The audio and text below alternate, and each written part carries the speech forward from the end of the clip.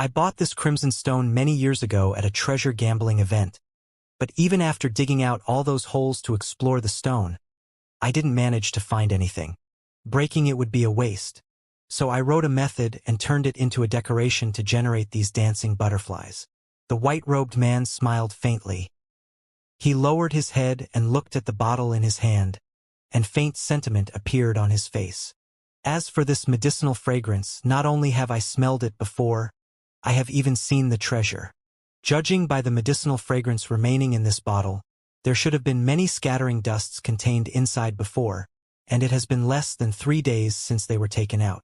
The white-robed man lifted his head and looked towards Su Ming. Sir, how many scattering dusts do you have? We of 9 Shaman Pavilion want all of them.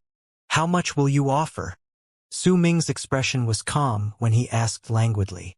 It doesn't matter whether you want enchanted vessels, shaman crystals, information, medicinal herbs, or anything else. Choose one of them and I will give you a satisfactory answer, the white-robed man said firmly. Shaman crystals, Su Ming said calmly. I will give you 20,000 superior shaman crystals for 1 scattering dust. The more you have, the more I will offer you. The white-robed man smiled faintly. If Su Ming had mentioned anything else, he might not have been able to offer such a deal. However, since he asked for shaman crystals, and since 9 Shaman Pavilion had prepared a large amount of shaman crystals for the treasure gambling event, offering this amount was not a loss for them in his eyes. I don't quite understand. Why is this scattering dust so valuable? Su Ming asked. Haha. Sir, why do you ask even though you already know the answer? These scattering dusts can help us obtain the protection of the spirits of 9 Een, and since they are rare, it would be an incredibly fortuitous event for us if we were able to find any. So it is only natural that the price for them is high. The white-robed man smiled, then said with a shake of his head, If you have 3, I can give you 30,000 shaman crystals for each. If you have 9, I can give you 50,000 shaman crystals for each. If you have more than 9, then I will add 5,000 shaman crystals to each additional scattering dust. Sir, how many do you have? A light crease appeared between Su Ming's brows, though it was hidden by the straw hat. The price this man offered was filled with temptation, and based on his reaction, he was certain that these scattering dusts were not just for him to obtain those spirits of 9 Een. There was a high possibility that he had another use for these medicinal pills. Su Ming mulled over it for a moment, but since he needed a large quantity of shaman crystals at the moment, he decided to simply force down his doubts. He said slowly, The price of 1 for 30,000 isn't high. That's not enough for us to split among ourselves. Oh? Sir, so you know the value of these scattering dusts as well? We of 9 Shaman Pavilion. The white-robed man's face was calm, but a thought had bloomed in his head. The we in Su Ming's words had caught his attention. Clearly, this person was not acting alone but was a member of a group. When this thought appeared in his head, the white-robed man shook his head with a smile, and as he spoke, his words were cut off by Su Ming, who interrupted with a low voice. There were only 3 scattering dusts in the bottle, he stated flatly. The moment these words came out, the white-robed man's pupils shrank and his expression immediately changed. He brought up the small bottle and took a sniff once more before he closed his eyes. After a long while, he opened them and looked towards Su Ming. From what I deduced, there should have been at least 7 to 8 of these pills in this bottle. But since you're certain that there were only 3, then it's clear that their quality is much higher than of those I've met before. The white-robed man remained silent for a moment before he said, If that's the case, and if your scattering dusts are indeed of high quality, then I will buy each of them for 50,000 shaman crystals. However, I must take a look before I can make my final decision. Su Ming lifted his right hand, and as he flipped it over, he flicked his hand towards the white-robed man. Immediately, a ray of green light containing a medicinal pill within shone and charged to the man. The instant the man lifted his hand to grab it, the pill suddenly sped up, causing the man to grab at air, and during that moment, the medicinal pill closed in on the center of his brows. As the man's expression changed, the pill came to a halt 3 inches away from the center of his brows and stayed there, remaining still while floating in the air. The man's pupils shrank. He hesitated for a moment, then lifted his hand slowly and grabbed that scattering dust. A hint of wariness appeared in his gaze when he looked towards Su Ming. To him, if the stranger could throw that scattering dust to him so confidently, then it simply went to show just how confident this person was in his heart. Unless, of course, he was a moron. If he was not, then if this person could do such a thing without any hesitation, then it meant that he was very confident and was completely not bothered by the possibility of the white-robed man doing anything that could bring harm to him. But if that was all Su Ming did, the white-robed man would have still continued making assumptions. But when that scattering dust flew towards him, the sudden change of speed actually gave him no chance to dodge. The blatant intimidation forced the white-robed man to believe in his own assumptions. He brought that scattering dust to his eye and looked at it carefully, then sniffed it. His expression changed constantly. He was first stunned, then surprised, and his face gradually settled on disbelief. Eventually, he sighed. He tapped his bosom with his left hand, and when he lifted his hand, there was a green medicinal pill on his palm. It did not matter whether it was the size or the color, the medicinal pill he had was incredibly similar to Su Ming's scattering dust. But the feeling these two pills gave to others was this: one was dull, and the other was overflowing with life. The difference of quality between the two was instantly determined. Once the white-robed man finished comparing both pills, he put away his scattering dust, then brought out another item from his bosom with his left hand. It was a brocade box.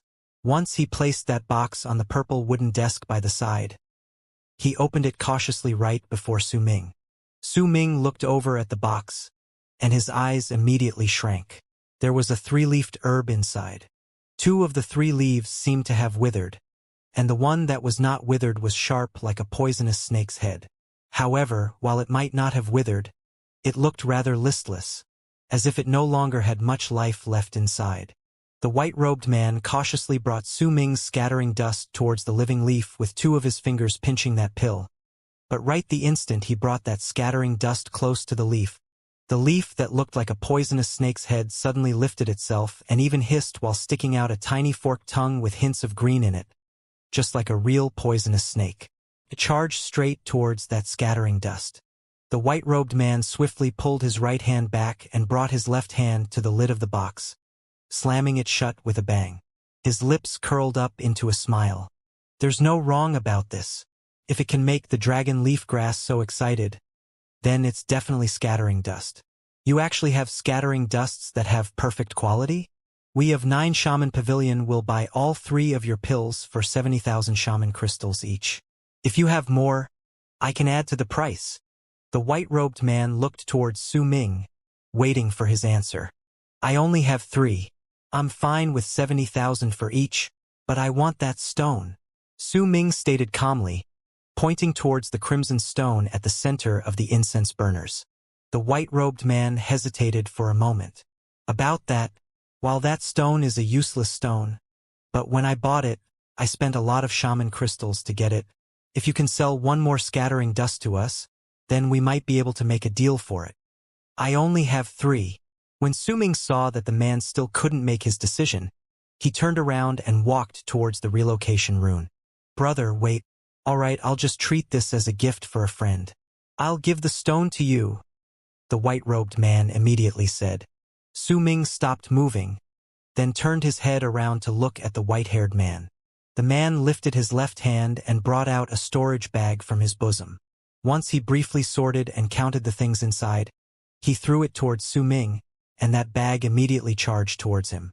Once he caught it, Su Ming turned his attention towards it. There were exactly 210,000 shaman crystals in there. This large sum of money was perhaps nothing to the people in the world of Nine, but to Su Ming, this was the largest amount of shaman crystals he had ever possessed. However, compared to these shaman crystals, Su Ming was more concerned about the crimson stone placed in the middle of the room. He took a few steps forward, and right under the white-robed man's eyes, he walked up to it, then lifted his right hand and swung it forward. Immediately, the gigantic crimson stone disappeared into his storage bag. However, Su Ming was very cautious. He did not place the stone in the same bag as the black humanoid but in another bag.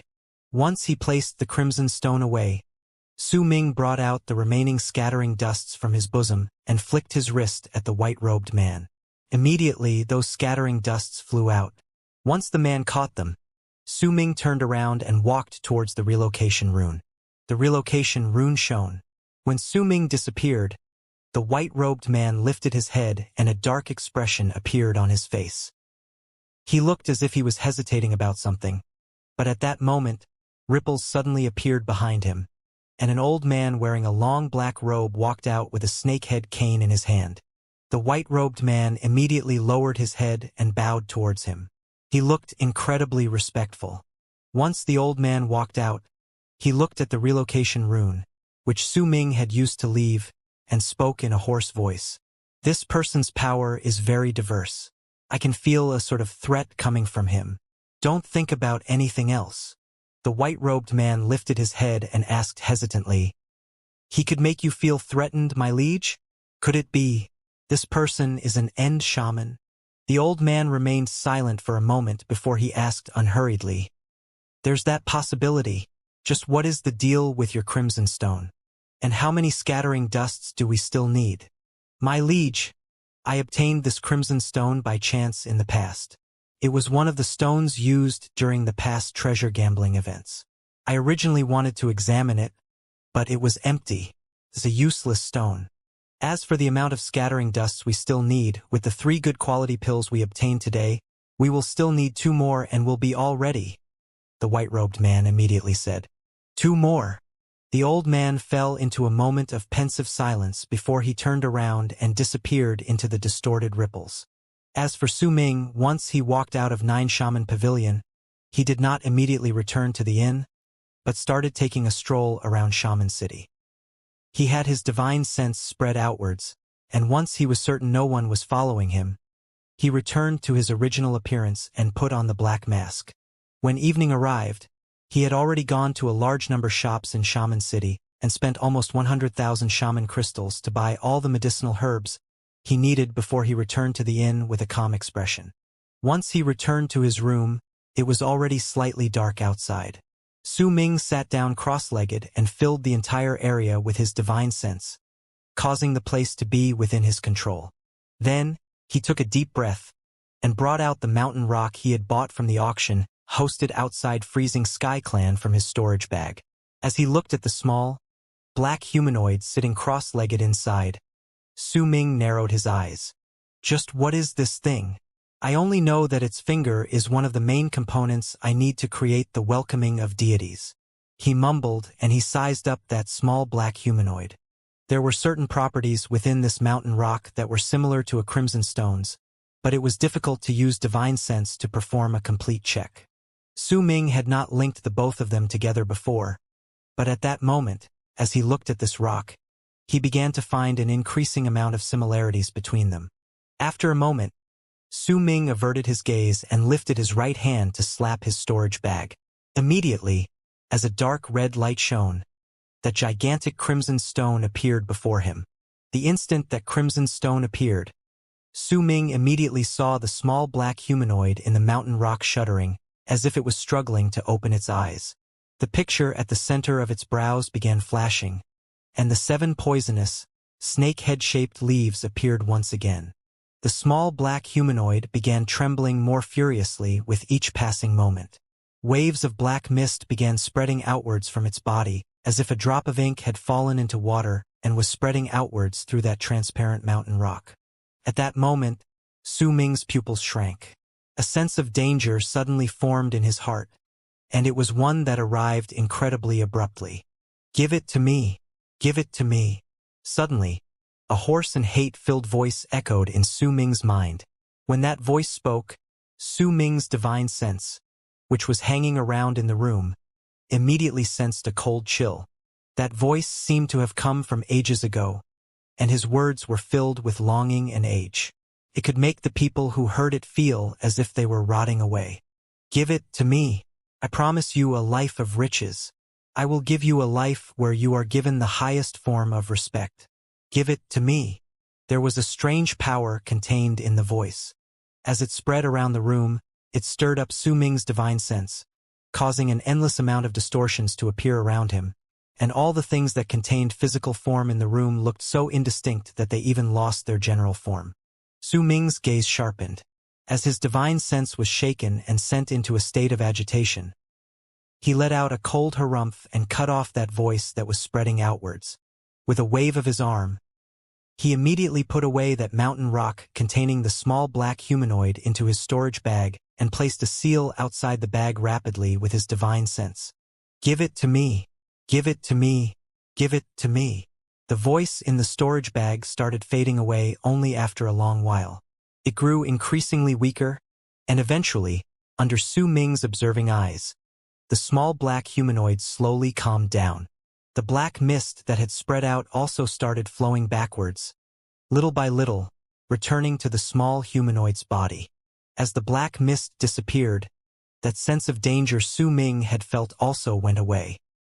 His eyes sparkled, and when he turned his head back to look at his surroundings, his pupils shrank. All the things in the room had turned to dust. When Su Ming looked at them, that dust was disappearing into the ground. The entire room was now empty. Only the crimson stone remained a quiet existence before Su Ming. Not a hint of change could be seen on it. Su Ming remained silent for a long while, and a frown could be seen constantly between his brows. This was the first time Su Ming had heard that small, black, humanoid's voice. He had originally thought that it was a dead thing, but now, it did not seem so. Just what is that small, black humanoid thing? Why did such a change happen to it when it saw that crimson stone? And could it be that the flashing picture at the center of its brows is actually the thing contained within the crimson stone? Su Ming looked at the crimson stone, and a look of resolution appeared briefly in his eyes. I can put aside the matter of what that small black humanoid is for now. As for the crimson stone, if it is empty, then nothing will change.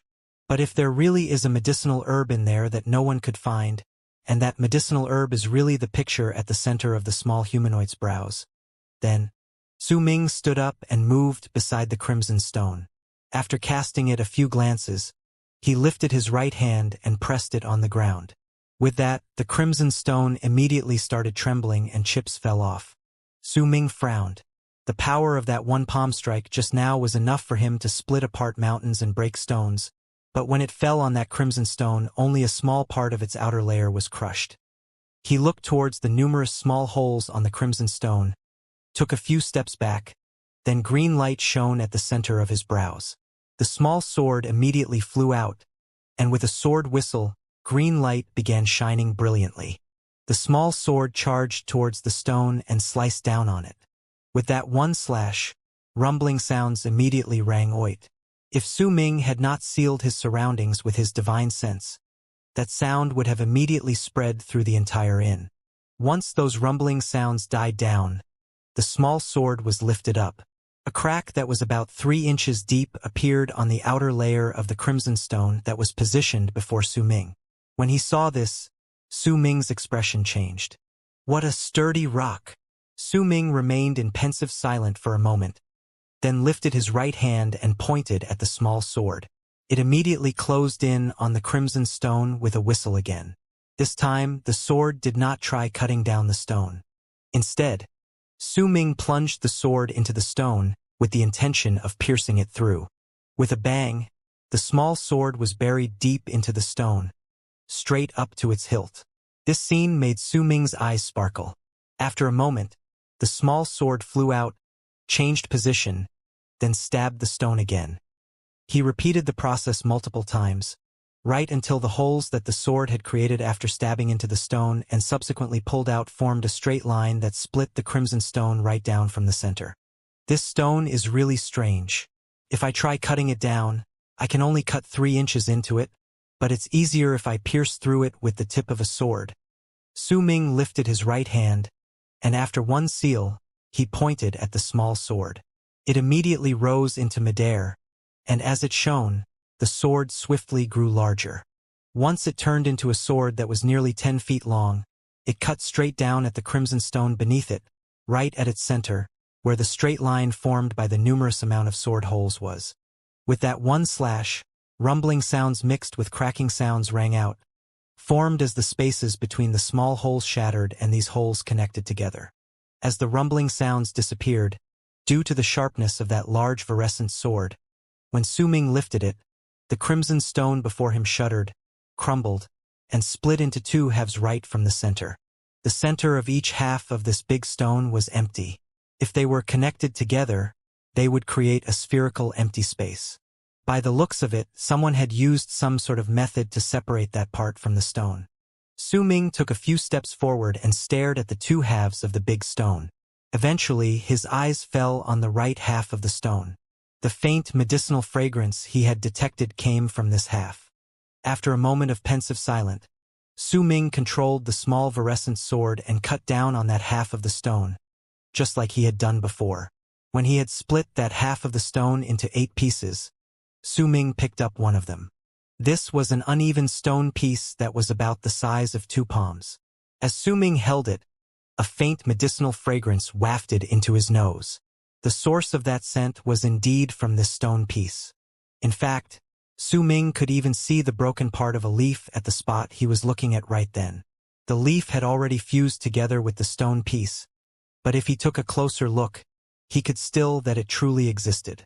It was a leaf, but when Su Ming had cut the stone down, he had cut off a corner of that leaf. Holding the stone in one hand, he used the other to strike the piece repeatedly. His actions were very gentle. A large amount of chips fell off and gradually the stone piece became smaller. After 2 hours, there was only a half of that stone piece remaining in Su Ming's hands. He stared at it blankly, but gradually, a sharp glint appeared in his eyes, because the stone piece in his hand was no longer dark red, but transparent. That transparency was the exact same as the mountain rocks containing the small black humanoid. Within that transparent stone was a medicinal herb with 7 leaves. 6 of them no longer had any signs of life, and one of them had even lost a corner as it had extended to the surface of the stone. However, there was a long leaf with a tip that looked like a snake. Although it was sealed within the stone, it still looked as if it was alive. If Su Ming compared the mountain rock with the small black humanoid with the stone in his hand, he would find that the level of transparency of both stones was the same, and by the looks of it, even the components of both stones were the exact same. The only things different were that one was big, and the other small, and one of them contained a medicinal herb while the other a small, black humanoid. The small, black humanoid came from here, and here I was wondering why the materials for the welcoming of deities were so hard to find. Besides obtaining the 9th leg of the spider, which I obtained from Han Mountain City by complete coincidence, I'm positive that the black humanoid will only appear in this place. If that's the case, then that tail scale from the python should be an item that can only be found here as well. Perhaps I can gather all the materials required for the welcoming of deities from the world of 9 Su Ming stared at the transparent rock in his hand and at the 7-leafed medicinal herb inside.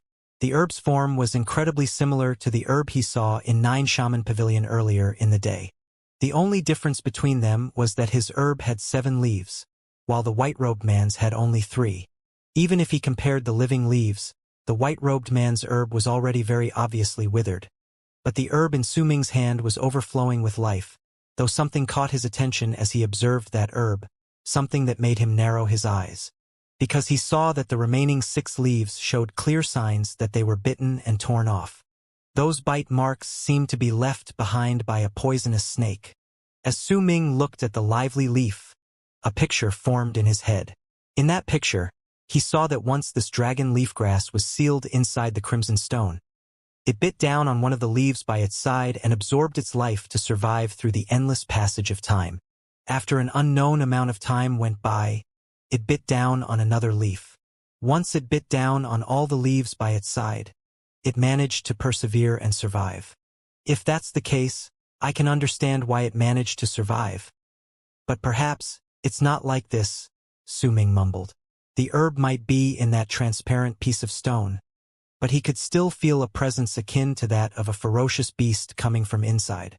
But this was clearly a medicinal herb. It was this brutal presence belonging to a ferocious beast that made Su Ming feel that perhaps during the instant the herb was sealed, This leaf had swiftly killed the other leaves and absorbed their essence. It also made sure that no other leaves could share the nutrients from the roots with it. By doing so, it had greatly increased the chances of its own survival. Su Ming could not determine the value of the herb in his hand, and neither did he know of the effects of this medicinal herb. He only knew that the white-robed man had used this herb to test whether his scattering dust was real. Judging by the white-robed man's cautious attitude when he handled the herb, this thing should be extremely valuable. If that was truth, then Su Ming had reason to believe that the herb in his hand was even rarer. After a moment of pensive silence, he put away the transparent stone into his storage bag and returned to his sitting position in the empty room. His eyes sparkled with an introspective light.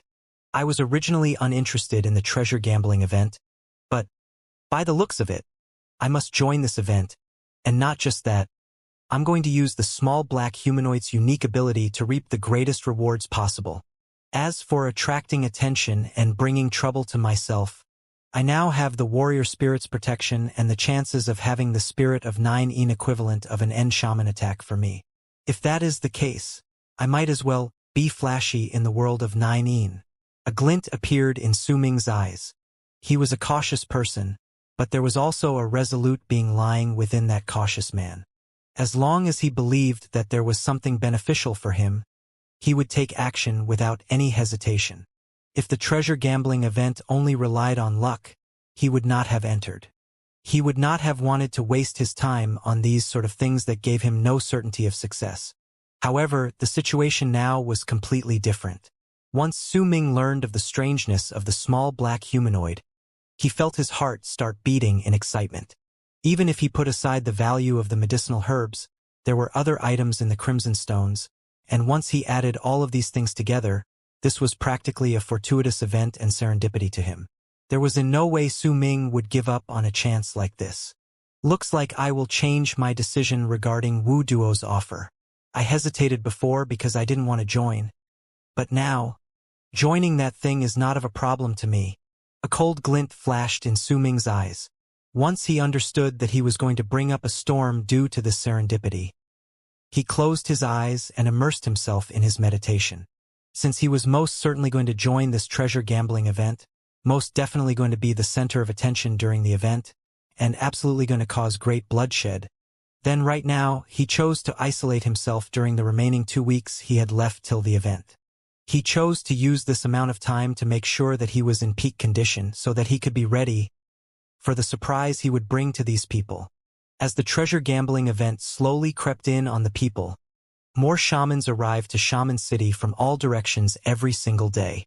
These people who managed to rush over were either lucky that they were relocated not too far away from Shaman City, or they had extraordinary power, which was why they could eventually reach Shaman City from anywhere within those 1 million lis. Shaman City was incredibly lively at the moment. Every day, numerous intense trades were made, and these trades did not decline in number even when nighttime arrived. Even so, there were still very few people who went to the spirits of 9-in. After all, the prices for renting these spirits of 9-in were too high. Besides those from middle-sized tribes or larger tribes who could afford them, most of the others could only sigh in envy. Half a month gradually passed by with the bustle of activity in the city every single day. Lon Lon and Ahu also stopped wandering about Shaman City after the first few days and chose to stay inside. After all, the situation in Shaman City was a little complicated by then. There were too many people in the city, and these 2 children, who were not even fledgling shamans and who came from small tribes, were nothing but ants to these people. If they did not have Su Ming's protection, forget surviving in Shaman City, they might not have even been able to see the walls of Shaman City and would have died on their way there. The last night before the treasure gambling event was the quietest night in the entire Shaman City during the past few days. Almost every single one of the shops had closed and stopped operations early in the day. Most of the shamans had also returned to their lodgings to meditate in silence, so that they could be in the best possible condition to participate in the shaman tribe's great treasure gambling event hosted in the world of 9-in. This would be a festival, a competition between their financial abilities, a clash of luck, and most of all, a test filled with bloodshed. There was a pavilion located northeast in Shaman City. This was not an inn, neither was it a shop. It was instead the permanent lodgings of Autumn Sea Tribe in this place. At that moment, there was a woman standing under the moonlight in a room at the top floor of the pavilion. The woman's hair floated in air, and she was dressed in a pink robe. Moonlight fell on her face, revealing a beautiful countenance that would make people's hearts race. She was so beautiful that not a single flaw could be found on her face, besides her frowning brows and the faint dash of gloominess between them. The wind was not strong, but it managed to lift up the woman's black locks to float them in the air. She had been standing there for a long time.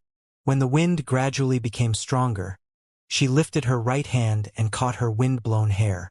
Under the moonlight, when she lifted her arm, the mark of a crimson dragon could be seen on her snowy white arm. Wuxia, the sacred lady of Autumn Sea Tribe. In another direction in Shaman City was a very extravagantly decorated shop, and in that shop was a woman in white. There were several people standing respectfully before her. All of them were incredibly nervous, and were talking to the woman in hushed whispers.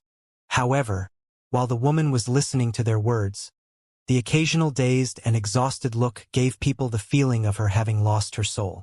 The woman's beauty could not compare to Wuxia, but there was something ethereal about her. The profound eyes and the gracefulness that radiated off her allowed others to be able to tell that this woman was not from the Shaman tribe. She was from the Immortal tribe. She was a celestial maiden. In another direction in Shaman City was another pavilion located not too far away from where Su Ming was. Inside it, there was a middle-aged man sitting cross-legged. He was a skinny man, filled with a dignified air, without any anger on his face, the air of a leader. Sitting before him properly were two women. These two women were almost identical in appearance, but one of them had a gentle look, and the other aloof. Their clothes were also different. The two of them sat in the room with their eyes closed, and they were both exercising their breathing. Meng you I will have the both of you by my side during this trip, but it is up to your serendipity this time as to who I will choose to take up my mantle and inherit my legacy. After a long time, the middle-aged man opened his eyes, and his eyes were filled with profundity when he spoke with a hoarse voice. If Su Ming was there and heard the man's voice, he would definitely find it familiar. If he listened to it carefully and thought about it, then it was highly likely that he would remember that this voice only belonged to one person, and that was Sky Mist's ancestor. One of the two women was Tianlan Meng, and the other was Tianlan Yu. When Sky Mist's ancestor spoke, the two women opened their eyes at the same time. A resolute look appeared in Tianlan Yu's eyes, and as for Tianlan Meng, she lowered her head and sighed in her heart. Once the treasure gambling event ends, your trials will start. Sky Mist's ancestor swept his gaze past Tianlan Meng, and a light crease formed between his brows. But he did not say anything. Time slowly passed by. The 9 moons in the sky faded away and dawn gradually approached, causing the world to be plunged into darkness. In that darkness, Shaman City turned into a large shadow, and if anyone looked from the distance at the city, it would look as if it was a ferocious beast hiding in the dark. At that moment, on a mountain nearby stood a person dressed in black robes.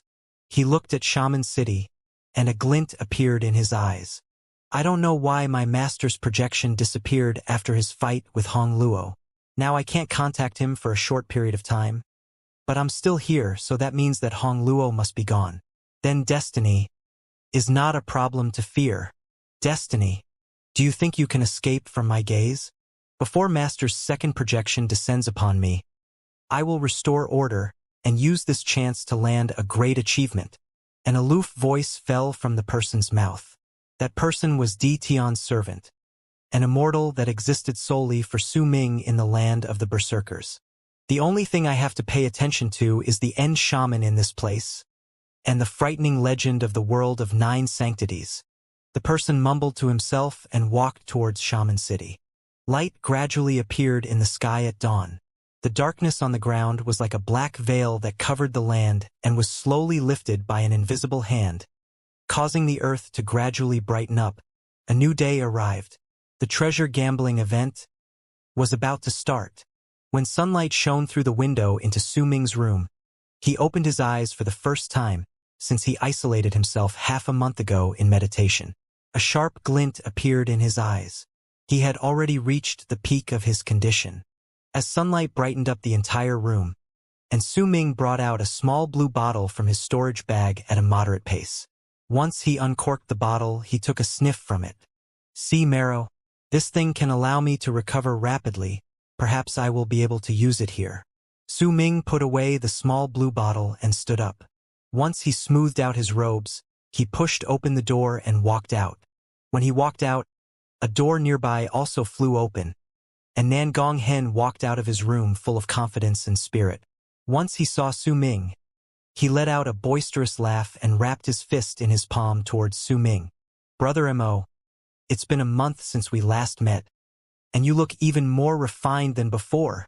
Su Ming smiled faintly, and when he cast a glance at Nan Gonghen, he was slightly shocked. "Brother Nan Gong, your power seems to have become considerably greater. Looks like you didn't just fuse with the spirit of Nine Yin, you also had a serendipitous event happen to you." "Haha, this improvement is nothing, but my communication with Sir Han was quite successful," Nan Gonghen said with a smile and walked down the stairs with Su Ming. When the both of them walked down, Lan Lan, Ahu, and Qidong also walked out of their rooms and bowed respectfully to greet them. Su Ming looked at Ahu and Lan Lan.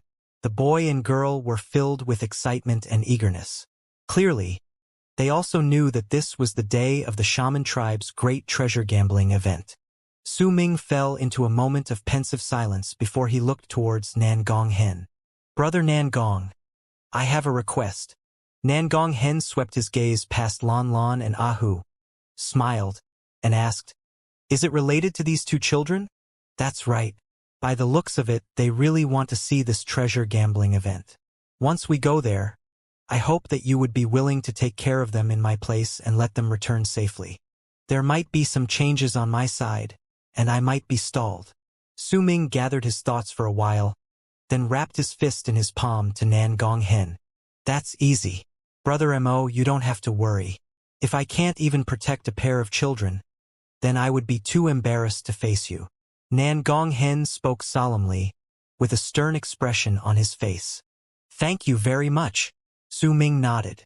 "Brother Mo, let's not talk anymore. We should be heading to the treasure gambling event. Whether or not we can reap any rewards will entirely depend on our luck." Nan Gonghen said quickly, and once Su Ming agreed, the two of them brought the three youths and left the inn. Nan Gonghen led the way with familiar ease, and the group moved further into the distance as they charged down the streets.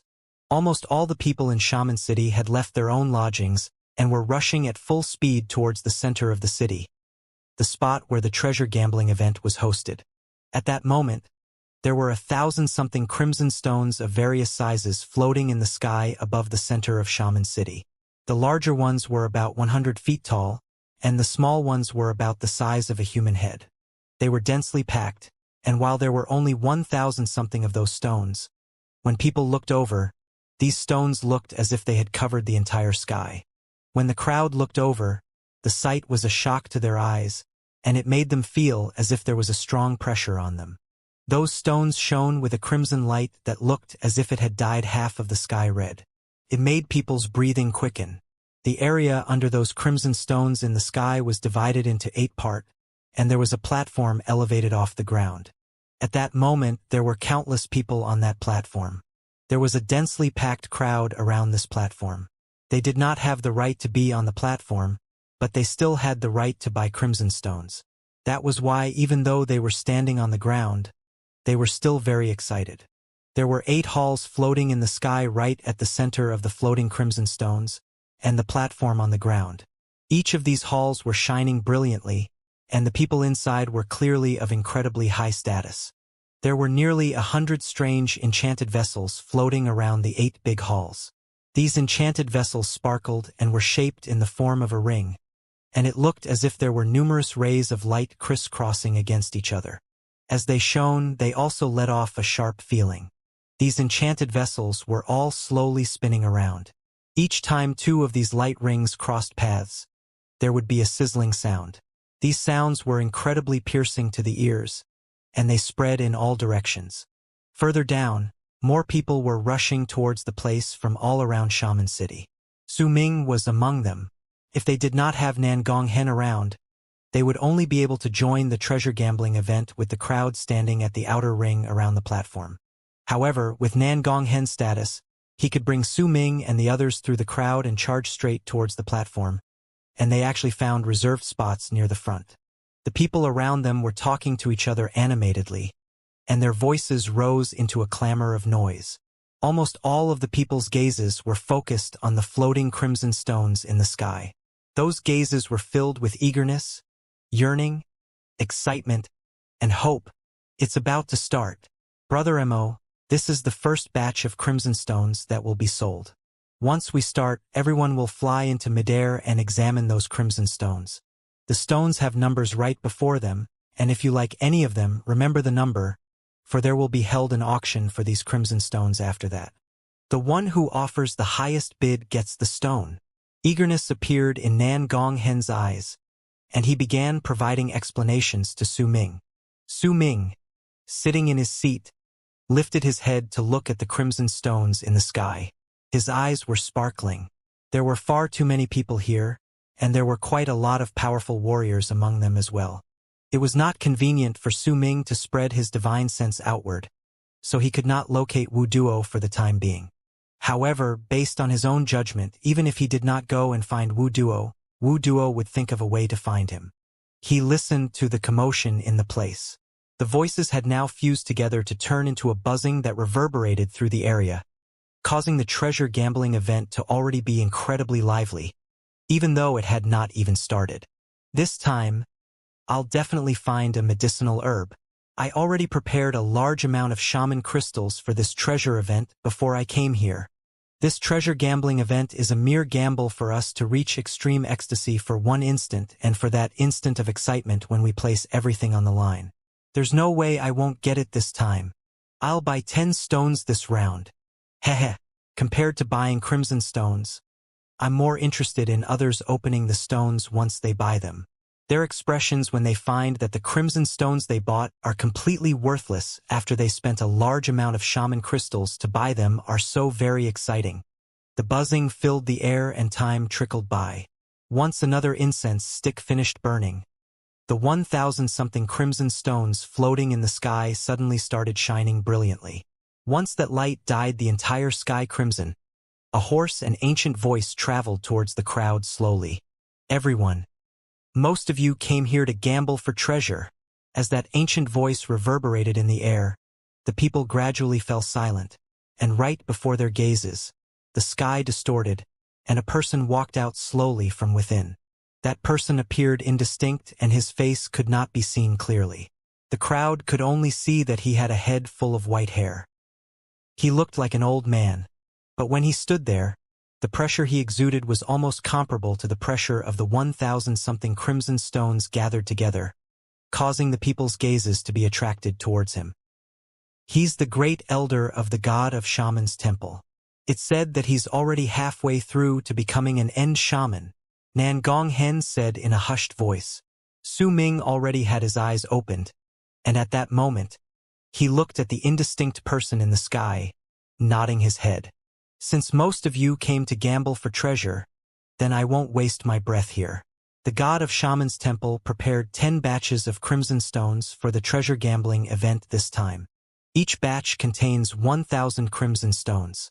We have already numbered each of these crimson stones based on the rules. You may all now go and choose. We have also prepared enchanted vessels that are specifically used to open these crimson stones. If you use these enchanted vessels to crack open your stones, you can let everyone see what is inside your stone even more clearly. The indistinct old man lifted his hand and pointed at the ring-shaped enchanted vessels floating in midair. However, I will have to remind all of you once again. I don't care about the crimson stones you gained through other means, but all the crimson stones you bought during the treasure gambling event must be cracked opened on the spot. And you can't just cut it slightly. You must use this enchanted vessel to completely shatter it. Once we are certain that there are truly no medicinal herbs or anything else inside, we will consider the process of cracking that particular stone open finished. If there are any of you who refuse to follow the rules, Then don't blame me for turning against you. When the old man said the final few sentences, his voice became incredibly sullen. Now, the treasure gambling event starts. Once the old man finished speaking, he waved his arm forward and flew towards one of the floating halls to sit down cross-legged within it. Then, with brightly flashing eyes, he looked downwards. When Su Ming heard the old man's words, he frowned, but quickly stopped doing so. It was clear that this god of Shaman's temple was worried about some people managing to find treasures without their knowledge, which was why they decided to enforce these kind of rules. By doing so, they could practically control everything in their hands. By the looks of it, while the people around him might be displeased with this, but most of them had already accepted it, so it was obvious that this rule did not just appear in this event for the first time but had always been around. No wonder Nangong Hen knew about the number of rare medicinal herbs that were found during the treasure gambling event. This sort of treasure gambling event then can't really be considered as such anymore. As Su Ming sank into his thoughts, some people flew up into the sky, straight towards the 1,000 crimson stones in the sky.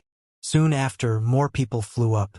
Long arcs charged into the sky with loud howls, and in an instant, those crimson stones in the sky were surrounded by a large number of people. The buzzing of discussions rose up once again, breaking the silence just now, causing the atmosphere to become lively as well. Nangong Hen wrapped his fist in his palm towards Su Ming and got up, then charged towards the sky. Su Ming remained on his seat for a while in silence before he stood up and walked towards the sky as well. As for the youths who could not fly up, they could only watch from the ground in the midst of their excitement. There were far too many stones in the sky, and most of them were surrounded by a large number of people. These people would either be staring at the stones with sparkling eyes, discussing amongst themselves in hushed tones, or examining the stones while circling around. However, there were seals placed around these crimson stones, so people could only look at them but not touch. Else there would be quite a large number of those who would touch them personally to test whether there were truly treasures contained within. Su Ming walked over slowly and moved past the crowd. He swept his gaze past every single one of these crimson stones and kept a close eye on the small black humanoid in his storage bag with his divine sense. This stone doesn't look too bad. Look at the pattern. This is a horizontal pattern. I'm certain that there is an enchanted vessel in this stone. I did an analysis about this before. Vertical patterns are mostly medicinal herbs. Enchanted vessels will only appear in those with horizontal patterns. The light shining from this crimson stone is the strongest. From my years of experience, there is a 7 out of 10 chance that this stone isn't empty. As Su Ming walked past the people in the air, sounds of discussion fell into his ears. His gaze continuously swept past the crimson stones, and when it moved forward, he would also get closer to those stones. However, even after he had walked past 100-something of the crimson stones, he did not smell a single hint of any medicinal fragrance. There was also not a single hint of change in the small black humanoid in his storage bag. With a calm expression, Su Ming continued walking forward. Time passed by, and when he had walked past 500-something crimson stones, he still had not smelled any medicinal fragrance. The small black humanoid was also as it was originally. Could it be that the small black humanoid only notices dragon leaf grass? Su Ming frowned. He continued walking forward, and when he walked past another 100-something crimson stones, he came to a sudden halt. He might not have detected any medicinal fragrance, but the small black humanoid in his storage bag had started trembling furiously. As it trembled, a picture started flashing rapidly at the center of his brows. Su Ming focused his gaze on a crimson stone that was slightly taller than a person. Besides its size, the stone was no different from the other ones. Su Ming got closer to it, and when came close to that crimson stone, the small black humanoid in his storage bag started trembling even more furiously. Soon after, the flashing picture at the center of his brows gathered together and manifested itself. It was a black flower, and it only had 3 petals. Each of the petals wore the ferocious-looking face of a ghost. However, the 3 petals looked rather withered, though there was still some life remaining at its roots. A barely noticeable glint flashed past Su Ming's eyes, and he remembered the stone's number, 697. He did not linger around that crimson stone, and without batting an eyelid, he walked to the next stone. When he had seen every single one of the crimson stones, a bitter smile appeared on Su Ming's lips, which was hidden under the mask. Looks like the small black humanoid is only sensitive towards medicinal herbs, or else why would all three of the stones that made excited it consist of only herbs? But this is good as well. Among the three of them, there is one that actually has a purple venomous wasp in it. Su Ming focused his gaze on the stone numbered 949.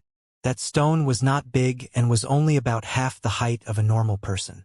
The medicinal herb in it had completely withered away and was fossilized. However, Su Ming saw a purple poisonous wasp at its stamen. The poisonous wasp looked as if it was deep in sleep and remained still. However, while its life was faint and weak, there was still a hint of it, which meant that it wasn't yet dead. When Su Ming returned from midair, he waited for a little while longer. More people came back, and all of them harbored their own thoughts in their hearts as they looked at the crimson stones in the sky. Time's up. Everyone, please move back. We will first auction off 100 crimson stones, and once we finish cutting them, we will continue with the auction. The indistinct old man sitting in one of the halls belonging to the god of Shaman's temple spoke slowly. His voice was like thunder rumbling that shook the air, causing the few remaining people who were still lingering around the crimson stones to move back to the ground reluctantly with various changes in their expressions. Crimson stone number 1. Based on its size, the starting bid is 100,000 shaman crystals. The minimum increase in bid is 20,000. You may begin, the old man with the indistinct figure stated calmly. The crimson stones continued floating in the sky, but all the people who had examined them, they were already incredibly familiar with the numbers on them. Crimson stone number 1 was a gigantic rock that was 30 feet tall. There was nothing strange about its appearance, besides the slight difference that its patterns were horizontal, not vertical. Once the old man finished speaking, someone from the crowd immediately shouted, 120,000! There might be plenty of people joining the treasure gambling event hosted by the god of Shaman's temple, but seldom would there be people who would place their bids carelessly. If they did not have the power to buy, then they would end up having made a fool of the god of Shaman's temple and made a fool of all the shamans in the place. This sort of person would not be able to walk out of the world of 9 in alive. 180,000, 260,000, 320,000, 400,000. The voices that called for the bids rose continuously, and it was clear that there were quite a lot of people who had noticed the uniqueness of this crimson stone. Su Ming sat there and looked at crimson stone number 1. He only knew that there should not be any medicinal herbs in that stone. As to whether there was anything else, he could only guess. This is a horizontal pattern.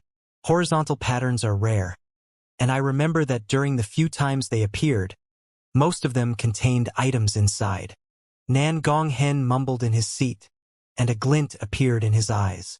500,000. Once he shouted that bid, Su Ming smiled wryly and shook his head.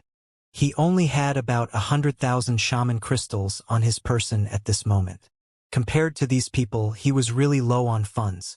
However, since he already chose to come here, he had naturally made some preparations for this event.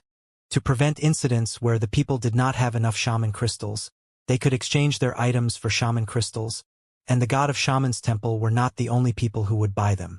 There were also quite a lot of people who would use the chance to buy them. Once Nengong Hen shouted his bid, while the people around them continued talking among themselves, no one continued placing any bids. The old man who was now sitting at the roof of the hall in the sky swept a glance towards Nangong Hen, and without even announcing to whom that stone belonged to, he started the auction for Crimson Stone number 2 leisurely. This was something that sparked Su Ming's curiosity. He had attended Western Sea Clan's auction outside Freezing Sky Clan before, and in terms of extravagance, Western Sea Clan's auction was incredibly gorgeous. But if placed in comparison with the Shaman tribe's auction, the Shaman's auction was more straightforward, and was also larger. In fact, even the auctioneer's attitudes were completely different. The auctioneer from Western Sea Clan would mostly introduce the items to buyers, doing so with the idea of tempting them to buy those things. However, the shaman tribe was clearly holding onto an attitude that said they did not care whether these people bought these stones or not. However, the more they acted this way, the better the results were. In fact, Su Ming could even feel most of the shamans around him fighting over the stones. But soon, he thought of Wu Duo's words and remembered that the god of Shaman's temple was clearly forced into this and was resigned to it, which was why they hosted this treasure gambling event. With that in mind, the people's attitude right then was understandable. The auction went on quickly. Besides Nangong Hen buying Crimson Stone number 1 for 500,000, most of the other Crimson Stones numbered 1 to 100 were sold for 100,000 something shaman crystals, or several hundreds of thousands of shaman crystals.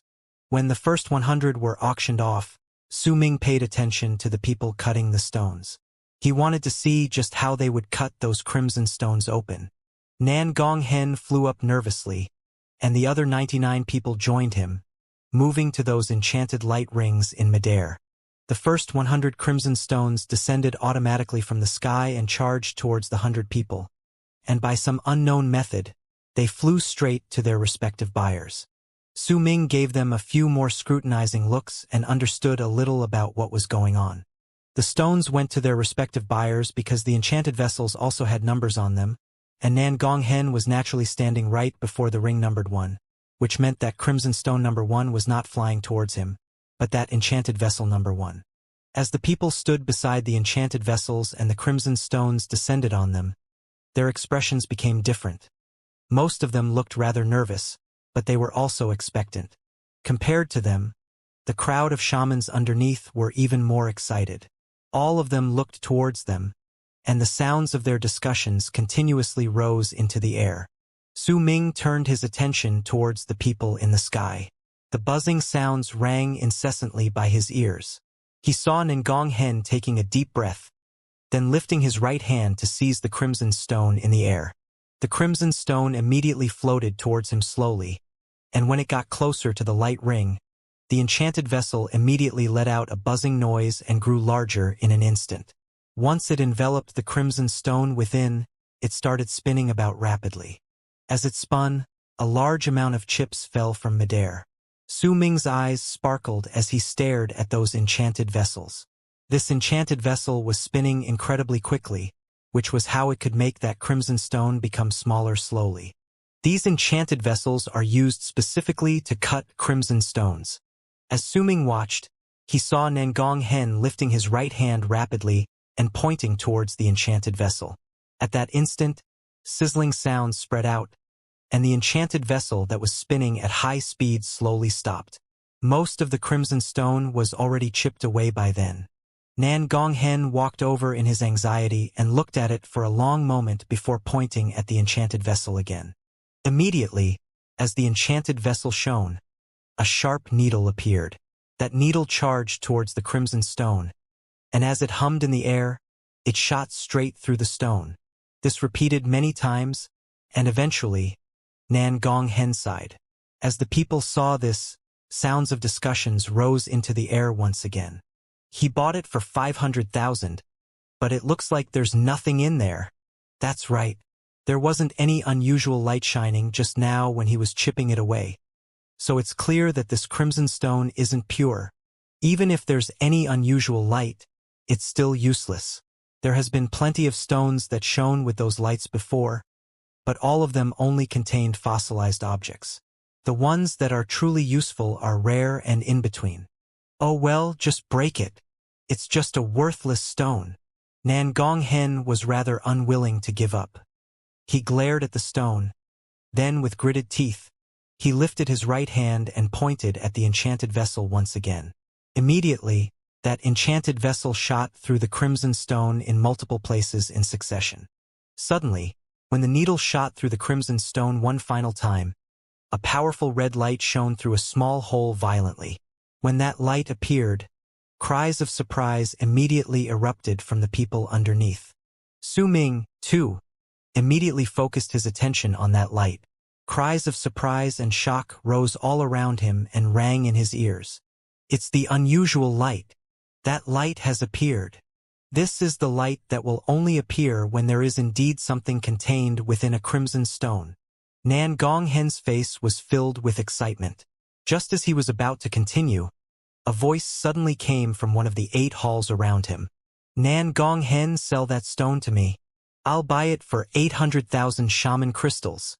Nan Gonghen hesitated for a moment. His eyes were a little bloodshot as he stared at the unusual light coming from the crimson stone. Without another word, he lifted his right hand once again and pointed forward.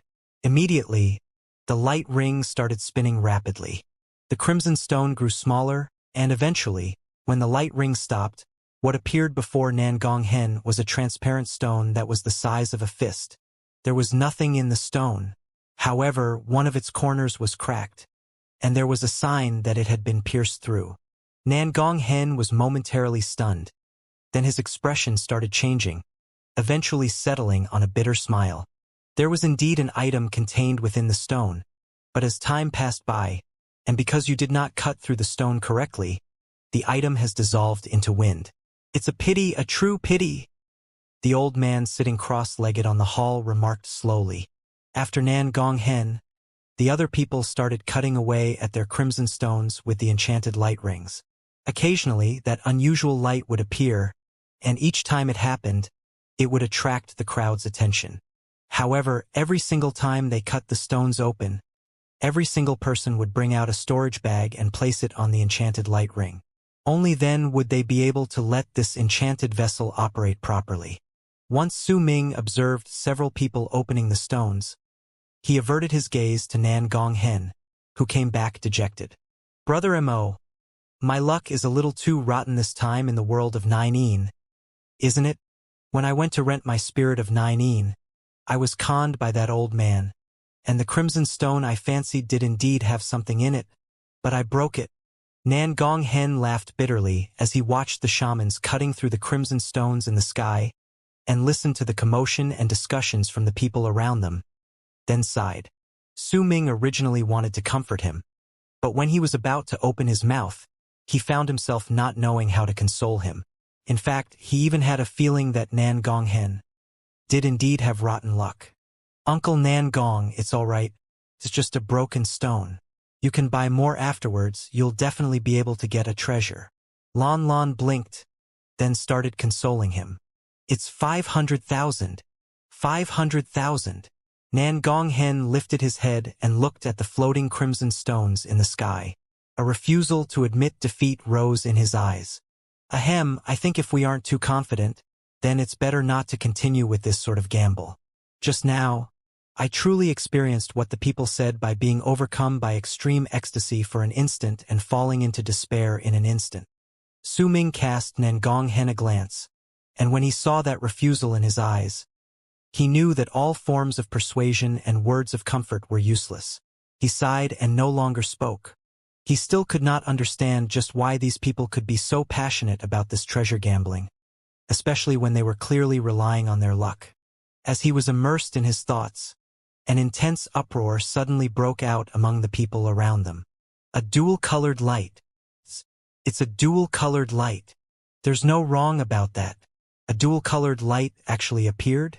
Damn it, I remember that crimson stone number 87.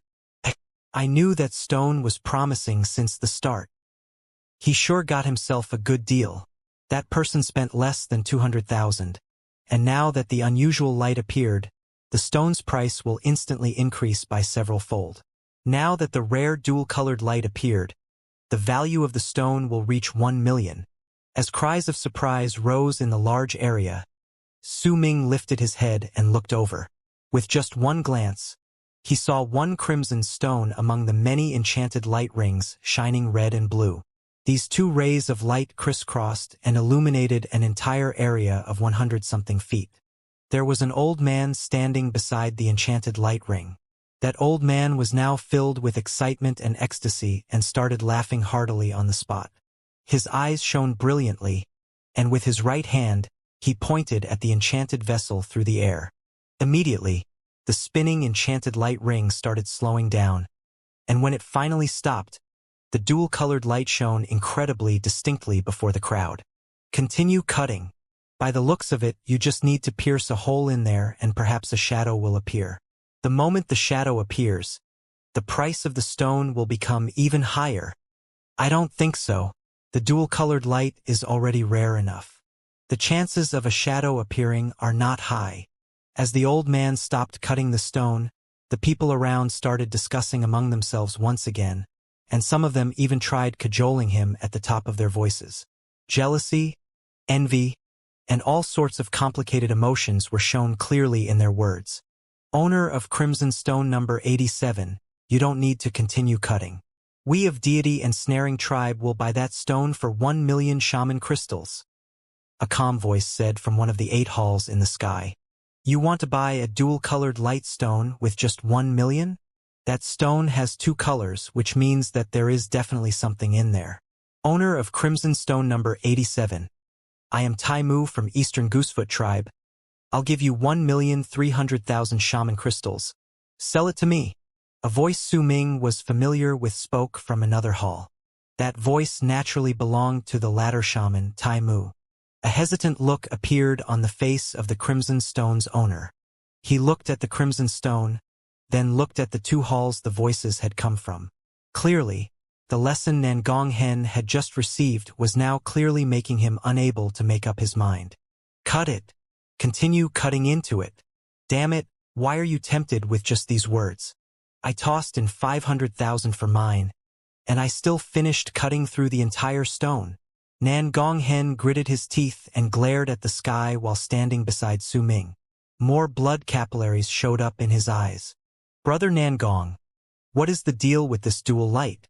Su Ming might have considerable knowledge about the treasure gambling event, but compared to the people who came to this event every single time, there were still certain things he did not know of. When he saw those red and blue lights, he asked Nangong Hen. Nangong Hen sighed and started explaining to Su Ming. Brother Mo, you might not know about this, but before we cut into these crimson stones, there is no way for us of knowing what is inside no matter what sort of method we use, but when we cut them open, there are patterns for it. That unusual light is one of the patterns. If there is a ray of light, then it means that the stone is not empty. Perhaps there is a treasure inside, but it could also be a fossilized item, which makes it useless. However, if 2 rays of light appear, then it means that even if it is a fossilized item, it can still be used somewhat. We based this on past experiences. In the history of the treasure gambling event, the highest amount of lights that shone in one go was 7 in total, and a rare treasure was found. As for the shadow they mentioned, it is also one of the patterns we found. However, the chances of a shadow appearing are less than of those unusual lights. The principle is that the item contained within the Crimson Stone was originally sealed off from the world, and the instant it comes in contact with the world outside, a strange shadow appears for an instant. If those unusual lights appear, then it means that there are items contained in the stone. If a shadow appears, then it proves that the item inside is definitely not an ordinary object. However, not all cases are like this, or else I wouldn't have needed to hesitate when I found an unusual light when I was cracking open my stone. In the past, there have been stones that looked promising during the treasure gambling event. They shone with those unusual lights, and some of them even had shadows, but when they were eventually cracked open, they were all empty. That is why these so-called patterns in the treasure gambling event are all what has been figured out by the goers after groping about for some sort of pattern while observing these stones. They can be said to be true, but they can also be considered false as well. As the both of them spoke to each other, the old man who bought Crimson Stone number 87 seemed to have made his decision. Just as he lifted his right hand with the intention to do something, suddenly, a woman's voice came from one of the 8 halls. If you cut it down, then perhaps a shadow will appear, but that is if you cut open the entire stone, or else you will still only find a dual-colored light. The stone's price will not increase. In fact, there is a possibility that its price will drop. There is even the possibility of you spoiling whatever is inside. If I were you, I would sell it now. No matter what, you would still earn a profit. We of Autumn Sea Tribe are willing to buy that stone for 1,500,000. The instant that voice spoke, a barely noticeable glint appeared in Su Ming's eyes, though his expression remained unchanged. He could tell that the voice belonged to the sacred lady of Autumn Sea tribe Wuxia. An expression of struggle appeared on the owner of Crimson Stone number 87 as he stood in the sky. After a long while, he sighed and wrapped his fist in his palm to bow towards the hall from had come the voice of Autumn Sea tribe's sacred lady. If the great tribe of Autumn Sea likes this stone, then I am willing to sell it. Once the old man said those words, a long arc immediately flew out from the great hall. There was an old man in the long arc. His hair was gray and he wore a blue robe. When he walked out, the ripples showing his power appeared faintly. He was a powerful ladder shaman. He walked towards the old man slowly and threw a storage bag by his feet. Without sparing the old man even a glance, he stared at the crimson stone in the light ring, and after a long while he frowned. "Why aren't you leaving?" The old man quickly retreated, and as he moved back reluctantly, he kept on turning his head to look at the crimson stone. However, before he even returned to the ground, the enchanted light ring was immediately activated. Buzzing sounds reverberated in the air, and the crimson stone instantly shrank. The ladder shaman from Autumn Sea tribe controlled that light ring several times to continue cutting away. He then took a step forward, and with a growl, lifted his right hand and slammed his hand on the stone. With that one slap, the crimson stone that had shrank down immensely and had large amounts of small holes instantly cracked, and the crack connected all the small holes that had pierced through the stone together. With a bang, the stone fell into pieces, and a transparent mountain rock about the size of a head floated into the old man's palm. The mountain rock was crystal clear, and within it was an iron piece. That iron piece was covered in rust and looked incredibly normal, but there was a faint murderous aura that was spreading out from inside it. "It's an enchanted treasure. It's definitely an enchanted treasure. It's an enchanted treasure from the world of 9 one that has came from ages ago." Autumn Sea tribe really got themselves a good haul this time. They managed to buy an enchanted treasure with 1,500,000 shaman crystals and without a single risk taken. Heh, it's hard to determine the value of that item. Su Ming stared at the transparent mountain rock in the old ladder shaman's hand, and a glint appeared in his eyes.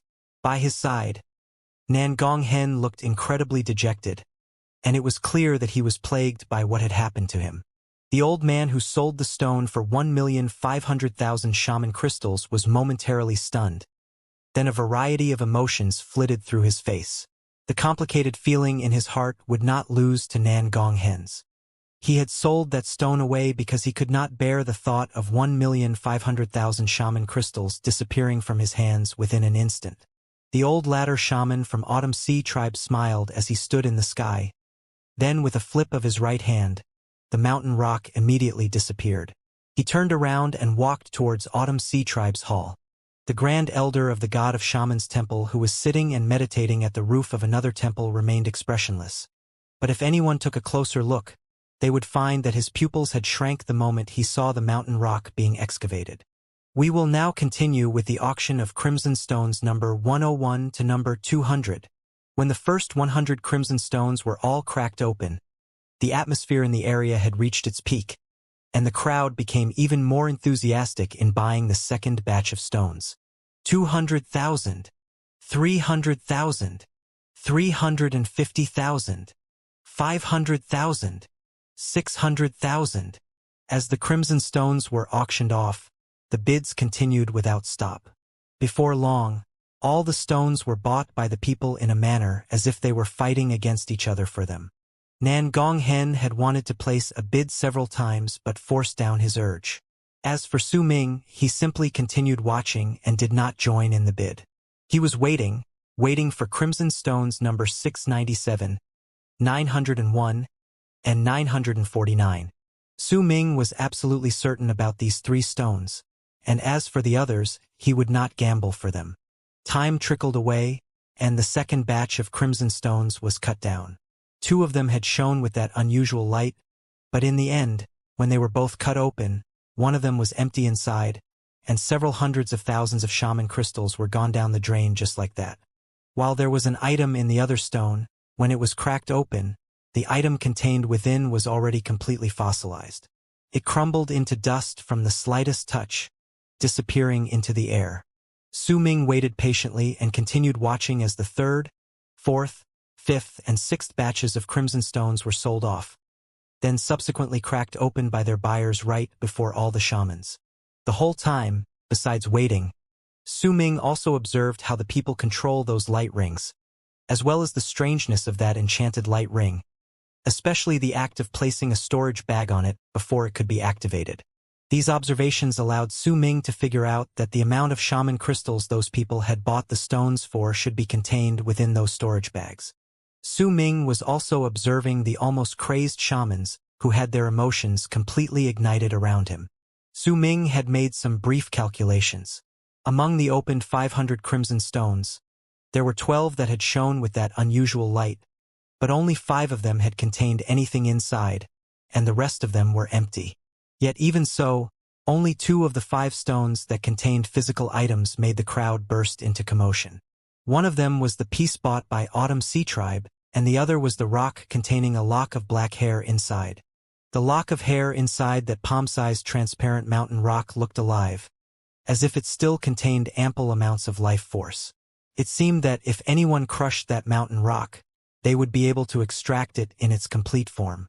Even the Grand Elder of the God of Shaman's temple was visibly taken by this item, and he bought it at an exorbitant price. Time continued passing by. It was not midnight. However, under the illumination of the numerous lights from the crimson stones in the sky, the entire land looked no different than it was during the day. During the time, Nan Gonghen gritted and bought another crimson stone, but, Brother Mo, I'm not going to continue anymore. I'll just watch. I'm just not fated with these 1,000 crimson stones. Brother Mo, aren't you going to buy some? Nan Gonghen looked as if he had submitted to his fate and sighed beside Su Ming. The 3 youths beside them were already stunned by what they'd seen. Their faces were filled with shock.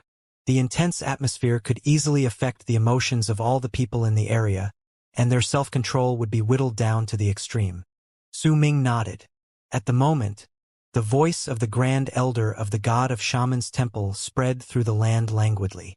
The treasure gambling event will not stop until we have sold off all the 1,000 crimson stones.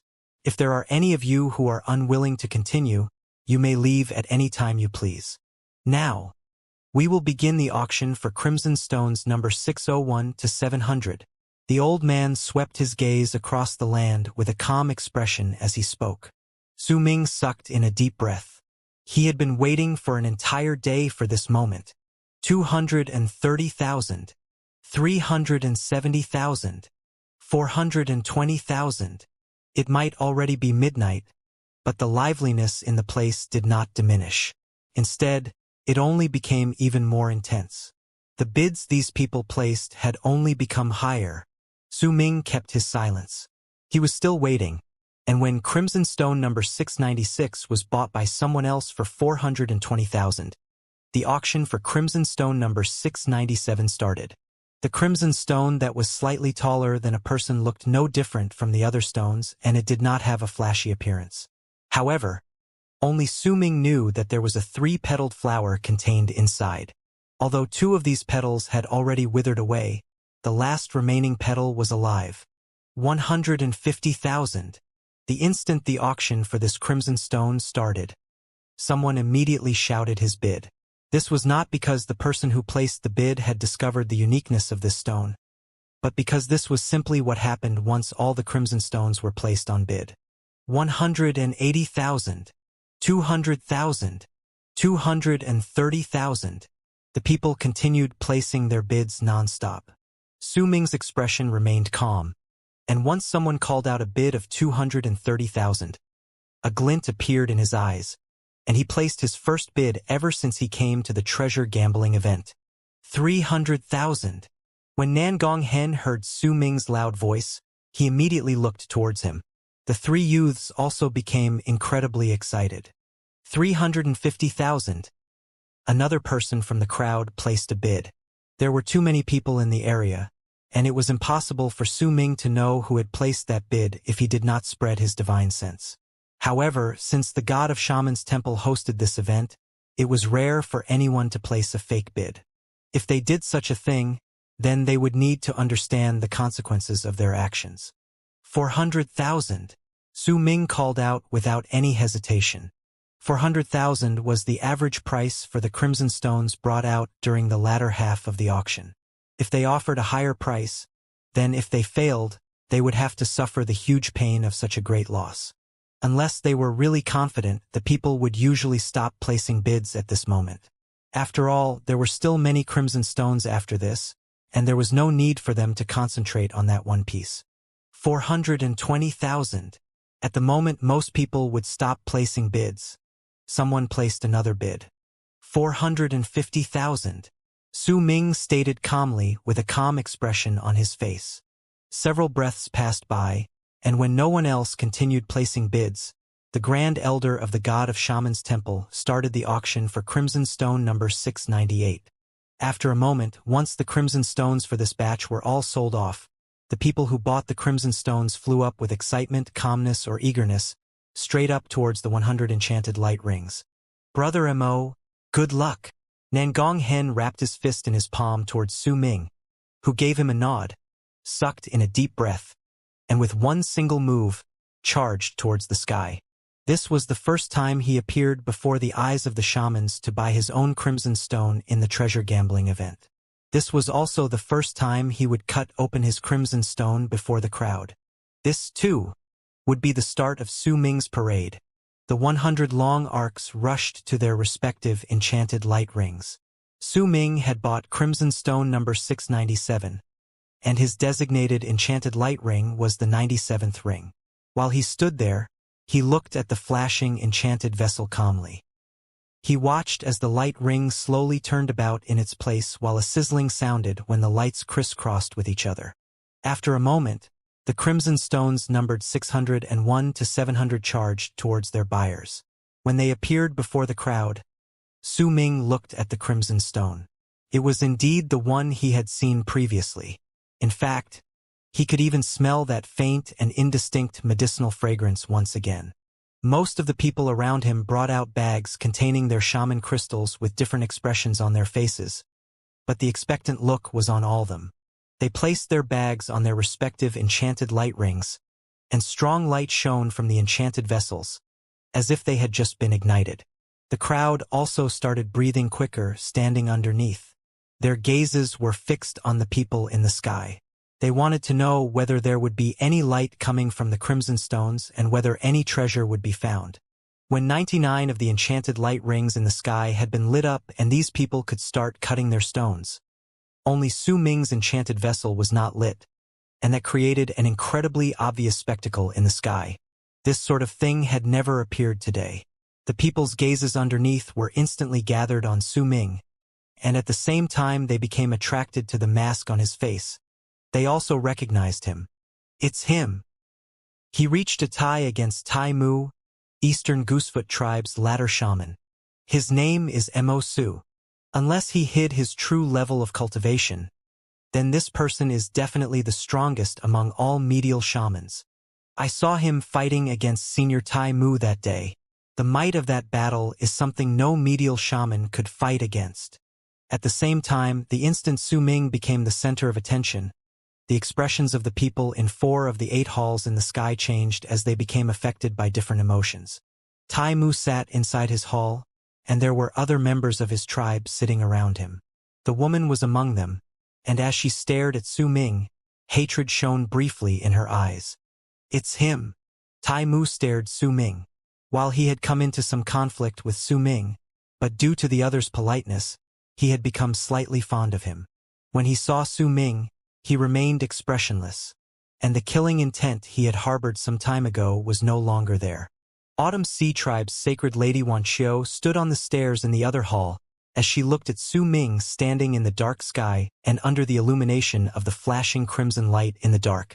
She frowned. Their bodies are similar, but the presence this person gives off seems to be slightly different from his. As Wuxia became immersed in her thoughts, the red mark of the dragon on her right arm shone faintly.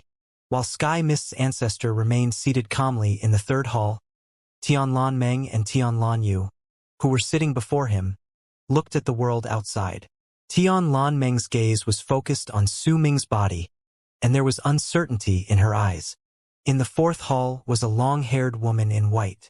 She stared at Su Ming blankly, and there was confusion along with a mix of complicated emotions in her eyes. If she was not the celestial maiden and could still sense the presence coming from that body, which albeit faint still existed, she would not have been able to recognize that the person she was looking at right now was him. Why did you appear here? Do you know just what sort of danger you just brought on yourself by appearing here? The long-haired woman mumbled in a voice only she could hear, and the confusion in her eyes disappeared to be replaced by a hint of anxiety. At the same time, there was a person in black robes standing among the crowd on the ground. He lifted his head slightly and a cold sneer appeared on his lips as he stared at Su Ming with a freezing glint in his eyes. Owner of Crimson Stone number 697, bring out the sufficient amount of shaman crystals and light up your enchanted vessel. When the people's gazes were focused on Su Ming, the Grand Elder of the God of Shaman's Temple looked at him and spoke in a low voice. I don't have enough shaman crystals. Su Ming's expression remained as calm as usual when he looked towards the Grand Elder of the God of Shaman's Temple. The Grand Elder was already halfway through to becoming an end shaman, and he no longer showed his emotions on his face. At that moment, he looked at Su Ming with his usual calm look on his face and stated unhurriedly, I will give you the span of 3 breaths. After 3 breaths, if you still can't bring out something of equal value to the required shaman crystals, then I will kill you on the spot. Naturally, Su Ming was prepared for this since a long time ago. Without another word, he brought out a storage bag he had prepared and threw it towards the Grand Elder. The storage bag came to a stop before the old man. He cast Su Ming a cold glance, then lifted his hand to take it. After sweeping a look through the contents, while remaining expressionless, he lifted his right hand and pointed at the enchanted light ring before Su Ming. The enchanted vessel was immediately lit up, and it was ready to be used at any time. While the old man might look as calm as ever, his heart was in shock, because he saw 5 scattering dusts in the storage bag. He had seen scattering dusts before and had even consumed one of them. When he saw them, the unique feeling of the scattering dusts allowed him to be able to recognize the authenticity of these items with just one glance. The quality of the scattering dusts in the storage bag was also much higher than the quality of the one he had taken. Only Su Ming and the old man knew about what Su Ming gave to him. Although the people had seen the transaction, it was impossible for them to know the details. That was also why the old man from the God of Shaman's Temple had remained silent but lit up Su Ming's enchanted vessel after he saw the 5 scattering dusts. Since no one knew what Su Ming had given him, he just needed to bring out an item to replace the contents after this. And these 5 scattering dusts that were clearly of much higher quality would become his own personal belongings. This sort of trade that seemed obvious to all but was actually very secretive was something the Grand Elder of the God of Shaman's Temple had no reason to decline. In fact, he was very happy with the results, and there was a slight difference in the manner he looked at Su Ming. Besides, he believed that even if he wanted to learn about the origins of these scattering dusts, he could do so with ease. This person has a lot of experience under his belt and is also a wise one. Once the Grand Elder of the God of Shaman's Temple put away the storage bag and cast Su Ming a glance, he no longer bothered himself with him. Due to this matter, the number of gazes fixed on Su Ming was much greater compared to the other people. However, as the sizzling sounds spread out and the others began to nervously cut into their crimson stones, the gazes gathered on his person gradually spread out. Su Ming did not look at the others. He simply stared at the enchanted light ring before him and lifted his right hand to place it on the ring. When he closed his eyes, he immediately had a feeling as if he had become one with the enchanted vessel, and he felt that he could control the ring to do all sorts of things when cutting the stone. He had only watched other people doing so previously. Now that it was his turn to control it, he experienced the feeling for a moment before he lifted his left hand and pointed at the crimson stone. Instantly, the stone charged towards the light ring. Once it was swiftly enveloped by the light ring, the enchanted vessel started spinning slowly, and each time it spun, a large amount of chips would fall off. As the light ring spun, Su Ming kept his eyes closed and spread his divine sense in his storage bag to gather on the small black humanoid. After a moment, when Su Ming detected that faint medicinal fragrance once again, he saw the small black humanoid shuddering. The center of its brows flashed, and the strange black flower with the 3 petals floated above its head once again. Compared to Su Ming's slow speed, there were already quite a few people who had cut open their crimson stones in disappointment, causing the shaman crystals they spent to instantly go down the drain. As time passed by, more of these people who were cutting into their crimson stones left with long sighs and disappointed looks on their faces, returning to the crowd with nothing to gain when their crimson stones were shattered completely by those light rings. At that moment, there were only a dozen-something people left in the sky who were still cutting into their crimson stones. After some time, rumbling sounds echoed, and 7 more people's crimson stones shattered completely to reveal absolutely nothing within. These people left with bitter smiles on their faces. Right then, there were only 4 people left in the air who were still cutting into their crimson stones, including Su Ming. Su Ming still had his eyes closed and did not bother about these people. He continued spinning that light ring slowly, causing the crimson stone to gradually shrink. He occasionally adjusted the enchanted vessel's angle while keeping his divine sense focused on the small black humanoid to observe the picture flashing at the center of its brows. Several breaths went by once again, and once another crimson stone shattered, only 3 people were left in the sky cutting into their stones. However, right at that moment, the crimson stone belonging to the shaman, who looked like a young teenage boy among the 3 people left, suddenly shone with a strong red light. The instant that red light spread out, an ecstatic look appeared on the boy's face. "It's a light! Haha! I just got myself a light!" The people underneath also looked over, and the instant they saw the ray of unusual light, their spirits were lifted. However, as the boy's laughter echoed in the sky and he was filled with excitement, another crimson stone shone with that same piercing red light as well. It shone with that unusual light as well. The owner of that crimson stone was a middle-aged man. He was built tall and large, which was a clear indicator that he was a battle shaman. He licked his lips and laughed. He was right next to Su Ming. Su Ming was number 97, and he was number 96. 2 of the 3 remaining crimson stones shone with that unusual light. This immediately caught an immense amount of attention from the crowd underneath. Uproars and sounds of discussion rose all around the area. 2 rays of light appeared at the same time. Their luck is really... Damn it! I remember that number. So he's the one who offered 50,000 more than me just now? This is...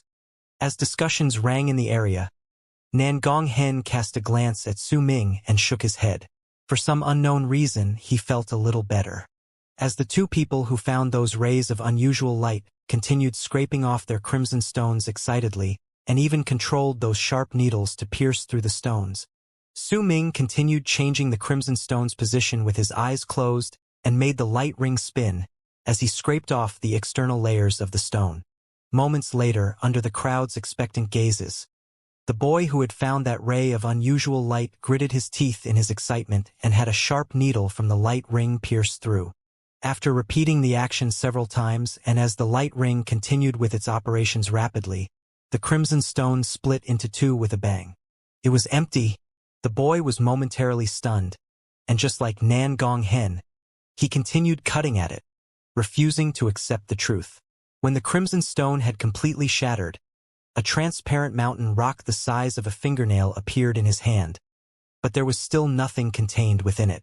The boy turned pale. The sudden drop to disappointment from his ecstasy came too fast and was too great. It was rather difficult for him to handle it. When the crowd underneath saw this, they sighed, and as their sighs echoed in the air, someone suddenly let out a cry of surprise. "Dual color! That's a dual-colored light. The dual-colored light has appeared again. It's really dual-colored. 2 dual-colored lights actually appeared among these 1,000 stones today."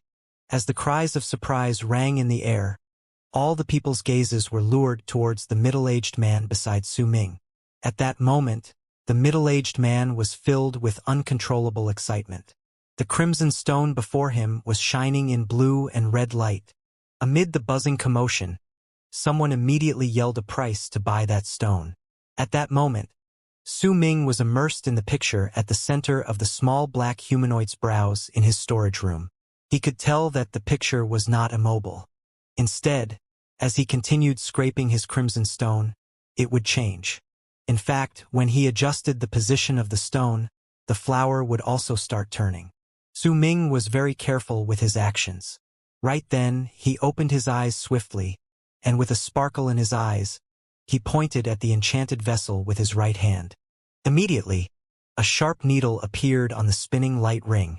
Without any hesitation, Su Ming controlled that sharp needle to pierce through one of the sides of the crimson stone.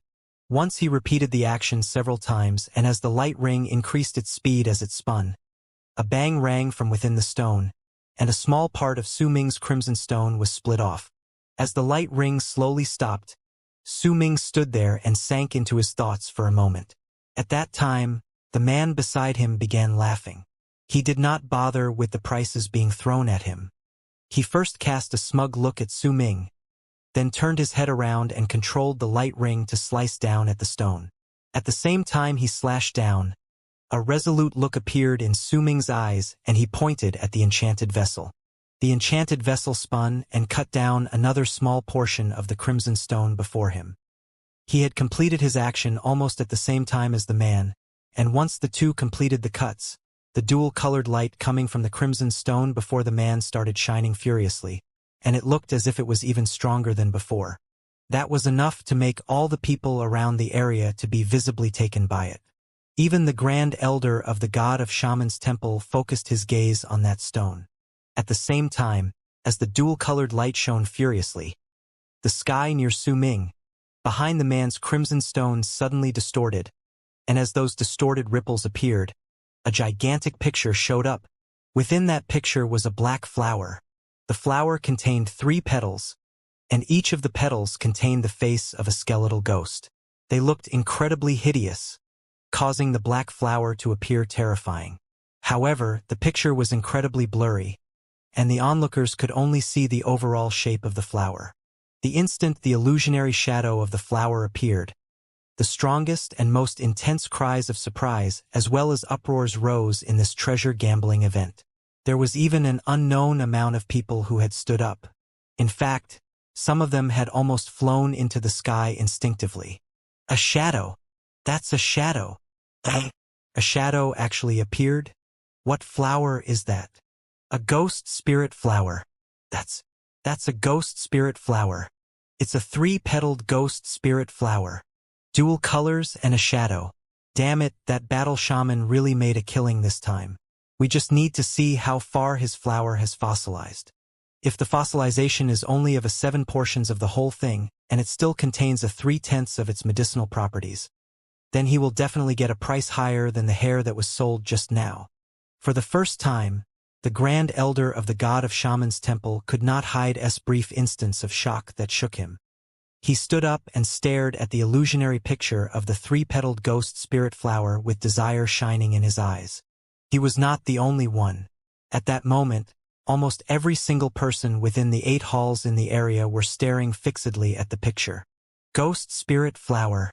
This flower cannot be made into medicine, but it can give birth to a ghost spirit, which is its biggest use. This ghost spirit can go anywhere it likes, and it is practically impossible for all seals in the world to try and stop it. Once it hides itself away, it will be incredibly difficult to find that ghost spirit. Legend has it that if someone obtained the 5-petaled ghost spirit flower, then the 5-ghost spell might appear. The 5-ghost spell can be fused into the caster's body, and once it is done, the caster will turn into a spirit that cannot be seen even if heaven decided to open its eyes. That battle shaman really has insane luck. He actually managed to find the ghost spirit flower. Wait, something's not right. Nan Gonghen was stunned in his place, and as he mumbled to himself, he suddenly widened his eyes. The battle shaman was laughing maniacally in the sky at the moment. He looked so worked up that it seemed like his blood vessels were about to burst. He shivered, and the only thing lacking in his whole bout of excitement was him lifting his head and roaring at the sky. However, gradually, his expression changed to one of disbelief, and he whipped his head around to look at Su Ming. At the same time, more people had also begun to tell that something was off. What a scam! The man didn't get that shadow. It's the person beside him who got it. The man still has that dual-colored light. But that Mo Su beside him was the one who got that shadow of the ghost spirit flower just now. The noise from the uproars became more intense, and the numerous pairs of eyes straight up ignored the middle-aged man to focus on Su Ming. Their discussions shook the sky and earth. Su Ming's expression remained calm, but he was also beginning to feel a little nervous. He did not expect that a shadow would appear for him.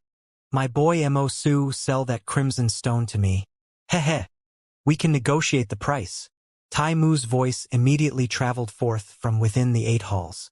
At the same time, Tai Mu even walked out of his hall and wrapped his fist in his palm towards Su Ming as he chuckled.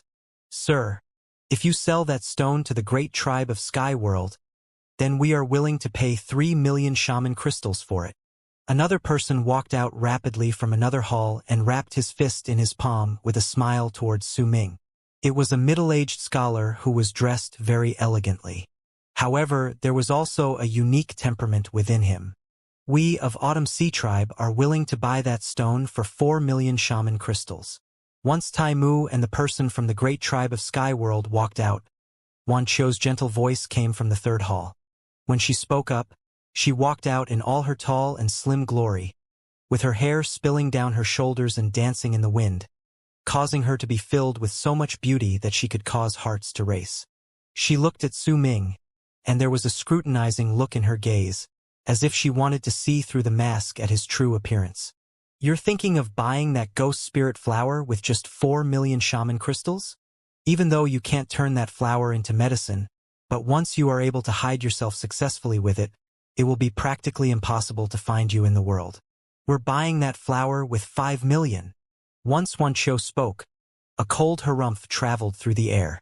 That cold harumph belonged to a woman that walked out from another hall. Her white robes, profound gaze, and the graceful presence made it clear that she was the celestial maiden from the Immortal's hidden dragon sect. She had no idea why herself, but when she saw the sacred lady from Autumn Sea Tribe, she despised her, especially when she saw the scrutiny in her eyes when she looked at Su Ming. She detested that look. Wan Qiu frowned and looked towards the celestial maiden dressed in white. The gazes of these two outstanding and beautiful women clashed in midair. I'll offer 6 million. When the two women's gazes clashed with each other, a gentle voice traveled forth slowly from the hall to the side. That voice was very gentle and even sounded slightly fragile, and with the voice came a woman with long hair. While she was not breathtakingly beautiful, she was a woman that gave others a feeling that she was a very gentle person. That woman was Tianlan Meng. When she walked out, there was a smile on her face. She ignored Wan Qiu and the celestial maiden in white turning to look at her, choosing instead to look at Su Ming as she spoke softly. Su Ming was momentarily stunned. He looked at Wan Qiu, then at the celestial maiden in white, then finally at Tianlan Meng, who was walking. He suddenly felt a slight headache pounding against his head. Elder sister, you look quite unfamiliar. Where did you come from? The celestial maiden in white immediately looked towards Tianlan Meng. That gentle temperament of hers also displeased her. Elder sister, you must be joking. Compared to you, I wouldn't dare call myself your elder sister. As to where I come from, I believe I am not obliged to tell you. However, compared to us, the sacred lady from Autumn Sea Tribe must have the clearest background. Tianlan Meng let out a gentle chuckle. Her voice was feathery soft, but her words were incredibly sharp. Wan Qiu frowned, and once she swept her gaze past the celestial maiden in white and Tianlan Meng, she looked towards Su Ming. Once she did so, the celestial maiden in white immediately did the same thing and looked towards Su Ming. Even Tianlan Meng did the same thing and looked towards him with a gentle gaze and with natural ease. Su Ming was not the only stunned by the sudden appearance of the three women. Even Tai Mu was momentarily taken aback.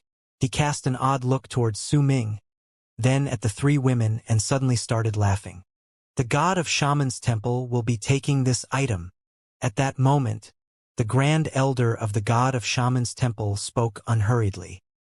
His voice was not loud, but the moment it traveled forth, it stirred up a ripple in the area. As that ripple spread out, all the people felt as if a clap of thunder had just struck beside their ears, and it actually managed to cause the loud discussions in the area to fall silent in an instant. The domineering presence in that voice made Su Ming feel that if he chose to disobey, then his only outcome would be death. It was a straight-up disregard for his existence. Su Ming frowned under the mask. I wonder, how much is the god of Shaman's temple offering?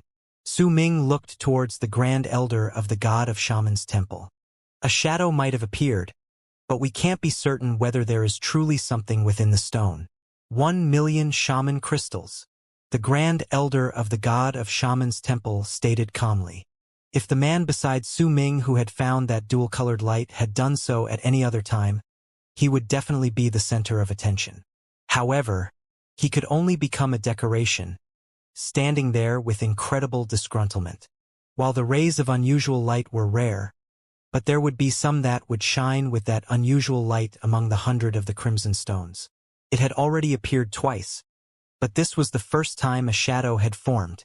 Su Ming's lips curled up in a cold smile.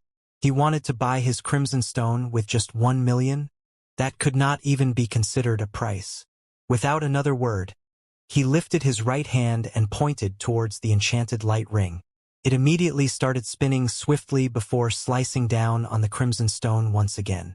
The resolution he showed as he cut down on the stone shocked and scared all those who saw it.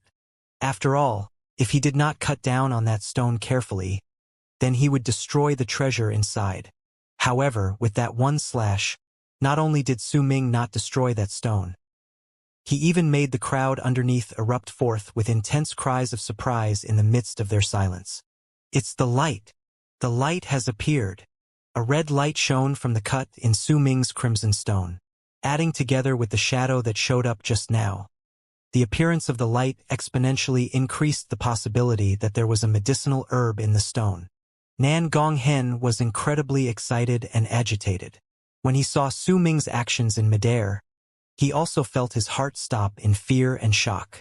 However, just as he, along with many others, thought that Su Ming would stop, he cast the Grand Elder of the god of Shaman's temple a glance. Now, how much will you offer? Once he finished asking, Su Ming pointed at the enchanted vessel. As that enchanted light ring buzzed, it sliced down on the stone once again, and with a bang, another corner of the crimson stone was cut off, and the second ray of light appeared. The two glowing rays caused the uproars in the crowd underneath to become so intense it looked as if those sounds could not be forced down. Dual-colored lights and a shadow. The ghost spirit flower is definitely in that stone. That Mo Su sure is resolute. He didn't even look at the stone and cut down twice. That's way too risky. Su Ming looked at the Grand Elder of the god of Shaman's temple and asked languidly, Now, how much will you offer? 3,000,000. The Grand Elder of the god of Shaman's temple glared at Su Ming, and his expression gradually turned freezing cold. Su Ming smiled, then as he lifted his right hand, he decided to stop using the enchanted light ring to continue cutting into the stone and seized at the air. Immediately, the crimson stone that was now only half the height of a normal person floated towards him. With a flash of green in his hand, the small sword shot out and pierced through the crimson stone. Once it made several holes, Su Ming slammed his hand onto the stone. Fine cracks appeared, and a small part of it crumbled with a bang. When that small part of the stone shattered, distorted ripples appeared in the air above the crimson stone once again, and gradually, a second shadow appeared. The picture was still that of the ghost spirit flower, but it was no longer as blurred out as before. Instead, it was now much clearer. Dual colors and dual shadows. I'm completely certain that there is a ghost spirit flower in this stone, and the rate of its fossilization will not be more than 7/10 of the entire flower. Over the numerous treasure gambling events organized, the dual colors and dual shadows have only appeared 15 times. I didn't expect that I would be able to see this sight with my own eyes today. As the crowd underneath were engaged in intense discussions, Su Ming looked at the Grand Elder of the god of Shaman's temple once again. I wonder, How much will you offer now? Still 3 million. The Grand Elder of the God of Shaman's Temple glared at Su Ming coldly. To him, while this person had been a little smart just now, but clearly he was not tactful. Even if he could fight against a latter shaman, under the Grand Elder's immense power, this person would only be able to crumble like a leaf torn apart by furious wind, and he would not be able to resist. To him, this price was already enough. In the past, the highest price that had been offered by the God of Shaman's Temple ever had been 5 million. With that price in comparison, if this person did not agree to 3 million, then there was no longer any need for the Grand Elder to seek his approval for the price. Su Ming cast the Grand Elder of the God of Shaman's Temple a glance. If he had not made precise preparations beforehand, then as of now, his only way would be to sell the stone. However, since Su Ming had the courage to stand there and had even dared to say such words to the Grand Elder of the God of Shaman's Temple, then naturally, he already knew what was going to happen next. At that moment, he chose not to speak any longer. Instead, he lifted his right hand, and with a flash of green, he cut down on the crimson stone. As rumbling sounds reverberated in the air, Su Ming continued cutting the stone, while referring to the picture on the center of the small, black humanoid's brows.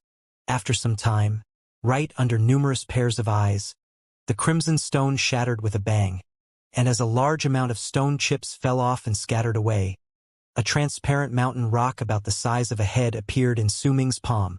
The mountain rock was translucent and glittered with crystalline sparkles, making it seem as if it contained light. There was a black flower sealed within. 2 of its petals had fossilized, but there was one petal that was still overflowing with life. The face of the malicious ghost on the black petal looked as if it was smiling savagely. The instant the ghost spirit flower was excavated and revealed before the people's gazes, a shocking uproar broke out along with it. Some of the pairs of eyes that were focused on the flower were filled with jealousy, some with envy, some with madness, some with complicated feelings, along with all sorts of other emotions. All of human expressions could be found in the crowd on the ground. It's truly the ghost spirit flower, and one of the petals is still very much alive. That petal is already fully grown and has lived for many years. As long as the method is correct, this person can produce his very first ghost. Damn it. I placed a bid for this stone in the start. But why didn't I continue fighting for it? As the people's voices around the area turned into buzzing, Nangong Hen widened his eyes and his breathing quickened. He stared at Su Ming, and a brilliant shine gradually appeared in his eyes. Brother Mo's luck is seriously insane. He just offhandedly bought a crimson stone and managed to get a ghost spirit flower. The fossilization of the whole flower is over a 6/10, but if we look at just that one petal, then this is a complete flower that is not at all affected by the fossilization. The value of that flower is at least 7 million. Su Ming looked at the mountain rock floating above his palm, and with a flip of his hand, it immediately disappeared. Then, without even looking at the Grand Elder of the God of Shaman's Temple, he turned around and walked towards the crowd underneath.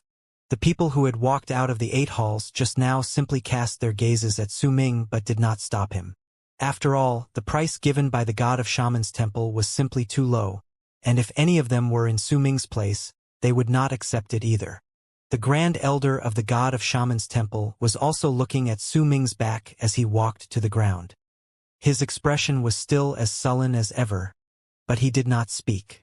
In his mind, while the ghost spirit flower was a good item, it was still not valuable enough for him to snatch it right before the people. As long as Su Ming was in the world of 9 yin, then everything was possible. He did not need to rush into things for now.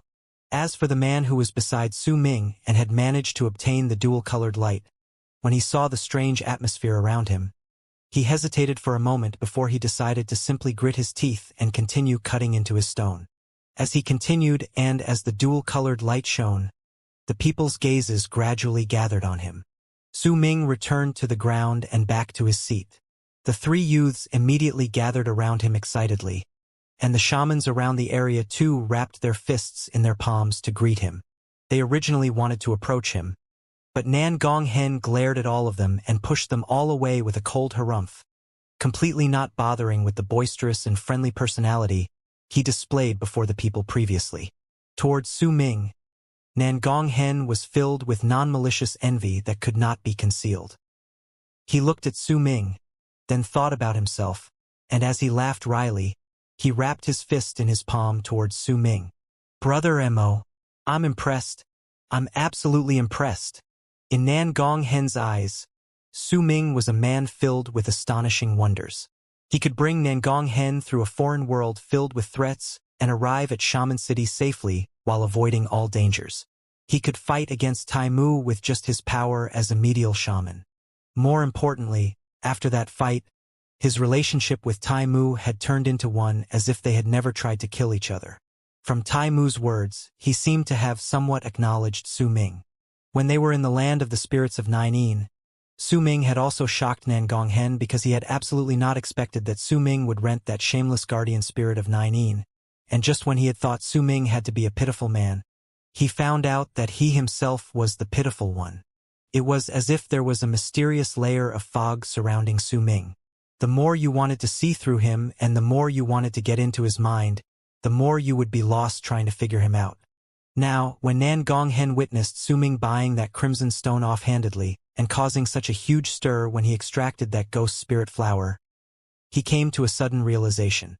There must be some mysterious power in Mo Su. That power is invisible and doesn't have form. It cannot be seen, cannot be touched, but its existence will cause others to be unable to figure him out. Yup, if I stay beside a person with this sort of power, then perhaps I will also get some of that power. Nangonghen's eyes shone brilliantly.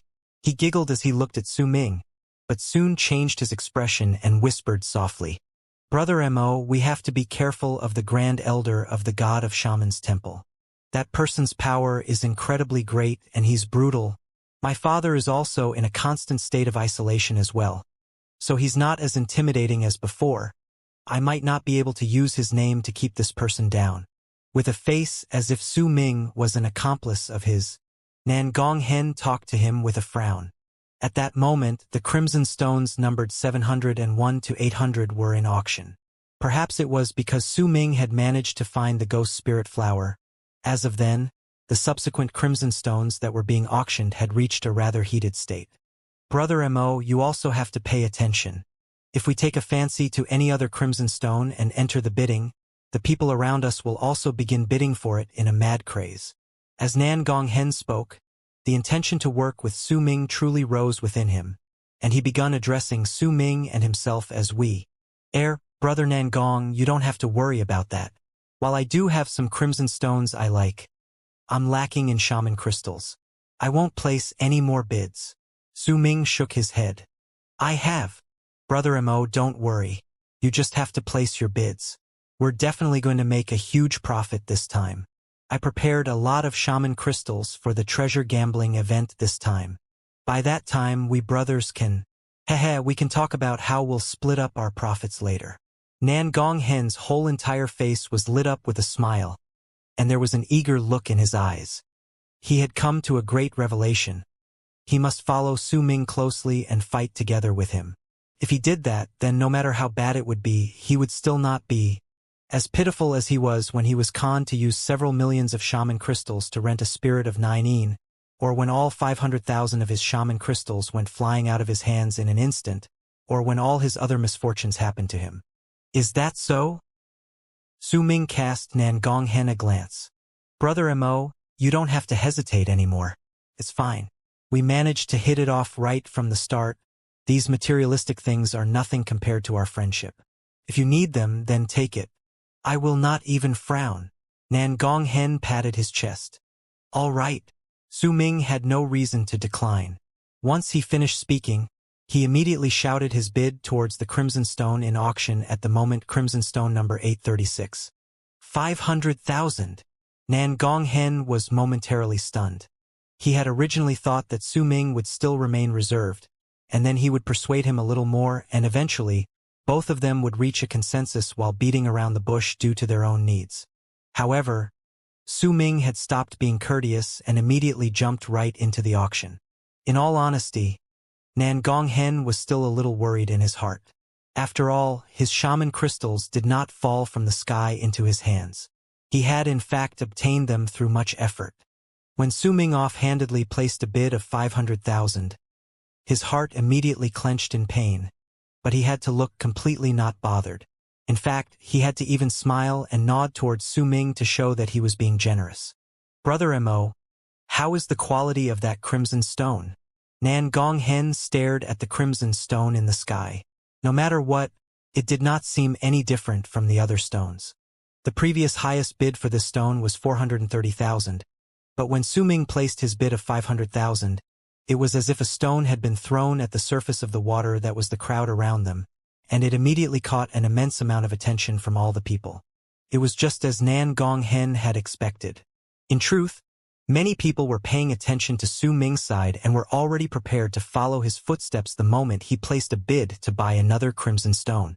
When they heard Su Ming calling out his bid of 500,000, many people instantly felt fired up and started shouting their bids.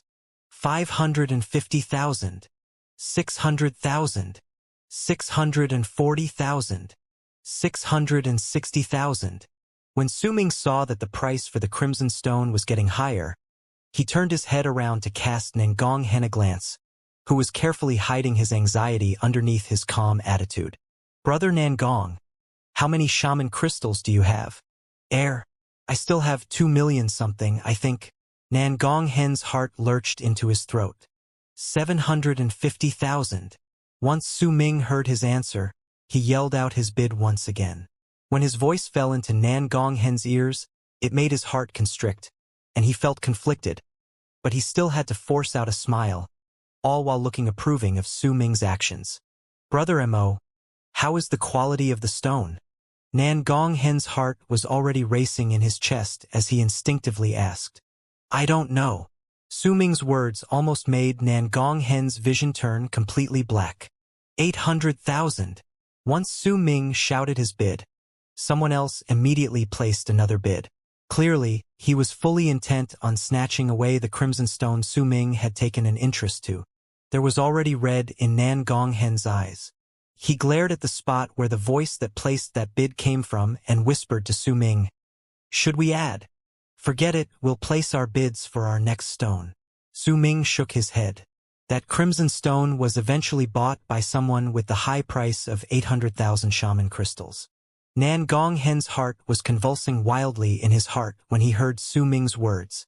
If Nan Gonghen himself was using his own shaman crystals to buy that crimson stone, he would not feel this way, but when he was looking at someone else using his shaman crystals to place bids, the feeling was completely different. He had been completely willing to do so and had even made this proposal to Su Ming. But even so, when he truly came face to face with this reality, he still could not help but feel his heart clench in pain. When crimson stone number 837 was to be auctioned off, Su Ming placed a bid once again, and with each subsequent stone, he would do the same thing. With each bid he placed, Nan Gonghen's heart would surge intensely, and he was already a mess of nerves from hearing Su Ming continuously placing those bids. In fact, there were some times when Su Ming would place his bid in such a resolute manner that he gave the others a feeling that he absolutely wanted to get it. Based on this, the crowd started competing for that particular stone even more intensely. However, there were still many people who had seen that there was something off with Su Ming's actions, but since this was a gamble in the first place, they could not say anything about it. Gradually, Nan Gonghen also saw the meaning behind Su Ming's actions as he placed those bids. But just as he was feeling delighted about it, Su Ming started bidding at a pace that made Nan Gonghen's heart lurch in fear. 800,000, 900,000, 1 million. Brother Mo. Nan Gonghen was just about to speak when Su Ming stood up. 1,500,000. He placed that bid without any hesitation and swept his gaze across the crowd, putting on a look that he was definitely going to get that stone. When Nan Gonghen saw Su Ming's look, he became slightly excited in the midst of his anxiety. With bloodshot eyes, he also glared at the people around them, making it seem like if there was anyone else who placed another bid, then he would become his mortal enemy. 1,600,000. A low voice suddenly shot out from among the crowd. and the person who placed that bid was the man who had obtained the dual-colored light beside Su Ming. The man gritted his teeth, and his eyes were similarly bloodshot. Su Ming remained silent for a moment, and when he gritted his teeth and shouted, 1,800,000, Nangong Hen's anxiety had reached its peak, and his breathing had even began to quicken. 1,900,000. The man lifted his head and stared at Crimson Stone number 897, and the more he looked at it, the more he felt that it was similar to Crimson Stone number 697. Besides, he had been continuously observing Su Ming, and Su Ming had been the most persistent when he placed his bids for this stone. That was why he had gritted his teeth to place such a gamble. 2 million. Yet after the man placed his bid, another voice immediately roared. But this time, it was not Su Ming who had shouted. It was Nangong Hen, who screamed at the top of his voice. Su Ming was momentarily stunned. 2,100,000. The man was already close to the brink of asphyxiation as he shouted madly. Nangong Hen widened his eyes, and just as he was about to continue, Su Ming let out a fake cough and pulled Nangong Hen's arm. "We're giving up." "Okay." "Huh." Nangong Hen instinctively nodded, then was immediately stunned, though realization dawned on him soon after. He looked at Su Ming with a wry smile as he mumbled in his heart that he was not a dumb idiot. He was just influenced by the atmosphere in the area. Once he understood the meaning behind Su Ming's actions, he could do nothing but laugh wryly. Damn it, it's only because these aren't his shaman crystals. If I was in his place, I would also have the guts to do the same thing. Nangong Hen grumbled in his heart, but still had to force a smile on his face while looking generous. These shaman crystals are nothing. If you like this crimson stone, then we'll fight for it, Nangong Hen said in a rather bold tone.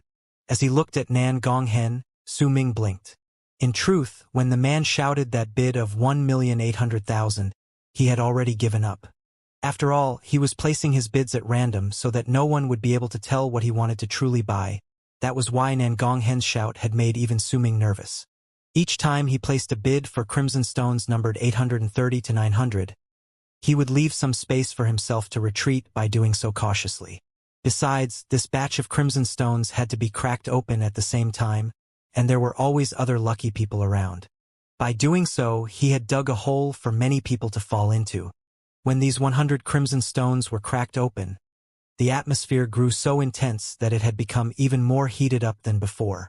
After all, most of these buyers had spent a much larger amount of money, and had even snatched them away from Su Ming's hands, especially that crimson stone sold for 2,100,000. That was the stone that was sold for the highest price in this auction. However, as the crimson stones were cracked open, and as they rumbled in the air before they shattered, the shouts from the crowd became even stronger, but all those voices were filled with disappointment. Nangong Hen looked at the 100 people in the sky returning with pale and dejected faces, and a smug look appeared on his face. It was especially so for person with the crimson stone that was bought for 2,100,000. When it completely shattered under the crowd's nervous gazes, the man stood stunned in the air for a moment before coughing out a mouthful of blood and staggering back. The cutting of this batch was then over. It was strange as well. Among the 100 crimson stone, only one of them shone with a faint ray of unusual light, but it was no different from others. It was empty. Once the cracking was over and the last batch of crimson stones to be auctioned off from the 1,000 stones arrived, the crowd had obviously become wary of Su Ming. The thought of following in his footsteps had become much weaker, which was why Su Ming only needed to spend 400,000 to buy crimson stone number 901. Once that short auction was over, Su Ming had bought 4 crimson stones. Besides numbers 901 and 949, there were another 2 which had fallen into Su Ming's hands because there was no one else who was willing to continue placing bids. Nangong Hen had spent nearly 2 million shaman crystals when the final sum came out. It made his heart clench in pain, but he was most anxious that he might be just wasting all his money. He had looked over at Su Ming multiple times, but since the other's expression could not be seen due to his mask, it made Nangong Hen even more anxious. When the time came for these stones to be cut open, Su Ming flew into the midair.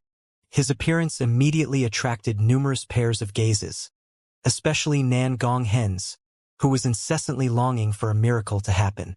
"It'll definitely work. It'll absolutely work." Nan Gonghen gulped.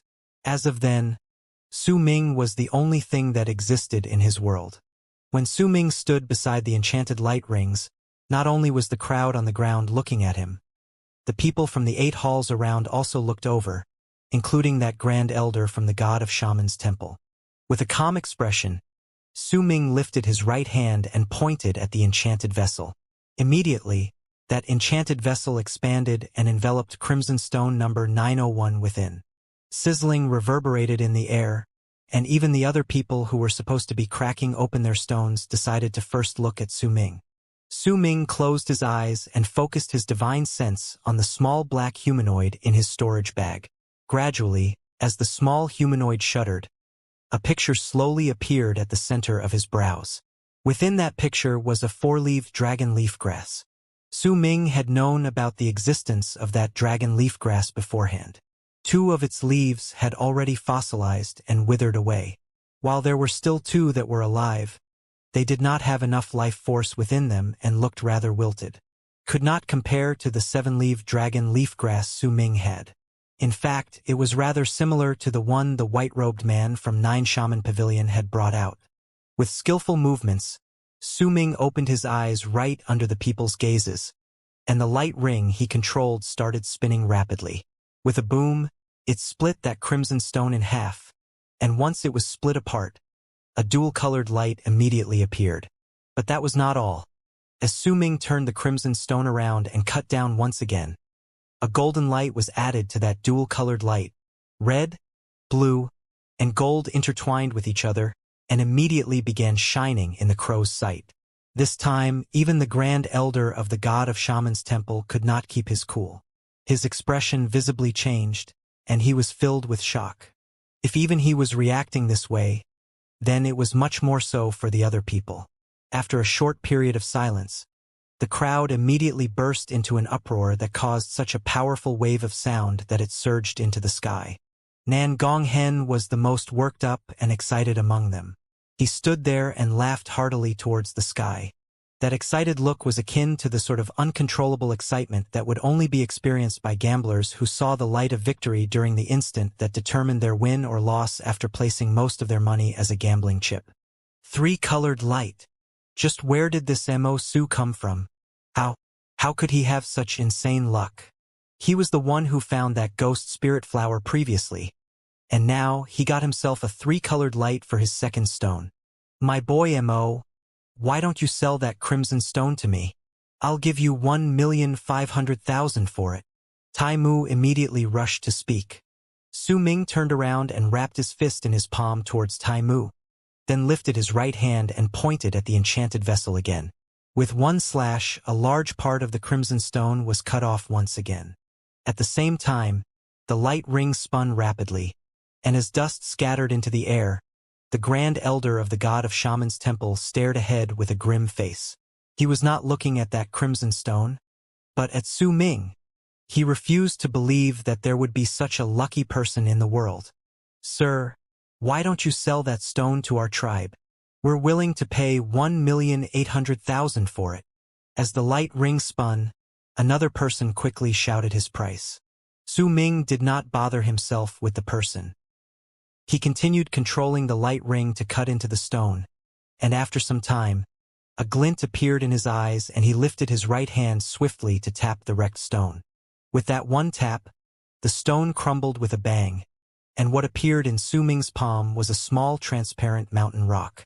The dragon leafgrass could be seen clearly. Dragon leafgrass.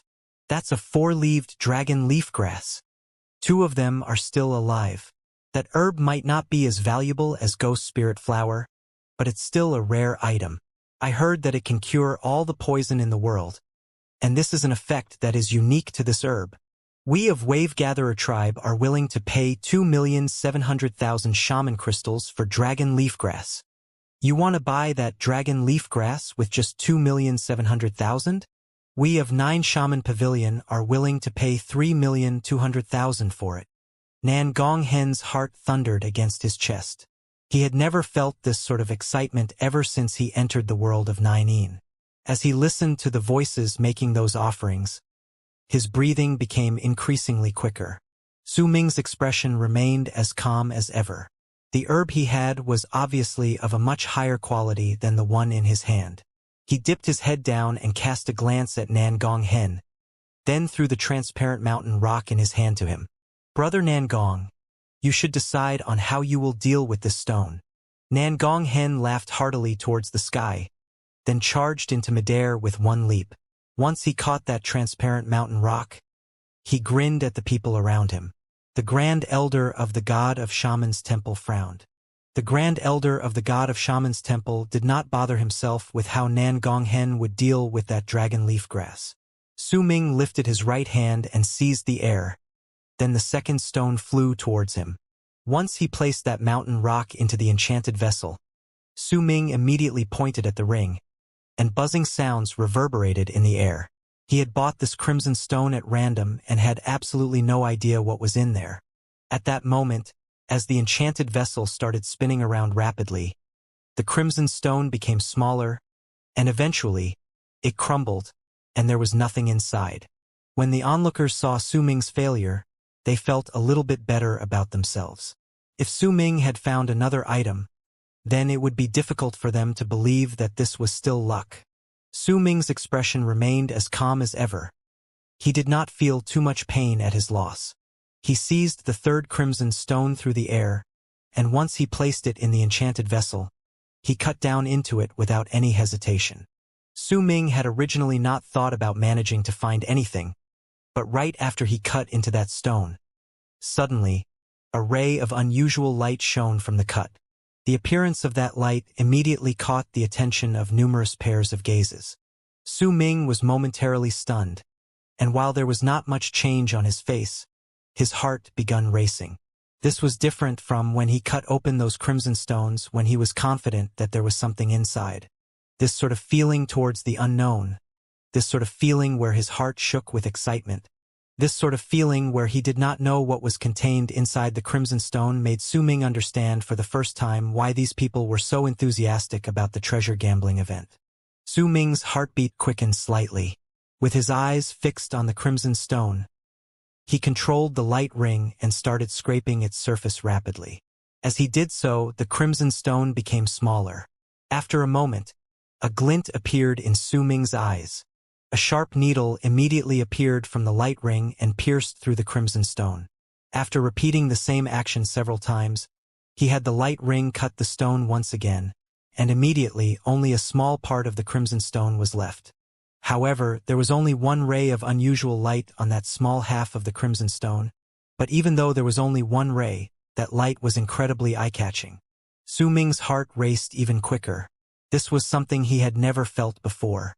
Just as he was hesitating on how he should cut into the stone once again, the people who had finished trading with Nangong looked towards him. "Ahem, my boy Mo. Since the dragon leaf grass has been sold to 9 Shaman Pavilion, why don't you sell that stone to me? I'll pay you 1,500,000 for it." "I'll pay 1,700,000 for it," Wan Qiu said calmly at that moment. Right up to that moment, she had her eyes fixed on Su Ming to continue observing him. Once she spoke, the celestial maiden in white also named her price, and Tianlan Meng followed suit. When he saw Tianlan Meng, Su Ming's heart surged, but this was not the moment for them to get acquainted with each other. Besides, Su Ming, who had left the land of the berserkers, also felt a little complicated towards Tianlan Meng. When he saw the 3 women speaking all together again, he fell into pensive silence for a moment. He was a little reluctant to sell the stone just like this, which was why he decided that he might as well cut into it once again. As he cut into the stone and as those rumbling sounds echoed in the air, when the crimson stone was fully cracked open, the ray of unusual light disappeared. When Su Ming saw that the stone was empty, a bitter smile appeared on his lips. He had finally come to understand this heart-pounding feeling, and had also come to understand how exactly Nangong felt when he smiled this way. "I could have sold it for 1,000,000 something shaman crystals, but now..." Su Ming sighed deeply. This sort of feeling that came from treasure gambling could indeed stir up a person's desires. The 2 consecutive failures made the gazes gathered on Su Ming become much more normal. In most people's eyes, Su Ming perhaps really possessed a certain amount of luck. Even the Grand Elder of the God of Shaman's tribe had shifted his gaze away from Su Ming. Su Ming sucked in a deep breath. Once he had experienced the excitement that came from gambling, he still felt that being completely certain that he would gain something was what he preferred the most. He lifted his right hand and seized the air. Immediately, crimson stone number 949 floated slowly towards him. As he stared at this crimson stone, Su Ming hesitated. He was pretty certain that the item contained within this crimson stone would perhaps cause an even greater stir than when he extracted that ghost spirit flower. Even though the herb in there had withered, but at its roots, which also did not have a lot of life force left, there was a venomous wasp sleeping inside. That wasp was clearly an ancient being that came from ages ago. It was difficult to predict whether it was strong or weak, but based on what Su Ming had heard from Wu Duo and Nan Gong Hen about these Crimson Stones, people had been extracting medicinal herbs, enchanted treasures, and all sorts of other things. Just not living beings. It was just like the small black humanoid. While it could be considered as a living being, compared to the venomous wasp in the Crimson Stone before him, the wasp was truly alive. Living beings are even rarer than every other type of objects. Once I crack the stone open, then I will definitely cause a stir in this place. Su Ming swept his gaze past the crowd underneath, then the people in the 8 halls, and even the sullen Grand Elder of the God of Shaman's temple before he averted his gaze and looked at his crimson stone. Well, I'd like to see just how you would dare to steal my things. A glint appeared in Su Ming's eyes. He, who had come to an agreement with the old spirit of 9 that could fight against an N shaman, now had the right to say these words. He calmed his breathing and started getting prepared for the madness that might come from the item he was going to extract. Once he spent a moment to get ready, he slowly lifted his hand and pressed it on the enchanted light ring. Immediately, the lights from the light ring crisscrossed each other and started scraping at the stone. Su Ming's stern look gradually made the people who were watching him from underneath to become serious as well. At that moment, Su Ming had his eyes closed. The small, black humanoid did not tremble too harshly under his divine sense, and it proved Su Ming's assumptions regarding him true. It would only react strongly towards medicinal herbs. Right now, most of the medicinal herb in the Crimson Stone had withered, and only the roots had any form of life remaining. That was why its stimulation towards the small humanoid was much weaker.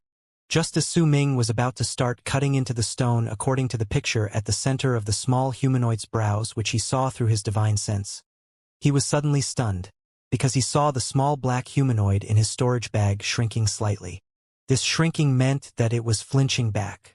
It was not trembling. Su Ming was certain that it was not a figment of his imagination. Uncertainty appeared in his heart. However, his expression remained as usual as he controlled the light ring to continue scraping at the stone.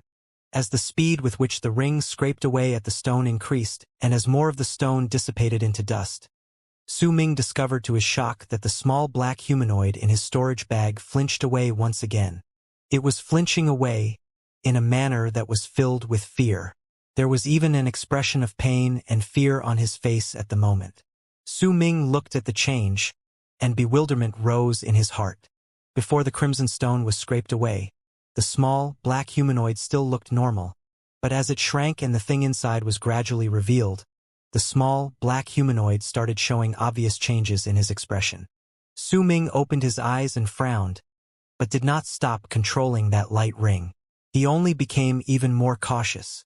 Slowly but certainly, once most of the crimson stone was gone, that small black humanoid of his was already utterly horrified. A glint appeared in Su Ming's gaze, and he decided to simply control the light ring and slice down at that crimson stone. That one cut immediately caused the mountain rock to lose another huge chunk of itself. Right at that moment, distorted ripples appeared in the sky above the crimson stone. Soon after, an indistinct picture formed between the sky and earth. That picture was that of an incredibly ordinary-looking green plant. It had quite a lot of leaves and was entirely green. If someone absolutely had to mention something different about it, then they would mention that there was a golden line within each of its leaves. Although the picture was indistinct, the golden lines were very clear. The instant the shadow appeared, the crowd underneath burst into an uproar once again. However, the commotion this time only lasted for a moment before it fell into dead silence the next instant. The reason for that dead silence was the grand elder of the god of Shaman's temple, who had flown into the sky from the hall for the first time. His hair moved without wind, and there was an expression on his face. It was so stern, like nothing seen on his face before. In fact, the onlookers could even see his excitement faintly, one so great that he could not control. To an old monster who had walked down the path of cultivation for many years and was already halfway into becoming an end shaman, there were very few things in the world that would cause him to be so excited. However, right at that moment, the old man could no longer control his own emotions. All of this was due to the shadow that appeared in the sky. God string. That's the God string leaf. Nan Gong Hen mumbled. Then his expression changed and he cried out his last few words in surprise. As his voice reached others, Tai Mu also recognized the medicinal herb which he had once seen in an illustrated book. Could this truly be the God string leaf? One of the legendary 9 mysterious treasures in the world of 9 the auxiliary leaf of the God-sealing flower. Wan Qiu was filled with disbelief. She stared at the indistinct medicinal herb in that illusionary picture, and her breathing quickened. The celestial maiden in white shuddered. She looked at the illusionary picture, then at Su Ming, and her face turned pale. Tian Lan Meng frowned, but before she had time to think, a hoarse voice spoke behind her. As it did, Sky Mist's ancestor walked out of the hall for the first time. The 9 mysterious treasures of the world of 9 were pictures carved into the back of the stone monument erected in this place in the past. One of them has the name of the God-sealing flower. There is a unique characteristic to this flower, and when it blooms, its auxiliary leaf, the golden string leaf, would appear around it. They are also known as the God string leaf. This God string leaf has no use, but its appearance means that the 9 mysterious treasures are not legends. They are real. The voice of Sky Mist's ancestor echoed in Tian Lan Meng's ears. She could hear just how worked up her ancestor was from his voice. God-sealing flower. God-sealing flower. Legend has it that the flower's nectar contains the power of the world plane.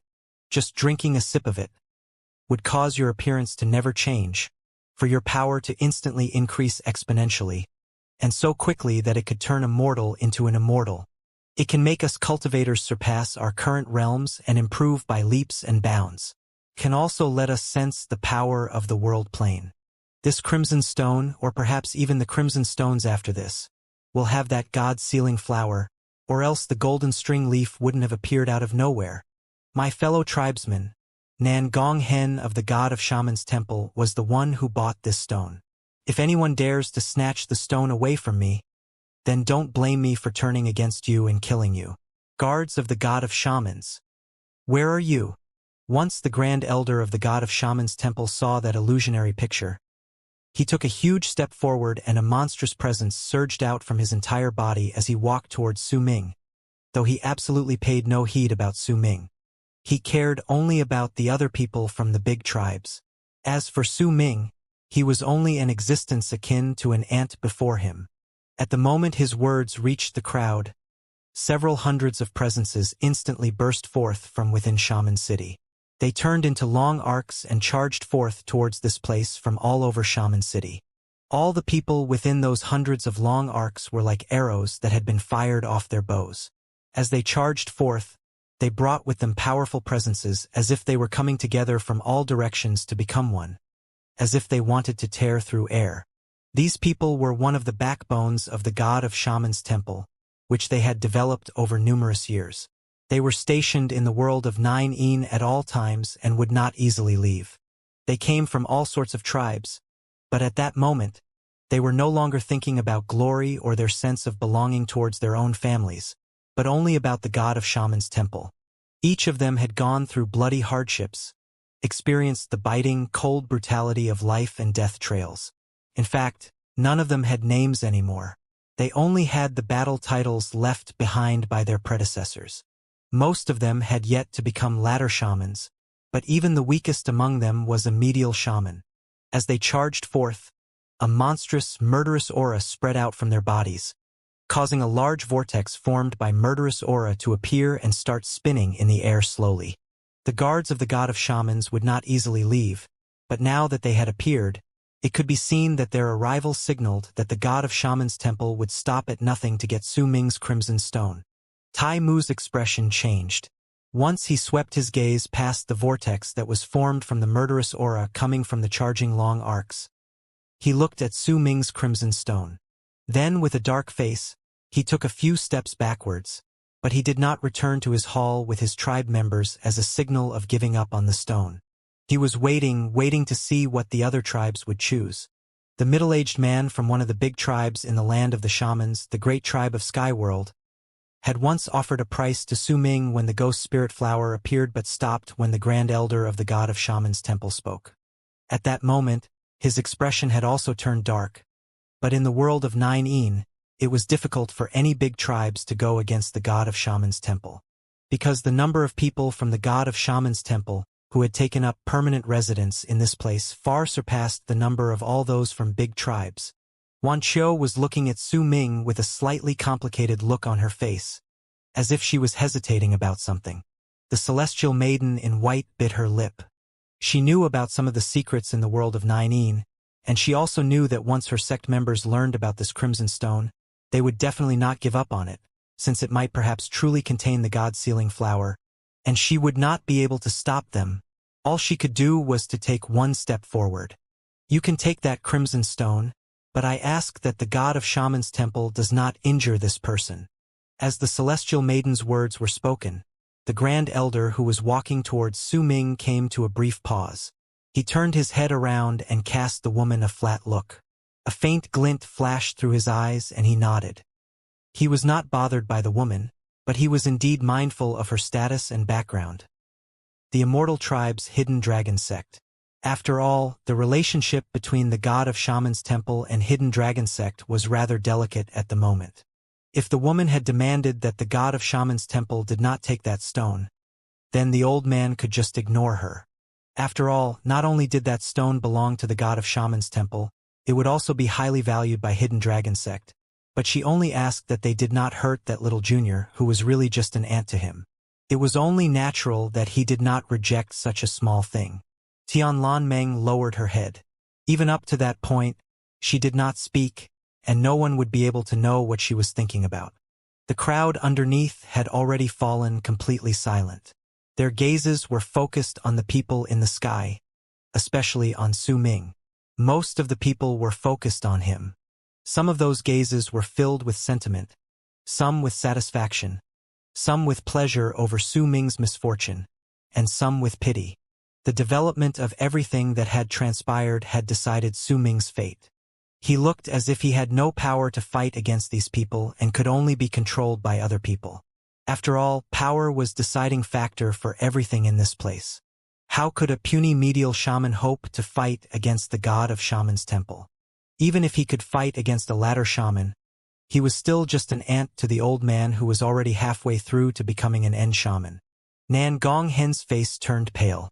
He did not expect that the cutting of stones would develop this way. If the old man from the god of shamans' temple had been alone, he would not have been afraid. In fact, he would even help Su Ming fight against him. After all, his father was still around. Nan Gonghen knew that the old man could not do much towards him. At most, he would teach him a lesson. However, the sudden setback right before his eyes caught him completely by surprise. This was no longer a matter of just the grand elder. The guards of the god of shamans had made their move. The appearance of the god string leaf had caused the intensity of this issue to reach incredible heights. This crimson stone was no longer what the grand elder wanted, but what the god of shamans' temple wanted. How should he choose? Nan Gonghen's face turned even paler. On one hand, this was the god of shamans' temple which he had grown up in since he was young, and to which he was intimately connected, and on the other hand was a friend he had just gotten to know not too long ago.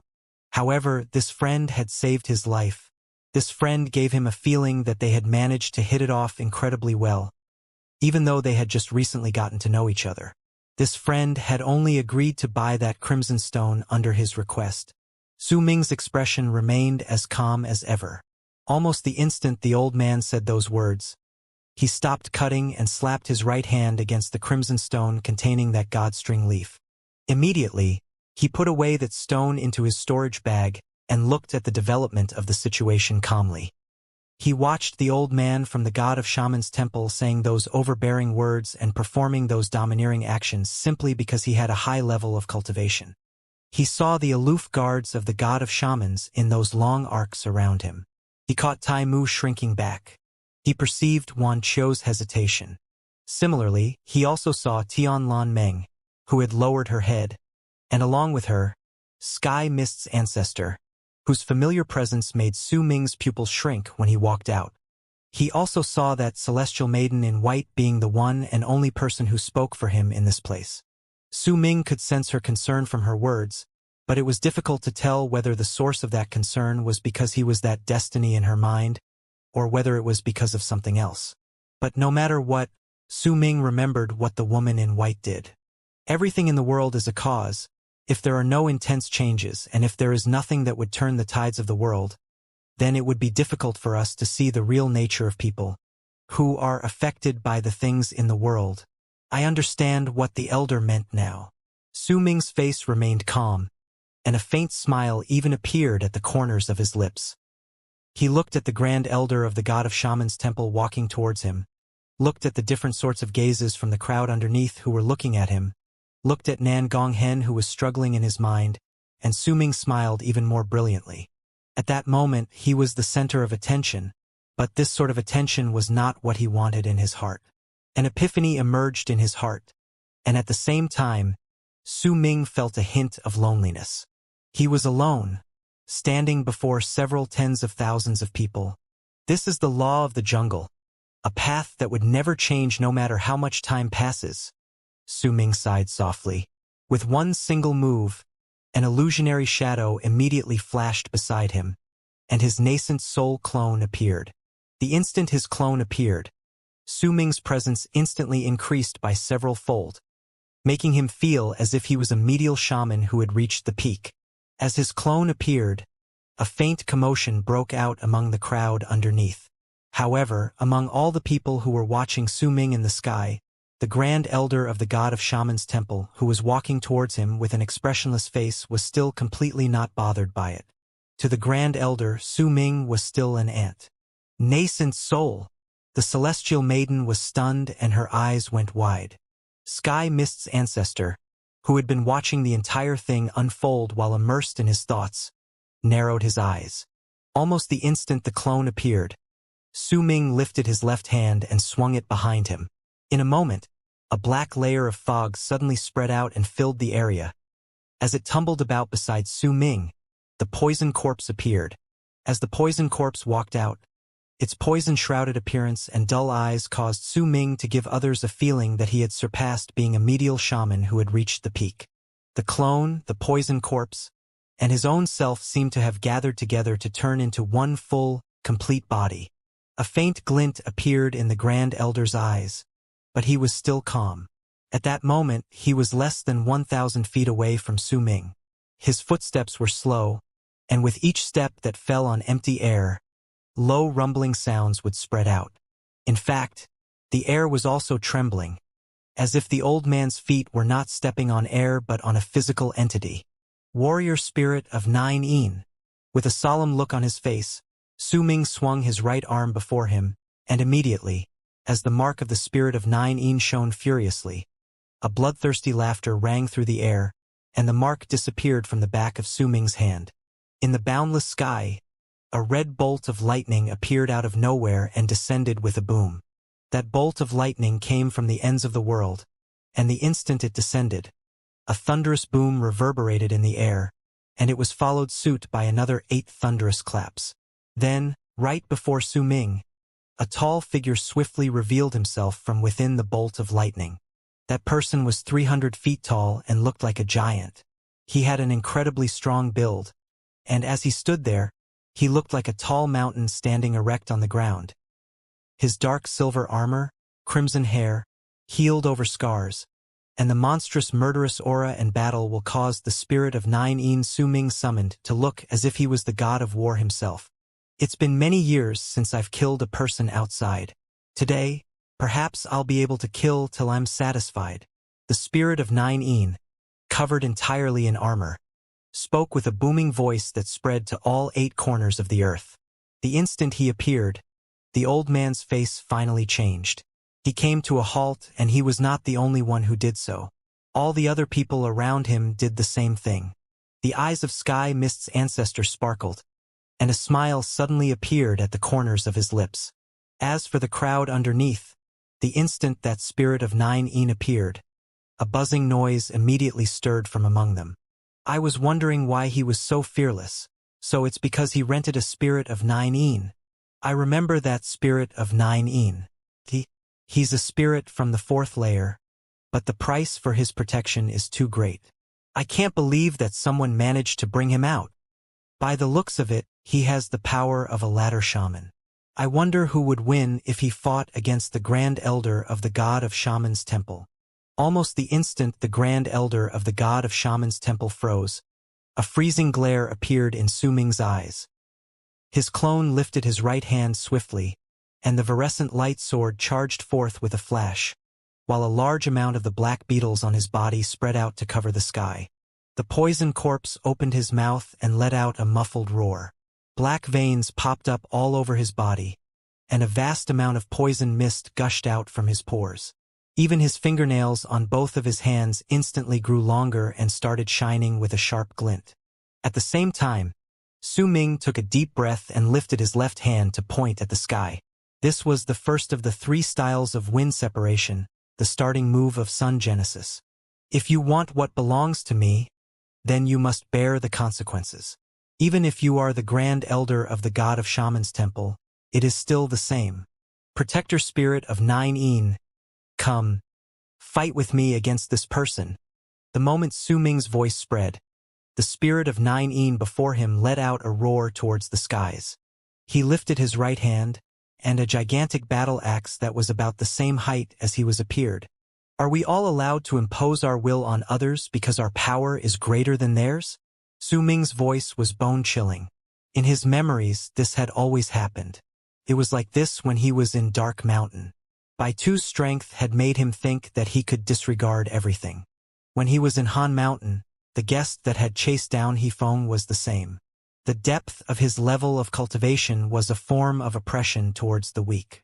It was an oppression that felt as if there was no way anyone would be able to go against him for all their lives. When he went up against Tion, Su-Ming once again felt that sense of powerlessness. Everything about him had been controlled. His fate was not in his own hands, and that was all because Tion's strength had forced all those who were not on par with him to follow his will. Is this the law of the jungle?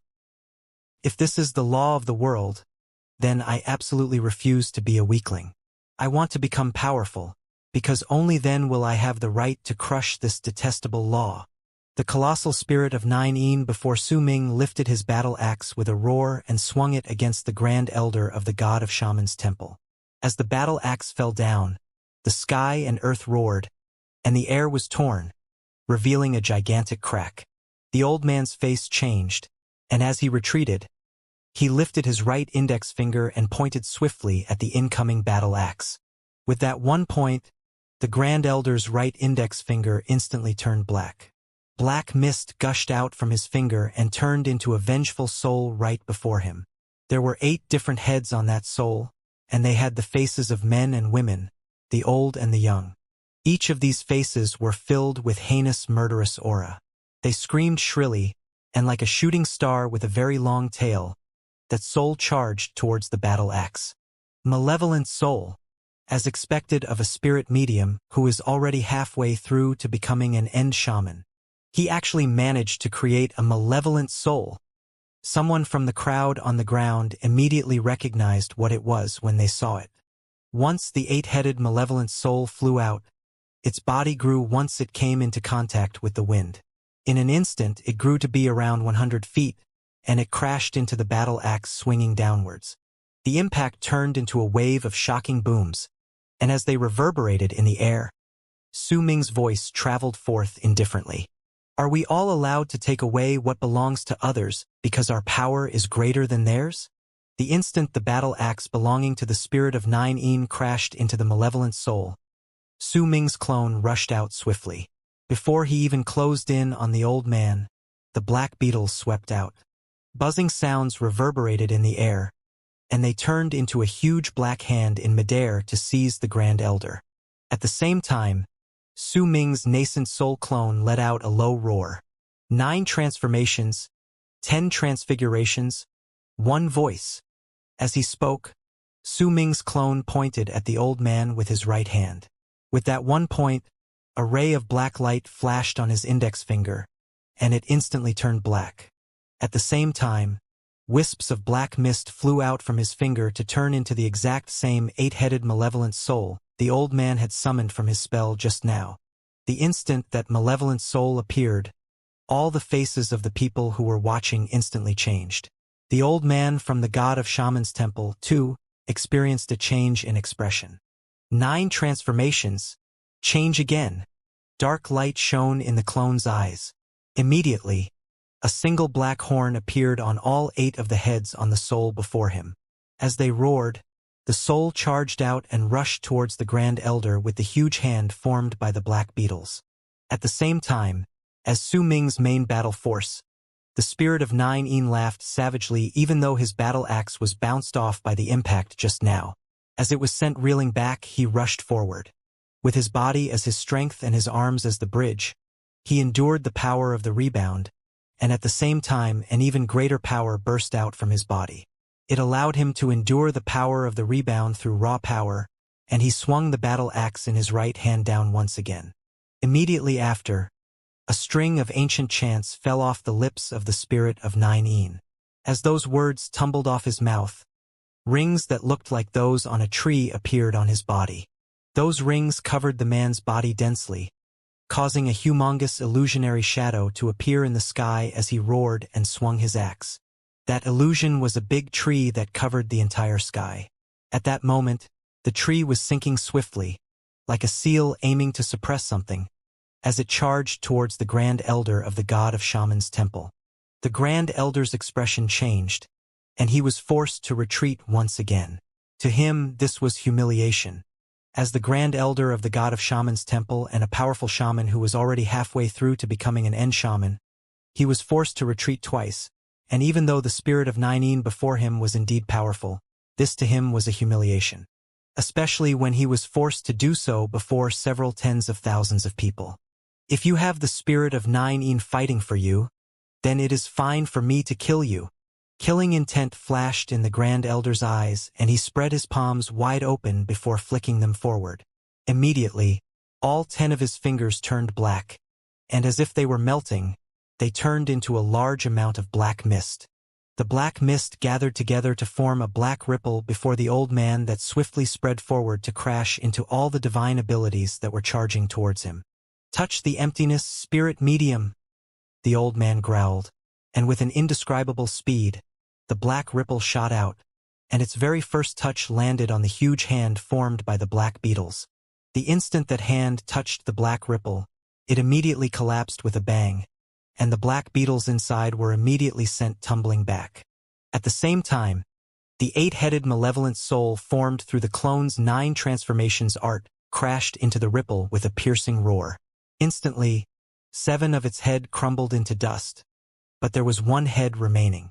Perhaps it was because this was a malevolent soul formed through Su Ming's 9 transformations art, which made it similar to the old man's malevolent soul. Hence it was able to pass through that ripple and charge towards the old man ferociously. As for the spirit of Nine Yin, when his battle axe came into contact with the ripple, a violent bang shook the sky furiously, and the spirit roared. His body was pushed backwards, and madness appeared in his eyes. A singular incantation tumbled out of his mouth, and the instant that sound appeared, he rammed his head on the battle axe before him, causing the battle axe to tremble and shatter. As the battle axe shattered, an immense wave of power erupted it, and it crashed into that black ripple violently. The booming sounds reverberated in the air, and the man once again took a few steps back, coughing out a mouthful of blood. However, his eyes under his helmet burned with an even stronger battle spirit. With the price of the spirit shattering his battle axe, the black ripple became distorted. It flashed a few times, then abruptly collapsed, turning into a large amount of black mist that rolled backwards. Yet the fight was not over. The huge illusionary tree in the sky had closed in with the intention to crash into the old man. The Grand Elder swung his arm forward and rammed into the tree in the air. Booming sounds rang out once again, and as they reverberated in the air, the huge illusionary tree shattered, inch by inch, and completely crumbled before the old man. However, the old man was clearly not in good shape as well, because his face turned a little pale. Once he dispersed that giant illusionary tree, he bit his tongue and coughed out a mouthful of blood. As that blood gushed out of his mouth, it closed in on the one-headed malevolent soul that was already less than 10 feet away from him. Are we all allowed to treat others like ants, as if it is something natural because our power is greater than theirs? Su Ming's voice traveled through the air. By his side, gray light shone in the poison corpse's eyes, and the corpse took a swift step forward, towards where the Grand Elder was. As the poison corpse walked forward, the presence of his power in the Berserker soul realm spread out without any reservation. Poisonous fog surrounded him, and with a roar akin to that of a wild beast, he charged forth. Su Ming's clone also started forming seals with both his hands.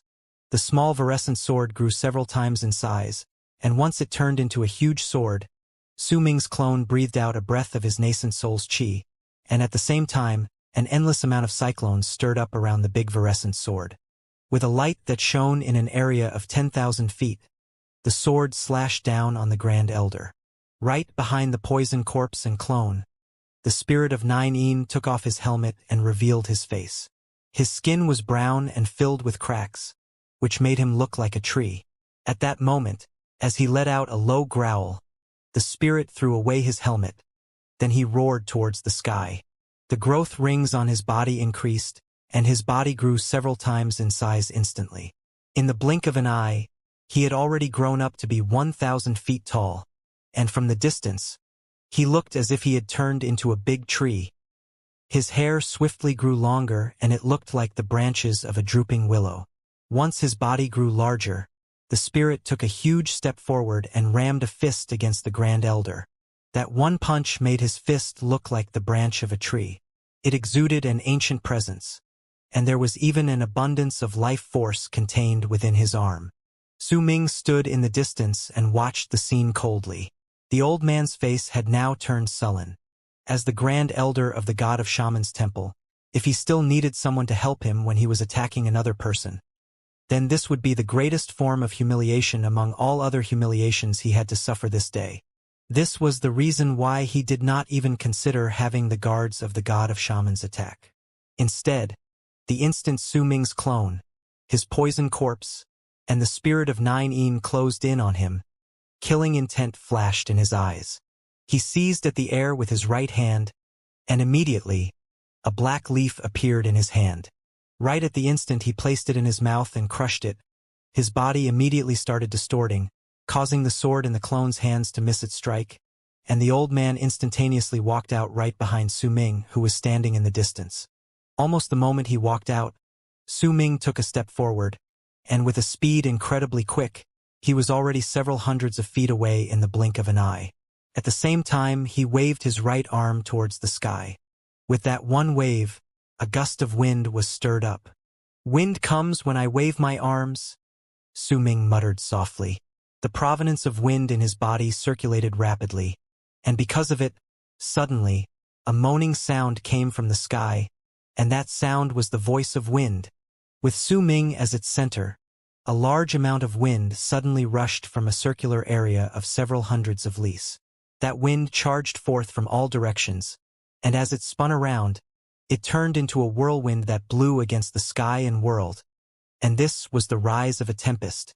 Once the tempest arrives, the sea of clouds will appear, and wind will descend. Speaking in a low voice, Su Ming clenched his right fist in the direction of the sky. At that moment, the sky in an area of several hundreds of lis turned into a large sea of clouds in that whirlwind. The sea of clouds spun along with the wind, and when the crowd looked over, it was as if the sky had turned into a gigantic vortex made of a sea of clouds. The instant Su Ming clenched his fist, that vortex charged towards him with a shocking speed. "There's not enough wind." A glint appeared in Su Ming's eyes. There was indeed not enough wind. Su Ming might have mastered one of the 3 styles of wind separation, Sun Genesis. But that did not mean that he could bring out a power equivalent to the divine General Wind Berserker's shocking power. After all, his level of cultivation was still too low. This level of rising and descending of wind could not bring about any form of shock when used to fight against an ordinary ladder shaman. However, when used to fight against divine abilities, it would still be able to perform normally. Right then, as he fought against the Grand Elder of the God of Shaman's Temple who was already halfway through to becoming an end shaman, who even the spirit of 9 could not injure, Su Ming knew that this amount of wind was not enough.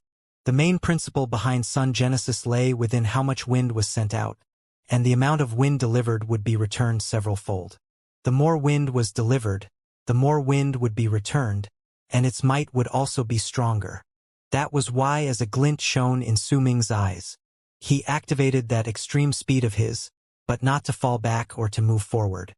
He flew up instead like a shooting star, charging forth to the sky. Since he could not generate enough wind by waving his arm, then Su Ming would use his own body to execute his fastest speed and stir up the strongest wind he could muster. As Su Ming charged into the sky at a speed that could barely be detected with the naked eye, gusts of violent wind blew around him. As he became faster, and the instant he charged into the sky, that violent gust of wind that he had stirred up blew into the sky with a crash. With this, Su Ming finished the wind-propelling stage for Sun Genesis. The instant the wind swept from all directions and rushed to the sky, the sea of clouds roared and spread violently through the area. In the blink of an eye, it had already expanded to an area of 1,000 lis compared to its previous several hundreds of lis. The sea of clouds turned into a huge vortex that was spinning with booming noises. All of this happened within an instant. When Su Ming arrived in the sky, he clenched his fist once again. A sight that was difficult to forget for all who saw it formed in such an astonishing manner it would shock the sky. The gigantic sea of clouds charged towards Su Ming's fist from all directions as if time was turning back. Right at the instant Su Ming completed the act of clenching his fist, it gathered in his fist, making it seem as if he was holding onto the vortex of clouds and wind in the sky just now. The blue sky within 1,000 lis no longer had a shred of wind or clouds. This was the vital part in the second level of Sun Genesis, wind borrowing. Freezing light shone in Su Ming's eyes. He clenched his right fist and hurled it forward, at the old man from the God of Shaman's temple beneath him. That one punch did not seem to contain much strength, but the movement stirred an indescribable gust of wind, and it erupted forth from Su Ming's punch. That wind let out a piercing cry and moan that sounded like the wails of ghosts and howls of wolves, making all those who heard it to be unable to help themselves but be afraid. It was as if a shocking clap of thunder had boomed in the quiet dawn, as if a storm had erupted forth on a tranquil sea, as if a gigantic bang had resounded on a flat land. As Su Ming hurled his fist towards the old man, a wind dragon manifested. That wind dragon was several thousands of feet long. It looked incredibly ferocious, and its body was semi-transparent. The moaning sound of the wind was its howl, and the piercing whistle as the wind traveled forth was its roar. "Sun Genesis," Su Ming mumbled. The wind dragon instantly closed in on the old man, whose face had turned incredibly serious. His white hair danced madly in the air, and at that moment, a bump appeared on his throat. It swelled rapidly like a tumor, and eventually, the instant that wind dragon closed in on him, that tumor cracked open to reveal a head inside. At that moment, the old man looked incredibly terrifying. He had 2 heads, and the newborn head was that of a teenager. However, he looked savage. The moment the head appeared, the old man seized at the air with his right hand, and immediately, 2 gigantic conch shell horns appeared in his hand. He held a shell in each hand and placed them in his mouth. Moaning sounds rose into the air in a shocking manner. As those sounds echoed in the air, his body distorted, and shrill howls rose into the air. During that time, the distortions shattered, and an endless amount of vengeful souls rushed out from the torn air. From the distance, they looked like a long black arc filled with vengeful souls, and that arc was rushing towards the wind dragon. Rumbling sounds reverberated in all directions. The wind dragon shattered, but a large half of the grudge-filled long arc from the old man also dissipated. Only a small amount of it was left, and it charged towards Su Ming. Though it was as it looked, in truth, when the wind dragon crumbled, the old man's face also turned a little paler in an instant. However, he soon recovered, and it would be difficult for anyone to be able to see anything off about him. At that moment, his heart was in incredible shock. After all, the difference between his level of cultivation and Su Ming's was incredibly great, but even with that disparity between them, the wind dragon had managed to make his chi freeze for a moment, and it had even showed signs of flowing backwards and scattering away. From that alone, it was enough to tell that this spell was so strong that it was definitely not some common spell. Su Ming coughed out a mouthful of blood and fell a few steps backwards. Han Mountain Bell manifested with a boom, and as those bell chimes echoed in the air, he began forming seals with both his hands before pointing at the bell with a finger. Instantly, that bell began shining, and the illusionary shadow of the nine-headed dragon swiftly formed in the sky. A glint appeared in the eyes of the sixth head among the nine, and it sucked in a deep breath in the direction of the long river made of vengeful souls. With that one inhale, the long arc of vengeful souls that was charging towards Su Ming instantly changed direction, and a large number of them were devoured by the sixth head of the Han Mountain Bell. I originally wanted to spare you out of respect for someone else, but since you're such an ungrateful wretch, I will send you to hell. The old man's expression was already incredibly dark.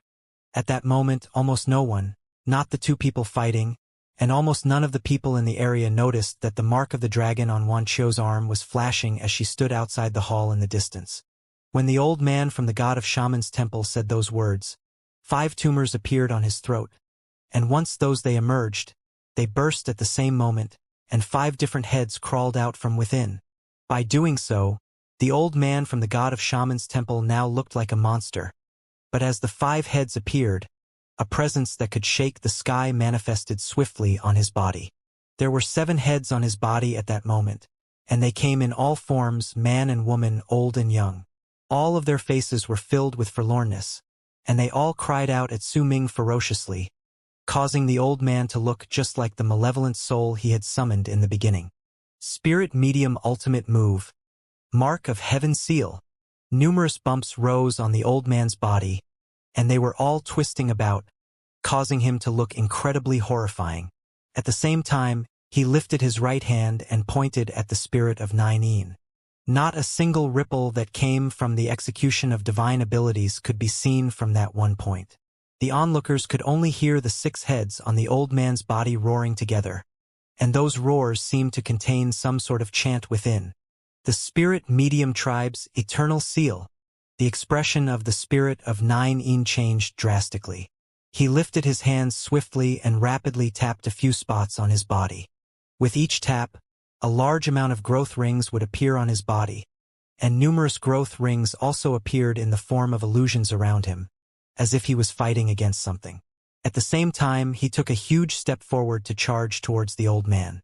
Seal! The old man's lips curled up in a cold sneer. With a low growl, 3 of his heads instantly shrank and withered away. At the instant they disappeared without a trace. A screen of light immediately appeared around the spirit of Nine Yin's body. That screen of light glowed and turned into a gigantic seal. Pain immediately appeared on the spirit's face when he was sealed within. At the same time, the old man pointed at Su Ming's clone. He disappeared swiftly into the air, but the instant he disappeared, he was forced out from the space. Pain also appeared on his face. The light screen had appeared near his body and had turned into a seal. Su Ming's poison corpse could not escape from this fate as well. The instant the old man pointed towards him, the seal flashed next to his body and he was sealed in midair. This was an incredibly overbearing divine ability that allowed absolutely no form of resistance or struggle. Once the old man finished doing all this, the 6 heads on his body disappeared without a trace. He stared at Su Ming, and with a gaze filled with killing intent, as well as a look that stated he was looking at an ant, he moved towards him.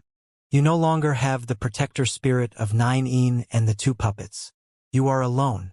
Now, I will make you suffer a slow death. Su Ming remained calm as he watched the old man from the god of Shaman's temple walking towards him. He had completely lost this battle. Even the spirit of 9 had been sealed by that mysterious divine ability of the old man who was already halfway to becoming an end shaman. Su Ming let out a soft sigh. If you are powerful, then you can prey on the weak. If you are powerful, then you can replace everything with your will. If you are powerful, then you can snatch away other people's things on a whim. If you are powerful, then you can decide whether a person lives or dies. If that is the case, then if the power I reveal is stronger than yours, then I can turn you into my prey, I can have my will replace your soul, I can also decide whether you live or die. Su Ming looked at the old man walking towards him.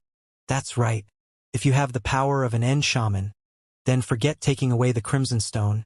You can do things that are even worse than this, and you can perform these acts as you please. The old man from the god of Shaman's temple walked towards him, and as he spoke in a dark voice, he was already less than several hundreds of feet away from Su Ming. With a cold harumph, he swung his arm forward, and an illusionary hand rushed through the air to seize Su Ming. This farce has ended. It has indeed ended. Zhe Longxin. Su Ming's gaze fell on the mark on his left hand. That mark did not seem like the mark of a spirit of 9. It was incredibly indistinct, but Su Ming could sense its presence.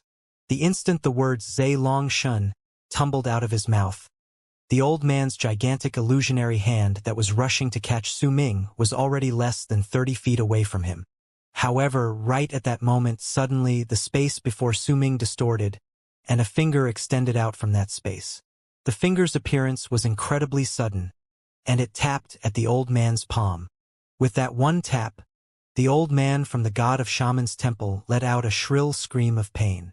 His entire right arm was abruptly torn to bloody pieces, and as he fell back, his face was filled with shock and disbelief. At the same time, a furious dragon roar spread forth abruptly from Wan Qiu's body, who was standing in the distance. The appearance of that dragon roar left even Wan Qiu stunned, and soon after, the mark of the dragon on her arm shot forth with a red light that surged to the skies before it swiftly turned into a gigantic crimson dragon. It roared once it came into sight, and right after it manifested, with one single move, it appeared right under Su Ming's feet. At that moment, Su Ming stood in the air as if he was standing on the crimson dragon's body. His long hair danced in the wind, his black robes covered his entire body, and he looked peerless. The whiskers on the crimson dragon's gigantic head danced in the wind along with Su Ming's long hair. As it roared, its crimson-red body and ferocious eyes caused Su Ming, with his existence alone, to render all the people in all directions dead silent. A powerful wave of pressure erupted from the crimson dragon's body. The dragon was roaring at the moment, and the pressure from its gigantic body caused all the people's breathing to freeze. Wan Qiu was stunned. She knew clearly in her heart that she had absolutely not summoned that powerful crimson dragon. That dragon had flown out on its own. As she looked at the crimson dragon roaring, looked at it submissively floating under Mo Su's feet, looked at the serenity in his eyes through the mask covering his face, the uncertainties and doubts in Wan Qiu's heart instantly became clear in an instant. Tianlan Meng stared at Su Ming with a dazed look. As she watched him stand on the crimson dragon that had brought fear to her heart, her mind turned blank. Behind her, Sky Mist's ancestor widened his eyes, and disbelief could be seen within them. Tai Mu was in the same state. He sucked in a sharp breath and looked at Su Ming, then at the crimson dragon under his body. He also saw the sight of the Grand Elder tumbling backwards with a shrill screech while his right arm was crushed. In fact, with his current level of cultivation, he could not even see how that incident happened clearly. The shock in his heart was akin to a raging storm. He suddenly felt that he could no longer see through this Mo-Su, especially when he remembered they had fought against each other a month ago, and he felt somewhat happy and lucky that he had not insisted on killing him at that time, or else. A hint of wariness and respect rose in Tai Mu's eyes as he looked at Su Ming. Nan Gonghen looked at a loss as he stood among the crowd on the ground. Things had changed far too quickly, and he could not find himself able to react to it. At that moment, as he stared at the Crimson Dragon and Su Ming standing on tit, Nan Gonghen found himself somewhat unable to differentiate what was reality and what was fantasy. If it was real, he found it hard to believe what he saw. If it was a fantasy, then why was the sight of the torn and bloodied right arm of the Grand Elder, his pale face, and his shocked expression so real? Then, the instant that Crimson Dragon appeared and roared as it came charging under Su Ming's feet, Nan Gonghen looked at Su Ming, and the sight right before his eyes overlapped with certain rumors in the past. Su Ming's back began to resemble the back he had once seen. His breathing quickened. His eyes misted in confusion. But in the midst of that perplexity, excitement rose. At the edge of the crowd, located far into the distance, was a gaze among all the other pairs of eyes looking at the sky. That gaze was burning with raging hate, and the owner of that gaze was a woman who was as cold as ice. "It's really you. But you are now much weaker than before." Nan Gongshan clenched her fist and gritted her teeth. However, she still understood that even if that person was weaker than he was in the past, he was still not someone she could fight against, especially when he had used an unknown divine ability just now to crush that Grand Elder's right arm. The man who was already halfway through to becoming an End Shaman. Only those with the power of an End Shaman would be able to do this. Su Ming lowered his head in the sky. An ancient voice was echoing in his ears. That voice could not be heard by anyone else, only him alone. "You still have 2 more chances before you have to give me a spirit plunder. If you want me to kill someone, then you have to give me a spirit plunder for each person I kill." With a calm expression, Su Ming cast a look at the Crimson Dragon under his feet. He was familiar with this creature. In Hong Luo's memories, he had used earthen aura to create this dragon and gave it life. Later on, because Hong Luo wanted to leave this world and he could not bring it with him, he gave it as a gift to Wan Qiu. Su Ming was not entirely surprised by its appearance. In truth, when he was fighting against the Grand Elder of the God of Shaman's Temple, he had already sensed the Crimson Dragon's faint but angry roars from Autumn Sea Tribe. It was created by Hong Luo, and Hong Luo was sealed in Su Ming's body. He might be dead, but due to the path to life, he had technically given his entire legacy to Su Ming. That was why the Crimson Dragon had felt that while Su Ming was not its master, Hong Luo, he was practically the same as master. The moment it sensed that Su Ming was in danger, it broke through its seal and revealed its true form.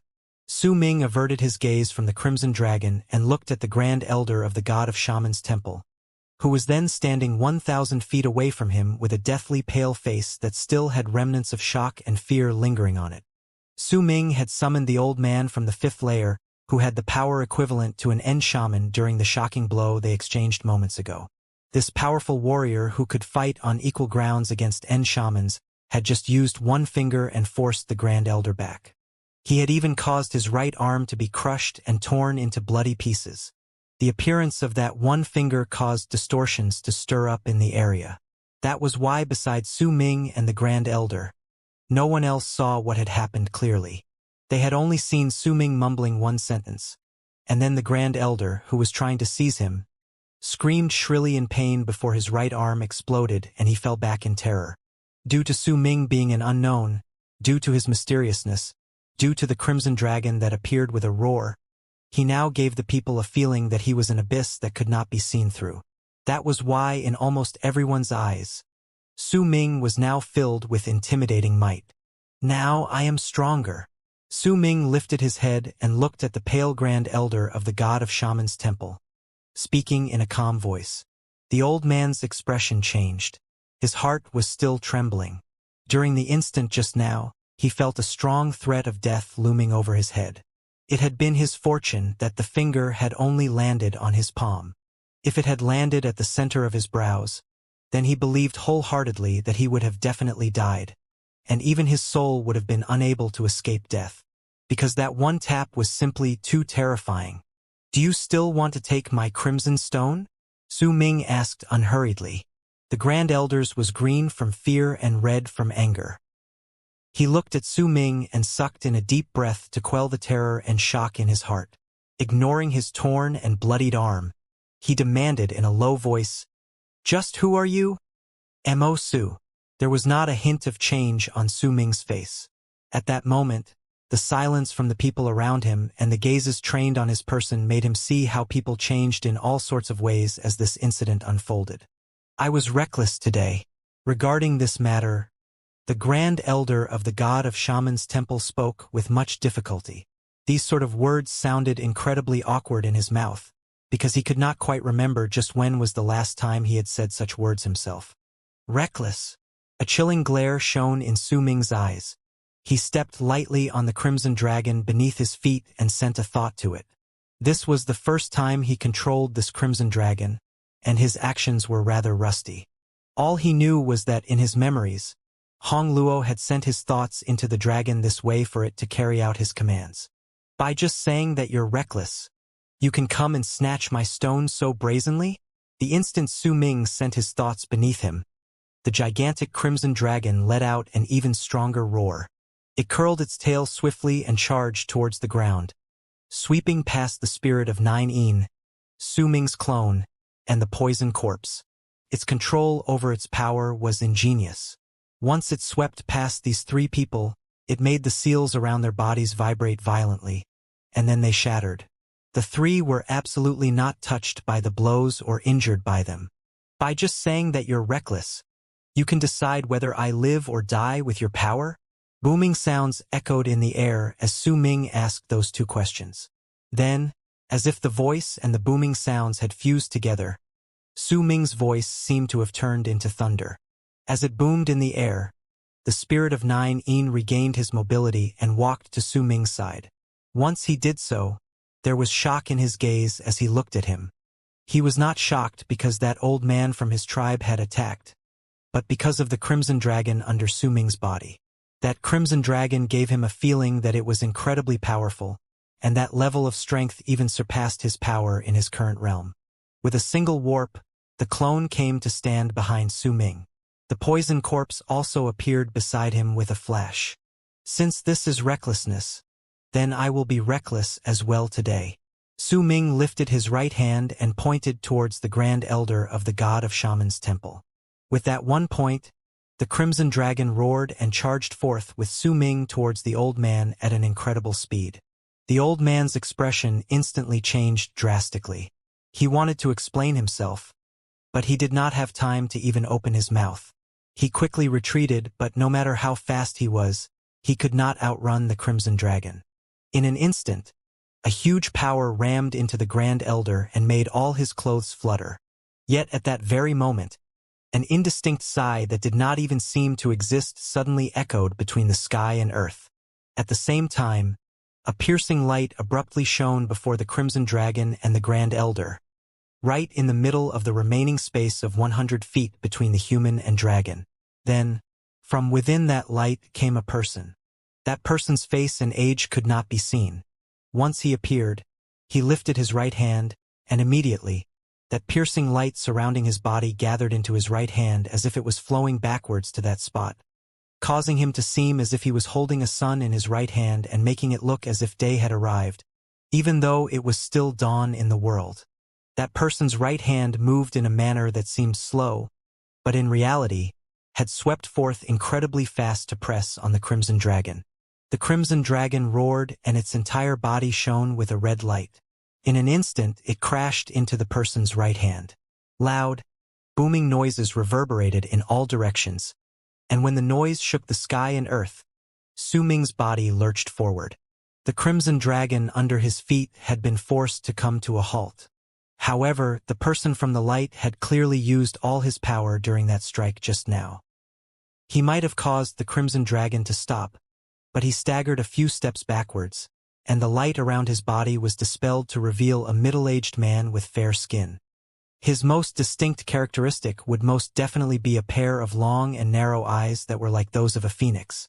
The middle-aged man smiled wryly and said in a soft voice, "Brother Mo, would you mind not attacking for the moment and allowing me to say one word?" Once he appeared, the Grand Elder of the God of Shaman's Temple let out a huge sigh of relief in his heart. Then, with an incredibly respectful face, he bowed towards this person. "Greetings, Temple Lord of Earthen Temple. I might have only gotten to know of your name today, but your existence truly impresses me.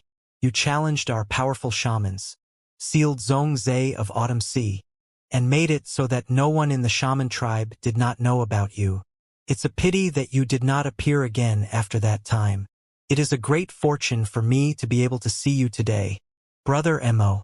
The middle-aged man looked at Su Ming and wrapped his fist in his palm with a faint smile on his face. The instant the middle-aged man appeared, a few from the crowd underneath immediately recognized him. They did not dare discuss among themselves loudly, but low buzzing sounds could still be heard traveling through the air faintly.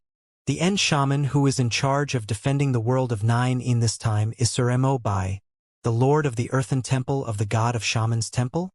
No wonder the other big tribes were so plainly hesitating just now. So this is the reason. Sir Mo Bai is addressing Mo Su as Brother Mo? And that Crimson Dragon, could it be that he's the person in the legends? Su Ming's expression was calm as he looked at the man standing before the Grand Elder. Through the Grand Elder's respect and his words, along with the ripples that came from this person's level of cultivation, it was not difficult for him to guess that this person was the end shaman who was defending Shaman City. This was the second end shaman he had ever met.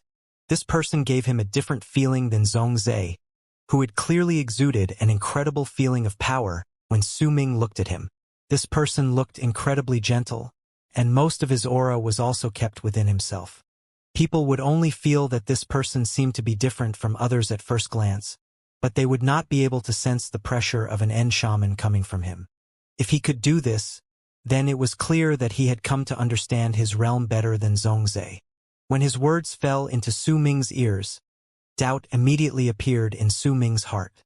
Ever since he used the power of the God of Berserkers and dispelled Detion's projection before leaving through that gate to the void, he had been plagued by a thought.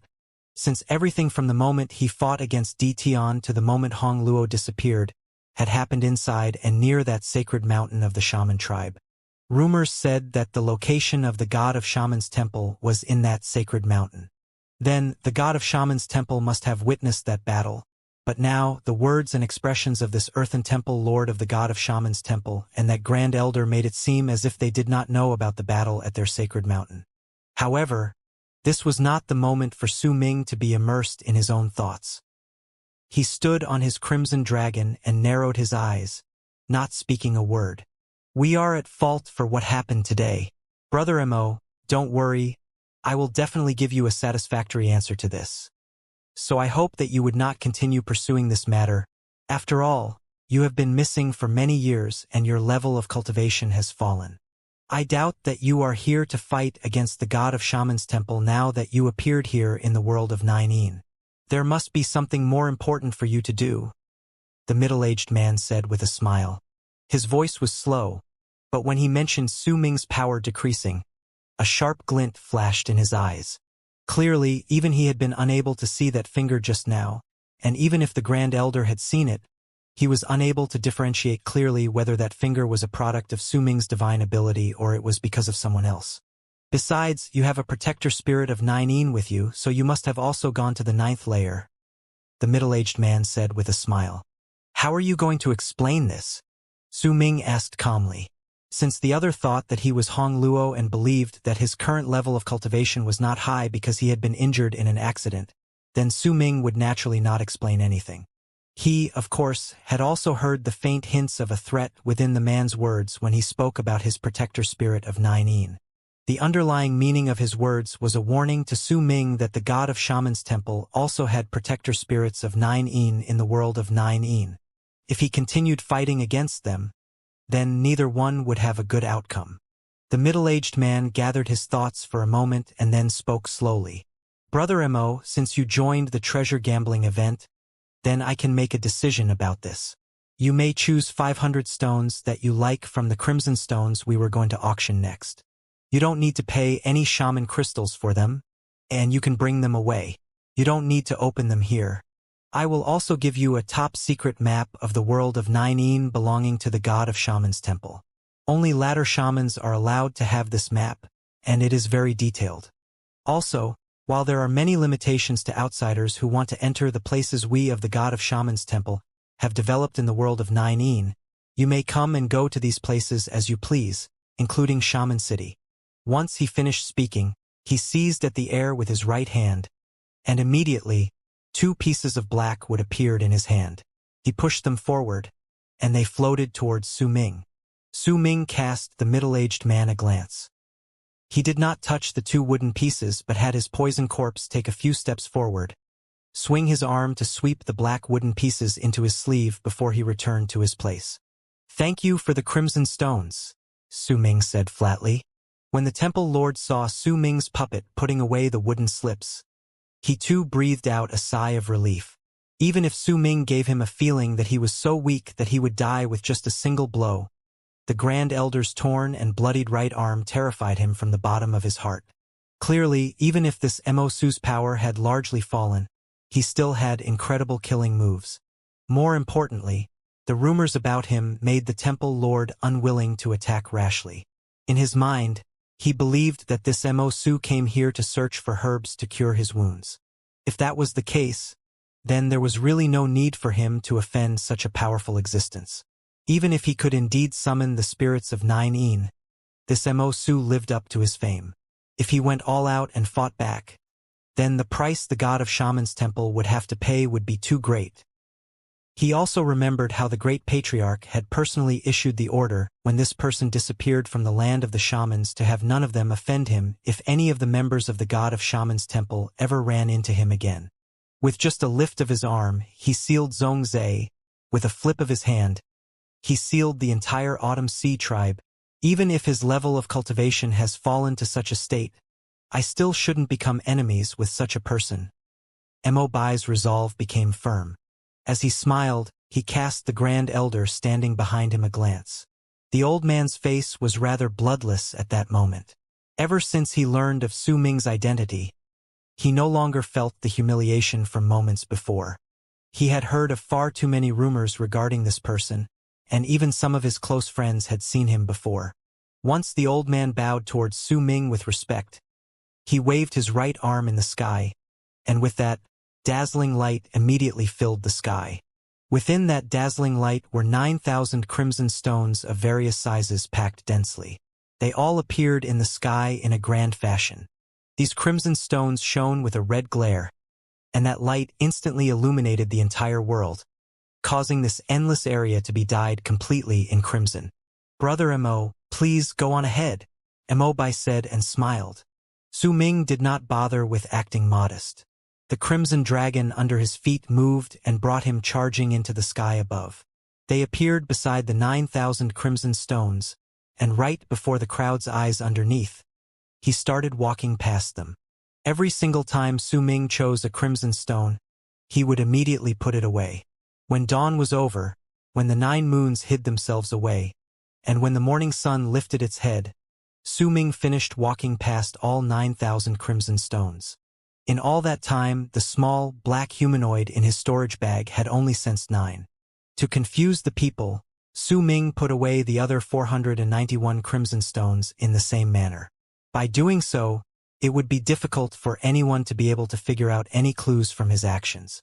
The price for 500 crimson stones was incredibly high. From that, it could be seen that the god of Shaman's temple truly wanted to resolve this matter in peace. Once Su Ming put away all the stones, he stood on the crimson dragon and cast the temple lord a glance. The crimson dragon let out a roar and charged towards the ground, and in the blink of an eye, he appeared right before Nan Gonghen. Nan Gonghen's face was pale at the moment, and he was staring at Su Ming with a dazed expression. "Brother Nan Gong, the shaman crystals you obtained by selling that dragon leaf grass has cancelled the deal we made with each other. You don't have to give me any of the shaman crystals." Su Ming nodded at Nan Gonghen, then looked towards Lon Lon and Ahu. Lon Lon blinked, then immediately dragged the slightly stupefied Ahu, who was standing by the side, to climb on the Crimson Dragon. Once they were on, she grabbed the Crimson Dragon's whiskers, and her gaze as she looked at Su Ming was filled with idolization. Ahu only at that moment snapped out of his stupor and also looked at Su Ming with a zealous gaze. To these two children, the incident today had surpassed Su Ming's battle with Eastern Goosefoot tribe. In their eyes, Su Ming was their sky. Once Lon Lon and Ahu climbed onto the Crimson Dragon, Su Ming sent his thoughts to the dragon, and it immediately rose into the sky with a roar. Just as he was about to leave, a thought suddenly bloomed in his heart, and his lips curled up into a smile under the mask. Brother Bai, I have a request. I hope you will help me fulfill it. A glint appeared in Su Ming's eyes as he spoke slowly. Oh, Brother Mo, please go on, said Mo Bai. It's still the most convenient to use this type of enchanted vessels to cut into crimson stones. Su Ming's gaze fell on the 100 enchanted vessels floating in midair. We didn't make a lot of these enchanted vessels and seldom give them to other people, but if you need one, then it'll be another matter. Mo Bai smiled. Then with a wave of his arm, one of the enchanted light rings immediately flew towards Su Ming and stopped before him. Su Ming's clone immediately took one step forward from behind him and put away the enchanted vessel into his storage bag. Once he did so, Su Ming swept his gaze across the land. All the people on the ground entered his vision, along with the people standing outside the 8 halls Wan Qiu, Taimu, Tianlan Meng, and Sky Mist's ancestor, whose presence had made Su Ming's pupils shrink. Finally, Su Ming's gaze fell on the celestial maiden in white. The woman was also looking at him at the moment, and the delighted surprise on her face was genuine. Su Ming turned his head away and averted his gaze. The crimson dragon under his body let out a roar to the skies. Then, no longer bothering itself with Wan Qiu, it brought Su Ming to charge into the sky. Its roar was filled with happiness. Clearly, meeting Su Ming was much dearer to it compared to it following beside Wan Qiu. Senior, where are we going?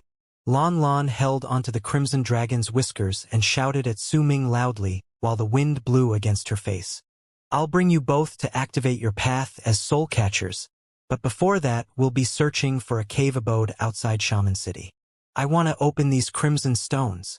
Su Ming's heart pounded against his chest as he traveled among the clouds in the sky. He touched the storage bag hanging over his chest with his right hand. Over there was the crimson stone that had caused all the ruckus just now, and it filled Su Ming with anticipation. He had heard most of the crowd's words clearly just now with his powerful divine sense. This crimson stone doesn't have the God Ascension flower, but there is a venomous wasp in there, and perhaps some of the nectar of the God Ascension flower is contained within the venomous wasp's body. If it's truly there, then if I drink it down, my level of cultivation will. Su Ming's eyes sparkled with a brilliant flash. However, even if he had spread out his divine sense, he did not notice a person in black robes following closely behind him after he left Shaman City. The other's body was so indistinct that he seemed almost invisible.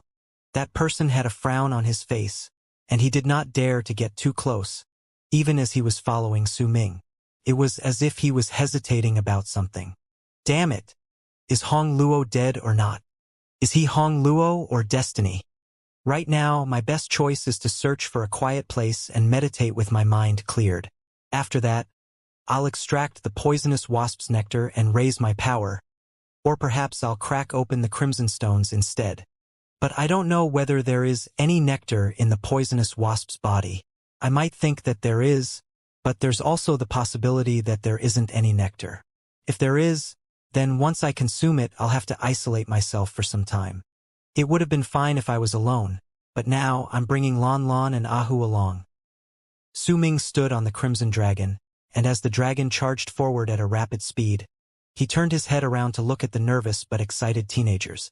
Oh well, I know now that the process of activating the path of a soul catcher isn't that dangerous. It's just that it'll take some time. Su Ming had already made a decision. He flipped his right hand in the air, and immediately, 2 wooden slips with maps carved on them appeared on his hand. One of these maps came from Nan Gonghen, and the other came from Mo Bai. If he compared the both of them, he would find that the latter map was more complete, and a simple outline of the area beyond those 1 million lis was also provided. On the map, near the edge of the 1 million lis to the northeast of Shaman City was a region that was about several tens of millions of lis. There was a gigantic beast bone drawn on that spot. That bone looked like that of a snake's, and even though only a simple outline of the skeleton was provided, it was still a rather terrifying sight to behold. That's the burial ground of the Candle Dragon. A glint appeared in Su Ming's eyes. He put away both maps, then sat down cross-legged on the Crimson Dragon's head and closed his eyes, exercising his breathing. The journey to activate the path of a soul catcher was actually very simple. A person with the constitution of a soul catcher just needed to get close to the dragon's burial ground and sense the Candle Dragon's will, which had yet to disappear. If the person could sense the dragon's will stronger, then it would be of a much greater help to his or her training in the future. This was just like the Berserker tribe's Berserker's initiation. However, the Berserker tribe had been passing down their legacy for their cultivation methods for a very long time, which had allowed them to be able to pass down their legacies independently. That was also the reason why the elders of Berserker tribes could help the others activate their cultivation. However, since the legacy of the soul catchers, spirit mediums, and thought soothsayers of the shaman tribe came from the world of Nine, that was why no one could take the place of those particular spots in helping these people activate their cultivation. They could only come to those places personally and experience it themselves to be able to get it. The Crimson Dragon shot through the sky, and it did not stop as it charged forward. Since it was a life created from earth and aura, it could be said that the dragon was a creature existing between the state of an illusion and a physical entity. Its perception was incredibly sensitive, and it could detect all sorts of dangers, which was why it had been able to change its direction 3 times as they went forth without Su Ming even needing to warn it. It would either circle around the area or avoid it. There was a gentle screen of light around Lan Lan and Ahu's bodies. That screen of light allowed them to not feel the powerful high wind, and they would occasionally look down as they sat on the dragon's back. As time passed by, the excitement on their faces gradually diminished. On the other hand, their anxiety grew stronger. They knew that what they would be facing next would be the main reason for why they came to this place: to obtain the acknowledgement of the Candle Dragon's will and to activate the path of the soul catcher. Before they came here, their patriarch had already told them that in the history of the shamans, not all those with the constitution of soul catchers could get the acknowledgement of the Candle Dragon's will. For some unknown reason, there were quite a few who could not obtain the dragon's acknowledgement and could not activate the path of a soul catcher. These people ended up either practicing other cultivation methods or living mediocre lives. There might only be a few of such people, but they existed, which was why Lan Lan and Ahu's anxiety became even stronger as they got closer to the Candle Dragon's burial ground. Several days later, when most of the shamans were still in Shaman City, participating in the treasure gambling, a ray of crimson red light flashed in the clouds near the edge of the 1 million lis region northeast of Shaman City. That flash turned into a 10,000 feet long crimson dragon that lingered about in the sky. Su Ming, who was sitting cross-legged, opened his eyes at that moment. His gaze was as bright as lightning as he looked at the ground underneath.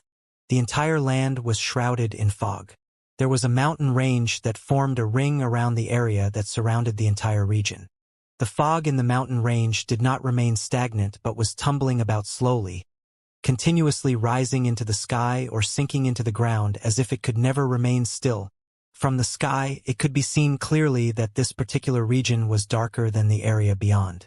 The thick clouds there gave off a heavy feeling to the people watching. Soon after Su Ming began observing this region, a gust of freezing wind blew towards him, sweeping up the fog on the ground and causing them to tumble about violently. The instant that wind blew into Su Ming's face, his pupils shrank. He saw droplets of rain falling from the clouds in the sky above this region as that freezing wind started blowing. The rain was not heavy, but as it fell down, it turned into ice-cold water, causing the freezing air in the area to become even more bone-chilling. This was a mysterious region that covered several tens of thousands of lis. Besides the sound of rain and fog, There was no other sound. The area was in a state that was almost akin to dead silence. However, in the midst of this silence, suddenly, a faint voice floated from within the fog where Su Ming was looking. "Heat is the father." That voice was ancient and sounded as if it came from a long time ago. The voice seemed like it was mumbling, as if it was talking in whispers. As it echoed in the air, it caused the fog to spread slightly outwards. The instant Su Ming heard that voice, he sensed the strange snake in his body shivering in Han Mountain Bell. Su Ming's expression changed. Then he swiftly looked towards the thick fog from where the voice had come. Not a single person could be seen there. As rain fell, each droplet dispelled some of the fog. However, as the fog scattered away, more of it would seep out from other places, causing the fog in the area to remain a constant existence. After a long while, Su Ming averted his gaze and looked towards Lan Lan and Ahu. The both of them seemed to be ignoring that voice, which made it clear that they did not hear it. In fact, even the Crimson Dragon only continued pacing about in the air. It had its eyes fixed on the fog in the region, but besides this particular action, it did not have any other reaction. It was as if Su Ming was the only one who heard that voice. Su Ming's eyes sparkled. After staring at the fog for some time, he spread his divine sense into the region, but like a stone sinking into the ocean, his divine sense disappeared without a trace. Su Ming fell into a moment of pensive silence before he moved off of the Crimson Dragon. The moment he left it, the Crimson Dragon turned into a red mark and branded itself on Su Ming's arm. As for Lan Lan and Ahu, they were brought by Su Ming to the ground in the form of a long arc when he waved his arm towards them. Su Ming did not choose to fly in midair. In the birthplace of the shaman tribe's famous soul catchers, he decided to be extremely careful with his actions. When the three of them descended on the ground, Lan Lan and Ahu's faces turned a little pale. They looked a little scared as they followed closely behind Su Ming. The three of them moved forward in this silent region quietly with Su Ming walking in front and the two teenagers at the back. Not a single word was exchanged between them. They stepped on the mountain region's rocks while having the freezing wind blowing against their bodies. The wind brought with them a few droplets of icy rain, and when those droplets fell on their bodies, it left them drenched, and the freezing wind felt as if it could seep into their bones. Strangely though, there was a wave of heat from the ground. When they stepped on the soil, the heat from the earth would seep through the bottom of their shoes and surge into their bodies through their soles. Because of that, waves of heat and cold clashed in everyone's bodies. Lan Lan and Ahu's faces turned stark white and they followed Su Ming, shivering. Before long, they arrived at the top of a mountain range. When they stood there, the freezing wind blew even stronger. Right beneath them was the fog-covered region. It was also the burial ground of the Candle Dragon, which covered an area of several tens of thousands of lis. "Are you ready?" Su Ming stood on the mountain, at the edge of where the fog started rolling about on the ground. He did not turn his head back, simply looked at the rolling fog as he uttered his very first sentence ever since he came to this place. "I'm ready, Senior." Ahu gritted his teeth. His body might be shivering, but his face was filled with determination. "I'm ready as well." Lan Lan bit her lip and nodded. Su Ming no longer spoke. He simply took a step forward and walked straight into the fog. Lan Lan and Ahu quickly followed behind him. At the start, their backs could still be seen in the fog, but gradually, as they continued moving forward, the fog surged towards them and submerged the three of them within like a giant mouth. The instant Su Ming stepped into the fog, he froze for a moment. That ancient voice reached his ears once again. That voice sounded as if it was mumbling and whispering, just like before. It echoed in the air all around him, causing the fog to move like the waves on the surface of a sea, rising and falling as they tumbled about in the air. "Cold is the mother." The instant Su Ming heard those words, the strange snake suddenly lifted its head, shivering in Han Mountain Bell, and let out a whine. That whine was filled with dreariness and sounded like a mournful whimper. It was as if the snake had sensed something.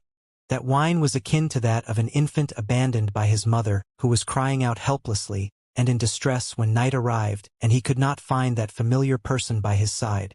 However, that whine only echoed inside Han Mountain Bell and did not spread outwards. Su Ming's heart shook. He had begun making guesses about that strange snake's origins since a long time ago, especially when the end soul catcher Zhongzhe had cried out about sensing the candle dragon when he sensed its presence during the time Su Ming ran into Autumn Sea Tribe. Yet he still remained uncertain about its origins. However, when Su Ming saw the strange snake's trembling body and heard the desolate cry, all his uncertainties vanished. At that moment, he was absolutely certain that even if this strange snake was not a candle dragon, it was definitely directly connected to it. Lan Lan and Ahu still could not hear anything. They could only see Su Ming's back in the fog. Everything else was shrouded in fog, and they could not see anything else. It was precisely because of this that the fear and anxiety in their hearts became stronger as they moved deeper into the fog. This is yin and yang. The sky is the father, and the earth is the mother. This is yin and yang. As the three of them continued onward, the voice that only Su Ming could hear suddenly echoed in the air once again. This time, the whines from Han Mountain Bell became even more sorrowful and miserable. About an hour after Su Ming and the other two teenagers vanished into the fog, the space outside the fog on the mountain range distorted and out came a person in black robes. Hesitation shone in his eyes, but soon, as a glint appeared in his eyes, that person stepped into the fog and disappeared. Su Ming's eyes sparkled and his face was filled with caution. Once he took a few steps forward, he suddenly saw a white shadow flashing past in the fog in the distance. That white shadow traveled incredibly quickly and disappeared without a trace in an instant. It only left behind the fog rolling about in the area, and not a single sound traveled forth. Su Ming came to a stop. He was not the only one who saw that white shadow. Lan Lan and Ahu had also seen it. The two of them immediately became even more anxious. They did not dare be too far apart from each other and followed behind Su Ming closely. "Senior, what is that?" Lan Lan asked in a whisper. "I think that's a woman." Ahu clenched his fist and kept his gaze fixed at the spot where the white shadow had appeared. A glint flashed through Su Ming's eyes. He lifted his right hand swiftly and swung his arm before him. Immediately, there was a muffled low growl. Then, the 300-something feet spirit of 9 Yin appeared before Su Ming. Once the spirit came into being, he seized at the air with his right hand, and red light flashed instantly out of nowhere to gather into a red battle axe. That battle axe looked exactly the same as the battle axe that had shattered when he fought against the Grand Elder of the God of Shaman's Temple. With that battle axe in hand, he turned around and cast Su Ming a glance. "Your duty is to protect these two children," Su Ming said slowly. The man nodded. Once he swept his gaze past Lan Lan and Ahu. He surveyed his surroundings. The group continued moving forward towards the center of the fog. There, at the center, would be the carcass of the candle dragon. Once they were there, Lan Lan and Ahu could approach that skeleton and sense its remaining will. If they were acknowledged, then they would have completed their test. Su Ming had come to understand from Nan Gonghen that the test was not actually very difficult. In fact, they were not the first batch of people to be there. Every single time the world of 9 Yin was opened, a large number of people with the constitutions of soul catchers would come here. There were no dangers lurking in the fog. In truth, the biggest threat in this test lay in the journey and their companions. However, Su Ming had arrived to this place early, at a time when other people were still participating in the treasure gambling event in Shaman City. There should not be too many dangers in this place. However, the strangeness in the forest a month ago and the many dangers he ran into after that had shown that the world of 9E now was different compared to the past. Life-threatening crises had appeared in originally safe places. If that was the case, then there was no guarantee that this place would not suffer the same fate. About 2 hours since Su Ming and the group had moved into the fog, the white shadow that had appeared before suddenly flashed before them once again, and just like before, it disappeared into the distance in an instant. A glint appeared in Su Ming's eyes. He did not give chase. However, Lan Lan and Ahu became even more scared. The two of them held hands, and they could feel the cold sweat on the other's palm. At that moment, green light suddenly shone at the center of Su Ming's brows. The small virescent sword manifested instantly and charged behind Lan Lan and Ahu, slashing downwards. When it cut down, the fog behind the boy and girl suddenly tumbled about, and a beast claw made of fog stretched out to crash into the small virescent sword. As a muffled boom echoed in the air and the beast claw was cut apart by the sword, it turned back into fog. The spirit of Nine-Een laughed savagely and threw his battle axe away. That battle axe turned into a long red arc and instantly charged into the fog, and a shrill cry of pain traveled forth, but it soon disappeared in the distance. That scene happened too quickly, so quickly that Lan Lan and Ahu did not even have time to react to it. Su Ming's expression was dark as he walked in the fog. He first looked into the distance, and then cast his gaze at the ground. With a swing of his arm, a small area of fog was instantly swept away to reveal a mass of flesh about the size of a palm on the black ground.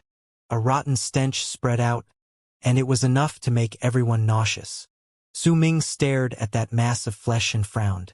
Suddenly, he heard that ancient voice from the fog once again. This time, that voice was much clearer, and it sounded as if it was coming from a spot much closer than before. The left eye of the descendants of the candle dragon are the day, and their right eye is the sun. When they close their eyes, the sky will turn dark, and when they open their eyes, the sky will turn bright. As that voice spoke, the whines from the strange snake in Han Mountain Bell grew even stronger, but Su Ming stayed silent. "Let's go." He turned around and ignored the mass of flesh on the ground, bringing Lan Lan and Ahu further in the fog with the spirit of Nine-Een behind them. Time gradually passed by. As they continued onward, they ran into attacks just like the one before several times. Fortunately for them, the spirit of Nine-Een was around.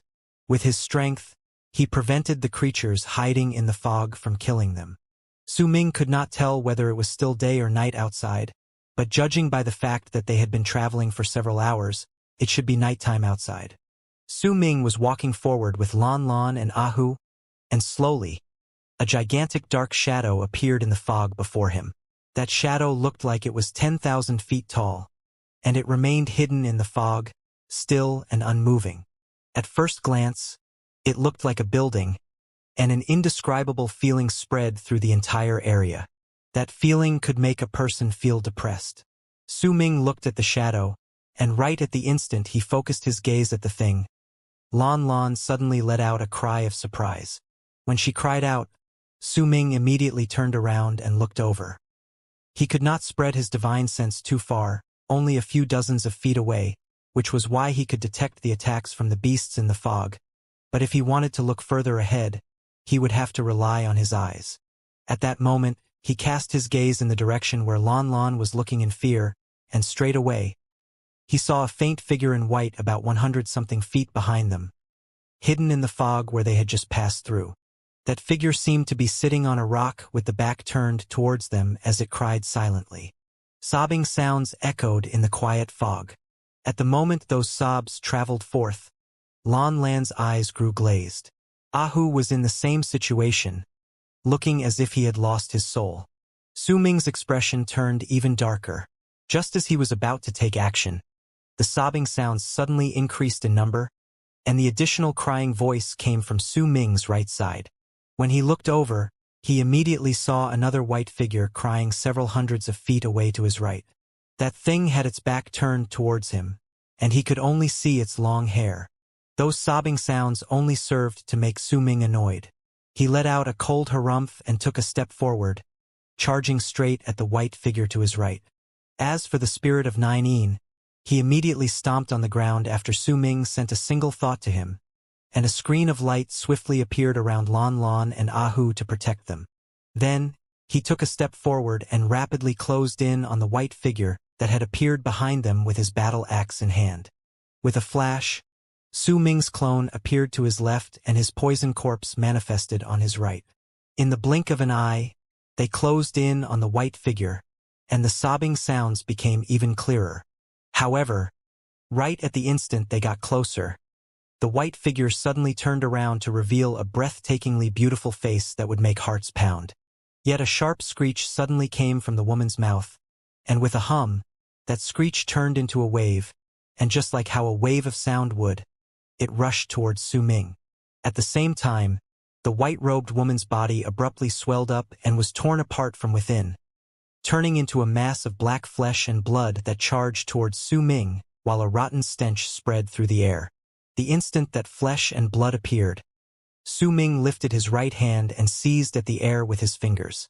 Immediately, a whirlwind gathered in his palm, drawing in the fog from all around him before he rammed his palm on that mass of flesh and blood.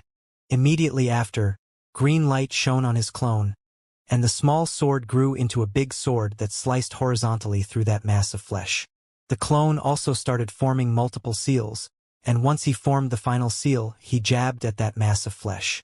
The poison corpse's actions were the most straightforward. He did not do anything except open his mouth and breathe out a puff of poisonous fog that seemed no different from the fog around them. As if it contained life, that fog turned into 9 small snakes once it left the poison corpse's mouth and charged out ferociously. All of these divine abilities were executed within an instant, and they all charged towards that mass of flesh. However, right at the instant they were about to crash into each other, the mass of flesh gathered together in midair and turned into a woman's face. That face was filled with murderous intent, and before Su Ming's divine abilities could touch it, it started burning on its own. It was reduced to smoke in an instant and disappeared without a trace. Su Ming's pupils shrank, and when he whipped his head back, he found that there was only fog behind and all around him. There was no spirit of Nine Yin, no Lon Lon, no Ahu. The area was not silent. Sobbing sounds echoed around him as if they had surrounded him. Those crying voices increased in number, and in the span of a few breaths, it sounded as if there were several of these women hiding in the fog. Petty tricks. Su Ming let out a cold harumph and forced down the annoyance in his heart. Once he calmed his mind, he lifted his right hand, and with a flash on his palm, a spiked club immediately appeared in his hand. Once Su Ming held it, he immediately lifted it up. As buzzing sounds echoed in the air, the spiked club's length swiftly increased, and in the blink of an eye, it became 100-something feet long and several dozens of feet wide. Su Ming leaped up, and with a low roar, swung the spiked club upwards in the shape of a fan before he slammed it down on the ground. Move! When Su Ming spoke, the spiked club grew several times in size once again while falling downwards. The instant the club crashed into the ground, it was already nearly 1,000 feet long and several dozens of feet wide. Veins had popped up on Su Ming's arms as he held that spiked club, and the berserker bones in his body shone with a golden light. The gigantic spiked club crashed into the land with a huge bang, causing the ground to tremble and the sea like fog to look as if it had been ripped apart by 2 hands. With the spiked club as its center, the fog rolled backwards in both sides. In the blink of an eye, there was no longer any fog within a circular area of several thousands of feet. In the distance, Su Ming saw the spirit of Nine Yin shuddering due to its struggles to break free. There was an eyeball of several hundreds of feet before him. The eyeball seemed to contain the power of a soul catcher, and its center was torn apart like a mouth. It was luring the spirit of Nine Yin to move towards it slowly. Behind the spirit of Nine Yin was a screen of light that was on the verge of shattering, and there were several figures in white crying shrilly behind it as they continuously rammed their bodies against the screen. Inside were Lon Lon and Ahu, whose faces were pale with fear and despair. As the fog continued rolling back, Su Ming saw clearly further down that area of several thousands of feet a gigantic skeleton of 10,000 feet. That skeleton looked like the tail of a gigantic python. Most of its carcass had already decayed, and only some scales were left. When Su Ming looked over, the tail of the skeleton was so long that he could not see its end, and if the tail itself was already such a shocking scene, then the whole body might be an unimaginable sight. Candle Dragon! Su Ming's pupils shrank, and within Han Mountain Bell, the strange snake let out its strongest cry. The situation was perilous. The screen of light protecting Lon Lon and Ahu was shining furiously, looking as if it was about to shatter. It would only be able to persevere for a few more breaths before it disappeared completely. Once it disappeared, then the fragile boy and girl, who were not even fledgling shamans, would shatter with just a touch. Similarly, the spirit of Nine was also caught in a life-threatening crisis. He was actually struggling due to that strange giant eyeball even though he had the power of a ladder shaman. By the looks of it, he was in a considerable amount of pain as he was continuously pulled near the tear in the eyeball, and the eyeball looked as if it wanted to devour him. A glint appeared in Su Ming's eyes, and without any hesitation, he charged towards Lan Lan and Ahu like a bolt of lightning. His clone and puppet followed closely behind him. At the same time, the mark of the crimson dragon on Su Ming's arm shone, and as a low roar echoed in the air, the dragon appeared. With a swing of its huge head, it rushed towards the spirit of Nine who was being dragged towards that eyeball and swept its head across the land. Su Ming's speed had reached its peak, but right at the instant he was about to close in on Lan Lan and Ahu, the screen of light shattered with a bang under the impact of those white figures and their shrill cries, turning into a large amount of fragments that scattered everywhere. The white figures pounced on the children. Su Ming's face turned dark. His clone let out a low growl beside him and his body disappeared in an instant, only to reappear right when the screen of light shattered and the white figures pounced on the children. As Lan Lan's face was filled with despair, the area before her distorted, and Su Ming's clone walked out, and when he did so, he formed a seal with his right hand and patted the air before him. With that one pat, the fog around the area immediately started churning rapidly, as if there was a great force bursting forth and pushing outwards from the clone's palm, like a vase full of water shattering with an explosive bang. The pouncing white figures let out piercing screeches, and once the impact crashed into their bodies, they froze for a moment in midair before tumbling backwards. Without a hint of hesitation, Su Ming's clone waved his arm, using the force from the motion to immediately bring Lan Lan and Ahu away from the spot and back to his side. The remaining white figures let out piercing shrieks, and just as they were about to rush over, due to the clone's impeccable aid, Su Ming managed to arrive at the most crucial moment. Almost at the instant the clone brought Lan Lan and Ahu away, Su Ming himself came charging and arrived swiftly like a violent gust of wind. The poison corpse came with him, with murderous intent burning on his face. The moment Su Ming closed in, he clenched his left hand into a fist and hurled it straight at one of the white figures. His fist traveled so quickly that the white figure did not even have time to dodge before the fist rammed into its body. That figure was immediately ripped into pieces, but when those pieces turned into a layer of fog that spread backwards, it gathered together once again. The same thing happened over at the poison corpse's side. A vengeful spirit? Su Ming let out a cold harumph, then flipped his left hand over. Immediately, dark light started flickering around him, and Han Mountain Bell swiftly manifested. Once that bell appeared, Su Ming formed a seal with his hands and pointed towards it. The nine-headed dragon's illusion instantly formed outside the bell, and the dragon roared right when it appeared. As it roared, the white figures froze up and did not dare come forward. Instead, they moved swiftly away, as if they wanted to escape into the fog, but with murderous intent raging on his face. Su Ming formed several seals with his hands, and the sixth head of the nine-headed dragon opened its eyes, widened its mouth, and sucked in a deep breath in the direction of those white figures. Those white figures immediately shivered and turned into wisps of fog, and as if they could not control themselves, they were all sucked into the sixth head's mouth and were devoured. That sixth head even chewed a few times, looking as if it had just had a tasty meal. During that time, the spirit of Nine was on the verge of being devoured by the giant eyeball with a dazed look mixed with a hint of struggle on his face. However, the crimson dragon's head rammed straight into the spirit's body with a huge force, and from the distance, he looked as if he was swept away by the crimson dragon's head, causing his entire person to be forced out from the eyeball's strange soul-catching abilities. At the same time as the spirit of Nine was knocked away, the crimson dragon let out a low roar. It lifted its claw and swiped it at the eyeball, but right at the instant its claw was about to touch it, gray fog filled the inside of the eyeball and it disappeared without a trace, causing the crimson dragon's claw to swipe at air before falling on the ground, which made it tremble. All of this seemed to have happened over a long period of time, But in truth, only several dozens of breaths had passed since the moment Su Ming and the group were ambushed. When the white figures were devoured by the nine-headed dragon and the giant eyeball disappeared, everything returned to silence around them. The fog that was blasted away by Su Ming's club also came rolling back from all directions, as if it wanted to submerge the entire area once again. The spirit of Nine Yin crawled up from the ground and pulled off his helmet from his head. His expression was dark, and his eyes were burning in anger, but at the same time, there was also wariness within them.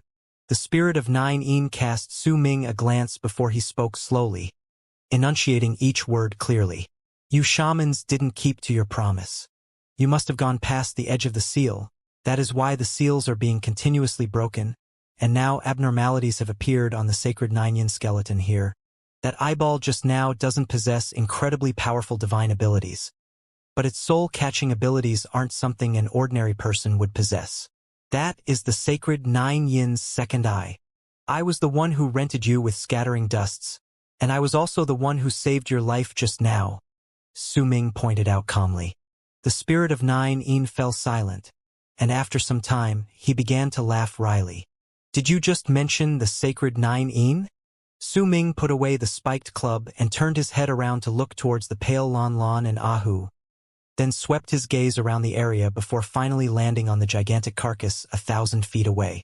The dead body you see now is the sacred Nine Yin's carcass, which is also known as Candle Dragon among you shamans.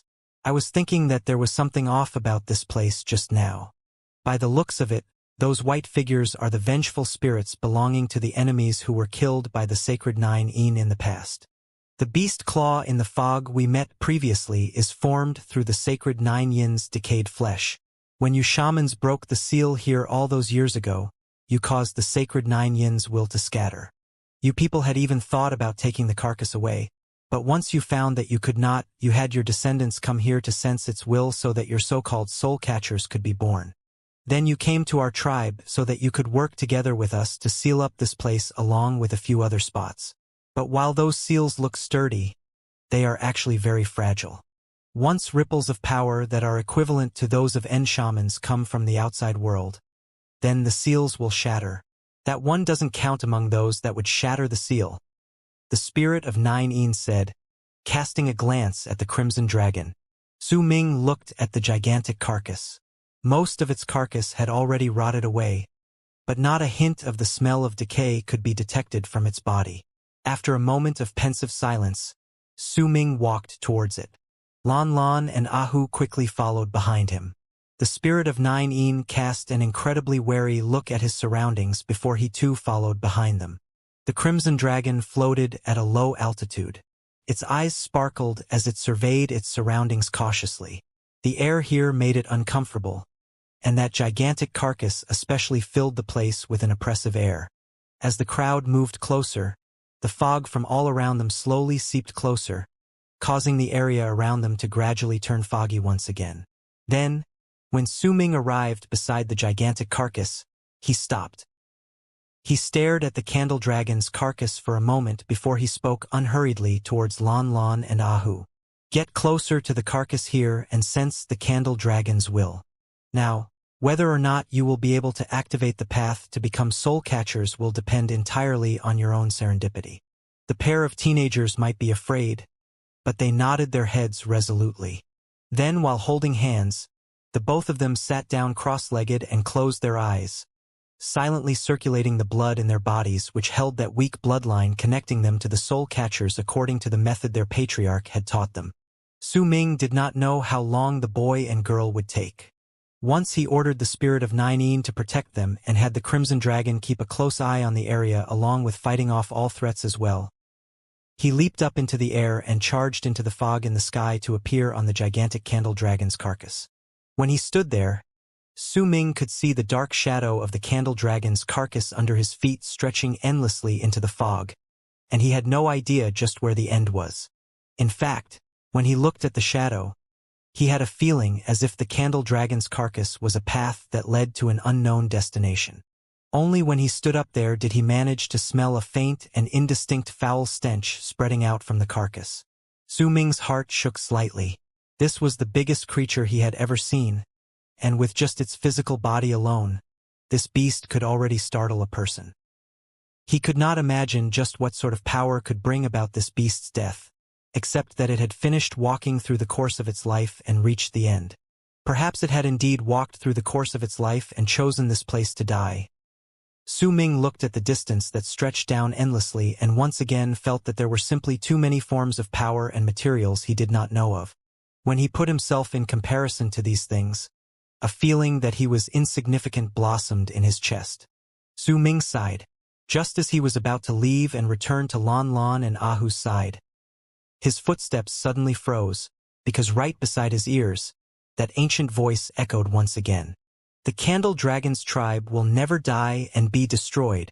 Even if the world crumbles, we will not. Even if the heavens rot away, we will not. In my long life, I have devoured 97 worlds and more than 100 billion lives. When I open my eyes, I can see the skies from all worlds, because I am day itself. When I close my eyes, I can let the darkness I see cover the heaven of my world. In my life, I have devoured 3 of the descendants of my tribe. So that my life will lengthen, they did so willingly. This is how the Candle Dragon's tribe grows. My child, you will be. As that voice echoed in Su Ming's head, the strange snake in Han Mountain Bell let out a piercing cry. The grief in that cry made Su Ming's heart clench in pain. The grief in that voice gave others the impression of an indescribable sorrow of a wanderer who was devoured alive by his own kin after finding his family after a long period of time spent unable to find home. The strange snake lay within Han Mountain Bell, shaking as it continued crying incessantly. A freezing glint appeared in Su Ming's eyes. In silence, he leaped down and descended from the Candle Dragon's carcass to land on the fog-covered ground. Time passed by slowly as Su Ming sat cross-legged before Lan Lan and Ahu. The spirit of 9 might also be sitting beside them, but his gigantic stature made him look like a small hill. The crimson dragon floated in midair and remained cautious as it surveyed its surroundings. Su Ming had his eyes closed. His expression might be calm, but his heart remained uncertain, and that uncertainty stemmed from the strange snake's current dejected look and the continuous forlorn cries. The snake's emotions had transitioned slowly from the excitement it felt in the beginning to its current sorrow. This gradual transformation made the snake look incredibly pitiful. Have the Candle Dragon's tribe always devoured their kin to grow since the beginning of time? After an unknown amount of time, Su Ming opened his eyes and stared at the Candle Dragon's carcass with a chilling glare in his eyes. If that is the case, then this Candle Dragon that died a long time ago and only has a hint of its will left clearly wants to devour my snake so that it could use its life to revive itself. But since the members of the Candle Dragon's tribe have always devoured their own kind, then perhaps my snake can also devour this Candle Dragon. As Su Ming mulled over his thoughts, he looked towards the spirit of 9. You mentioned that the giant eyeball we saw just now was the Candle Dragon's second eye. How many eyes does this Candle Dragon have then? The spirit of 9 opened his eyes and replied in a whisper. It has 4. The Candle Dragon has 2 heads. One of them is a python's head, and the other is a hidden head that is similar to mine. Each of these heads has 2 eyes, which is why it has 4 eyes. That giant eyeball just now is one of the python head's eyes. We have detailed descriptions of the sacred 9 in the legends passed down among my people. Once it dies, it must be sealed, or else its blood and flesh will turn into ominous fog. Its grudge will turn into spirit tears, its bones will turn into the bone fiend, and its eyes will turn into the funeral. That I just now clearly woke up because the seal has weakened. Once it fixes its on something, then with my current level of cultivation, it will be difficult for me to escape, and I will need someone to save me. The spirit of 9's voice echoed in the fog and fell in Su Ming's ears. Su Ming narrowed his eyes. If you are eaten by the crack in the pupil of the eye of funeral, then will you turn into a soul-catcher's puppet? He suddenly asked. Puppet. The spirit of 9 shuddered when he remembered what nearly happened just now, then shook his head.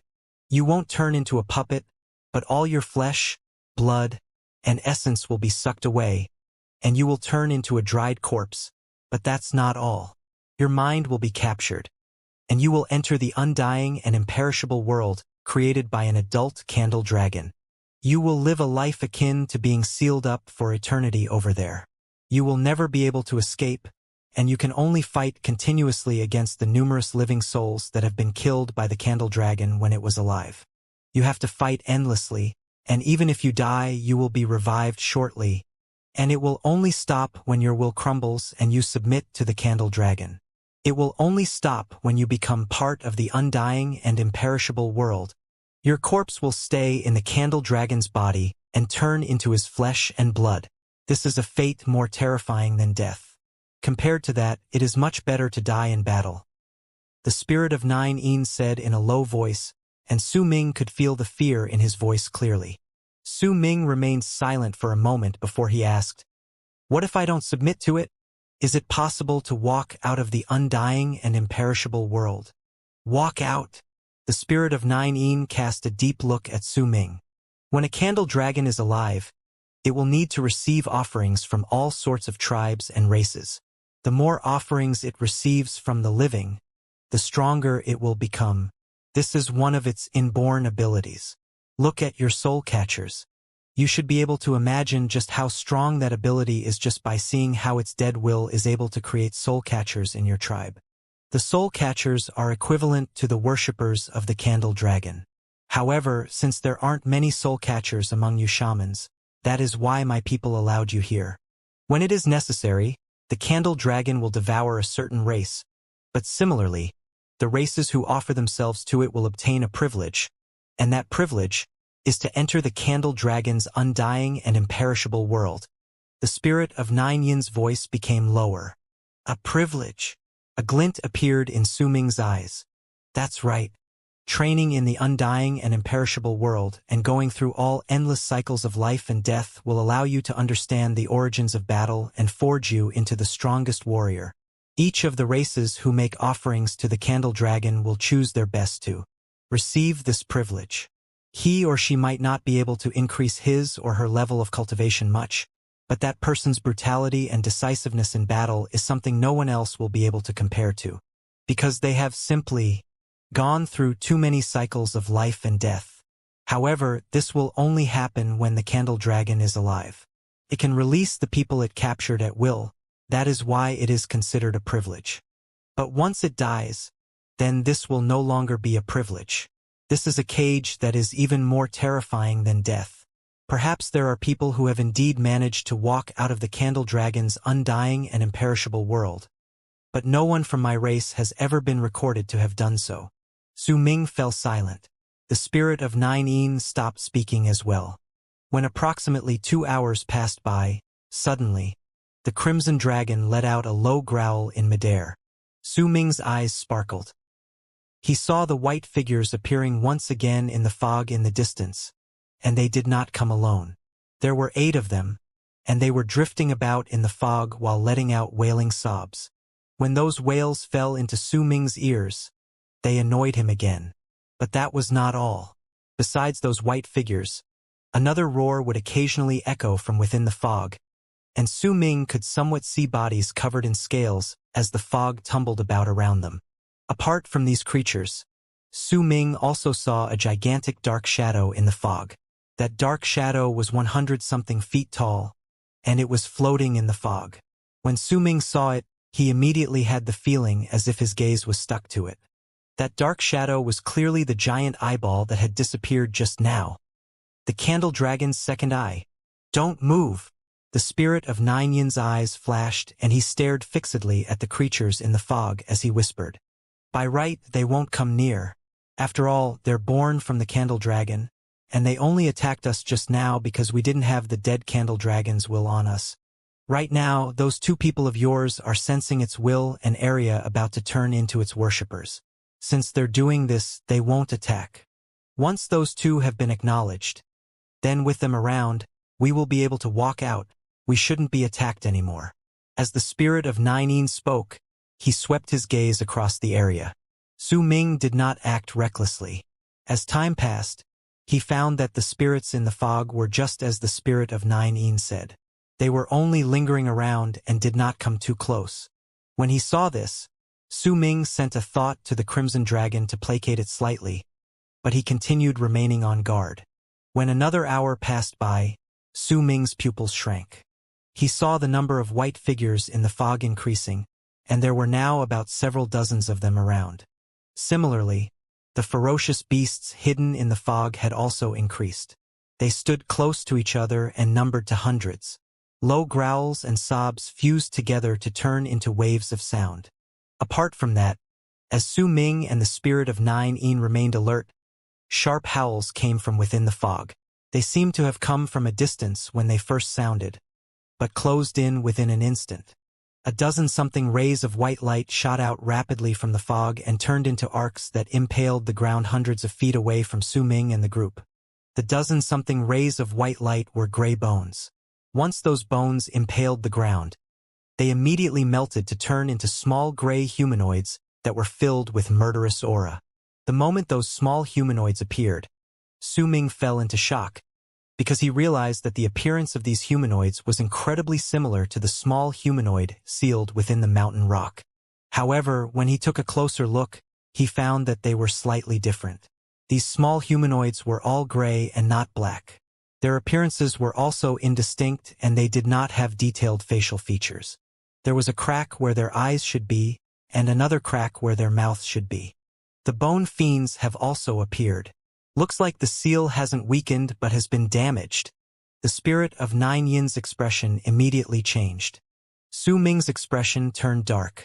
Without a single word, he stared at the creatures in the fog. When he looked over, another dozen-something white figures had come. Clearly, as time passed by, the amount of spirits in the fog would increase. At that moment, Ahu, who had his eyes closed, suddenly started trembling violently. Pain twisted his features, but gradually, that pain turned into determination. However, in the midst of determination, Su Ming saw a hint of respect as well. Acknowledgement, by what the spirit of 9 Yin said, to obtain the right to practice the ways of the soul catcher, they must first acknowledge the Candle Dragon as their master. Su Ming remained silent. This was something concerning only White Bull tribe. He had no reason to interfere. After a moment, pain also appeared on Lan Lan's face. She looked as if she was struggling, but those struggles did not last too long before they turned into an expression of respect that was similar to Ahu's. Soon after, the two of them opened their eyes almost simultaneously. A dark light appeared in their eyes before it disappeared slowly, and in Su Ming's eyes, the two children already looked slightly different from before. "Thank you for your help, Senior." Ahu stood up and wrapped his fist in his palm towards Su Ming as a form of gratitude. Lan Lan did the same thing by his side. Once they thanked Su Ming, they looked towards the creatures in the fog. "This is a deal made between your patriarch and me. You don't need to thank me. Once I send you back to Shaman City, I will have fulfilled my end of the deal." Su Ming stood up and swept his gaze across the creatures in the fog. "Senior, don't worry. I can sense that they harbor no ill will towards Lan Lan and me.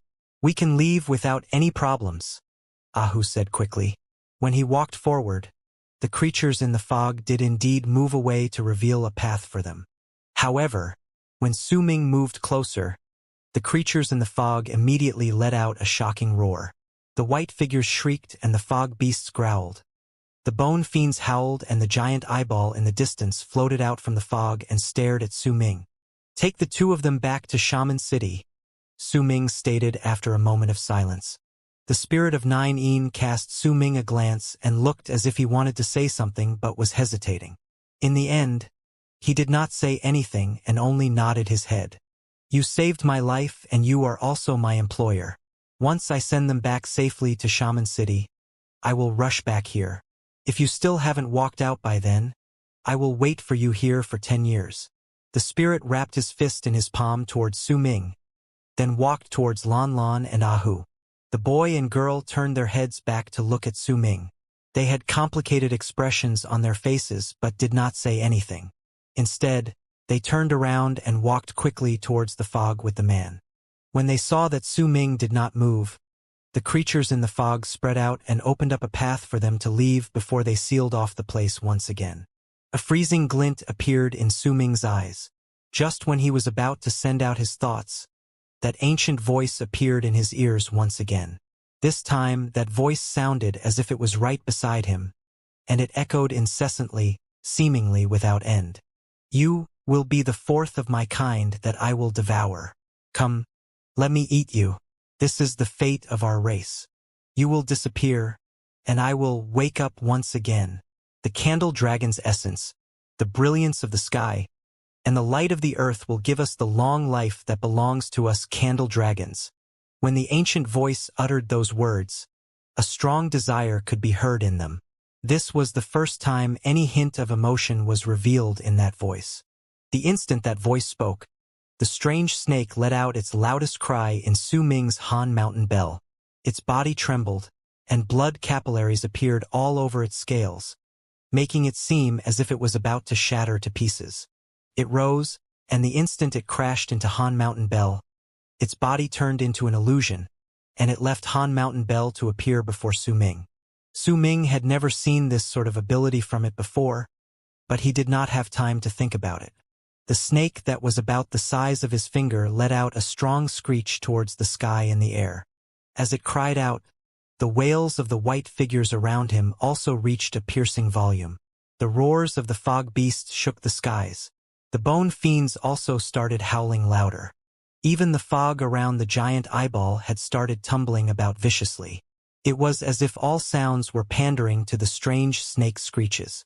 Struggle appeared in the snake's eyes. It turned its head back and cast a glance at Su Ming in midair. There was an unwillingness to part in its eyes, along with sadness and attachment. When Su Ming saw the small snake's eyes, his heart trembled. As the snake cried out, the beasts in the fog that were blocking Su Ming's way spread out and opened up a path for Su Ming. If he continued down this path, then he could leave the burial grounds of this candle dragon without any danger. This was clearly the path left behind by the snake for Su Ming. There were still blood capillaries spreading out from the snake's body. It turned away, and with a grief-stricken cry, the struggle on its face growing even stronger, it charged straight towards the candle dragon's carcass. Its body was no longer under its control, and it crawled in the body, whose exact length was unknown, then rushed straight towards its head. Su Ming's eyes gradually turned red. He could leave right now, but he would not. This snake had stayed with him for many years, and when he had returned to that cave abode after disappearing, he had sensed the snake's joy. Right now, he absolutely could not just watch the snake disappear into the candle dragon's body and wait for its own kind to devour it, so that the dragon could turn it into its life and resurrect itself. Su Ming lifted his left hand swiftly and waved it at the air. Zai Long Shun. With one wave of his arm, the mark of the spirit of 9-in on his left hand immediately started flashing with a brilliant light. Then, with a sigh, the old spirit of 9-in slowly manifested before Su Ming. Please enter the candle dragon's body and stop it from devouring my snake. Su Ming looked towards the old man.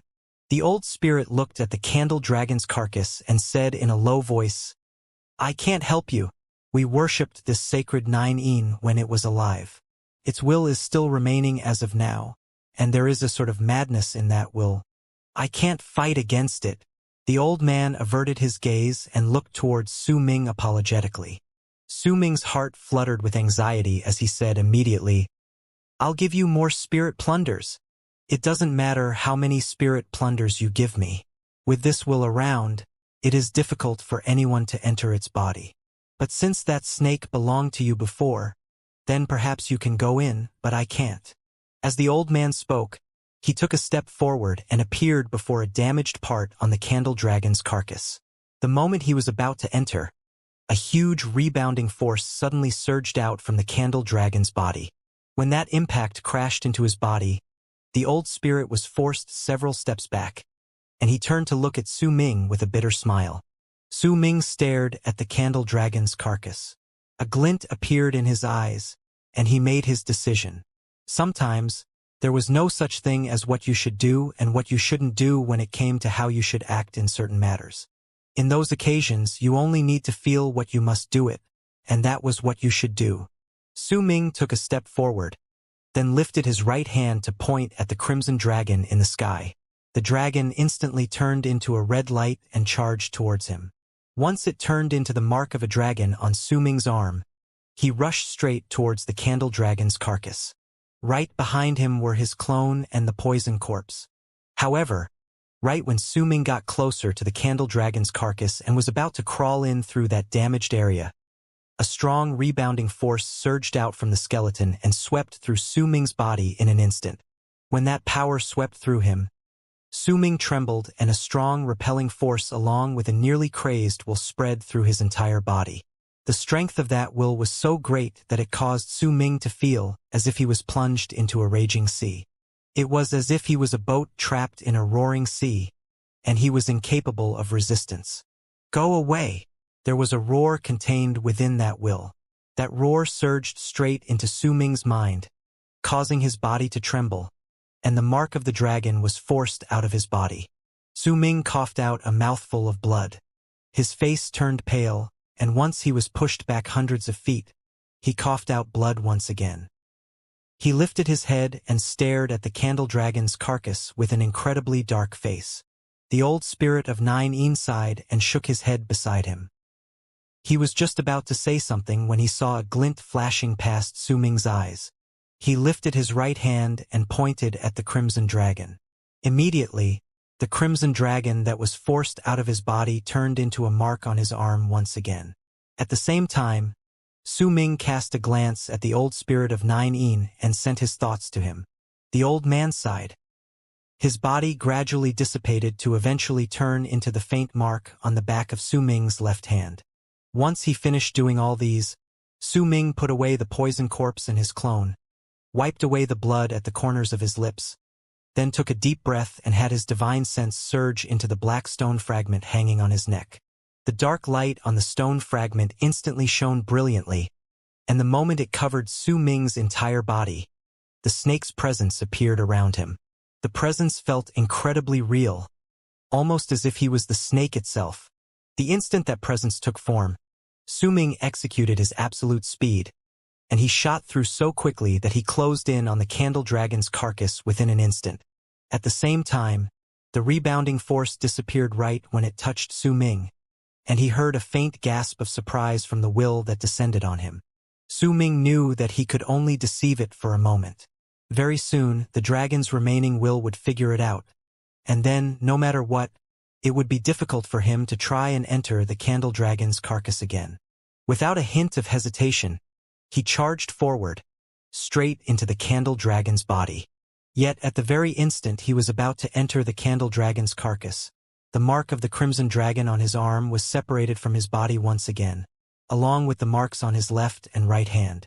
The poison corpse and the clone in his storage bag were also pushed out from his body as if they had been screened. They were all blocked out of the candle dragon's body. Only Su Ming himself and his nascent soul could enter the candle dragon's body. Apart from them, everything else was blocked out. Su Ming's face was as dark as night. He took off his mask. At that moment, he was on a dried-up path of flesh and blood. Everything around him was dark, and a rotten stench filled the air. This was the candle dragon's tail. Stepping on this road felt like stepping on mud.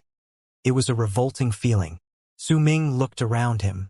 His nascent soul returned to his body, and with a brilliant shine in his eyes, he spread his divine sense around, but it was immediately absorbed by the flesh walls around him. He could only spread his divine sense to an area of 100 feet. Not only did this place block his divine sense, it also cut off his connection with his puppets, the Crimson Dragon, and the spirits of Nine Yin. Fortunately though, since he and the snake were in the candle dragon's body, his connection with it still remained. He charged forward without a word, rushing onward with the connection as his guide.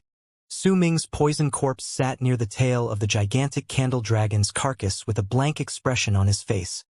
Where Su Ming had crawled into and disappeared, he sat there cross-legged, still and unmoving. Jiyun Hai's corpse fell to the side. The black beetles that filled his entire body also remained motionless. The crimson dragon was letting out low roars, and it paced around the area as it growled. There was anxiety on its face because it could no longer sense Su Ming's presence. After a long while, It chose to shrink its body and turn into a small dragon, landing right on the spot Su Ming had disappeared to wait for him. The old spirit of Nine Yin was frowning and sighing repeatedly at the moment. It was not that he did not want to help, but he truly could not enter the candle dragon's body. He was a little curious as to how Su Ming managed to do it though. Perhaps he truly had some of the candle dragon's presence remaining on him, which was why he could enter. The change of presence in Su Ming's body just now had surprised the old spirit greatly. This child has great fortune. That small snake is clearly a descendant of the candle dragon. It is incredibly difficult to meet such a ferocious beast now. Oh well, I'll wait here for some time. If he manages to come out, then I can continue fulfilling my end of the deal with him, but if he doesn't, then I'll just have to treat it as a loss. The old man sighed and sat down by the side. Su Ming continued dashing forward through that dark path of flesh and blood. The rotten stench in the air was nauseating, and if he breathed in that stench for an extended period of time, he would begin to feel lightheaded. Su Ming bit the tip of his tongue so that he could remain awake. At the same time, he increased his speed. After all, this candle dragon was dead, and it was now a far cry from when it was still alive, which meant that it was far less dangerous than before. However, Su Ming still remained vigilant. If he had not watched his snake being devoured, he would definitely not step foot in a dangerous place like this. As he charged forward, Su Ming could even see rotten corpses around him that had stayed in the dragon for an unknown amount of years. These corpses were the same as this candle dragon. They had not completely decayed, and their horrifying state made all those who saw them to be unable to help themselves but be afraid. From how these corpses were strewn about in the place, it seemed like they had never moved. When Su Ming remembered just how difficult it was to enter this candle dragon, a sharp glint appeared in his eyes. Could it be that once this candle dragon died, no one has been able to get into it? It was quiet all around. Besides Su Ming's footsteps, there were no other sounds, not even wind. No matter how quickly he went, it was still difficult for him to stir up even the faintest wind. This strange condition made Su Ming even more cautious, and because this place was sweltering, he gradually began to sweat. In truth, there was quite a large amount of cold stored in his body because he had stayed in the glacier for a long period of time. Because of this cold, it had been quite a while since Su Ming last sweat. However, in this place, that cold in his body was continuously dispersing, and sweat was also trickling out of his skin. As Su Ming continued onward, besides these rotting corpses, he also saw quite the number of skeletons. Most of these skeletons had already melted away, and what remained in their places were masses of black goo. Judging by their skeletal frames, these skeletons did not belong to people but to ferocious beasts. In fact, Su Ming had even seen some items that looked like enchanted vessels scattered everywhere in the dragon's body. However, since he was in a hurry, he did not have time to inspect them. Nonetheless, he did grab all the enchanted vessels he encountered on the way. Just how long has it been since this candle dragon died? As Su Ming continued charging forward, he kept his mind open to sense his snake's location while beginning to form guesses in his head. As he traveled forth, a sudden sense of danger abruptly rose in his heart.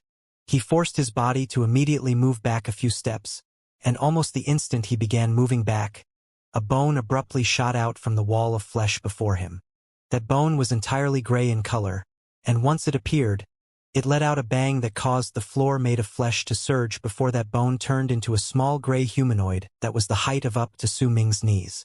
The small humanoid was naturally the creature Su Ming had seen outside, the bone fiend that was formed from the candle dragon's bones. The bone fiend opened its mouth towards Su Ming and let out a low growl. Dark light shone in its eyes and it charged at him. At the same time, faces started protruding from the wall of flesh around Su Ming. Those faces all looked incredibly hideous, and once they appeared, they let out piercing screeches, as if they wanted to rush towards Su Ming and devour him.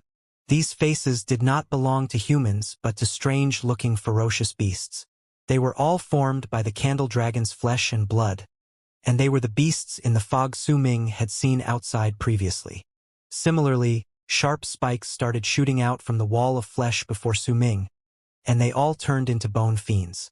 From further down ahead, wailing sounds started traveling towards him swiftly, and the white vengeful spirits appeared out of thin air. Immediately after, a low murmuring sound faintly came from behind Su Ming, and thousands of feet behind him the giant eyeball gained physical form. The edges of that eyeball were white, and right at the center was a vertical, dark yellow pupil. There seemed to be a crack in the pupil, and that crack was slowly opening up. A strange suction force appeared behind Su Ming, and the mumbling voice seemed to be summoning him. Su Ming's heart lurched, and a false desire of wanting to turn his head back rose in his heart. However, right at that moment he bit his tongue. His mind immediately snapped awake and he told himself to absolutely not look back. In truth, even if he did not look back, he could still guess that the thing that appeared there was the Candle Dragon's second eye. As of then, there was no one else in the Candle Dragon's body, so Su Ming did not have to bother about exposing his identity as a berserker. When those gray humanoids charged towards him, a chilling glare appeared in his eyes. The 4 berserker bones in his body, along with the 5th berserker bone that was transformed due to the Wind Berserker's legacy, let out a mighty power at the same time. That power instantly filled every single spot of Su Ming's body, and the incredible strength in his physical body was something he had been dreaming of for a long time. Ever since he came to the land of the shamans, besides the time when he was at the glacier, he had never executed the full power of the berserkers. Right then, as it burst forth, banging sounds immediately spread through Su Ming's mind. At the same time, his berserker mark, Dark Mountain, appeared on his face. Under his clothes, Dark Mountain Tribe emerged on his chest. The full execution of the power of the berserkers caused his berserker mark to also fully manifest on his body. Get lost! Su Ming roared and clenched his right hand into a fist, then hurled a punch straight at the gray humanoids pouncing on him. The 5 berserker bones on Su Ming's spine shone with a piercing golden light. It spread through his entire body, and if anyone looked at Su Ming's back right then, they would be able to see golden light seeping through his spine. When the power of berserker bones was fully brought out, that power surged through Su Ming's fist and traveled outwards. A loud boom reverberated in the air, and banging sounds rang once again in Su Ming's body. The gray humanoids shuddered and were forced back a few steps before exploding, turning into bones that fell backwards. However, the bones shone with a gray light in midair and turned into the gray humanoids once again to continue lunging forward. Su Ming had suppressed his power of a berserker for a very long time. At that moment, as he let all of it explode from his body and transferred it into his punch, he suddenly had the feeling that this was not all. It was as if he still had energy to spare, and he could bring it all out without a problem. A glint appeared in his eyes. The mumbling sounds behind him were getting closer. He did not have time to think. He took a huge step and rushed forward swiftly. The numerous gray humanoids charged towards him, howling. The large number of white figures closed in, crying out in piercing screeches, and the endless amount of fog beasts that had crawled out of the wall of flesh rushed towards Su Ming from all directions. With a low growl, Su Ming's divine general armor manifested in the form of an illusion. It had been a long time since he brought this armor out. At that moment, the mist from the armor arranged itself into various runes, causing the illusionary armor to obtain a certain level of hardness. At the same time, as Su Ming continued charging forward, his nascent soul opened his eyes in his body and flew straight out of the top of his skull to float above his head. Rivers of light flowed out of the nascent soul's body. When he appeared, he opened his mouth and let out a thunderous cry. The small virescent sword manifested itself and swept horizontally across the area. When Su Ming's nascent soul began forming seals with his hands, he breathed out a breath of nascent soul and pushed it forward swiftly. That breath turned into a fist that rushed outwards. When 2 adversaries meet at a narrow path and cannot back out from a fight, the courageous one will win. Su Ming did not take a single step back. He could not move back. In fact, he had a feeling as if he had returned to the battlefield between the shamans and berserkers once again. While moving forward, he lifted his right hand and drew a line swiftly at the incoming beasts transformed from the Candle Dragon's carcass. With that one line, the area seemed to have turned silent, and berserker obliteration appeared once again. That one line swept through the area, and rumbling sounds reverberated in the air. The fog beasts in front of Su Ming immediately let out shrill cries of pain before they turned into a large mass of decaying flesh that spilled over the floor. The fog beasts were not powerful. Each of them was just about the level of a medial shaman, but their numbers were endless, and they were continuously springing out of the wall of flesh around Su Ming. The bone fiends were not very strong either. However, they were undying, and even if they crumbled under berserker obliteration's attack, they would soon gather together and reappear. The truly strong ones were the white figures, the crying spirit tears. Each of the spirit tears had the power equivalent to that of a medial shaman who had arrived at the peak. However, compared to the candle dragon's eye behind Su Ming, they were still nothing. After all, the candle dragon was already dead, and only some of its will remained. However, as Su Ming started attacked these creatures, he made a shocking discovery. He found that the creatures were slightly stronger when in the candle dragon's body than in the fog. The white figures had more substance and their cries were shriller. The bone fiends all had a small tail behind them. In fact, there were several of these bone fiends who had longer tails, and they were much stronger than the others. The fog beast claws were much sharper, and their bodies were larger than those Su Ming had met in the fog. The seals are broken. The candle dragon's carcass will start giving birth to these ferocious creatures. You shamans had once broken the seal. Then you came to our tribe so that you could work together with us to seal up this place again. But the seals are very fragile. The spirit of Nine Yin's words echoed in Su Ming's head. Suddenly, he understood why the creatures transformed from the candle dragon's carcass were not that powerful. These creatures were just born. That's why they aren't incredibly strong. But as time passes, they will become stronger, and it will happen over a short period of time. When that time comes, they will truly be ferocious beasts born from the candle dragon's carcass. As one of the bone fiends collapsed and gathered together once again, its originally short tail grew much longer, and the bone fiend now had to drag the tail on the ground. It lifted its head and let out a roar. The presence exuded from its body was equivalent to those of the white figures. A glint appeared in Su Ming's eyes. The suction force behind him was becoming more distinct. Clearly, that eyeball was rapidly getting closer, and perhaps the eyeball was also rapidly growing as well. Without a hint of hesitation, Su Ming immediately brought out a small bottle from his storage bag. The sea marrow that allowed him to instantly recover his power was contained within it. Once Su Ming drank one drop, the sea marrow turned into a large wave of heat as if it had exploded. Su Ming's eyes sparkled brilliantly. He swiftly rushed forward, executing that extreme speed that allowed him to travel like light itself, the speed from the art he created himself after berserker obliteration. There was no wind in this place, but Su Ming had the provenance of wind in his body, and it was circulating rapidly at the moment, causing his speed to reach the level as when he was outside. He charged forward, and Han Mountain Bell also formed around him. With the sturdiness of the bell and the firmness of divine general armor, Su Ming forced his way through and charged ahead as quickly as he could. The sea marrow exploded in Su Ming's body, turning into a wave of heat that felt like magma wrecking within him. It abruptly burst apart and turned into a great force that surged straight into the 5 berserker bones. Once it was rapidly sucked away by them, what was left swelled outwards. The swelling of that heat was like that of an endless body of water in a long river abruptly turning into several thousands of streams.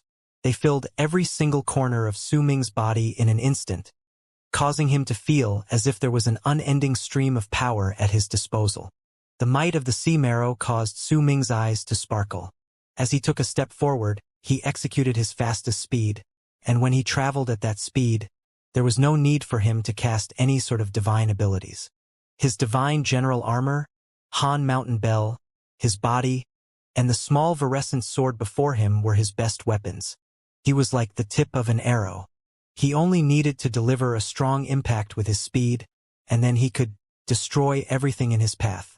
Rumbling sounds reverberated through the air as he ran, and all the bone fiends that tried to block his path were forced back by Su Ming's furious and brute impact. Their bodies shattered, and before they even had time to gather together once again, Su Ming had already passed through them. Even the fog beasts turned into masses of decayed flesh and splattered all over the place as they let out shrill screams of pain. The crying white figures still lunged on Su Ming with their piercing wails. They vanished into smoke amidst the rumbling sounds, and with his extreme speed, Su Ming had already crossed a distance of several thousands of feet in that tunnel within the span of a breath.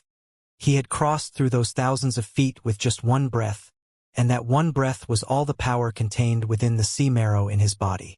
Once he had rushed over that distance, his face turned pale and blood trickled down the corners of his mouth. Han Mountain Bell had shrunk considerably around him, and his divine general armor had shattered numerous times. Clearly, the impact was quite a large burden on him. His nascent soul's eyes were sparkling as he remained above his head and controlled the small virescent sword to slash through the area. The tunnel in front of Su Ming in the Candle Dragon's body was still filled with dense, ferocious beasts packed so close to each other it was impossible to count them. They were being born continuously, manifesting without stop, looking as if there would be no end to them. This sort of feeling was enough to crush a person's mind, and they would begin to feel as if they would never be able to break through no matter how hard they tried. After gasping for a few breaths, Su Ming immediately brought out the small bottle containing the sea marrow and drank another drop without any hesitation. Once that drop entered his mouth, that feeling as if his body was about to explode rose once again. Veins popped out on his face, and there was a feeling in him as if his body was swelling endlessly, but he looked normal on the outside. It was as if that feeling of swelling was just a figment of his imagination. With a low growl, red appeared in Su Ming's eyes and he charged forward swiftly. In the span of a breath, he charged through another few thousands of feet. The ferocious beasts that had tried to block his path were all destroyed. However, once that drop of sea marrow disappeared from Su Ming's body, he coughed out a mouthful of blood. Han Mountain Bell shrank back into his body, and divine general armor was greatly damaged. Su Ming's face was pale, but his gaze remained steadfast. The more you use these beasts born out of your carcass to try and stop me, the more telling it is that you are afraid. You, who are already dead and only have a shred of your will left, are afraid of my pursuit. If that is the case, then it means that you are currently very weak, so weak that your will might disappear once someone touches it. As Su Ming gasped for breath, he spoke with a grin. He knew that the Candle Dragon's remaining will had heard his words. The ancient voice did not answer him. The only things that appeared were those ferocious beasts, who continuously pounced on Su Ming with increasingly maddening movements. Killing intent shone in Su Ming's eyes. As he moved forward, he brought out the sea marrow once again. This was the third time he drank this liquid in this place. When that feeling as if his body was about to explode rose once more, Su Ming let out a low growl and forced his body to cross another several thousands of feet. As he continued charging forward, banging sounds rang in his body. Those sounds came from above the 5 berserker bones. When they sounded, suddenly, Su Ming's 7th berserker bone started shining with a golden light as well. However, the golden light from the 7th berserker bone was rather faint and could not compare to the other 5, still it was indeed shining. The appearance of that light made Su Ming's level of cultivation seem to break through the wall that was those 5 berserker bones, and his power increased by quite a large margin within an instant. A sharp glint appeared in Su Ming's eyes. Before he drank that sea marrow and called forth all his strength, he could already feel that he could bring out more power. At that time, he had to deal with the endless amount of ferocious beasts and did not have time to ponder about it in his head. As he drank the 3 drops of sea marrow, the feeling as if he could bring out more power only increased. Right then, the continuous accumulation of that feeling that he still had strength remaining in his body caused his 7th berserker bone to shine with golden light, and the appearance of that golden light meant that Su Ming's 7th berserker bone was on the verge of awakening. It was like a sudden explosion of vast power that had accumulated over time. After collecting a large amount of power through a long period of time, Su Ming's level of cultivation had received an explosive burst in the battle with the aid of the pressure in this place and the stimulation provided by the drops of sea marrow. While it still could not compare to his other 5 berserker bones, as the golden light from the 7th berserker bone gradually turned brighter, It looked as if it only needed another push before its full strength would explode forth. Su Ming brought out the small bottle and drank another drop of sea marrow. His eyes were already covered with red and his hair was dancing without wind. Loud rumbling sounds came from within his body, and golden light shot out from his spine with a piercing glare. The sea marrow seemed to be boiling in Su Ming's body. This time, once all of it surged into his berserker bones, it did not spread outwards but was instantly absorbed entirely by the seventh berserker bone. As it absorbed the sea marrow, a large amount of golden light surged forth, causing the seventh berserker bone to look no different from the other 5 within an instant. With 6 berserker bones, Su Ming's power of cultivation instantly increased by a large margin. Veins popped up on his body, and when he let out a low growl, he took a large step forward and hurled his right fist straight in front of him. The 6 berserker bones started operating fully, causing all of Su Ming's power to seem as if it had been focused on his arm. As he hurled his punch forward, a ripple appeared in thin air and spread out rapidly before him. The creatures before him were all thrown back, and many of them exploded. Su Ming panted for breath, then turned into a long arc to charge forward. However, once he crossed several thousands of feet, a large amount of hideous faces belonging to ferocious beasts protruded out of the wall of flesh before him.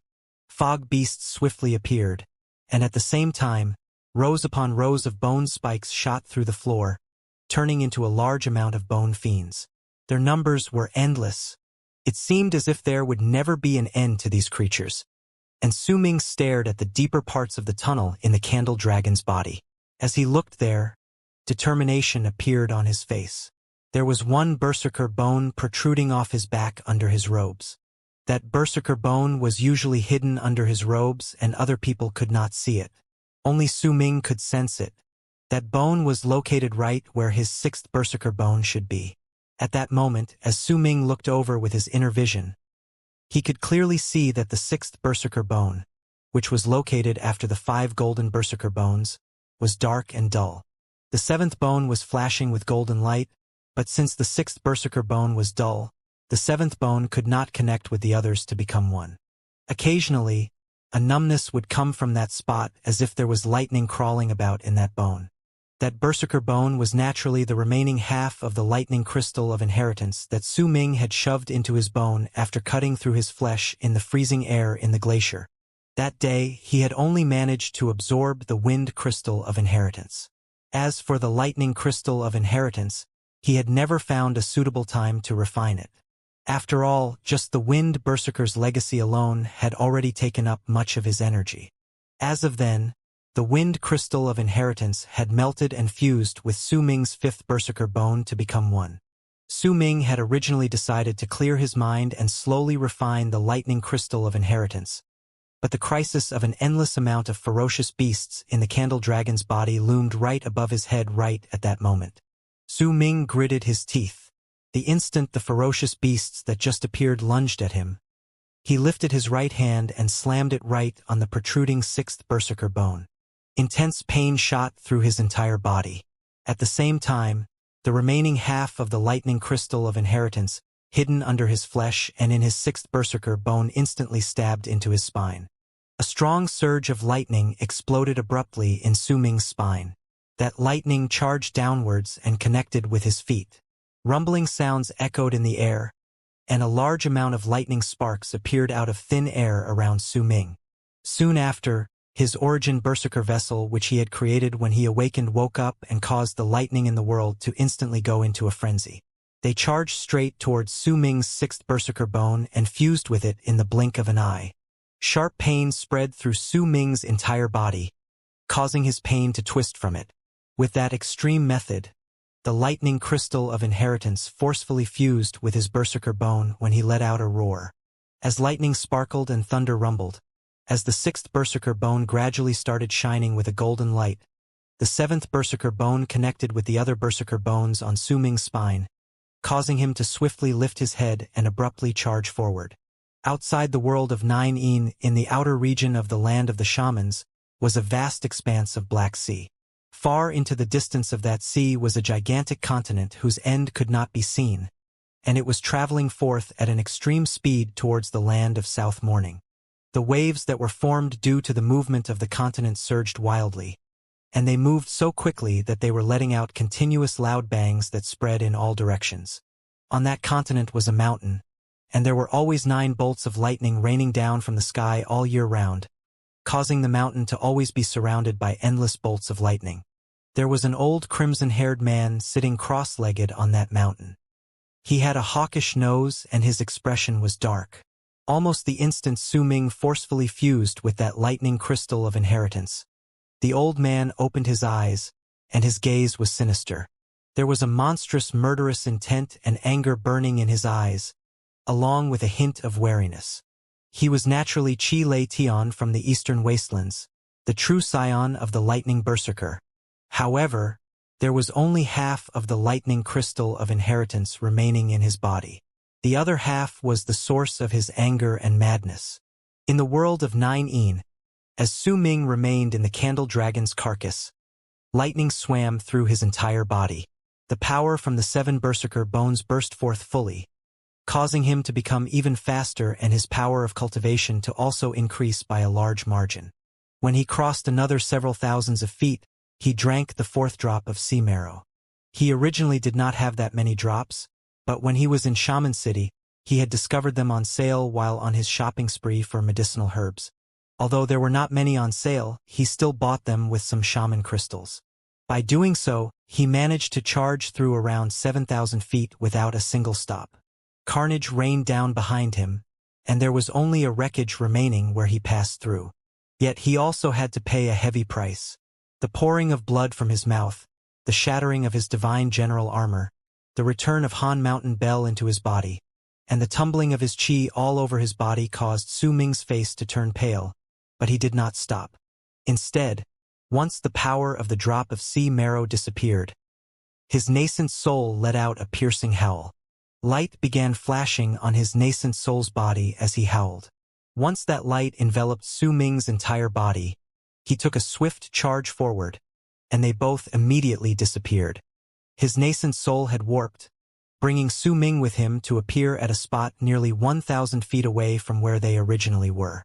When they reappeared, the nascent soul let out another piercing howl, and they warped again. They did this 7 times, causing Su Ming to cross another 7,000-something feet in the tunnel. There were no longer any ferocious beasts being born from the candle dragon, but there was an endless supply of those creatures behind him, and they were all charging towards him. Su Ming was gasping for breath. His nascent soul had already become quite dull and had returned to his Dantian region. Su Ming gritted his teeth and charged forward, drawing out a long arc with his movements. His speed as he traveled through the candle dragon became increasingly faster, and after a moment, the roars from the ferocious beasts behind him grew faint. Clearly, Su Ming had widened the distance between them quite considerably. However, he did not let down his guard, because that suction force behind him did not disappear, but had instead become much stronger. Mumbling echoed beside his ears, and the words within it baited Su Ming time and again, making him want to turn his head back to look. However, the words from the spirit of 9 remained as a constant reminder to him. He was to not look into the candle dragon's eye no matter what. Su Ming did not turn his head back. He only continued charging forth, even drinking 1 drop of sea marrow on the way, causing his power to instantly recover. His speed had also arrived at a state where it could not be described with words. As he continuously charged into the deeper parts of the candle dragon's carcass and got closer to its head, gradually, the heat around Su Ming reached its most intense state. Even the act of breathing itself sent waves of burning and painful heat in his body. Even the walls of flesh around him had turned a crimson red. There was also a large amount of liquid dripping down the walls of flesh. When it trailed down and fell on the floor, sizzling sounds could be heard. The liquid clearly contained powerful corrosive properties. The heat and the suffocating sensation that made Su Ming feel as if he could not breathe quickened his breathing and filled his heart with irritation. A large amount of sweat seeped out of Su Ming's body, and it instantly turned into steam the moment it appeared, causing Su Ming to look as if he was surrounded by a white, misty layer of fog as he pressed onward. If anyone else was in his place, perhaps they would have found this situation difficult to bear. This had very little to do with the power of cultivation and was more related to an individual's ability to resist heat. Although it was difficult for Su Ming to bear through the heat, he continued maintaining that extreme speed, because this was not the first time he had such an experience. When he was still a teenager, this sort of earthen fire had already been lying part of the cave abode he had made for himself. In fact, he had even gone into the deeper parts of the cave and seen the wings of the moon along with the rolling magma. He had even practiced the fire berserker's art and had in fact never given up on practicing the fire berserker's moon-worshipping art. That in itself was already enough to let Su Ming's control over fire be much stronger compared to other people. That was why he could charge forth like the wind without slowing down even the slightest bit in the candle dragon's body despite the heat. Time trickled by. He did not know how long it had been, but in Su Ming's mind, his connection with the small snake always remained. He could sense that the small snake was flying forward in the distance. He had called to it many times, but the small snake always ignored him. However, Su Ming could sense through the connection he had with the small snake that there was an unfamiliar power in the snake's body controlling its mind. With that connection, Su Ming never stopped moving and continued chasing after the snake until he reached an area that even he found difficult to beat. That was an area that covered 10,000 feet, and it was a place that seemed to be able to burn everything into ashes. The instant he stepped into that area, pain shot through Su Ming's entire body, and it was a pain brought only by burns. He saw a green light shining within that region. The ground was covered in a layer of green-like substance that made it seem like a swamp. That area was empty. There was not even a single skeleton around that spot. The scorching heat came from that green swamp. Su Ming only took a few steps forward before a feeling that his whole entire body was about to be burned to ashes rose strongly in him. If he did not take any preventive measures and just walked into the area like this, he believed that his feet would burn up before he could even take 3 steps forward, and when that time came, only death would await him. However, he did not have time to think too deeply into this. The suction force and the mumbling sounds behind him were becoming stronger, causing him to be unable to stop and think of a foolproof plan. During this moment of crisis, Su Ming lifted his right hand swiftly, bit the tip of his finger, then immediately swiped his finger across his eyes. The instant he smeared his blood on his eyes, the fire berserker's art activated in his body. The moon could not be seen in this place, but the instant Su Ming wiped his blood on his eyes, his blood started feeling as if it was burning up, causing him to perform the burning of blood. The instant Su Ming's blood started burning, the heat in the area instantly felt weaker. He did not hesitate any longer. He charged forward, turning into a long arc. 1,000 feet, 2,000 feet, 3,000 feet. When he flew 6,000 feet, sharp pain abruptly shot up his legs, bringing a great burning sensation. As his legs burned, the flames enveloped his entire body. At that time, Su Ming had already covered a distance of 8,000 feet. When those flames covered his entire torso and charged straight to his head, he had already covered a distance of 9,000 feet. He lifted his burning right hand and performed the burning of blood once again. With a hoarse roar, Su Ming flew past those 10,000 feet in an instant to appear on the other side of the green swamp in the candle dragon's body. When he arrived there and was just about to charge forward as per usual, cracking sounds abruptly sprang forth from his legs. Layers of ice covered his entire body, and the process only lasted for an instant before he turned into an ice statue. Su Ming's frozen body remained in his previous act of taking a step forward, and at that moment, he was standing on the spot, unmoving. After going through the heated tunnel in the candle dragon's corpse, an icy stage appeared before him, and Su Ming, who had run headfirst into this freezing chill, turned into an ice sculpture. After 3 breaths, a spark of fire suddenly appeared in Su Ming's eyes where he was sealed in that ice. At the same time, lightning sparks spread through the layer of ice from his spine. Soon after, a whirlwind spread out from within his body with a bang, and as cracking reverberated in the air, that ice instantly shattered to pieces. Su Ming walked out of the ice, and freezing wind came crashing into his face, seeping into his body. Immediately, just like the heat from before, sharp pains spread through his entire body with each breath he took. However, compared to this pain, the suction force that remained as a constant behind him, along with the roars and howls that had begun echoing beside his ears once again, were what bothered Su Ming the most. He did think about setting up some traps to block those creatures before, but it was already difficult enough to set traps or runes in this place, and that was not counting the fact that these creatures could come and go as they pleased since they were born from the carcass. Su Ming had even seen the fog beasts moving through the candle dragon's flesh. The bone fiends also moved deep under the floor in the form of bones, and it was difficult for him to stop them. A glint appeared in Su Ming's eyes, and he dashed forward, once again executing that extreme speed of his face with the freezing wind blowing against him. He did not know just how far he had traveled. Neither did he know where exactly he was in the candle dragon's body. His path and his actions were all made after he sensed in his heart where the small snake was flying. As he moved forward, Su Ming suddenly stopped, and the thing that brought this about was a frozen body stuck to the cold wall of flesh to his right. It was a dried-up corpse whose appearance could no longer be seen. However, he was wearing a purple armor, and it was shining with a purple light. The glowing armor was incredibly eye-catching. There were deep scars on the walls of flesh around that corpse. Judging by the scars, it could be seen that this person had actually managed to harm the candle dragon before his death.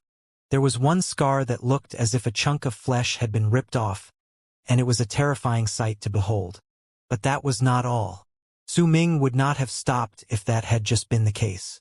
The one true reason that made him pause in his charge was because the armor's appearance and presence gave him an incredible sense of familiarity at that instant. That familiarity was not because he had seen this person before, but because that armor was practically the same as his berserker armor besides the color. Su Ming's armor was an illusion, and he had to get the true berserker armor from the Great Yu dynasty.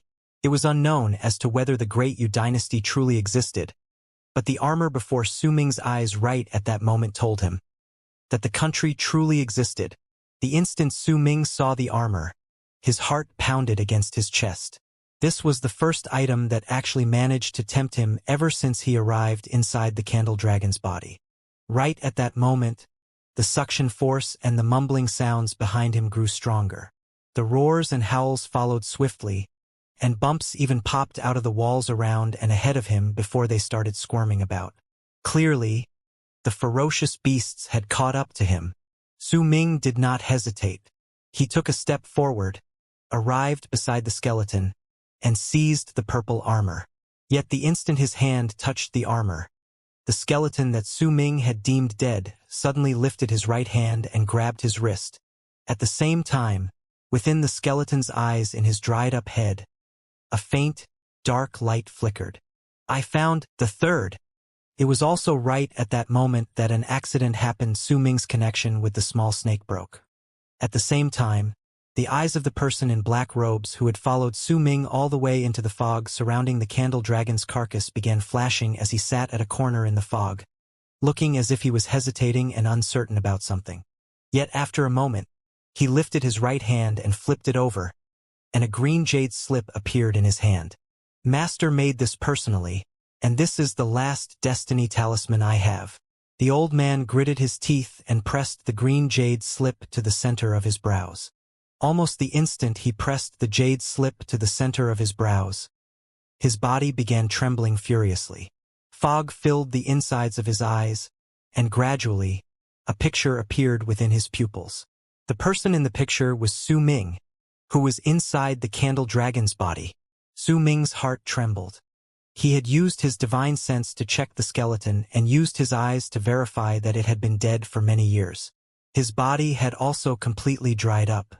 When his wrist was grabbed by the skeleton, a huge storm stirred up in his heart, and as he stood there completely stunned, he almost forgot about the ferocious beasts that were charging towards him with those incessant roars. This sudden accident that happened completely out of his expectations made Su Ming's pupils shrink. I found the third, he said. Eternal. A faint, dark light glowed in the skeleton's eyes, but before he could even finish speaking his sentence, that light immediately became dull and disappeared. The dried-up hand that held onto Su Ming's wrist also fell to the floor. Su Ming was shocked to the core, but he did not have time to think. He grabbed the skeleton's armor, and once he did so, a transparent jade slip about the size of his palm slipped off from under the armor covering the skeleton. Due to its transparency, it was difficult for anyone to discover it. Su Ming had also only taken notice of it when he tore that purple armor off the skeleton. Without a hint of hesitation, he swept that transparent jade slip towards himself with a sweep of his arm, then immediately charged forward into the distance the instant the squirming creatures from the walls around him started crawling out. The moment he left, the bumps in the walls around him burst open, and fog beasts that were now obviously slightly different from those Su Ming had seen previously rushed out with unending roars. These creatures looked like pythons, but also had indistinct human faces where their heads should be. Forked tongues protruded out of their mouths as they hissed, and there was an eerie light in their eyes. Once they slammed their tails on the floor, they immediately charged towards Su Ming. At the same time, the bone spikes shot through the floor and exploded, turning into small gray humanoids with long tails. Besides the cracks where their eyes and mouth should be, there was another crack at the top of their heads. That particular crack had now been ripped wide apart, making it seem as if there was a strange thing stored inside the heads and it was trying to crawl out from their skulls. Apart from the fog beasts and bone fiends, the white figures that were floating forward while crying were also different. Their facial features were originally hidden under their hair and were rather indistinct, but as they lifted their heads, absolutely gorgeous faces could be seen, and their grace was especially breathtaking. It was enough to make a person who saw them be completely infatuated with their looks. Su Ming could see none of it. He simply continued speeding forward at his absolute fastest speed. He had already lost his connection with the small snake and was feeling extremely anxious, but he could still sense the final spot where his snake was before the connection broke. A long time passed as he continued charging forward, and the tunnel before him abruptly expanded. Then, a gigantic hole of flesh and blood, so great that it was like a field, appeared right before Su Ming. This was the spot where his connection broke with his snake. The instant Su Ming arrived at this spot, he saw a bizarre object that looked like the crown of a tree, and it was formed by several thick black tendons intertwining with each other right at the center of the gigantic hole. At the top of those black tendons was a mass of dried-up flesh nearly 10,000 feet big. That mass of flesh was filled with bumps, and it was in a dark grayish color. There was also several spots on that mass of flesh that had drooped down. Su Ming saw nearly 100 glittering crystal fragments floating above that mass of flesh.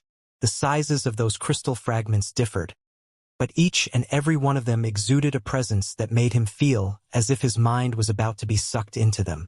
It was as if there was a world contained within each of those crystal fragments. There was a total of 97 of those crystal fragments. They floated near that mass of flesh, and if Su Ming took a closer look, he would see that there were black threads connecting those fragments to that mass of flesh. Almost the instant Su Ming arrived at the place, the humongous mass of flesh shrank before instantly swelling up slightly, and the spot where it swelled up was turned straight towards Su Ming. A crack slowly opened up on that mass of flesh, and as that crack was continuously ripped apart, Su Ming saw a head within its deeper parts. It was a woman's head. She had long, lustrous hair, but there were black tendons covering her neck. At that moment, the woman had her eyes closed and her face was pale. There was not a hint of life within her. At the center of her brows was a flashing mark, and the shape of the mark looked like a star. Su Ming's snake floated silently beside the woman's head. It did not seem to be struggling, just in a daze. There were wisps of white smoke spreading out from its body, crawling straight into the mark at the center of the woman's brows. This is the fate of all the descendants of the Candle Dragon. You cannot stop it. The instant Su Ming saw the small snake, the ancient voice that he once heard echoed by his ears once again. When he first heard it, he had been unable to discern whether voice belonged to a male or a female, but at that moment Su Ming could sense that it was an old voice clearly belonging to a woman. It only has a hint of the Candle Dragon's blood within it, but as long as it has that blood, then it is a part of our race. This is fate. The candle dragons are destined to devour each other. This is its predetermined fate after running into me in my current state. Before it lost its will, its only hope was for its master to leave this place safely. You are its master, as long as you do not anger me during the sacred ritual of my race. Then after I complete the ritual, I will let you leave safely. There was a wave of mercilessness in that ancient voice as it echoed in Su Ming's head. Su Ming looked at the small snake, looked at its closed eyes, looked at its unmoving body, and he clenched his right fist. His divine general armor appeared once again, and his right hand was no longer in the form of a fist, but was already holding onto the spiked club that had materialized in his right hand. His berserker mark flickered on his face, and his 7 berserker bones shone with a piercing golden light in his body, causing Su Ming to look as if he was surrounded by golden light. At the same time, his nascent soul began forming seals with both hands. Even though it did not appear outside his body, it was already ready for a fight in his Dantian region. The small virescent sword flashed before Su Ming. As green light filled its entire body, Su Ming took a step forward without wasting a single breath of his on meaningless words and charged straight towards the giant mass of flesh. I might only have a shred of my will left, but how dare an ant like you provoke me? Flesh and blood within the fog. Form your body with my will. As that ancient voice echoed in the air calmly, the fog beasts with the appearances of pythons among the endless amount of ferocious beasts that were giving chase roared and exploded in an instant. Once an unknown number of those creatures exploded. Their bodies turned into pieces of rotten flesh and appeared right before Su Ming out of nowhere while he rushed forward. As those pieces of flesh gathered together, they turned into a gigantic body that was 10,000 feet tall in front of Su Ming. The body reminded of a snake but had the head of a dragon. It was entirely crimson and it looked savage. Its eyes were gray, and each of its scales were about the size of an adult's head. An indescribable presence spread forth from the odd creature's body. Murderous spirits in my bones. Turn into bones and veins with my will. The ancient voice spoke once again. This time, the bone fiends behind Su Ming turned into sharp spikes and charged towards the gigantic body. Once they impaled it, the odd dragon and snake hybrid started moving, and the gray light in its eyes became stronger. Spirits formed from my soul, merged together into a single soul with my will.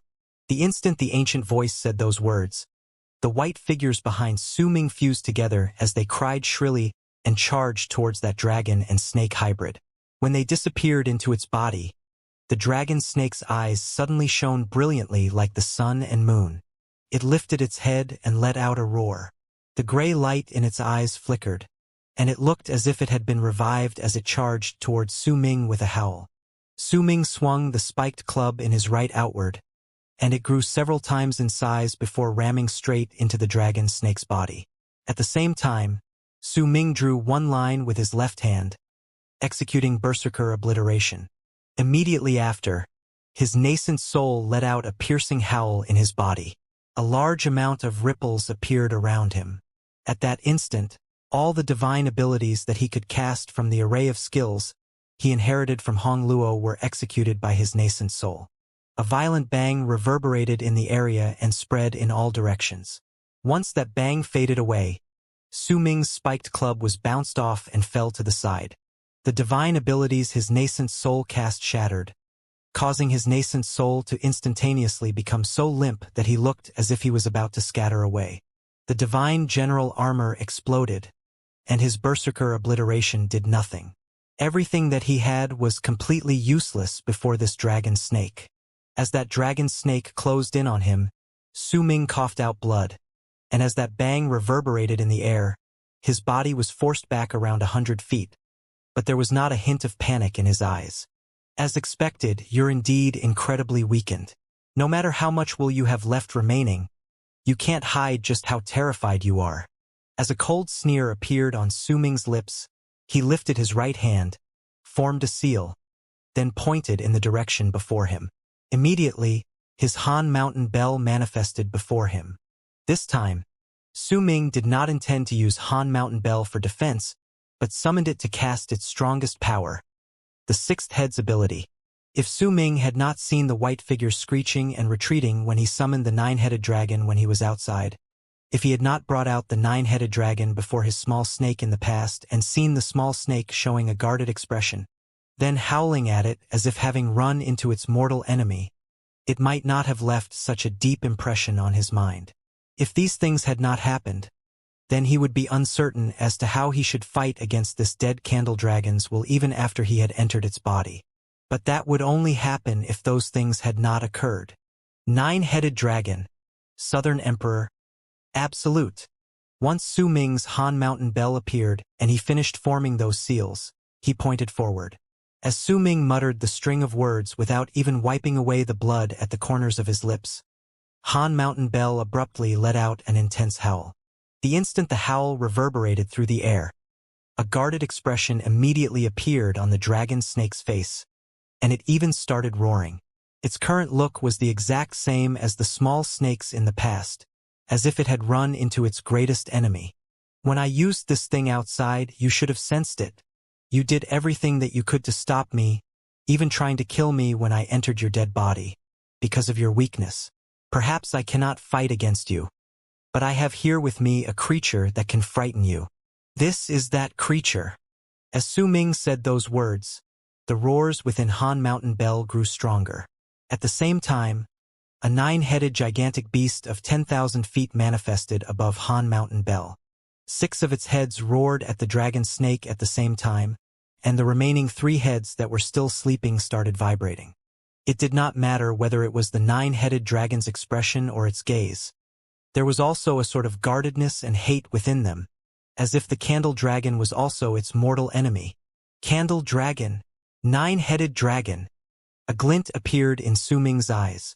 Nine-headed dragon, the ancient voice said in a low voice, its words reverberating in the air. I have always wanted to ask the Lord of all heavens why the earth must exist after the world has a sky. Why is it that when the world has fire, ice must appear? I also wanted to ask the heavens why the nine-headed dragons were born, even after there's already us candle dragons. I spent my entire life searching, but I couldn't find an answer. When ice and fire blend together, what appears is boiling water, frozen fire, and a presence that is completely different from ice and fire. When the sky and earth fuse together, what appears is a gray piece of sky, a broken void, and the power of one world. Then what appears after the candle dragons and nine-headed dragons fuse together? What is it? What is it? What is it? At the end, the voice had practically slipped off the edge, and her roars resounded in the area. The dragon snake roared at the same time as well. With a savage expression and madness, it charged towards the nine-headed dragon. Su Ming's nine-headed dragon also roared, and without Su Ming even needing to control it, all 6 of the heads rushed towards the dragon snake. Booming sounds reverberated in all directions. The candle dragon was already dead, and this dragon snake was put together with great difficulty by its remaining will. The difference between this candle dragon and its original body was like heaven and earth. Yet similarly, Su Ming's nine-headed dragon did not have a physical body, only a spirit one. It was Han Mountain Bell's vessel spirit, and it had been asleep for many years. It also only had 6 awakened heads. That was why its strength was largely different from when it was alive. As such, the candle dragon and Su Ming's nine-headed dragon were an equal match for each other. These 2 powerful beasts that considered each other as their mortal enemy started fighting against madly. Su Ming stood there with a hint of confusion in his eyes for an instant. The source of his confusion were the words that the ancient voice had uttered just now. Those words echoed in his head, making him feel as if he had understood something. But when he thought about it carefully, he found that he had gained nothing from it. The fusion between ice and fire, the fusion between sky and earth. This sort of feeling was just like the one from when he sat on the platform outside his cave abode on the 9th summit after speaking to Xianxia. Understanding those words had taken him several months. But in the end, he had obtained his own creation through an epiphany. He came to understand his very own method to clear his mind, and the exact same process of confusion followed by understanding had appeared when he drew that one line and executed his first berserker obliteration. As of then, the confusion in Su Ming's eyes grew stronger. The words from the ancient voice echoed incessantly in his head. Su Ming had a strong hunch that if he understood those words completely, then he would hold control over an unimaginable power. However, at that moment, he could only bite down on his tongue and snap himself out of it. This epiphany might be precious, but the timing was absolutely not suitable. If he continued mulling over it, then he would die. He could not think of anything else that would come out of it. That was why, even though he felt that it was a pity, Su Ming had to force himself to instantly snap awake before he completely immersed himself in those words. As he regained his senses, a shocking boom traveled into his ears. The dragon snake and nine-headed dragon were fighting against each other in midair, and the fight between these two enemies had reached its most intense state. A glint appeared in Su Ming's eyes, and he swiftly turned into a long arc. When he took a step forward, he circled around the fighting pair to charge straight towards the giant mass of flesh floating in midair. The beautiful woman's face in that mass of flesh did not change. Fine white threads of mist were still continuously seeping out of the small snake before her and being absorbed by the mark at the center of the woman's brows. Killing intent flashed in Su Ming's eyes. He took a step forward, and the instant he closed in on that mass of flesh, it started squirming viciously. At the same time, that ancient voice traveled forth gently. I will grant you a long life. I will let you be the same as me. That even when the sky and earth crumbles, you will not be destroyed. That even when the heavens fall to ruin, you will not die. Do you want that? I will grant you endless power. I will let your body be almost the same as mine. I can let you break the rules of the world and step into the endless emptiness so that you can see a bigger world and see the stars in the sky. Do you want that? I can even grant eternity for your soul so that you can be the brightest star under heaven. I can let all those who see you with their eyes bow down and worship you. Do you want that? I can grant you control over the power of one world. I can let you become a powerful warrior so you will be able to do whatever it is you want. Do you want that? I can grant you the power to tear through all mysteries. I can let you understand what is up ahead, above the blue sky. I can let you see what is under the ground. I can let you hold control over your own life with your own hands, and no one will be able to control it. Do you want that? When that ancient voice spoke, Su Ming's footsteps froze for a moment when he heard those words. You must have dreams, desires. I can help you fulfill all your wishes and let you obtain the power to fulfill those dreams and desires. You can find your dreams. You can tear away the sky that covers your eyes. You can control your own fate. You can crush all your enemies before you. I can do it. Trust me. I can really do it. I am the candle dragon. I am the strongest of all candle dragons. When I was alive, I could make darkness fall on 100 worlds in an instant. I had devoured more than 100 million souls.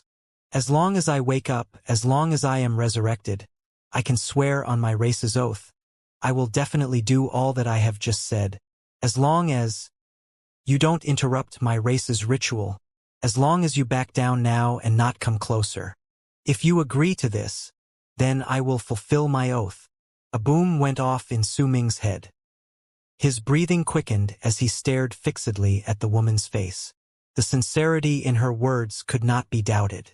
He did not care for eternal life, neither did he care about having an everlasting spirit. But he did care about what lay above the blue sky. He cared about having control over his own fate. He cared about tearing apart the mist that covered his eyes. He cared about searching for Dark Mountain, cared about understanding the true source behind destiny. All of these were the things he desired, were things he yearned for so greatly that he almost dreamed about them in his sleep. If you don't believe me, then I can acknowledge you as my master, but the process is separated into two parts. The first part is just the initial state. If we go according to what we promised, then once I am resurrected, we can complete the second step. I will definitely fulfill all that I have promised. You will only lose a snake that is only an infant, and one that doesn't have a pure bloodline to boot. but in its place will be me." Su Ming fell silent, and after a long while he shook his head. "I don't trust you." The instant he said those words, he charged towards the woman's head in that mass of flesh. "Why don't you trust me? All that I have said is the truth. As long as I am resurrected, I will definitely do it. You are not the first person to whom I have made an oath. There was someone before you who received my oath. I don't remember his name, but the feeling of his blood is similar to yours. He called himself the third god of berserkers." Right at that moment, within the endless fog surrounding the candle dragon's gigantic carcass, the old man in black robes had already used his final destiny talisman as he sat in that fog. The scenes flashing in his eyes were the things that were happening to Su Ming right at that moment. With a special method, this old man in black robes had seen everything that happened after Su Ming entered the candle dragon's body. A glint appeared in his eyes, and a strange smile suddenly formed on his lips. The remaining will of the candle dragon might be strong, but it now has to devour its descendant and face destiny. Perhaps I can use it. The old man's smile grew brighter. Destiny has that crimson dragon and the old spirit of Nine. It's difficult for me to restore order and let him continue walking down his predestined path. Only when he is in the candle dragon's body can I avoid the crimson dragon. But I too can't enter its body. I can only use the destiny talisman to see him. The old man licked his lips, and Su Ming's inverted figure in his pupils twisted. But if I offer my power to the destiny talisman, then I can cast some divine abilities. These divine abilities might not be able to fulfill my initial plans to make destiny fall asleep once again, but I can use them to stir up the candle dragon's will and have it open up the undying and imperishable world so that it will turn into a cage to trap destiny. He will be forcefully made to stay there, and I will achieve the same result as in my initial plan. I will also have enough time to wait for Master's second projection. If everything goes according to plan, then I will have obtained a huge achievement. As the old man in black robes smiled, he lifted his right hand and pointed at the green jade slip at the center of his brows. It vibrated, and a black ball of thread seeped out from its edges. Those black threads were spreading quickly, and in the blink of an eye, they covered his entire face. There were especially a lot of those black threads by the corners of his eyes. They even seeped into the old man's eyes as they continued stretching outwards. They replaced the blood capillaries in his eyes, and when they turned into black threads, they covered his pupils. Su Ming's inverted figure in them also became much fainter. At the same time, the green hue on the jade slip rapidly faded away and became dull. Once it turned black, it exploded with a bang. But the instant it was reduced to powder, the old man in black robes opened his mouth and let out a puff of air. Once that breath escaped his mouth, it turned into black fog and disappeared into nothingness. Over at Su Ming's side, the instant he heard the candle dragon mentioning the third god of berserkers, his heart was shaken, but still he did not stop. He charged deep into the mass of flesh, clenched his right fist and had the 7 berserker bones in his body burst forth with incredibly power. Right then, just as he was about to ram his fist into the woman's head that was absorbing those white threads from the small snake's body, right at that moment, a gust of wind appeared out of nowhere at the edge of that giant mass of flesh, at a spot where Su Ming could not see. A layer of black fog appeared along with that wind and drifted lightly into the giant mass of flesh, disappearing into it. All of this happened in an instant, and in the blink of an eye it ended. Su Ming did not believe in the candle dragon's words at all. However, even if he had believed them, it would still be difficult for him to watch his small snake be devoured just so that he could obtain an incredible power and great serendipity. When a man lives in the world, he should live without any regrets. I dream about becoming stronger, I dream about strength, I dream about ripping fate with my own hands. But if I give up on the snake today just so that I can obtain these things, then tomorrow, I will give up on other things for stronger desires. Once I give those things up, then for other desires that come after that, I might give up Dark Mountain, and next will be my ideals, and then it'll be my memories. When I have given up on everything, then at that time will I still be me. I yearn for power, I want to become strong. But the base for all this must be that I do not give up on anything. I will do what my heart dictates. Even if I turn into a murderous fiend, even if my hands are bloodied, I will not be ashamed of my decisions. Su Ming muttered in his heart. He had been searching for Dark Mountain constantly, but if he gave up on going back to Dark Mountain while in the process of searching for the path back, then he would have lost his soul. Part of his memories had awakened. The girl's faint calls occasionally rang in his head. If he was faced with the decision to give up on the voice calling for him to obtain something, then what was he to do? There were some things in the world that once they happened once, they would happen a second time, and a third. Su Ming did not falter and hurled his fist straight towards the woman's head. The instant it closed in on her, a layer of illusionary ripples suddenly appeared around that beautiful head. Soon after, a light chuckle came from within that giant mass of flesh and echoed in all directions. At the same time, the instant Su Ming's fist rammed into the head, those ripples around the head became invisible and disappeared without a trace, vanishing right before his eyes. That head was clearly not its real body, just an illusion. The goal behind it was to simply attract Su Ming's attention, and then it could buy more time to devour his snake. However, the candle dragon's remaining will had clearly not expected that Su Ming would be so decisive in his actions. He had attacked without much hesitation, causing the time it had bought to be absolutely not enough to devour the snake. Su Ming's expression remained as usual.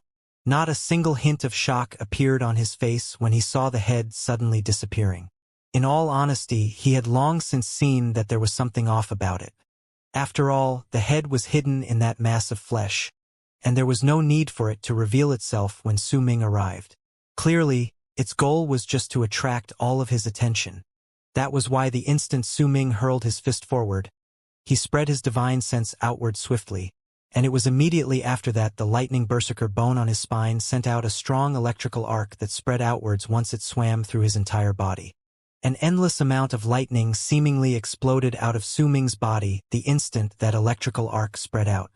With Su Ming's divine sense, those bolts of lightning surged into the giant mass of flesh around it, sweeping past the walls of flesh like a huge wave in search for the candle dragon's remaining will. The wind berserker bone also burst forth with a powerful force of wind at that moment, causing Su Ming to stir up a cyclone out of thin air, which became stronger with each passing moment. When a glint appeared in Su Ming's eyes and the instant the battle between the dragon snake and the nine-headed dragon reached its most intense state, that cyclone swept through the area with a mad craze, with Su Ming as its center. It was as if there were several pairs of huge hands flipping over the mass of flesh at that moment. Thunder rumbled, wind moaned, and the mass of flesh around Su Ming immediately started moving, as if it was a wisp of smoke blown apart by wind before being ripped apart by lightning. It was also during that instant that the giant mass of flesh started rapidly turning black for some unknown reason. It looked as if it was being rapidly dyed black by ink.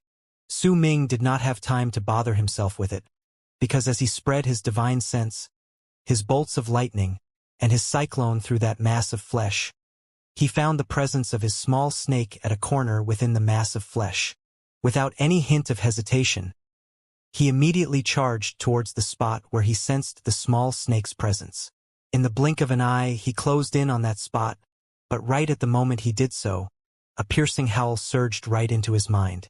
That piercing howl came right from where Su Ming had sensed the small snake's presence, and it came from the woman's head floating beside it.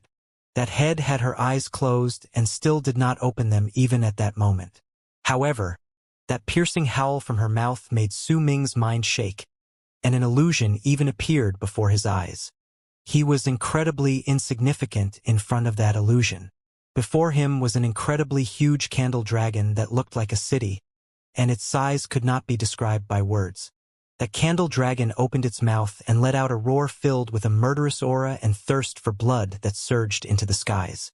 That scene felt like the sky was falling with the intention of destroying all lives. As Su Ming's mind trembled, he bit his tongue. Sharp pain shot through his body, and a faint, illusionary crack appeared on the gigantic candle dragon's body before him. The woman's beautiful head was hidden within that illusion. Her eyes were closed, but inside her open mouth were sharp, poisonous teeth. She was also hissing with her forked tongue out of her mouth as she charged towards Su Ming. No matter what, this candle dragon only had some remnant of its will left, and a lot of it had been lost over the years. Most of it was used on the dragon snake to fight against the nine-headed dragon at that moment, which was why when Su Ming regained his senses, he found some hints to break the illusion, along with the head hidden under the illusion. Su Ming narrowed his eyes and lifted his right hand swiftly. A large amount of lightning erupted from his lightning berserker bone, as if Su Ming had swept up a layer of lightning. At the same moment, the bolts of lightning that had spread through the area just now swiftly gathered on him, causing his right hand to look as if it was covered by lightning. Lightning Berserker. First move, Su Ming roared. This was the divine ability that belonged solely to lightning berserkers, and it was what he had sensed when he had forcefully absorbed the lightning crystal of inheritance just now. As Su Ming's words reverberated in the air, the bolts of lightning covering his right hand increased explosively all of a sudden to turn into a long blade made of lightning. The blade was about several dozens of feet long, and there were distortions on its edges.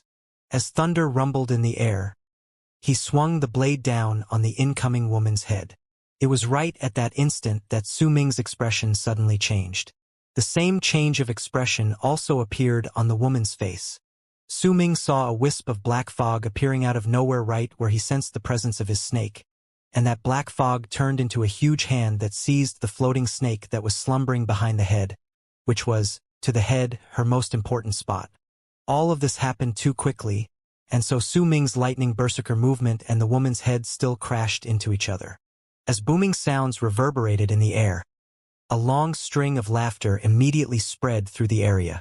An old man in black robes appeared along with the laughter, and he had the slumbering snake seized tightly in his hand while his eyes sparkled.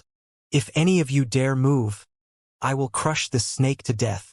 As the old man spoke, he increased the strength in his right hand's grip, and the small snake's body started twisting and shuddering. The moment the old man in black robes squeezed the snake, the mass of flesh that had changed its color around them suddenly froze. A piercing howl immediately shot out from the woman's mouth. Killing intent shone in Su Ming's eyes as he glared at the old man. This person appeared too suddenly, and he had abruptly come out when he was fighting against the candle dragon. For some unknown reason, Su Ming could also sense a strange feeling from him, one that screamed that he absolutely detested this old man and wanted to kill him. "This body is just a hint of my divine sense. Even if I die here, it won't have too much effect on my body. Destiny, you're very fast, but I suggest that you don't be rash. Candle Dragon, you don't have much will left, and I am confident that I can kill this snake before you attack. Do you believe me?" When he heard the word destiny falling out of the old man's mouth, Su Ming's pupils shrank. After that piercing roar, the woman's head said in a sinister voice, "Name your request. Candle Dragon, I don't want to become your enemy.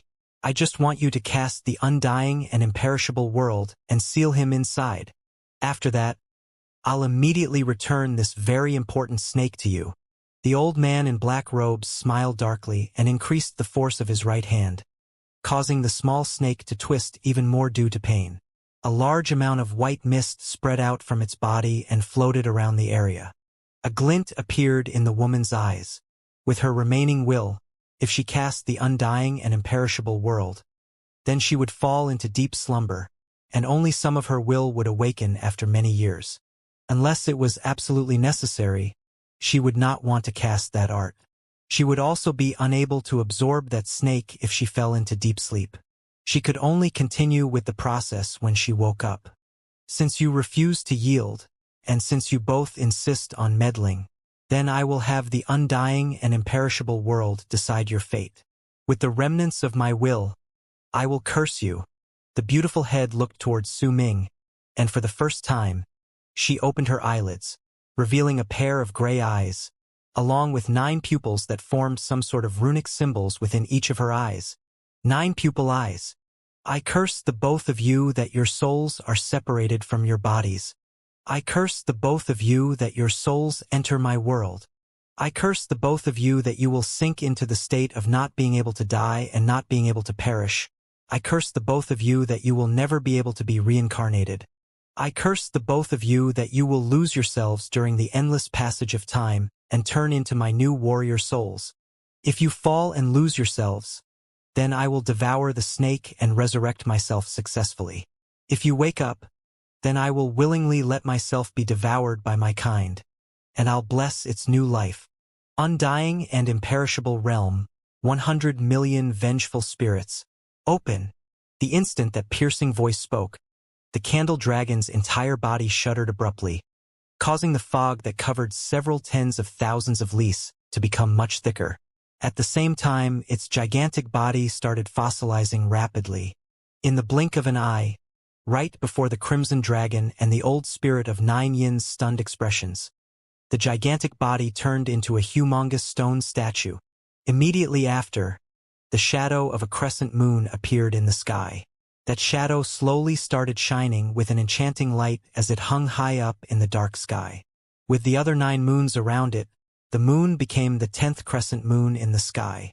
At that moment, all shamans and berserkers within Shaman City, all spirits of Nine Yin, and all the living within and beyond those 1 million lis saw that crescent moon. The candle dragon has turned into stone. The 10th moon. This is the sign that the sacred Nine Yin has activated the undying and imperishable world. As long as this moon doesn't disappear, then that world will forever remain, the old spirit of Nine Yin exclaimed. Almost the instant the 10th moon appeared in the world of Nine Yin's sky, the old man who was sitting and meditating with his body hidden under the fog beside the rapidly fossilizing candle dragon's carcass suddenly trembled. He opened his eyes swiftly and coughed out a mouthful of blood. When that blood first appeared, it was still red, but it soon turned black. When it fell on the ground before him, sizzling sounded in the air. The old man's face was pale to the point of being bloodless. There was also a spot about the size of a fingernail on his forehead which had turned black. That black smudge was still stretching outward slowly, and a rotten stench was spreading out of that black patch. It smelled like the stench of decay. What a powerful curse! The old man mumbled to himself in a hoarse voice. By the time he finished saying those words, the black patch had spread to his entire forehead. The rotten stench became stronger, and the old man's expression changed. He lifted his right hand, formed a seal, then tapped the center of his brows, but the instant his finger touched it, his body trembled once again and he coughed out 3 mouthfuls of blood in succession. Death turns me into an immortal. The immortals fuse time into our Tao, and time always changes. The old man said those words with much difficulty, and as he voiced them, he quickly began forming seals with his hands, then rapidly tapped various spots on his body. The black patch on his face had already spread to a wide area and covered his entire face. It was not spreading to his throat though. As the man said those words and formed those seals, his body started rapidly withering away. Almost in the blink of an eye, his entire person turned into a dried-up corpse. That corpse looked rigid as he sat there cross-legged. Due to the disappearance of the life force, the black patch on the man's face did not continue spreading. After a moment, cracking sounds came from within the old man's dried-up corpse. Immediately after, a crack appeared at the center of his brows. That crack was abruptly torn wider, and a pair of hands stretched out from within. With a vicious rip, a crack rang through the air. That tear widened swiftly on the old man's body, and a pair of complete arms were revealed. The owner of them was a middle-aged man who looked to be in his 40s or 50s. That man was entirely naked, and he looked as if he was about to crawl out from the dried-up corpse. After widening the crack, he swiftly walked out. The middle-aged man looked incredibly similar to the old man in black robes, as if the middle-aged was him many years ago. However, in terms of their presence, the middle-aged man was clearly much weaker than the old man in black robes. Once he walked out, he panted harshly, and a faint smile appeared at the corners of his lips. Destiny is now perfectly sealed within the undying and imperishable realm. I finished my task. I only need to wait for my master's clone to come and can use this to claim a huge credit. This curse might be strong, but it can't stop me, because I've already prepared for this a long time. The middle-aged man was feeling incredibly smug. But just as he was mumbling to himself, his expression suddenly changed drastically, because he could clearly feel another black patch appearing at the center of his brows. Fear appeared on the middle-aged man's face. He instinctively lifted his right hand and pressed down on the black patch at the center of his brows. He touched a viscous substance, and when he lifted his hand up, a sticky black thread was dragged out, and a rotten stench wafted into his nose. This divine ability given to me by my master can even help me avoid heavenly judgment. How could the candle dragon's curse? The middle-aged man appeared frightened. He quickly sat down and cast the same divine ability once again, and his body rapidly turned into a dried-up corpse. Very soon, a tear appeared at the center of its brows. In an instant, it started spreading to the center of his body. A low growl appeared from that crack, and a man at the prime of his life crawled out. The ripples coming from the youthful man's body had become much weaker. His appearance looked much younger compared to the old man in black robes. But the instant he walked out, the black patch reappeared on his forehead as if it had etched right into his bones. At that moment, the place was filled with a strange sight. If anyone else saw this, they would definitely be scared. Right beside the man were two dried-up corpses with two incredibly big cracks in their bodies. One of them belonged to an old man, who still remained sitting cross-legged. However, if anyone took a closer look, they would find that his body was empty, and it was literally just a human-shaped shell. As for the middle-aged man who was sitting cross-legged, he was also a dried-up corpse. His body was also empty, like he was only a layer of skin. The youthful man by his side looked pale, and in his eyes were disbelief and terror that surged to the skies. Damn it! How can this be? I had already separated myself from that thread of divine sense just now. I shouldn't be so deeply affected, but the youthful man shuddered. The black patch at the center of his brows spread wider, and it now looked to be the size of a baby's palm. I have to find a way to neutralize the curse as soon as possible. Curses? Damn it. I don't have much understanding towards this ancient and strange art. How am I supposed to neutralize it? The youthful man's face turned pale. He took a leap forward and charged into the distance. As he moved forward, he coughed out several mouthfuls of blood, and the black patch on his face grew larger. At that moment, all the rotten blood and flesh within the fossilized candle dragon's body, along with its skeleton, had hardened up and turned into gray stone. It did not matter whether it was the candle dragon's eye or the ferocious beasts. All of them had turned into stone, especially the creatures at its head. It was quiet there. There were two huge stone statues there. One of them belonged to the dragon snake, and the other was Su Ming's 9-headed dragon born from his Han Mountain Bell. They remained in their last pose before they were fossilized. There were murderous looks on their faces as they were engaged in a battle to the death. Even if they had been fossilized, if anyone looked at them, they could still feel a murderous aura coming right at their faces. The giant mass of flesh that had been spreading outwards previously had also turned into a stone statue. Su Ming stood there, right by its side. His body remained still, and he had his eyes closed. He had also been petrified. Everything about him had been turned into stone, including his clothes, his hair, and everything else. He looked no different compared to a stone, and even that hint of resolution on his face had been petrified in its place. He looked almost alive. The small snake and the body formed from the old man's divine sense had also turned into a stone statue. They were all retained inside the fossilized candle dragon. The existences of these stone statues caused the place to be filled with a dead silence and a strange air.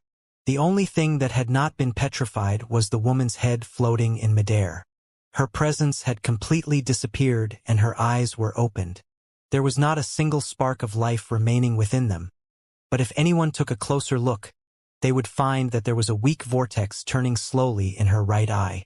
It was the candle dragon's undying and imperishable realm. That vortex was the pride of its life. It was the source of why it could still remain proud and unyielding even though it was extremely weakened. When the old man in black robes had threatened it, candle dragons could die, but even if they died, they still could not be threatened by any ordinary folk. Even if they died, they would still choose to die being devoured by their own kind. All those who tried to control a candle dragon's thoughts would have to be struck by its powerful curse. A curse that could still terrify others even though it had died. It devoured its own kind to survive, because it believed that this was the only way for the candle dragons to live eternally. However, if fate dictated that it could not devour its own kind, then it would willingly use everything that constituted itself and bless its kind's new life. All of this was because they were of the same race. All of this was because of the unique legacy that belonged to the candle dragons. If anyone magnified that vortex in the right eye, they would be able to see numerous illusionary shadows inside, and one of them was Su Ming. His body drifted without direction, and he looked like a wandering soul. His eyes were gray, and there was not a hint of intelligence within them. They were eternally vacant.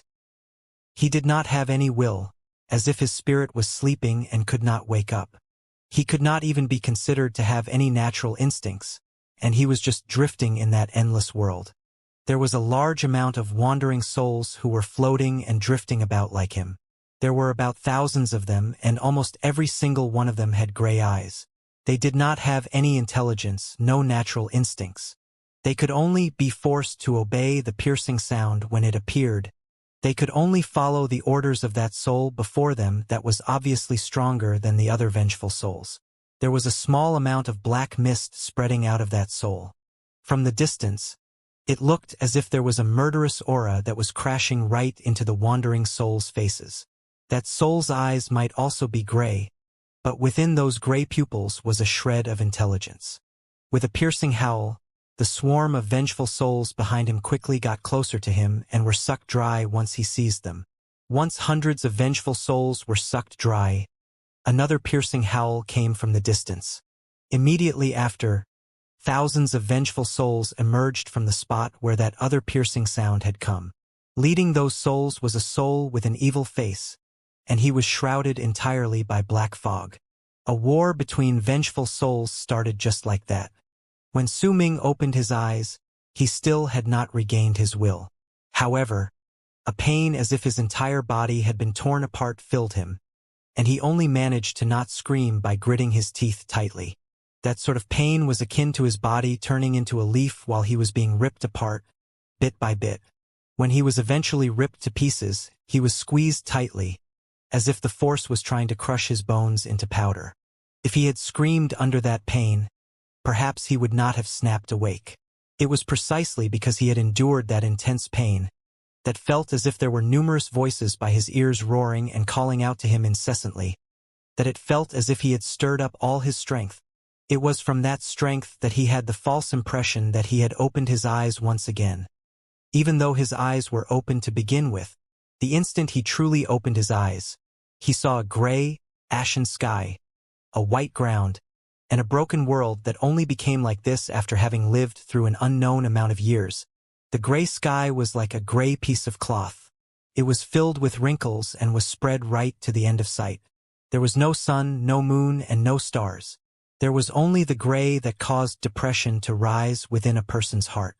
Its color exuded the air of death, causing the people to feel as if they were lost in that gray shade, and they would even begin to feel confusion boiling in their hearts.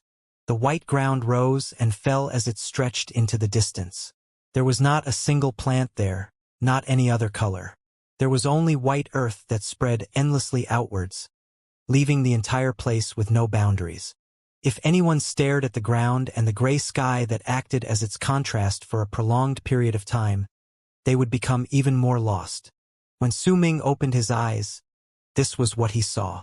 After a long time, he lowered his head and saw his own body. He could clearly see that his body had turned into an illusion. He was just a wisp formed by the white fog spreading from the ground. That fog was incredibly weak in the beginning, but soon, it gradually gathered together to turn into a person, which was him. A large amount of fog seeped out from the white ground around him. As that fog gathered together, more people appeared. These people looked as if they were newly born.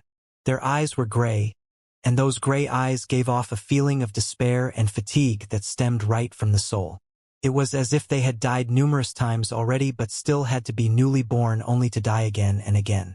This process would repeat endlessly, turning into a cycle. Perhaps death was not terrifying at times. What was horrifying was endlessness, an eternity of not being able to die and not being able to perish until the soul itself became numb, until all will was lost, all that made a person, turning him into an undying soul, imperishable living corpse. Not too long ago, at the spot where Su Ming woke up was a war waged between thousands of undying souls.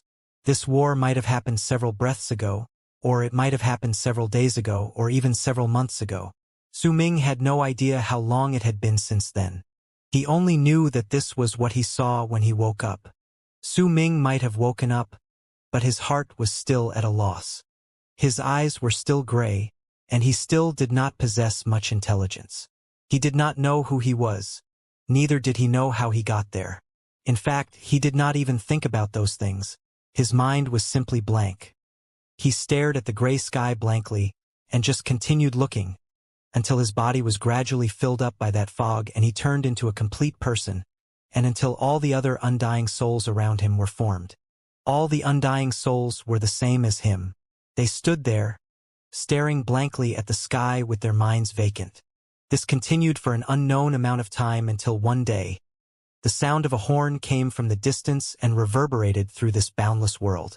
That voice was very faint, and nobody had an idea how many regions the sound of that horn had traveled through. The instant the sound of that horn reached the thousands of undying souls, they immediately shuddered and lowered their lifted heads to look before them, at what lay in the endless distance. They looked at the same direction and slowly lifted their feet before slowly floating forward.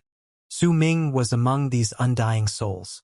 He also heard that horn, and when that sound landed in his mind, it turned into a voice summoning him, a call that caused ripples in his soul. He also stopped looking at the sky and looked instead in the direction the sound of the horn had come from. He simply floated forward slowly with the other undying souls by his side. Su Ming had no idea just how long he floated. He had no concept of time in his mind. There was only the sound of the horn calling to him.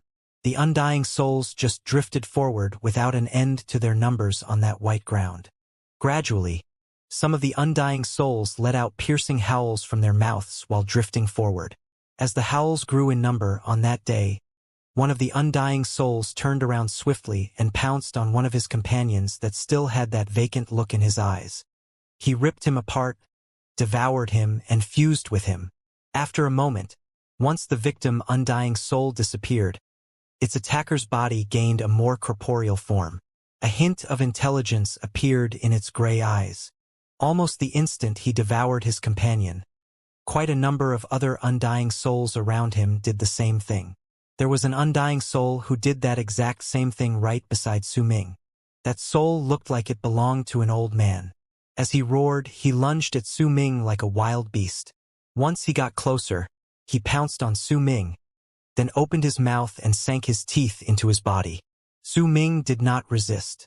There was still that dazed look in his eyes as he let the undying soul rip apart and devour him. The pain in his soul made Su Ming shudder. That sort of feeling where his body was about to be ripped apart made him suddenly remember that he had gone through the exact same type of pain when he woke up moments ago. "So, I already died once?" Su Ming mumbled. Half his body had already been devoured by that old man. By the looks of it, it would not take long before his entire body was devoured. At that time, everything about Su Ming would disappear without a trace, but he would not die. Instead, after some time, the fog would gather up and turn into him once again in this undying and imperishable world, so that he would have to go through the same form of death again. He had to continuously experience it, and the cycle would repeat endlessly. "I went through this feeling before. I don't want to go through it again." Su Ming's will gradually faded away, but a brutality suddenly burned in his eyes, and he turned around swiftly to start devouring that old man. The two undying souls began devouring each other. This meant the world to them, but to the thousands of undying souls around them, it was nothing. and it did not incite even the slightest bit of attention from them. Time passed by slowly. Once the undying souls that clearly had a hint of intelligence on their faces ate their companions. They seemed to have become full, and their bodies clearly gained more substance. They lifted their heads to the sky and let out piercing howls. The howls reverberated incessantly through the empty land, as if the souls were using their voices to announce that they had just been born again. The number of roars increased, and by the end, there were 27 souls from among the thousands that roared non-stop to announce their new lives. As they roared, the undying souls around them started trembling and fear appeared on their faces, as if these 27 souls had surpassed them in terms of rank. It made them feel oppressed and afraid, no matter how numb they were to their surroundings. As for Su Ming and the old man, they continued devouring each other. The old man started roaring madly and continued fighting against Su Ming to win in this brutal match to devour each other.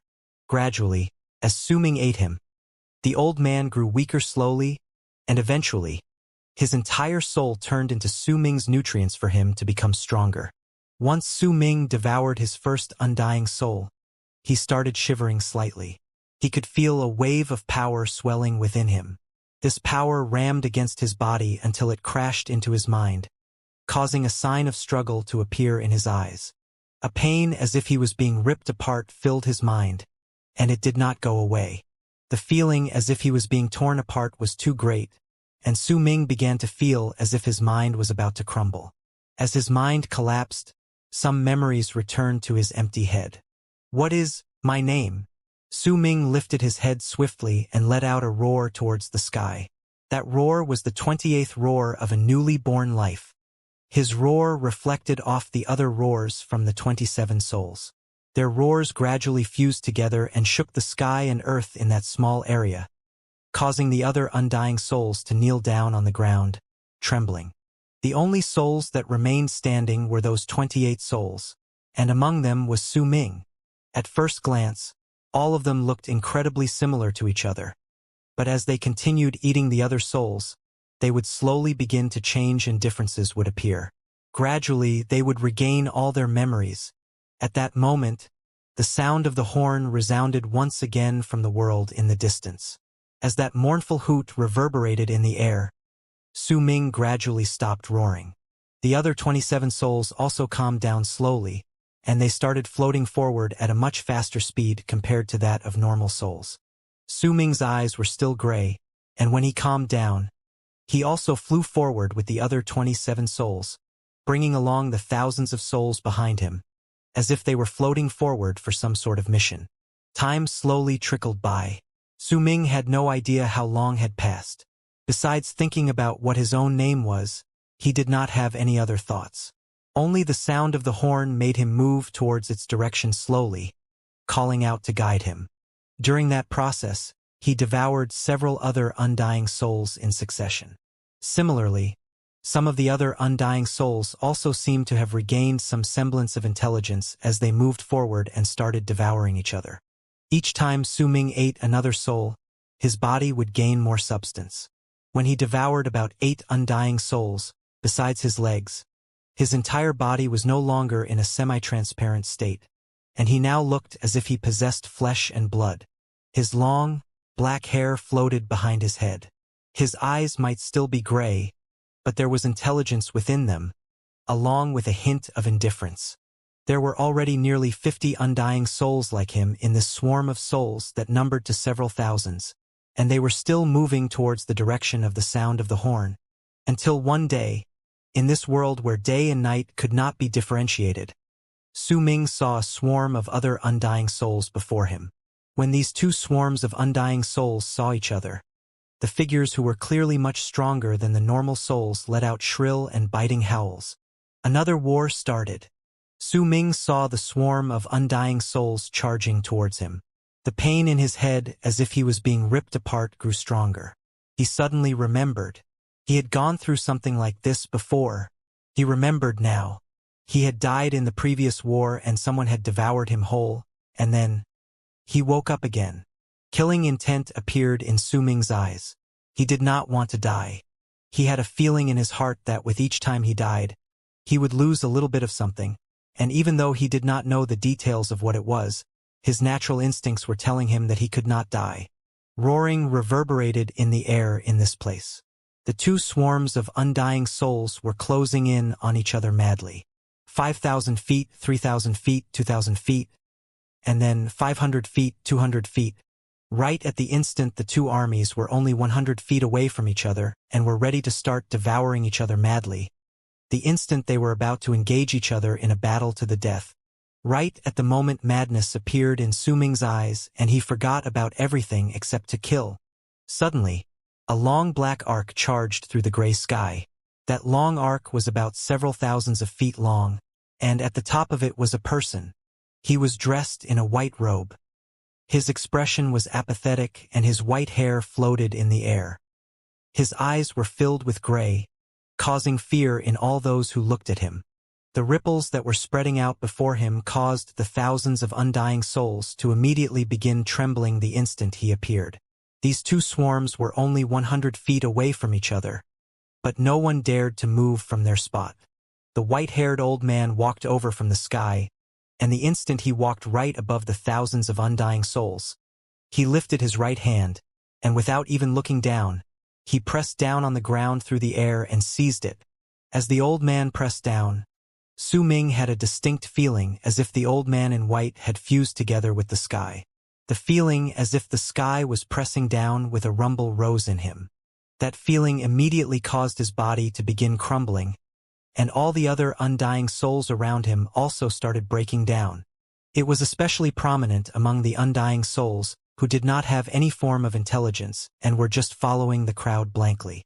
All of these souls disintegrated right at that instant and turned into the fog that gave birth to them as it seeped out of the ground.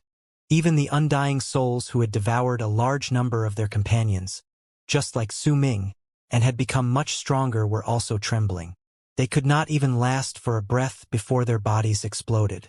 Su Ming was the same. He watched his own body breaking down and shattering. Once he turned into fog. The white-robed old man in the sky seized at the air with his right hand. All the undying souls on the ground disintegrated with a bang and turned into a large amount of white fog that charged straight towards the sky. They were all sucked onto the old man's palm and turned into a ball of fog that was about the size of a fist. He wrapped his fingers around the ball, and it disappeared into his body. The entire process lasted less than 3 breaths. The old man did not linger for a single moment and left the place, disappearing without a trace. The place was empty. All the undying souls had dissipated, including Su Ming. Time continued passing by once more. Several months later, white wisps of fog started gushing out of the ground. These wisps of fog gathered together and gradually turned into the indistinct shapes of people. These people might look indistinct, but if there was anyone looking, they would be able to see that these were the undying souls that had died several months ago at this place. The term undying soul did not mean that they would not die but that after they died, they would be revived, and this cycle would continue endlessly. There was an indistinct figure that appeared right on the spot where Su Ming had disintegrated that day, and that figure seemed slightly different from the other undying souls. He was moving his hand, repeatedly pressing down and seizing at the air, repeating this series of strange actions numerous times. As the fog slowly gathered up to form the bodies and as their appearances were revealed, the face of the figure that was performing those actions could be seen, and it was Su Ming. However, gray had filled the entirety of this Su Ming's eyes, and his intelligence was showing no signs of waking. He looked at his right hand blankly as he repeated the action of pressing down and seizing at the air. He did not know his name, did not know who he was, did not know why he was here. In fact, these questions did not exist in his mind. He did not even think about them. In his eyes, nothing in the world was important. The only thing that mattered was the spot he was looking at the moment, his right hand repeatedly performing the movement of pressing down and seizing the air. He did not know why he kept doing this series of actions. It was as if all of this was due to a natural instinct. As he continued pressing down and seizing at the air, the fog around him gradually gathered together to form the other undying souls. They gradually stopped being indistinct and slowly lifted their heads to look at the vast sky. Only Su Ming had his head lowered and still looked at his right hand. He simply looked at it blankly and repeated the act of pressing down and seizing at the air absent-mindedly, even though he had already repeated the act countless times. Several days later, the sound of the horn rang in the sky, and as that sound came, all the undying souls shuddered and averted their gazes from the sky to look towards the direction where the sound was coming from before they started moving their bodies and walking forward. Su Ming did not lift his head. Even if he had heard the sound of the horn, and even if he was moving along with the other undying souls, he still had his head lowered to look at his right hand as he continued the endless cycle of pressing down and seizing at the air. It was as if everything else in the world could not stir up his interest when put in comparison with him repeating this action. Press down, seize. As Su Ming moved forward, he continued repeating this set of movements. His existence stood out like a sore thumb among the other undying souls around him. Slowly, as the thousands of undying souls moved forward, some of the undying souls regained their minds. They let out shrill and biting howls, and when the brutality in their eyes reached a certain extent, they started to madly devour their companions, just like what they did before. However, while some of the undying souls that woke up this time were the same souls that woke up last time, there were also different souls as well. When the undying souls around Su Ming started eating each other, he stood there with his head lowered and repeated those series of actions. There were no undying souls that had woken up beside him, so he was safe for the moment. The others who were devouring their companions did not notice Su Ming. After the umpteenth time he pressed down and seized the air. A faint wave of ripples gradually appeared before him. The ripples were faint, but they truly existed. Su Ming did not look at the ripples. He just continued watching his right hand and maintained that endless cycle of pressing down and seizing the air. A long time passed by. After some of the undying souls died, roars signifying newly born lives spread through the sky and earth. This time, 32 strong undying souls appeared. As their roars reverberated in the air, all the other undying souls trembled and fear appeared on their faces. Except Su Ming. Su Ming still had his head lowered and kept repeating those series of actions without stopping or changing. The faint wave of ripples before him increased. No one took any notice of Su Ming, including the strong undying souls. After roaring, they brought the thousands of souls and floated quickly towards the direction where the sound of the horn came from. Along the way, more undying souls woke up.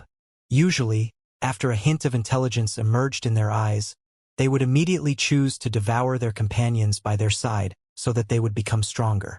On the way, there was once when an undying soul beside Su Ming woke up. He growled and closed in on Su Ming in an instant, but Su Ming did not lift his head. He did not even spare that soul a glance, simply continuing with his action of pressing down and seizing the air. Yet the instant the soul closed in, Su Ming pressed down, and the undying soul that was lunging at him shivered. Fear appeared beside the little spark of intelligence in his eyes, and before he could even get closer, he immediately started disintegrating, and as he broke down, Su Ming's right hand turned to seize the air. Once he seized the air, white fog immediately appeared from the spots where the undying soul had started breaking down. That white fog charged towards Su Ming's right hand and turned into a weak ball of fog before it disappeared into his palm. The undying soul immediately retreated in terror. His body had become much weaker, and as he moved back, another awakened undying soul immediately pounced on him. As shrill howls rang through the air, the soul was devoured. Su Ming never lifted his head during that entire while. Neither did he stop performing those series of actions. However, the ripples before him were growing in number, and gradually, the area around him started distorting faintly, and it was an incredibly distinct sight. The distorted ripples caused the undying souls around him to instinctively back off. They did not dare to get closer to Su Ming. The undying souls who devoured their companions to get stronger looked towards Su Ming, and in their eyes were confusion, along with wariness. They could sense a power that terrified them surrounding Su Ming, and they did not dare get closer to him. Slowly, the swarm of undying souls moved once again.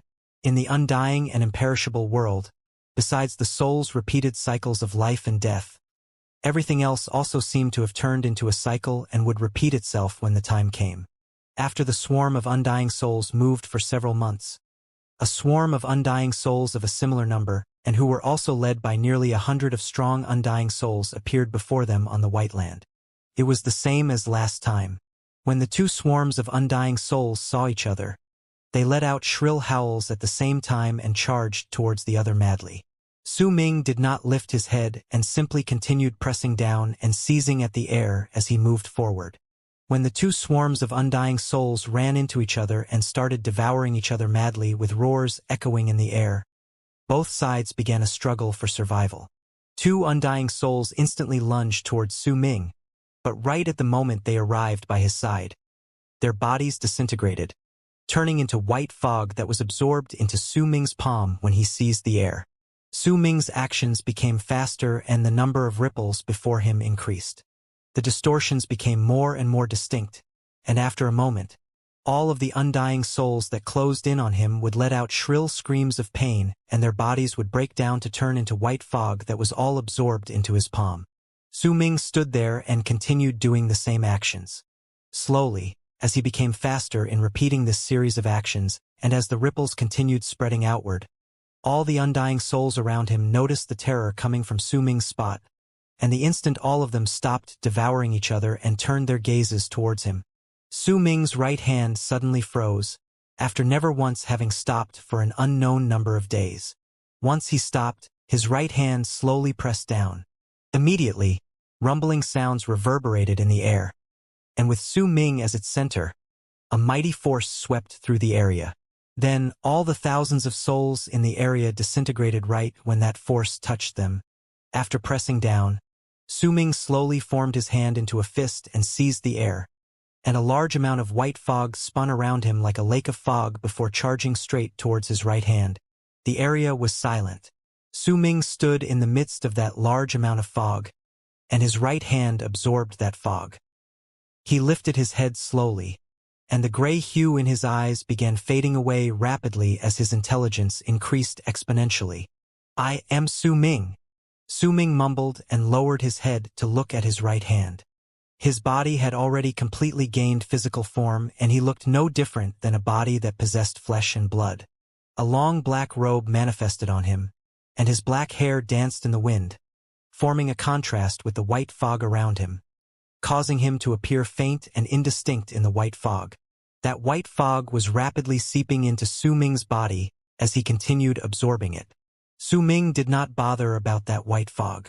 As his intelligence grew and his eyes began to gain a brilliant sparkle, he looked at his right hand, as if he was immersed in deep thought. After a long while, when the final wisp of white fog seeped into his body, he stood alone at the empty land with his gaze still on his right hand. Time trickled by. Several days later, Su Ming's right hand moved up slowly. Then once he pressed downwards, he seized the air. What is this divine ability? It's just a simple motion of pressing down and seizing the air, but why does it contain such powerful might? With one press, I can shatter everything in the world, and with one seize, I can absorb the essence of all the things that had crumbled. Su Ming closed his eyes, and when he opened them a moment later, he looked at the sky. As he absorbed the white fog, his memories slowly recovered. Besides remembering his own name, he also remembered that he had died twice in this strange world. He had died the first time by being devoured by someone, and he died the second time after his body disintegrated when the old man in white pressed down and seized the air. However, he only managed to remember this much. The memories of how he arrived in this strange world still remained indistinct. Could it be that this action of pressing down and seizing the air contains some form of power that I don't understand? Su Ming sat down cross-legged on the white ground. He looked at his right hand, and as he fell into pensive silence, he continued immersing himself in the repeated act of pressing down and seizing the air. As time passed, white wisps of fog gradually seeped out of the ground around him. The souls that had died previously were revived, but almost the instant that white fog appeared, it immediately charged towards Su Ming, as if the spot where he was sitting had turned into a gigantic vortex, and that vortex could suck everything. As the white fog surrounded Su Ming, it disappeared into his right hand in the blink of an eye and was absorbed into his body. The spark of intelligence in his eyes grew clearer, and an incredibly comfortable feeling spread through him, causing him to close his eyes. It was the feeling of his body rapidly growing stronger, of his soul becoming more powerful. It was the comfortable sort of feeling that only appeared during metamorphosis, and once a person had a taste of it, it would be difficult for him to not continue with it. After some time, Su Ming opened his eyes, and a brilliant sparkle shone in them. If I devour the other souls here, then I can slowly remember more things. I can also become stronger, and I won't have to feel the pain of dying here anymore. Su Ming mumbled. He stood up, looked at the gray sky, took a deep breath, lifted his feet, and charged forward. A chilling glare shone in his eyes. He charged forth like a wisp of black smoke and continued moving forward on the white land. He did not know how much time had passed, only that there was a desire in his heart to devour more undying souls. One day he saw thousands of undying souls before him. When he saw them, the swarm of undying souls also saw him.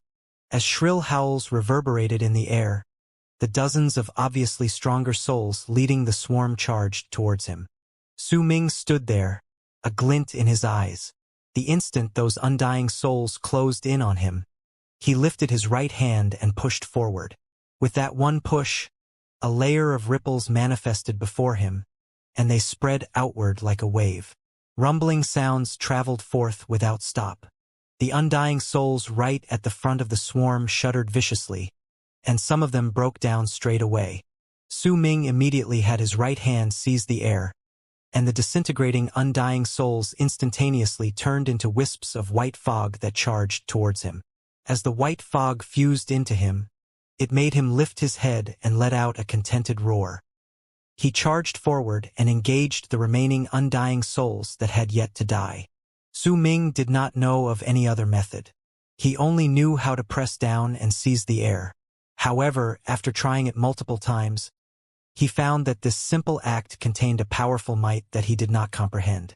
The instant he rushed into the swarm of undying souls, rumbling sounds repeatedly traveled forth. After the time taken for the burning of an incense stick, Su Ming stood with his head dipped down. Dense white fog surrounded him, and besides the fog, not a single undying soul could be seen. After a long time, Su Ming lifted his head. His eyes were no longer gray but were sparkling brightly. He licked his lips, then flew up from the ground, and when he was in midair, he started charging into the distance. At the end of the world, in the distance, was the moaning sound of a horn echoing in the air. It was a guide for all the undying souls that could hear it to move towards that place. That horn also managed to summon Su Ming. As he absorbed more undying souls, he began to feel the sound of the horn becoming clearer and stronger. It was filled with an enticing air, and it made him feel as if it was his mission to go to the place where the horn was as he continued to become stronger.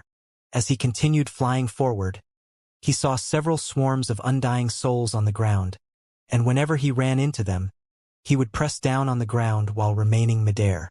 As his experiences increased and as he grew stronger by continuously absorbing more souls, the area in which he could cause the others to crumble gradually became bigger, until he could make half a swarm break down in a go instead of just a small part. Su Ming did not keep track of time. He only thought that a long time had passed since he woke up. He had already flown very far away, and by then, large parts of the swarms of undying souls that formed on the ground would break down when he pressed downwards. His body now seemed like a body possessing flesh and blood. His hair danced in the air, and his black robes fluttered while flowing in the wind. The amount of times when he did that action of pressing downward and seizing the air had become so numerous that they could no longer be counted. He could feel his own strength clearly. This sort of strength was one with which he did not even need to roar as he flew, and he could already make all the undying souls that saw him shiver. However, Su Ming's eyes were no longer sparkling brightly as time continued flowing away. They were gradually stained by fatigue, and a hint of apathy slowly appeared in his eyes as well. His current appearance made him rather similar to the old man he'd seen before, The horn still echoed in the air, but it seemed like he would never be able to fly to that place, and eventually, one day, as Su Ming continued flying forward, he suddenly came to an abrupt halt, turning his head around and looking at the world to his right. Over there, he saw a long red arc traveling forth incredibly quickly. The instant Su Ming saw the long arc, it stopped several thousands of feet away from him before turning into a red-haired man. Half of the man's body was decked in armor. His red hair floated in the air and he was half naked. He looked at Su Ming. His eyes were similar to Su Ming's. They were both dull, and there was apathy flowing out from within them. Su Ming looked at him and he looked at Su Ming. After a moment of looking into each other's eyes in midair, the man suddenly let out a roar and took a step forward to charge towards Su Ming. The moment he closed in, he lifted his right hand and swung it towards the sky. Immediately, a long spear manifested in his right hand and he wrapped his fingers around it. Once he held that long spear, he threw it towards Su Ming. That long spear stirred up a piercing screech as it sliced through the air and charged towards Su Ming at an incredibly swift speed. It was so fast that it looked as if a bolt of lightning had pierced through Su Ming's chest in an instant. However, to Su Ming, the instant that long spear was thrown out, everything in the world slowed down. Not only did the long spear's speed decelerate, even his body had become slower. Everything had become slower. He saw the long spear flying towards him, bit by bit, inching towards him little by little. His right hand was also lifting up slowly, but when the long spear finally arrived before him, he had only just lifted his right hand. He didn't manage to press down when the long spear stabbed into his chest at an incredibly slow speed. The intense pain of being ripped apart spread through Su Ming's chest incredibly slowly after being slowed down several times. In his eyes, after the tip of the spear cut through his body and pierced through his chest, a sharp pain spread out, and at the same time, the entire spear penetrated through him and fell on the ground behind him. Only then did Su Ming's world return to normal. Yet the instant the world returned to normal, a small part of his body had already broken down. As he fell apart, Su Ming lifted his right hand swiftly and pushed at the man. The man jolted and his armor instantly exploded. At the same time his body was exposed, he began trembling violently, and cracks appeared on him. As Su Ming seized the air with his right hand, a large amount of white fog with an intensity so dense it could not be described with words charged towards him. The man roared with a maddened craze and clenched his right fist before hurling it straight towards Su Ming. The speed of his punch was incredibly slow, but in Su Ming's eyes, that man's speed had reached an extreme momentum. This was a difficult battle.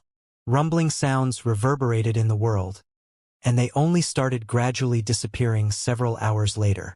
An incredible amount of white fog filled the place, and the density of that white fog could almost compare to the amount of all the white fog Su Ming had absorbed on the way to this place. The dense fog was rapidly disappearing at the moment, as it was being absorbed by the person inside. An hour later, when the fog became thinner, a person's silhouette gradually took shape. He had long black hair, long black robes, a vacant face, and apathetic eyes. Su Ming walked out slowly and lowered his head to look at his right hand. The numb look in his eyes was identical to the old man's he met before. "Undying soul. I am an undying warrior soul," Su Ming mumbled. His memories had yet to recover. It was as if no matter how much fog he absorbed, his memories stopped at the revelation of his own name. The only thing that increased was his strength, and he felt as if he now had the might to control the entire world. He lost himself. There seemed to be a voice echoing faintly in the gray world.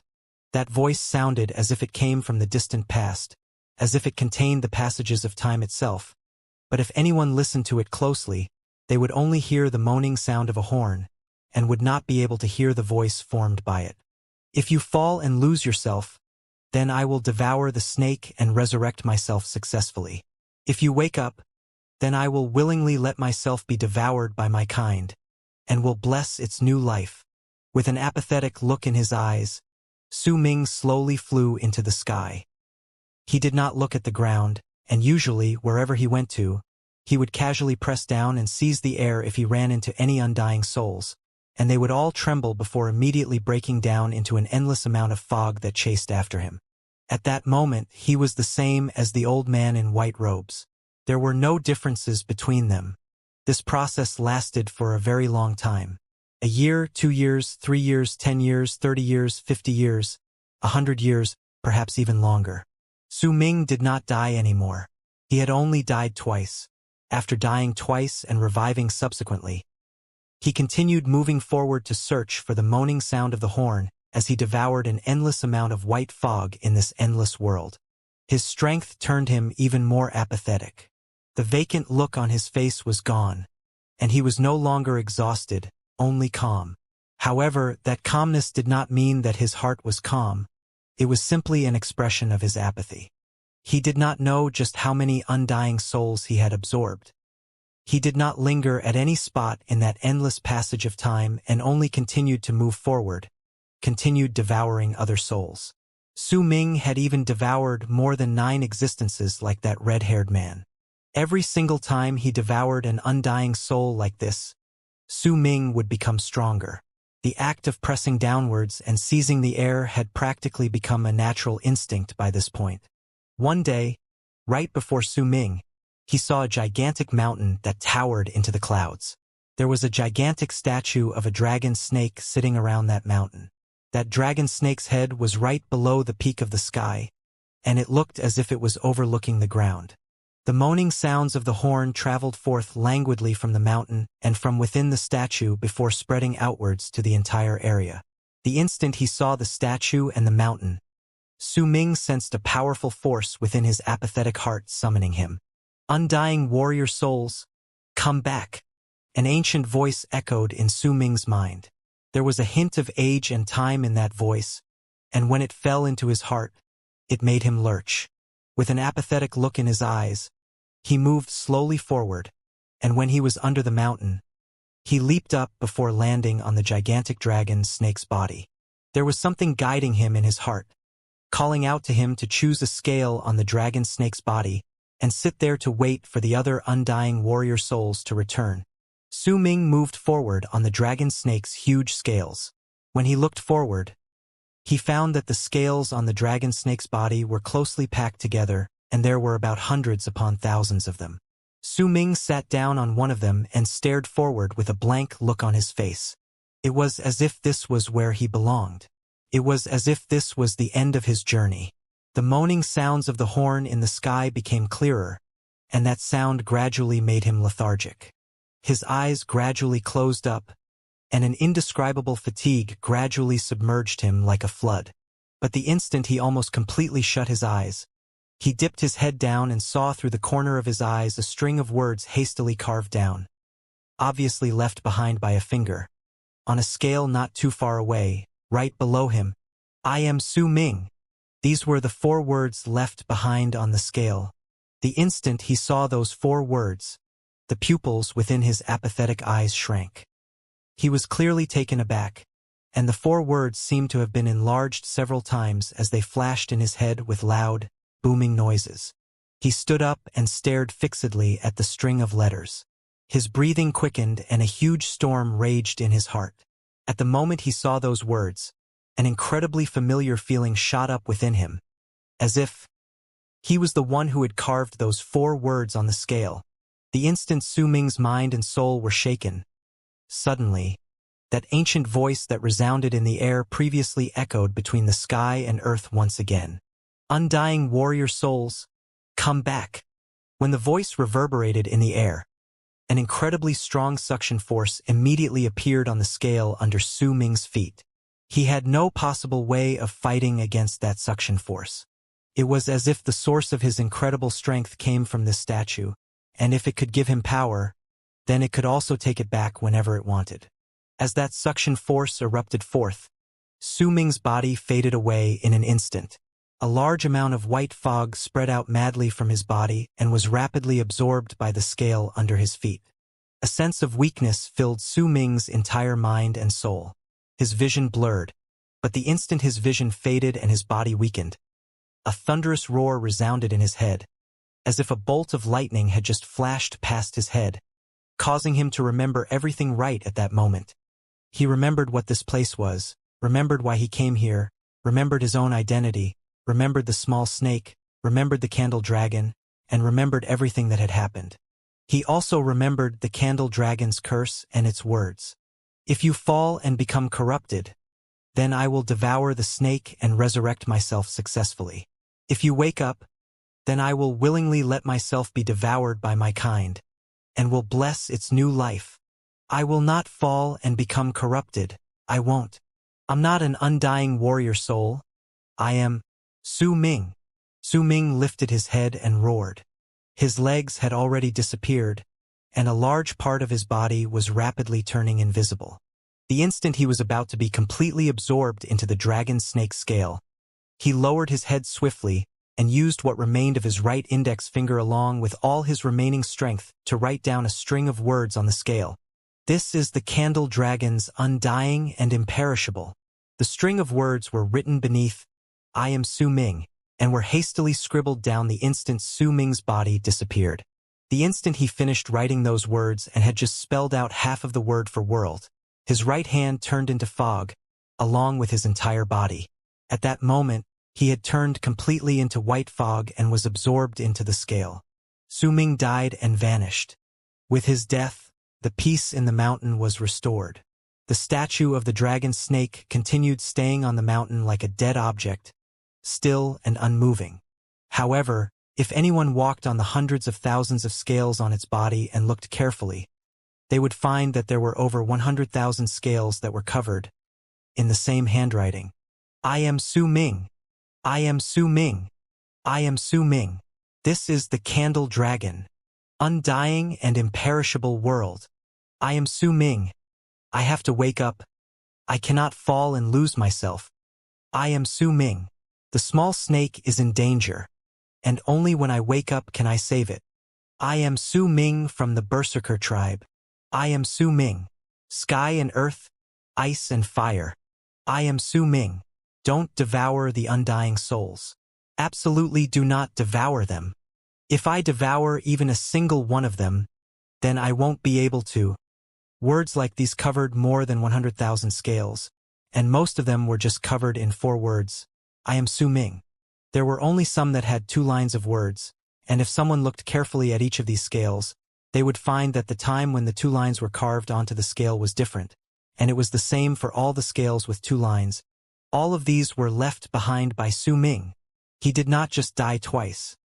That was just what he retained in his memories at that moment. In truth, he had already arrived at this mountain and this statue numerous times. Each time he came here, right at the final moment before his body turned into white fog and he was about to be absorbed by the scales, he would remember everything. He had no way to resist this, and could only use this clumsy and foolish method to tell his next incarnation what this place was, what his mission was, what he wanted to do, and that he absolutely could not fall and lose himself. This was a really, really foolish method. It was also a sad and pitiful method. Yet similarly, Su Ming's tenacity and resolution could be seen from the words that covered more than 100,000 of the dragon snake's scales, along with his persistence and madness. This was the candle dragon's undying and imperishable world. There was no strong sunlight in this vast world. While there was always light filling the area for all eternity, it was neither bright nor dull. White wisps of fog floated out of the white ground and gradually turned into illusory figures. There was one figure whose eyes were filled with a vacant gray shade when he opened his eyes. That figure was Su Ming. Time passed by, and he followed the swarm of undying souls towards the sound of the horn. Gradually, after dying several times, he would become the strongest among all the undying souls. With each step he took, he would continuously devour other souls to become stronger, a powerful warrior. He would obtain a great power, like mastering the skill of pressing downward and seizing the air, like making other objects speed up or slow down, like freezing an object in its place while having another move, or other battle abilities like this. He would use these skills to walk through the world and enjoy the comfortable feeling that came after devouring the undying souls and becoming stronger. He also went through having his eyes fill with a gray color before that gray hue faded away and a spark returned to his eyes. He would remember his name, but eventually, he would become apathetic and calm, and then, he would once again arrive at the place where the sound of the horn called out to him. He would come to a spot on the statue around the mountain, and the instant his body disappeared, he would remember everything. Then he would leave behind a string of words for his next incarnation that would come to this place. A string of words that symbolized his unwillingness to give up and a spirit that would never give in to despair. Perhaps his next incarnation would not be able to see those words, because there were simply too many scales there. Nonetheless, this was hope. This was his final hope and the only way he could think of. He did not want to fall and lose himself. He wanted to fight back. Time passed by, and as Su Ming died and was reborn, then arrived at the statue time and again before leaving behind his words. Almost every single one of the hundreds of thousands of scales on the dragon snake's body had his words scribbled on them. Most of them had 2 lines carved down, and there were some that had 3 lines of words carved down. Only a few of them had 4 lines, and less than 30 of them had 5 lines. I am Su Ming. This is the dead candle dragon's undying and imperishable world. The small snake is in danger, and only when I wake up can I save it. Understand the concept behind sky and earth, and ice and fire. Find the binary opposite that belongs to you. This is the only way to leave this place. Don't devour the undying souls. Don't devour even a single one of them. Absolutely, do not devour even a single one of them. Another month passed in the unknown space. Dressed in white, Su Ming calmly walked forth towards the spot where the sound of the horn came from and stood on a scale on the dragon snake's back. The instant he lowered his head, his body having returned to his spot on the dragon snake's body, that apathetic look on his face turned into one of disbelief. For a countless number of times, Su Ming had dragged his exhausted body along with an apathetic look on his face to stand on the dragon snake's scale, and the instant he sat down, he would see the words on the scales. An expression of shocked horror would appear on his face, and he would lift his shivering right hand to carve down another string of words before his body disappeared. Again and again and again, the cycle repeated endlessly. Each time he woke up, he would walk right to his death, either dying in the hands of other undying souls or dying on the statue. His only gain was that there were more and more words left on the dragon snake scales. Each line of words signified one death, and this continued until all the scales were filled, until all the scales were covered with more than 5 lines. Each time he died and woke up, his mind would be muddled. Not a single bit of his memories would be left behind, as if they had been completely wiped away to continue this endless cycle. If he did not have those words, perhaps Su Ming would have truly lost himself in this undying and imperishable world. He would not be able to wake up for all eternity, and would sink into this endless cycle of struggling, then roaring, and then eventually turning apathetic. This was a cage. The bird would feel as if it had flown out, but the instant it died, it would realize abruptly that it was still in that cage. Only the instant he almost disappeared from the dragon snake's body would Su Ming remember everything. It was like a dream. When a person woke up from his dream, he would be confused, but the instant his confusion arrived, the dream would no longer be there. With those words on the scales, Su Ming forced himself to never forget, even through his deaths, to not let his will scatter even if he died, to make himself persevere.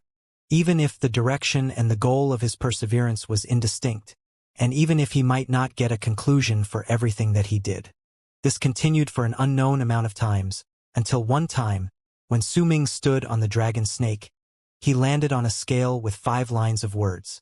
When he looked at the words left behind on the scale by his incarnations an unknown amount of years ago, he saw the words telling him not to devour the undying souls, and they made his heart tremble. The instant his body was about to disappear, he lifted his head and let out a roar filled with the unwillingness to admit defeat. With that roar, before his right hand disappeared, he pressed down on the scale. This time, he did not leave behind any words but drew a runic symbol on the scale. This was the framework for a rune he had discovered, after he recovered his memories, among all the divine abilities Hong Luo had left for him. The use of that rune was to produce vibrations and to increase the volume of a voice endlessly, turning that voice into an echo that would reverberate through the world. By what he remembered from Hong Luo's legacy, if he activated this rune in a vacant place, then he could let that echo last for a month. During that month, no matter how far someone was, they would still be able to hear it faintly. However, this rune was rather huge, and the line Su Ming carved was less than 1/100th of its completed form. It was far from enough for him to finish drawing the framework for the rune. However, Su Ming might have only managed to carve 1/100th of that rune, but he had the next time, and as time passed by and as he came to this place repeatedly, he would wake up right before his death and remember everything, and then he would work to complete the framework for the rune. He did make certain errors because the spot where he sat did not fulfill the requirements for him to draw the rune, but in the undying and imperishable realm, in those endless cycles of life and death, eventually, Su Ming managed to draw the final line of the rune on the dragon snake's body right before he woke up after his death. The instant he finished drawing the rune, Su Ming activated it, and with his strongest voice, he shouted his words. "Don't devour any of the undying souls. Do not devour even a single one of them." When he sent those words out and his body disappeared, the rune he had finally managed to draw after an endless amount of tries on the dragon snake's body began operating, increasing the volume of his voice endlessly and sending it in all directions with a loud rumble. His words were like waves as they echoed in the boundless world. 10 days after Su Ming's death, fog seeped out of a certain spot on the white ground in that vast and boundless world before it gathered together once again to turn into Su Ming's body. His body gradually gained corporeal form, and with gray eyes, he looked at his surroundings with a vacant stare, and his mind was an empty slate void of memories. He looked at the gray sky and there was not a single thought in his head. It was just as if this was the first time he saw the sky, and he simply stared at it blankly. Fog rose around him slowly and gathered together to form some undying souls. Su Ming, who stood among the many undying souls, looked incredibly normal. There was nothing different about him. Once the bodies of the new undying souls formed, they lifted their heads slowly and looked at the gray sky, as if they were waiting for something. When the moaning sound of the horn traveled through the sky, it fell into Su Ming's ears. It caused his body to tremble, and he lowered his head like the other undying souls beside him before floating in the direction of where the sound of the horn came from. Su Ming did not know that he had repeated this action an endless amount of times. However, this time, before a day had even gone by, a furious roar reverberated violently between the sky and earth, alongside the moaning sound of the horn, in the boundless world. "Don't devour any of the undying souls. Do not devour even a single one of them." As that voice reverberated in the air, it fell into Su Ming's ears as well as the undying soul's ears. Su Ming froze for a moment in his movement to go forward. He lifted his head lightly and cast a glance at the sky, and after a moment of hesitation, he pretended that he did not hear it. The other undying souls also acted as if they did not hear the sound and continued floating forward. Time passed by, and another round of some undying souls letting out low roars and pouncing on their companions next to them to eat them happened again. This time, madness appeared Su Ming's gray eyes as well. He turned around swiftly and pounced on the absent-minded undying soul beside him. Right at the instant he was about to devour his companion and make himself stronger, that furious roar that screamed with an unwillingness to give in and sounded as if it was let out before someone died resounded once again through the endless sky. "Don't devour any of the undying souls. Do not devour even a single one of them." That voice had reached them many times over the past few days, and had been gradually growing weaker. As it echoed in the air, it fell in Su Ming's mind, causing him to freeze in his actions just as he was about to eat his companion. Struggle appeared in his gray eyes. There was originally not supposed to be anything in his blank mind, but those words were now echoing in his head. His grip around the undying soul slowly loosened. He did not know why, but the voice coming through the sky was incredibly familiar. As Su Ming let go of the undying soul, the strong souls around him had finished eating their companions, and after they became slightly stronger, they lifted their heads and roared towards the sky. That roaring sound fell into Su Ming's ears and made him struggle once again. This time, his struggles lasted for a long time, and when he eventually stopped struggling, he looked around him and found that there was no longer any undying souls by his side. The undying souls that had been born with him had left in a group. Only Su Ming was left behind while struggling with himself. The other undying souls would not bother about his whereabouts. They would only listen to the calls from the horn and move non-stop towards their destination. Su Ming stood alone in the vast land with a vacant look on his face. After a long while, he lowered his head and floated forward slowly. The term probability is really just a coincidence and a change that happens in silence. Its appearance can usually not be controlled by man. It was just like possibilities. As an endless amount of ripples appears in the same manner and frequency, there is a possibility that a different type of ripple would appear. It was the same in the undying and imperishable world. Su Ming had no idea how many times he had been reincarnated. In fact, the question did not even exist in his head. Even if this was the umpteenth time he had woken up, to him, this was still the first time he woke up. This time, his awakening was different. He could not notice it, but only the people who had been observing him over the hundreds of thousands of times he died and woke up again would see that he was different this time. This time, due to the presence of that voice, Su Ming did not devour any other undying souls. He moved forward absent-mindedly, and continued moving forward even when the voice was no longer around after half a month had gone by. He continued floating forward, and on the way, he did not run into other undying souls.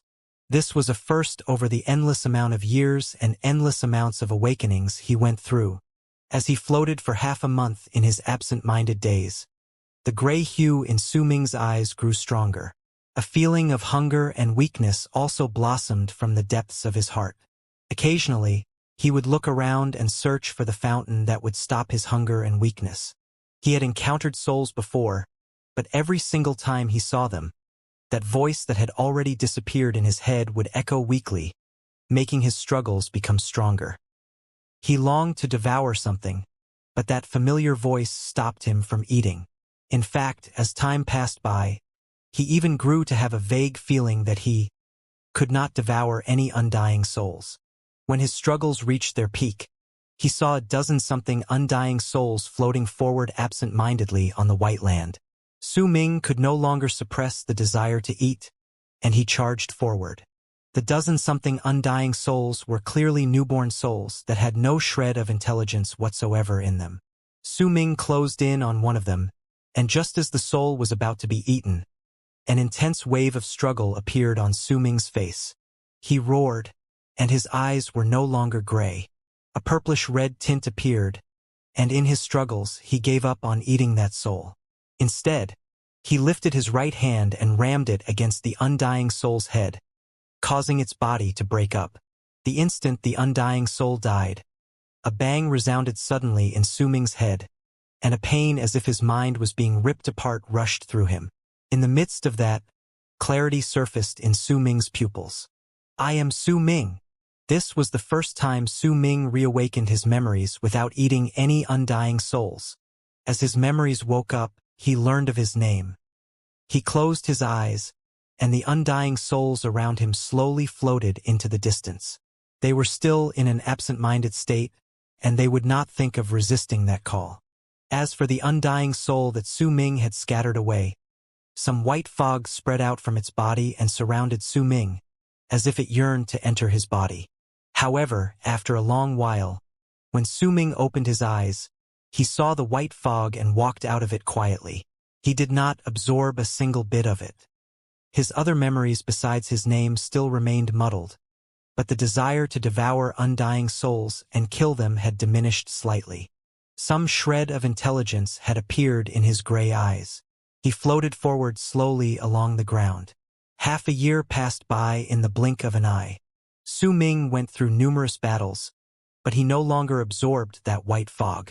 Usually, as long as the undying souls did not travel in a big group, when he saw a swarm of them, he would rush over silently. If he did not absorb the white fog, then he would not become stronger. That was why his job would be easier if he ran into the absent-minded ones who did not know how to fight back. If he ran into the undying souls that had become stronger after devouring their companions, it would be a lot more difficult for him to kill them.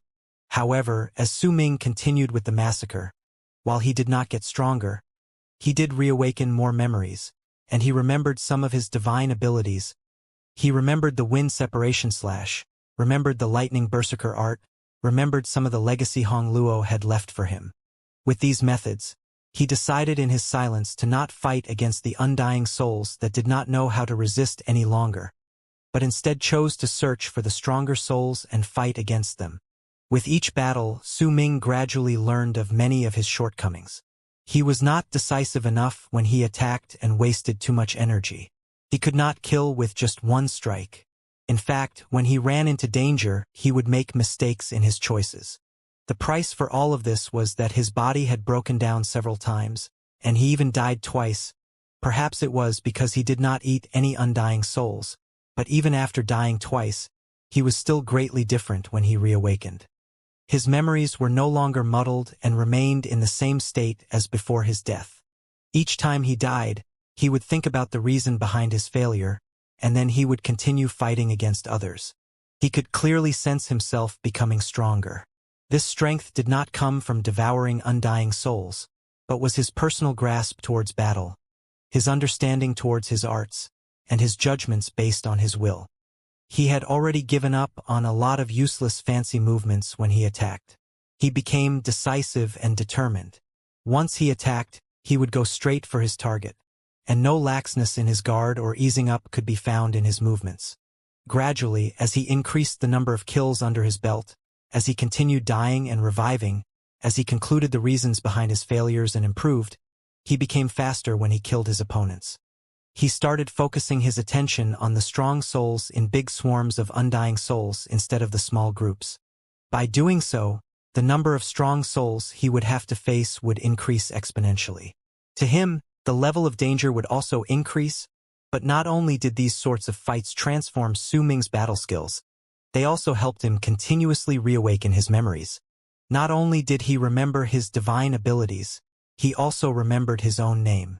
In fact, he had even remembered that this was the Candle Dragon's undying and imperishable world. But that was not all. After dying several dozens of times and killing an unknown amount of undying souls, because he had given up on devouring the white fog, everything that had happened in his last incarnation returned to his memory. He saw everything that had happened when he devoured undying souls in his last incarnation, right up to the moment when he went to the place the sound of the horn was coming from and died there. His memories stopped there and he could no longer remember more. Even the memory of when he went to the dragon snake's body during the previous incarnation was fuzzy. He did not know why he did all those things and why he carved down those marks on the scales. However, he had a feeling that if he continued this way, then someday he would definitely remember everything. The killings continued. Su Ming wore a black robe and his hair moved without wind. He had changed the wind berserker's art with his own method, and he did the same thing for the lightning berserker art. This sort of change caused the lethality of the arts to become even more precise. Time passed by this way slowly. 10 years, 50 years, 100 years. Su Ming moved through a swarm of undying souls numbering to thousands. He did not stop for even a single moment. Wherever he went to, with a single tap from his right index finger, strong wind would start blowing out of nowhere. With a punch from his left hand, lightning would crackle, causing a large area to explode and disintegrate. There were dozens of strong souls in a swarm near Su Ming. When he walked past them, their bodies fell apart and they turned into white fog, but Su Ming did not absorb them. This sort of killings could no longer satisfy him and could not give him any more experience. This sort of fight could no longer let him experience danger. Over the 100 years of fighting, he had died nearly 100 times as well. However, with each revival, Su Ming would think about the reason behind his death and rectify the cause, which allowed him to surpass himself. His will had gone through an unimaginable ordeal over the 100 years.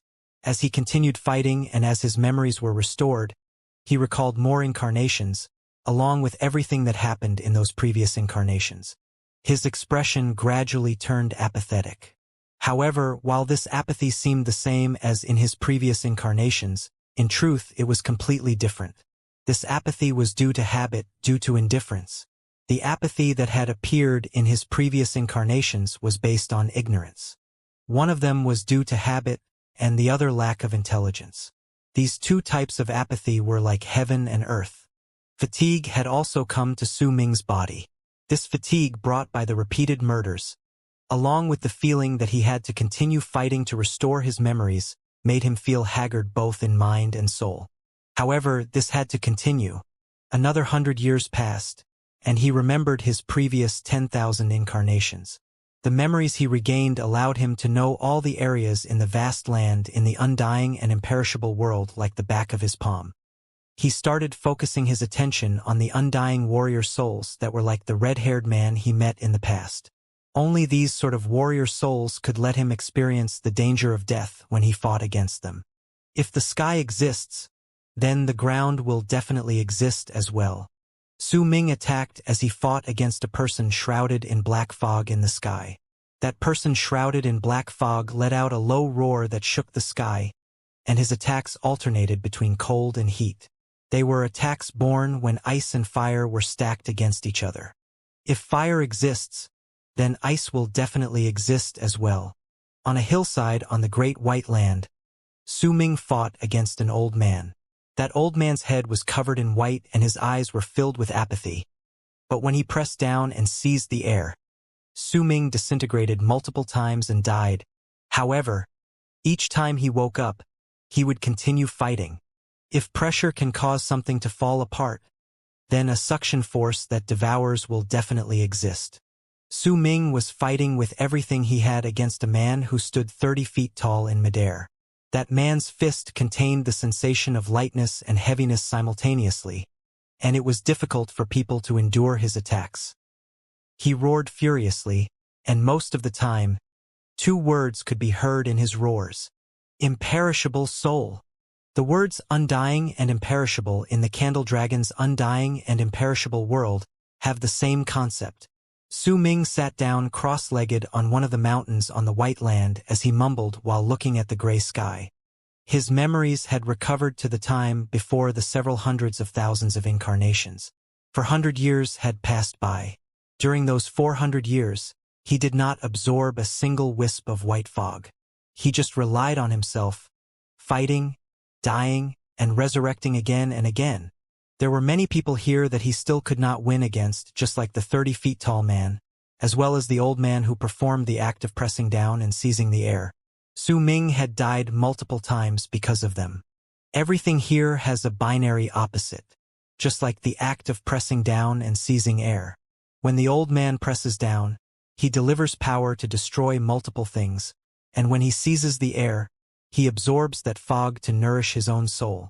Those fast and slow attacks, those light and heavy blows, and many more, all of them are different types of binary opposites. Su Ming closed his eyes, and a pensive expression appeared on his apathetic face. The undying soul was me when I went through all those reincarnations.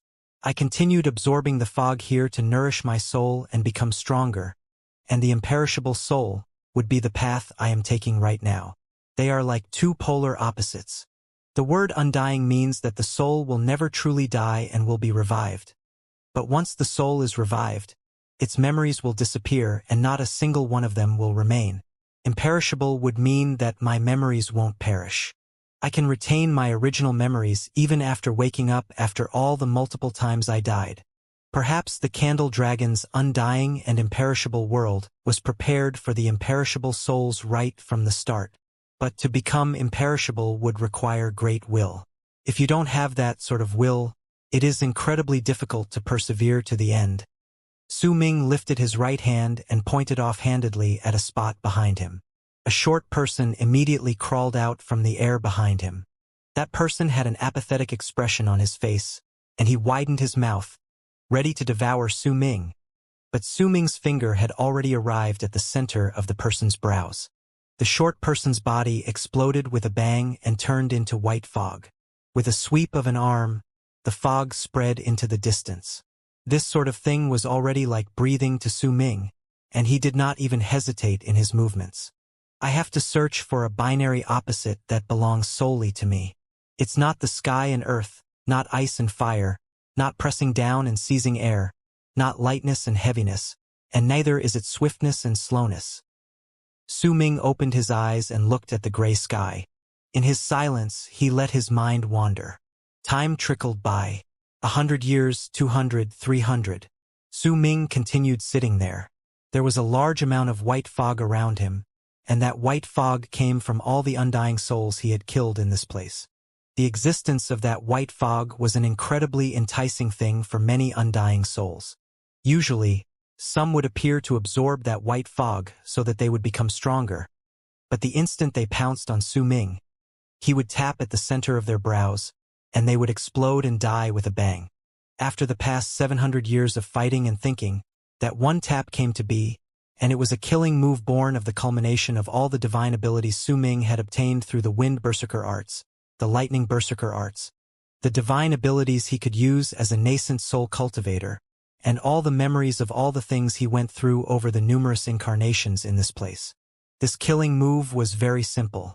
Only a tap was required.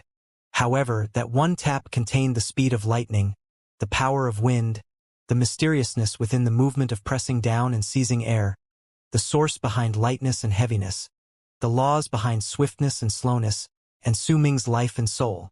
One day, in the endless cycles of incarnations, the memory of the very first time Su Ming had appeared in this world returned. He remembered why he came here, remembered the small snake, remembered the old man in black robes, and remembered the words that made his heart tremble when he was fighting against the candle dragon. The fusion between the sky and earth, the fusion between ice and fire. Fusion. For the first time in the hundreds of years Su Ming sat there. He opened his eyes, and a brilliant light could be seen within them. I understand now. There are plenty of things in the world that are binary opposites of each other. And it's even more so in this undying and imperishable world. This is because the candle dragon's desire is to devour the nine-headed dragon. It is just as it said, since the universe already has the candle dragon, then why is there a need for the nine-headed dragon to exist? This is the legacy of the candle dragons. But clearly, this candle dragon didn't manage to devour the nine-headed dragon. That's why. This undying and imperishable world is imperfect. Since the candle dragon is dead, even its will was left frozen the moment it opened up this world and sucked me inside. If that is the case, it means that this undying and imperishable world is imperfect. There is a great flaw in this place, and this flaw has become the candle dragon's regret. That flaw is this so-called fusion that is shown in this place. In truth, there is no such thing as true fusion. It doesn't matter whether it's lightness and heaviness, swiftness or slowness, or this pressing down and seizing air. All of this is just the candle dragon's imitation in this undying and imperishable world. Su Ming's eyes shone with a brilliant light and he lifted his head to look at the gray sky. Fusion is the core of the undying and imperishable world. It is also the truth that the candle dragon has laid out. It once said that it devoured 97 world planes. Then is it possible to say that the candle dragon's undying and imperishable world is formed by all these devoured world planes? This world is formed so that the candle dragon could use it to gain an epiphany, all for the sake of devouring the nine-headed dragon someday, so that it could complete its race's mission and fulfill its people's desires over the years. To leave this place, I will have to either obtain a power to break this place and force my way out, or I will have to find out what true fusion is. But what exactly is my fusion? Su Ming mumbled as he looked at the gray sky, his eyes filling with uncertainty. Life and death. Su Ming's eyes gradually lit up with a brilliant sparkle. In the blink of an eye, another 30 years passed. During them, Su Ming sat on the hill without moving an inch, constantly thinking and trying to understand the true meaning behind fusion. He was immersed in a strange situation. A feeling of ages past radiated off his face, and an air of time slowly emerged from his body. There was an increasing amount of white fog around him, and it was all formed by the undying souls that tried to eat Su Ming over the years. That white fog continuously attracted more undying souls to the place. However, when these undying souls closed in on Su Ming, they would immediately explode with shrill cries and die, turning into white fog. Those souls continuously woke up beside Su Ming and died. The process repeated itself incessantly and turned into a ceaseless cycle. The hundreds upon thousands of incarnations is an exchange between death and life. It's very easy for a person to find the signs that mark life and death during this process, but it doesn't matter whether it is life or death. In the undying and imperishable world, there is no one who is truly alive, and neither is there anyone who is truly dead. No matter how much I go through, this is still just like a dream. When I wake up, everything will remain an illusion. This isn't my fusion. On the day 30 years later, Su Ming opened his eyes and shook his head. He lifted his right hand and casually swung it outward. With that one swing, the thick white fog immediately spread out and only stopped when it had traveled 100,000 feet away from Su Ming. At the same time, distortions began to appear around him, even though he remained seated. If anyone was looking, they would feel that they could see Su Ming with their eyes, but in their perception, the place where he sat was empty. Before long, reawakened, undying souls seeped out of the ground in succession. These undying souls seemed to not have seen Su Ming and did not pounce on him as they normally would have done. Instead, they left the place with a vacant look in their eyes, and gradually, no more undying souls were born in Su Ming's area. Even the souls passing by could not discover Su Ming's existence and simply floated past him. Another 20 years passed by, and during them, Su Ming never once stopped thinking. Lightness and heaviness, swiftness and slowness, pressing down and seizing. These things are simply different in terms of their characteristics, and I learned them from others during my numerous incarnations. They don't belong to me. These binary opposites must have come to be because of the 97 worlds the candle dragon devoured. These aren't my fusions. My fusion has to belong solely to me. Su Ming mumbled. What could it possibly be? Su Ming closed his eyes. He had been thinking about this for 50 years, and he still had not obtained his answer. Feeling lost, he gradually immersed himself in his memories and looked through them. The pictures in those memories were unfamiliar to him. After all, he had gone through hundreds of thousands of incarnations here, and many years had gone by during that time. As he looked through those memories, he saw himself bringing the two youths whose names he had forgotten into the world of 9 then to the Candle Dragon's burial ground. He saw himself entering the Candle Dragon's body and also saw the old man in black robes. Everything that transpired in the world of 9 flashed by quickly. Then he saw a rather familiar mountain range and remembered that it was the location of his cave abode. Then he saw Hongluo, saw Ditian, and saw the 9th summit. His memories continued running backwards, and from the 9th summit he returned to Han Mountain City, and then from Han Mountain City he returned to Dark Mountain. The things that happened in Dark Mountain were things that he would never forget. His elder, Bei Ling, Wu La, Lei Chun, Shan Hen, and also Bai Ling. All of this is my past. As Su Ming recollected his past, grief rose in his heart, but a soul could not cry. If it could, then tears would have fallen out of Su Ming's eyes. The most precious things in my life are Dark Mountain, the 9th summit, and my past. What I want to protect are also Dark Mountain, the 9th summit, and my past. Su Ming whispered softly. I cannot change anything in the past. It is buried in my memories, along with all the years I have lived. The past is in my hands, and I will never forget anyone. This is one side of my life. Su Ming opened his eyes. They were dull but looked profound, as if the universe itself was contained within them. One side of this binary opposite is what has been set in stone after it has happened, and the other side is continual changes that would occur for what has not happened. If my past is one side of my life, then the other side would be my future. Su Ming fell silent for a moment and his gaze fell on the endless world in the distance. A faint look of absent-mindedness appeared in his eyes. As his mind wandered, he seemed to see himself tied up by multiple chains in a black swamp located in an abyss in the ground. There were 9 black dragons blowing black fog at him, and there were several people in the sky above him, looking at him warily and coldly. They did not say a word, merely looked at him silently. The scene changed. and he saw himself with purple hair standing at the highest spot in the sky as he looked at the earth with an aloof gaze. An innumerable amount of lives knelt down and worshipped him on the ground. The scene changed once again, and he saw himself lying on an altar with golden needles stabbing his entire body. A large amount of smoke spread out from his body, and it was all absorbed by the thousands of people sitting cross-legged around him. When they absorbed that smoke, delight would show on their faces, and it was a stark contrast compared to his face, twisted in pain. The pictures had not ended. They changed once again, and it was difficult for Su Ming to know whether this was just an illusion or whether it truly happened before. He saw himself once again. This time he had long red hair, and he was dressed in a white long robe. There was a hint of loneliness in his eyes and a touch of grief on his face. His hands, stained with blood, were filled with a murderous aura that surged into the skies, as if hundreds upon millions of lives had been crushed by his hands.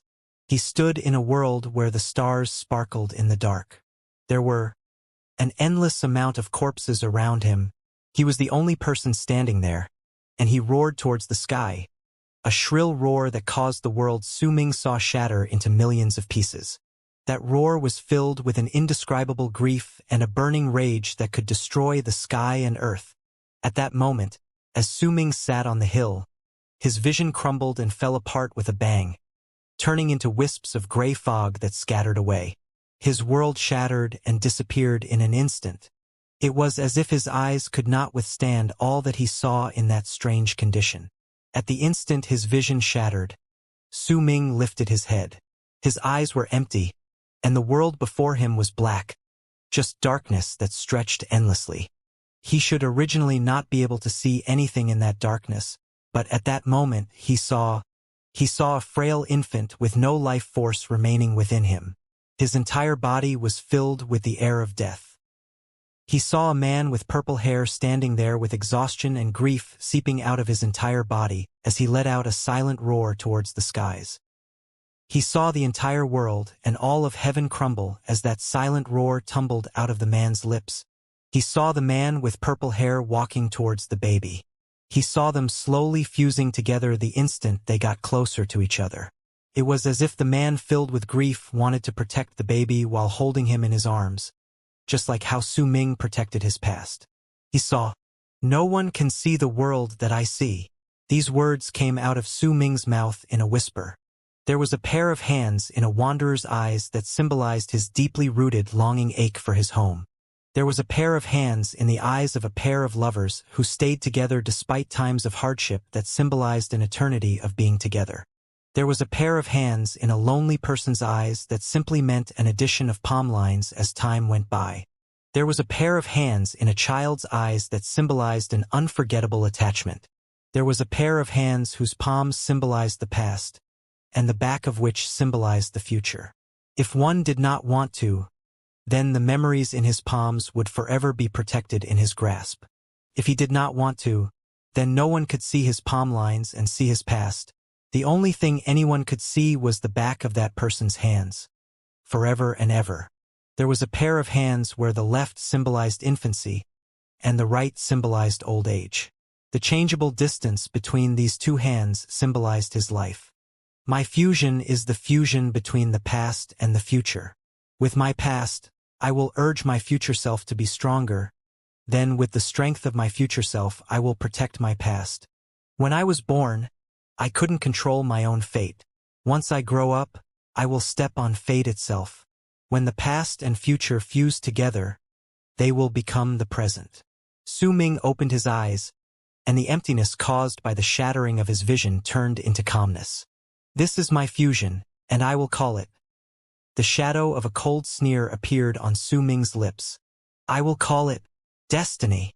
The instant Su Ming said that word, he stood up, and even if someone was beside him, they would not be able to see the world he saw in his empty eyes right at that moment.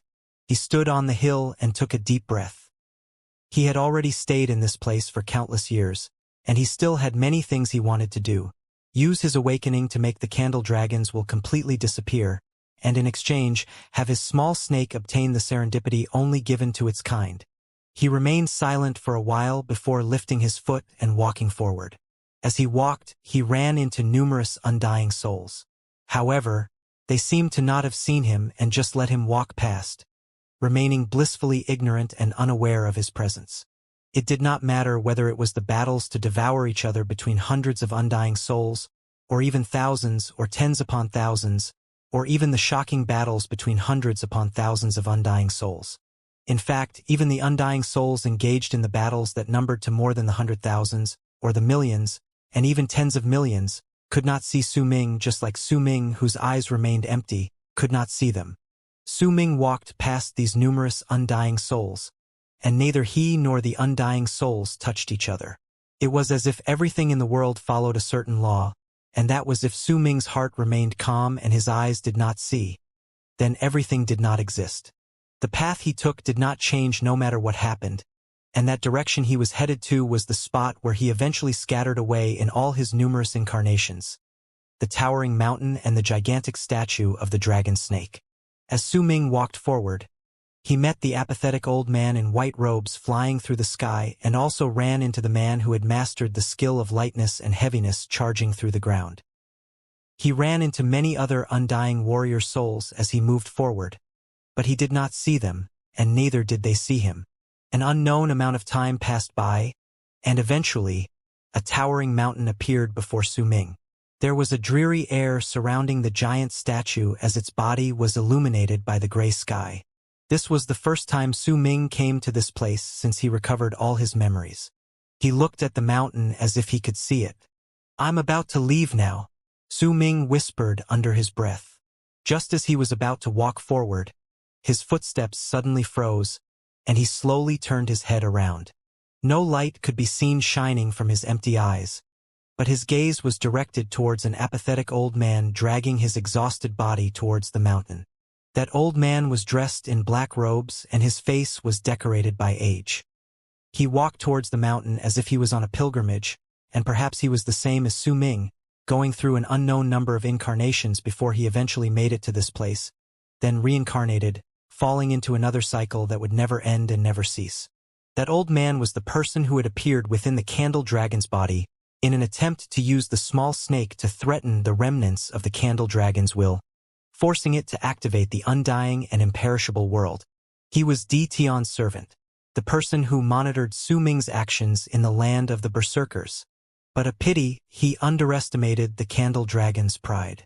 It was why the strand of his divine sense was forcefully absorbed into the undying and imperishable world to suffer through endless cycles of life and death. He had also dragged his body into this mess, forcing himself to endure the curse eating away at his body. As if he could see, Su Ming looked in the old man's direction. After a long while, he lifted his feet and walked towards the old man. When he got closer, the old man remained blissfully unaware and ignorant of his presence, simply continuing on with his path towards the mountain that was summoning him. Su Ming walked beside the old man in black robes. Then, with a calm expression, he lifted his right hand and plunged it into the old man's soul. That person's body jolted and pain appeared on his face. The instant he wanted to struggle, Su Ming brought his hand out, and there was a wisp of green fog in his palm. That fog surrounded Su Ming's hand and stayed in his palm. Once he seized it, he no longer bothered himself with the old man and walked towards the mountain. Su Ming would not kill the old man, because suffering through the endless cycles of life here was worse than dying. It would just bring the old man happiness if Su Ming killed him. What he wanted to kill was the old man's body outside. Only by killing him would Su Ming be able to quell his hatred. When Su Ming arrived at the mountain and stepped on the many scales on the dragon snake's body, he sensed the familiar words written on them. Those words symbolized his incarnations and his perseverance. Su Ming began walking towards the dragon snake's head, and when he eventually reached there, he lifted his head and looked at the sky. "Candle Dragon, since this is the fate of your kind, then there is nothing wrong about you wanting to devour my snake. I respect you. I have woken up despite your curse, and now, I will walk out of this place." Su Ming spoke quietly, but the instant he said those words, wind suddenly stirred in the peaceful gray sky, and clouds surged in the heavens. Thunderous roars that shook the skies traveled forth. A thunderclap sounded as if the sky itself was roaring, causing the old man in black robes to shudder and kneel on the ground. All the other undying souls in the endless world also shuddered in the midst of their fights and prostrated themselves on the ground. Fear, too, had appeared on the faces of the powerful undying warrior souls, and all of them fell down on the ground to worship the sky. The thunderclap seemed to be a response to Su Ming's words. Once he finished speaking, with a calm expression, he stood on the dragon snake's head and lifted both of his hands slowly. My palms symbolize my past, and the back of my hands represent my future. Su Ming lifted his right hand high into the sky with his palm facing downward while the back of his hand was turned upward, then moved his left hand in the opposite direction. The fusion of the past and present will appear when these two hands come into contact, and the power when the past and future fuse together will bloom. Su Ming's right hand began descending slowly towards his left hand. I call the power of fusing the past and future together as destiny. During that instant, Su Ming's right hand and left hand touched each other. Right when they came into contact, Su Ming's body began trembling viciously. Veins popped up on his face. His long hair started dancing in the air without wind and his robes fluttered furiously. Behind him, an illusory figure of a baby appeared. That baby did not cry. He had his eyes wide open, and there was only gray in there, as if he was dead. The world distorted and a man with purple hair gradually emerged. The man's face was filled with grief as he lifted his head to look at the sky. The instant he appeared, an astonishing change immediately happened in the undying and imperishable world. The gray sky started rotating as if it was fog. The white hue on the ground instantly turned black as if it was dyed in ink and started trembling viciously. The fusion of destiny. First fusion. The instant Su Ming started mumbling, the illusory man with purple hair standing before him moved towards him, and at the same time, a gray light shone in the baby's eyes and he charged towards Su Ming from behind him. At that instant, the past and future turned into a gigantic vortex around Su Ming. The vortex became increasingly faster as it spun, and eventually it sucked Su Ming inside. He disappeared, and during that moment, there was only a gigantic vortex above the dragon snake's head above the mountain in that world. That vortex spun with loud rumbling sounds. Within it contained Su Ming's future, past, and his present. All of this had turned into the greatest creation he had gained out of his epiphany in the undying and imperishable realm. Destiny. As that vortex spun, a hand shot out from within. It was a pale hand, and it seemed to contain no strength. However, the instant that hand stretched out, it slowly curled its fingers into a fist, and the rapidly spinning vortex froze instantaneously before charging straight towards it, making it seem like the hand had completely frozen the vortex during the process it formed that fist. When the vortex disappeared, a person appeared on the dragon snake's head.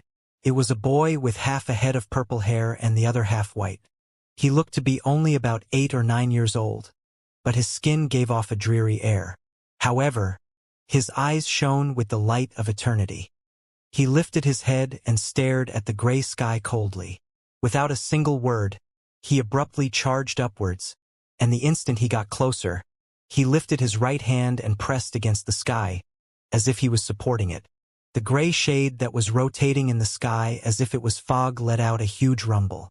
The entire sky started trembling and the fog started rolling backwards, layer by layer, as if those layers were being stripped off one by one. It was as if the sky had turned into a gigantic wooden block, and it was rapidly becoming thinner with each passing moment. Right at that moment, a thunderous rumble that sounded like a furious roar sliced towards that boy from all directions. Soon after, all the undying souls in the undying and imperishable world exploded with a shiver, turning into a large amount of white fog that charged upwards. The endless white fog filled the entire sky in an instant before gathering together swiftly right where Su Ming was. As that white fog merged together, it turned into a gigantic body whose end could not be seen before Su Ming, and it was the candle dragon. It roared and opened its mouth wide towards him. Compared to it, Su Ming was like an ant, but not a single hint of change could be detected on his face. Almost the instant the gigantic candle dragon devoured him, He lifted his left hand and pressed downwards. At that moment, he had his right hand supporting the sky and his left hand pressing down on the ground. As he pushed forcefully with both his hands, the sky and earth started rumbling violently. Then, a large amount of visible cracks that could be seen with the naked eye appeared in the sky, and as the ground shook, deep chasms tore through the land. Undying and imperishable world, open.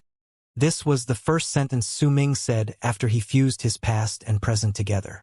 His voice was icy cold, containing both an ancient air and a feeling of youthfulness, giving off an incredible impression to others. The instant Su Ming said those words, he forcefully pushed upwards and downwards with both hands again. Right at that moment, a crack suddenly appeared right at the center of the 10th moon in the world of 9-een. It was as if a great force was tearing it apart from within. That strange change immediately caught the attention of all the living in the world of 9-een, plunging them into shock. At the same time, as the fossilized candle dragon laid in its burial ground, a crack also appeared right in the middle of the third eye, at the center of its brows on its gigantic head, just like on the 10th moon in the sky. It was as if there was someone who wanted to force that eye to open. The entire world of 9-een was in a state of shock. Numerous gazes were trained on the 10th moon in the sky, the crack that was slowly widening from the inside. From the distance, this 10th moon was like an eye that was opening slowly. This strange sight made all the people who saw it get the false impression that if that eye opened completely, it would cause the sky and earth to shatter. The world of 9-een within the 1 million lease belonging to the shamans was now largely different compared to the time Su Ming stepped into the Candle Dragon's burial ground.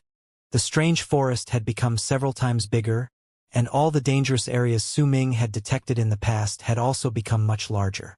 As for Shaman City, it no longer existed. The majestic city that served as a sign that the shamans occupied that particular area in the world of 9-een had now turned into ruins. All the buildings had been destroyed and whatever remained of them was scattered everywhere. The huge head that was lifted into the sky by a giant stone pillar in the past was also gone. It was difficult to imagine just what sort of change could have happened that caused the shamans to be unable to defend their city. There was a gigantic hole in the sky above the ruins of Shaman City. From the distance, that hole looked like a vortex that remained still and unmoving. There were dried-up branches above that hole. Those branches had appeared out of nowhere, as if the sky was the spot where they had hidden their roots. As they spread out, they surrounded the entire vortex and wound themselves tightly around it like a seal. However, the place was not void of life. Some people could be seen flickering through the ruins, even though their presences were difficult to spot. They would enter the ruins quickly, and then swiftly fly out once more. If anyone took a closer look, they would find that these people were a mere handful of shamans. Besides the Candle Dragon's burial ground, there were 2 other spots that were considered as sacred grounds to the shamans within the 1 million lease around Shaman City. One of them was the birthplace of the spirit mediums, the mass grave. Over there, they could sense the presence of death, and if the people possessed a unique aptitude, they could become spirit mediums. The other was the birthplace of thought soothsayers, an altar that was built with numerous beast bones. There was a power contained within the altar that would not lose to the Candle Dragon. That power would make all those who invaded its territory be plagued by hallucinations until they died. If they did not die, then once they broke free they would possess a similar power, and those were the thought soothsayers. As of then, there were some shamans staying in a valley near that beast bone altar. The total number of shamans staying there was less than 1,000. All of them had yellowish complexions and they were thin, dressed in ragged clothes. They looked incredibly pathetic. Their gazes were also filled with vigilance. However, when they saw the bizarre change appearing on the 10th moon in the sky, that vigilance turned into panic. Among these people was a person who sat in a corner of the valley. He was dressed in a black robe and his face was also covered, but it still could not cover the rotten stench coming from his body. Hidden under his robes were black patches of varying sizes decorating his skin. Those black patches were the source of his decay, and they were also the reason for his torment and his endless suffering. Almost the moment the other people lifted their heads to look at the 10th moon in the sky in shock, The person in black robes also lifted his head and looked towards the sky. However, right when he saw that a change had appeared on the 10th, his expression drastically changed. The others might not know about this 10th moon, but he did. He knew that this moon was the candle dragon's undying and imperishable world, and if such a change occurred to it, then it meant that someone was about to force his way out of the undying and imperishable world. Impossible. It can't be him, the person in black mumbled. He was indeed the person who had separated a thread of his divine sense, using the destiny talisman, in the past to have Su Ming be sucked into the undying and imperishable world, who was Di Tian's servant and the overseer of Su Ming's actions in the land of the berserkers. He might not have died despite the curse burdening his body, but due to some accidents, he had lost his chance to leave and was forced to stay in this place with the others who could not leave, living through every single day like cowardly turtles. Compared to the others' despair, he never lost hope. He believed that once his master descended to this place, he would come and look for him, then save him. However, once he saw the change in the 10th month, his heart was filled with disbelief. He had learned of the rumors surrounding the undying and imperishable world a long time ago. He knew that this was a place that practically no one could escape, and it was difficult for him to believe all that he was seeing. There were two other people in the crowd that Su Ming would find incredibly familiar if he saw them. One of them was a middle-aged man with messy hair. His robes were torn and his face was filled with stubbles. He looked incredibly miserable as he sat quietly on a mountain rock while looking at the sky. There was a slight hint of uncertainty on his face. He disappeared into the Candle Dragon's land that year, and I heard someone say before that this 10th moon symbolizes the Candle Dragon activating the undying and imperishable world. Could this change be connected to him? In his silence, nostalgia appeared on the middle-aged man's face. He was Nan Gong Hen. The other person was an old man whose face was filled with a bleak air. He lay on the ground with dull and lifeless eyes, and his body was thin as bones. He stared at the 10th moon in the sky blankly, and if Su Ming saw him in that valley, he would be able to somewhat tell that this person was the latter shaman, Tai Mu. There was a one-armed young man taking care of him by his side. That young man would occasionally lift his head to look at the 10th moon in the sky, but he would not say a single word. There were also other living creatures who saw that 10th moon in the sky, and they were men who lived on the vast land of the world of Nine outside the valley. These men were several hundreds of feet tall, and they were men who looked like trees possessing heads and 4 limbs. These men looked incredibly similar to the spirits of Nine. They wore armor and resided in many places within the world of Nine. All of them saw the strange change on the 10th moon in the sky. There were also illusory shadows of men and women besides the spirits of Nine existing within the territory that once belonged to the shamans. These people looked quite transparent and their bodies could not be seen clearly. Besides these creatures, there was also a race existing in the sky. These were living beings that had a pair of wings growing off their backs even though their bodies were those of humans. However, those wings looked like bats' wings, and a singular horn could usually be found on these people's heads. These 3 races occupied the territory that once belonged to the shamans, and even stationed themselves in 3 locations around the valley where the remaining shamans lived. The change within the 10th moon in the sky had also caught a great deal of attention from the 3 races. Compared to the shamans, they possessed more knowledge regarding it and what it meant. The Candle Dragon activated the undying and imperishable world all those years ago, and now it's showing signs of opening. Could it be that the person who went in back then is coming out? Within the territory occupied by the people with bat wings on their backs was a giant oval-shaped ball several hundreds upon thousands of feet tall. That ball floated in midair, and around it were many other smaller black ovular-shaped balls. There was a ghastly voice echoing in that area at that moment, and it was unknown which ball that voice came from. In another direction and in another region was a spot where there were plenty of the transparent and illusory people. There were several altars in that region, and they were all very strange. Their forms were caught in between a state of being real and being an illusion. It was difficult for people to discern whether they truly existed. A person who can walk out of the dead candle dragon's undying and imperishable world definitely has something unique about him. Let's try taking him into our tribe first. In the final direction, and also the region that was furthest away from the candle dragon's burial ground, was a land filled with a forest that spanned endlessly. This area was the dwelling place for the men whose gigantic bodies were like dried wood and who covered themselves in armor, the spirits of 9 Within that endless forest were huge palaces.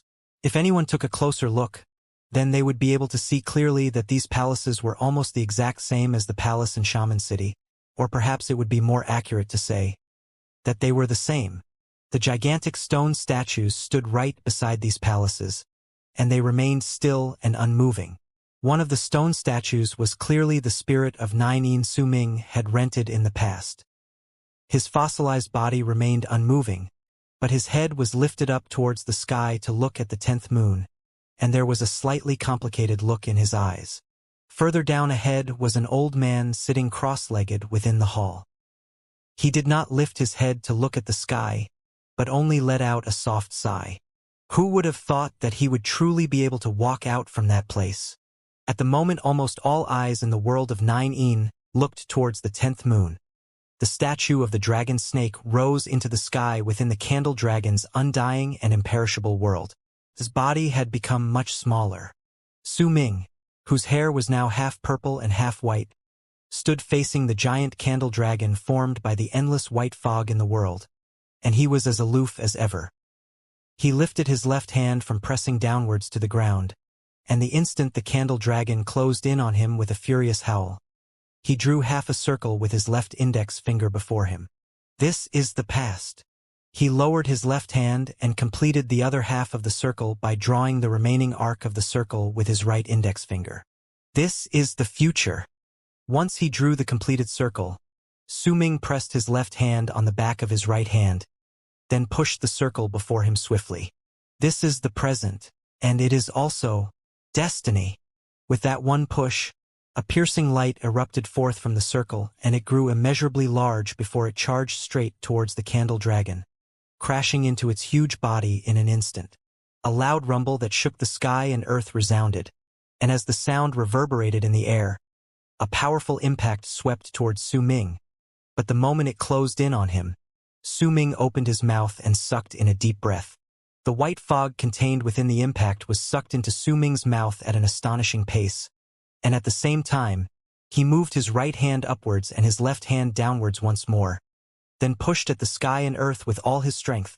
A large area of the sky fell apart and the ground started trembling viciously. Then, as if it was seized by a pair of invisible hands, the crack between the sky and earth was abruptly ripped apart. The instant the crack was ripped apart, a violent rumble reverberated in the air, and a gigantic crack that connected the sky and earth appeared. Su Ming charged upwards, and in the blink of an eye, disappeared inside it. Undying and imperishable, if you devour those souls, you will not die, and if you don't devour them, you will not perish. However, devouring and not devouring are like two polar opposites, and this cannot be considered a fusion. The true fusion is when you manage to not devour while you eat, and while you eat, you don't devour. Su Ming mumbled under his breath the instant he stepped into the crack, and understanding appeared in his eyes. This is life. The crack within the 10th moon in the sky was completely opened, making it seem as if the 10th moon had opened its eye and was looking at the ground with a gaze that had attained enlightenment. This is his gaze. He came out. The old man mumbled under his breath as he sat in the valley. A bitter look appeared on his face, along with despair. In the forest that covered the entire land lying on the other side of the valley was the spirit of 9 that was looking at the sky. He sighed and closed his eyes. In one of the palaces right behind him was the old spirit of 9. He too closed his eyes. In the region lying in the other direction that was filled with numerous illusory figures was an indistinct figure. It could be seen that the person was a woman, and she was drifting through the land with a vacant look on her face as she stared at the moon in the sky. Her appearance suggested that she should be incredibly beautiful. However, the current vacant look and change in her appearance made it difficult for people to imagine just what could have possibly happened to her. The gigantic body that had fossilized all those years ago in the Candle Dragon's burial ground had also started recovering slowly. As it was restored to its original form, a thick, rotten stench spread out, and all the spots that had been restored from its petrified state started rapidly decaying until they disintegrated. Within the huge region in the Candle Dragon's head was a breathtakingly beautiful woman's head. The head was the only thing that was not fossilized, but at that moment, dark patches began covering her whole head, and she started rotting. Right before her was a stone statue, and that statue was Su Ming. Starting from the head, a brilliant light slowly shone on the statue, and the petrification on his body faded away gradually, like a receding tide. A strong wave of life force rapidly gushed out from the stone statue, and it was becoming stronger with each passing moment. It was quiet all around them. The decay of the woman's head symbolized her life force fading away and her imminent death, forming a stark contrast to Su Ming's body. After some time, as the woman's head continued rotting, her eyelashes fluttered lightly and she slowly opened her eyes, revealing a pair of eyes filled with age and time, along with wisdom. She looked at Su Ming, simply looked at him, and gradually, a vortex appeared at the center of her brows. It started spinning slowly. You who have walked out of the undying and imperishable world have found the fusion that belongs solely to you. You have earned my respect. This is our fate as Candle Dragons. I will keep to my promise and let myself be devoured by my kind willingly. With what remains of my will and body, I will bless his new life, and I will also bless your new life. With the blessing of the Candle Dragons with you, I hope that you can walk further down with my kind. The other side of curses is blessings. With my dissipating body and with 97 worlds I devoured, I will bless you, the beautiful woman mumbled. There was not a hint of hatred in her eyes, only calmness. As she spoke, she opened her mouth and breathed out a puff of air towards the recovering Su Ming. That puff of air was white and looked like fog. It landed on Su Ming's face slowly and crawled into his body through his eyes, nose, ears, and mouth. The instant it crawled into the body, the Candle Dragon's gigantic body started rapidly decaying, and as it began rotting, a large amount of white fog gushed out and charged towards Su Ming, as if he was a vortex that was absorbing this life force swiftly into him. I will hand my will and my legacy as a gift for my kind, and I will give to you what remains of my power, along with the power of the one world that remains after I used 96 worlds to build the undying and imperishable world. How much you will be able to take in depends on your serendipity. Once she said those words, the beautiful woman closed her eyes. The vortex at the center of her brows spun faster with each passing moment. A black thread could be seen vaguely inside it, and the rotating black thread was the reason behind the vortex spinning. As the life force and white fog that came from the crumbling Candle Dragon's gigantic body surged into Su Ming's body incessantly, he instantly recovered. He also clearly felt a huge wave of aura crashing into his body from all directions. That aura and life force came too swiftly and violently, causing Su Ming to immediately feel that his body was going to swell up and explode if he reacted a bit too slowly. This is the accumulation of the Candle Dragon's power through its whole life. It might be dead, and there is less than a tenth of the original power of when it was still alive, but the moment its body disappeared, the full force of that power burst forth. This is the sort of great serendipity that would only happen once in a lifetime. Su Ming did not hesitate, and neither could he hesitate. If he did not absorb that power, his body would immediately fall apart. The forceful injection of power came too violently, causing Su Ming to not have time to think. The berserker bones in his body instantly started absorbing that power madly. There were 7 berserker bones within Su Ming's body. The wind crystal of inheritance had turned into one of his berserker bones, and the lightning crystal of inheritance had also turned into a berserker bone. However, as the powerful wave of aura and life force surged into his body, the 8th vertebrae on Su Ming's back almost instantly started shining with golden light. The instant golden light shone through Su Ming's body, the 8th berserker bone was formed within him, but this was far from over. Less than 10 breaths since the 8th berserker bone formed, Banging sounds came from Su Ming's body. Pain filled his face, and dazzling golden light shone from his back. The ninth berserker bone manifested, after the span of 100 breaths passed, and as Su Ming let out a low growl through gritted teeth, his body shivered. The powerful aura and life force was surging into his body too quickly, almost as if they wanted to rush into his body all in one go, and he was slightly lacking in the speed required to absorb that force. As sharp pain coursed through him, the 10th berserker bone materialized on his spine. If he told anyone about this sort of rapid improvement in power, he would definitely stir up a wave of shock, a commotion. After all, it was common knowledge that it was incredibly difficult to train in the berserker's bone sacrifice realm, and since the final realm for berserkers was the berserker soul realm, those who had reached the bone sacrifice realm could already be considered as powerful warriors. They were people who were the backbone of a clan's fighting force, and the strongest power in a middle-sized tribe. However, the candle dragon had turned its body into a blessing for him before its will perished, and it had turned the impossible into possible. It gave Su Ming a huge serendipity that perhaps even Di Tian had not seen coming. The source of it all was Hong Luo. His sudden appearance, it caused Di Tian to lose control over his plans for Su Ming. Since his clone was destroyed, it caused Su Ming to temporarily be free of his predetermined fate. Allowing everything to deviate from its original course during the entire process, Su Ming ran free from his reign. A large amount of sweat beaded on Su Ming's forehead. The feeling as if his body was about to explode grew stronger. As the 10 berserker bones in his body absorbed the power with a maddened frenzy, he gathered up that power and landed a powerful blow against the 11th berserker bone. Like a furious wave crashing into a frail barrier, the golden light in his body shone more brilliantly under that impact, and his 11th berserker bone took form straight away. But this was just the beginning.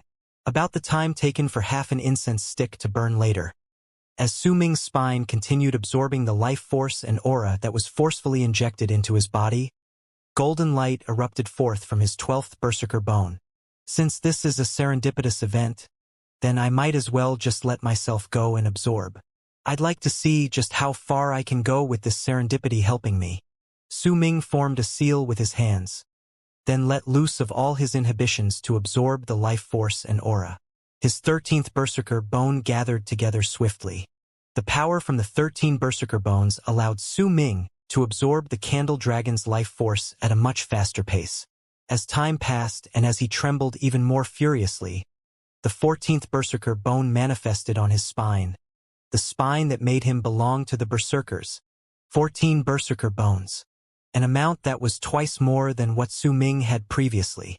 Yet even more so, the life force and aura that was surging into his body was still coming in as swiftly and violently as ever. It did not show any signs of diminishing. Instead, more came in. When his 15th, 16th, and 17th berserker bones started shining with a brilliant golden light in succession, even Su Ming found himself in shock at the rapid rise of his power. However, he could not spare even a single thought to all of these things.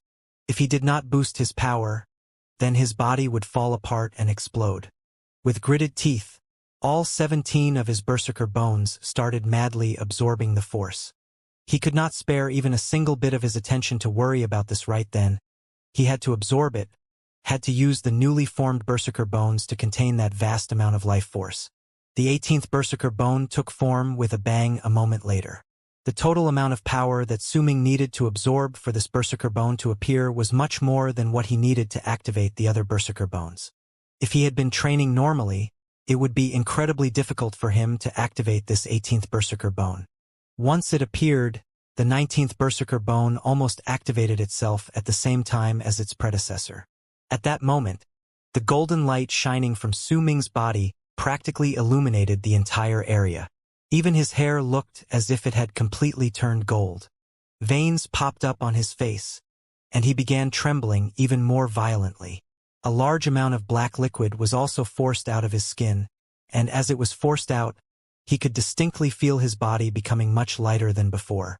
At the same time, the 20th berserker bone formed with a bang. When it appeared, Su Ming felt as if his body was about to be torn apart.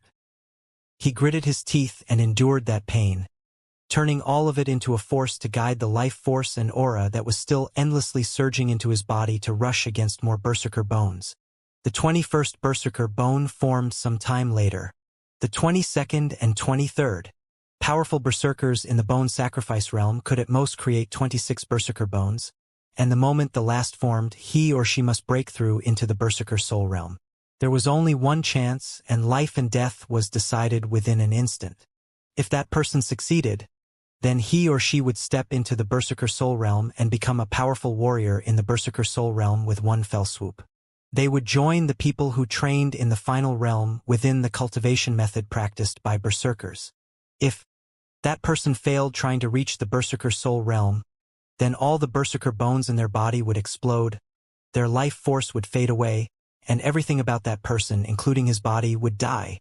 A wave of fear gradually washed over Su Ming's heart, because he realized that if he continued increasing his power at this speed, then before long, he would manifest all 26 berserker bones. He still had not completed his preparations.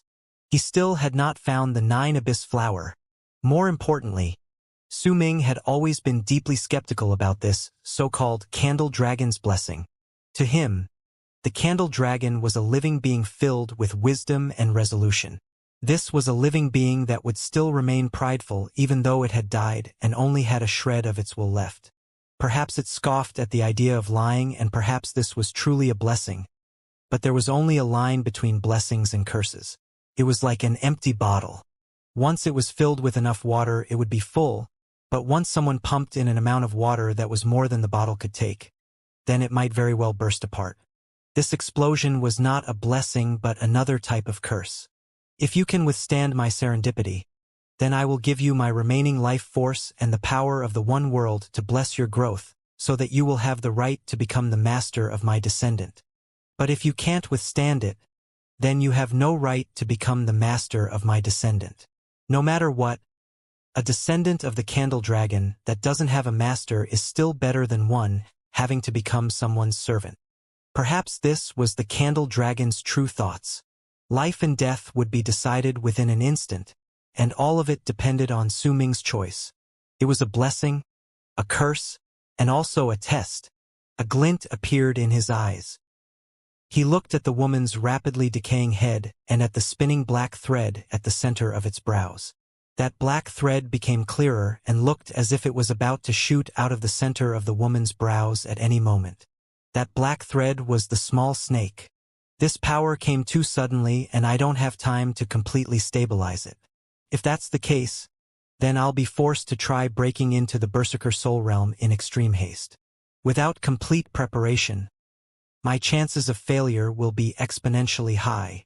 Su Ming knew that he had a large amount of crimson stones in his storage bag, but none of them contained the 9 abyss flower, or else he would have cut that stone open a long time ago. He was in a perilous situation, akin to being forced to move quickly on a suspended rope, and at that moment, the 24th berserker bone formed within his body. Should I try breaking through, or should I not? Su Ming struggled. However, there was just simply no way for him to dispel the life force and aura that was incessantly surging into his body. As his berserker bones increased and the power surged within him, Su Ming could clearly just how strong he had become. It was a strength that was much greater than what he possessed previously. However, along with that sense of power came a feeling of death.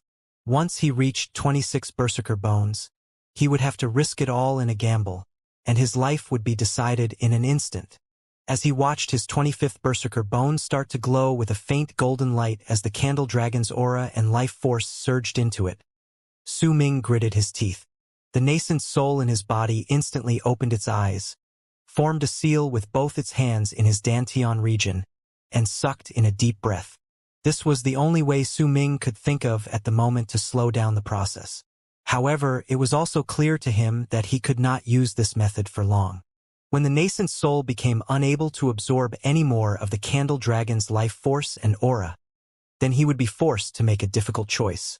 As the nascent soul absorbed the life force and aura, these forces of power surging into Su Ming's body changed direction, and a large portion of them charged towards the nascent soul. In an instant, they surrounded it.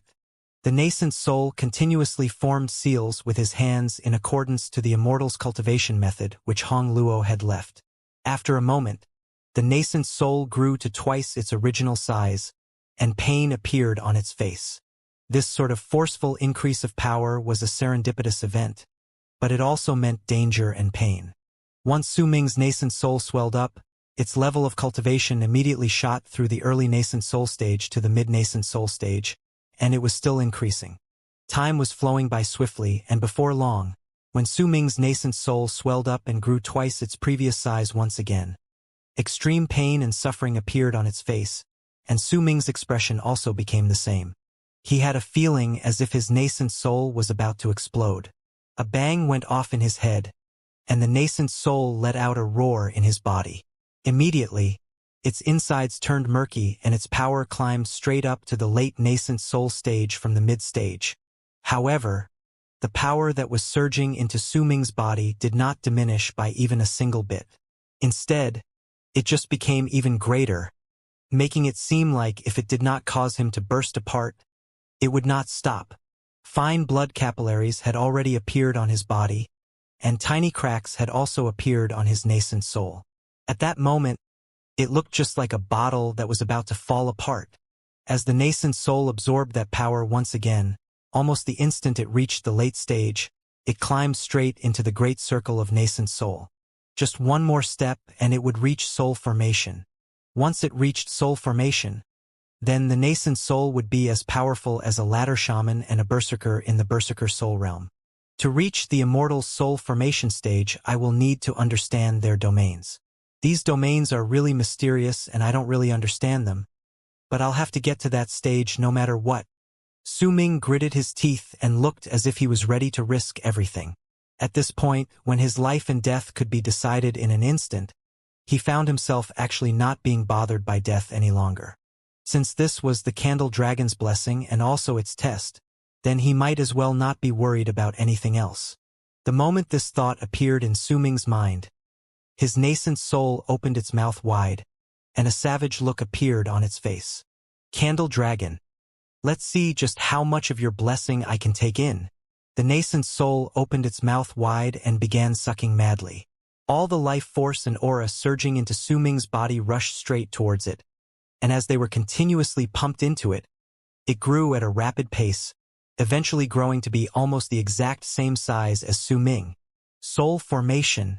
Soul formation. I still haven't come to understand domains, but I do understand the fusion between the past and the future, and I found the point between the past and the future. If we're talking about domains, then my domain is destiny. Everyone has their own destiny, and living beings all have to end up being reincarnated. As the aura and life force continuously surged into the nascent soul, it swelled up even more, and eventually, it let out a low growl and exploded. Right then, a bang went off in Su Ming's head. His mind became clouded. He seemed to have seen his nascent soul's metamorphosis, and a new life was born. Could no longer be called a nascent soul, but a nascent divinity. The nascent divinity was like a shadow, but also a physical entity. It seemed to be corporeal, but an illusion at the same time. Su Ming sensed a wave of ripples coming from his nascent divinity, and it was a will that screamed that if this nascent divinity did not perish, then his soul would not die. The nascent divinity was just born, and Su Ming could sense just how frail it was. At this point, it needed time to nurse itself back to health. If it absorbed any more of the Candle Dragon's aura, then it would immediately disintegrate because it could not endure it. The Candle Dragon's aura and life force was about to charge into the nascent divinity. Su Ming opened his eyes, formed a seal with his right hand, then pointed before himself. Right when the Candle Dragon's power closed in on the nascent divinity, it floated out of Su Ming's body and gathered before him. The immortals that have formed nascent divinities say that as long as their nascent divinities don't perish, their spirits won't die. Since I have a nascent divinity now, then even if my body falls apart because of the Candle Dragon's power, I can use my nascent divinity to possess someone else. Su Ming gritted his teeth, and the moment his nascent divinity left his body, the Candle Dragon's power rushed straight towards his berserker bones. In an instant, A powerful golden light erupted forth from Su Ming's 25th berserker bone. At that moment, his entire spine looked as if it was sparkling with golden light, and even his body had turned the color of gold. 25 berserker bones were the pinnacle of the bone sacrifice realm. There were quite a number of powerful berserkers who had arrived at this state and would not continue with their practice because they did not have the confidence to handle the life and death situation when their 26th berserker bone appeared. If Su Ming could choose, he would definitely only try taking that risk when he had plenty of confidence that he would succeed. But right then, he had no choice. His eyes were blood red. The instant resolution colored his eyes.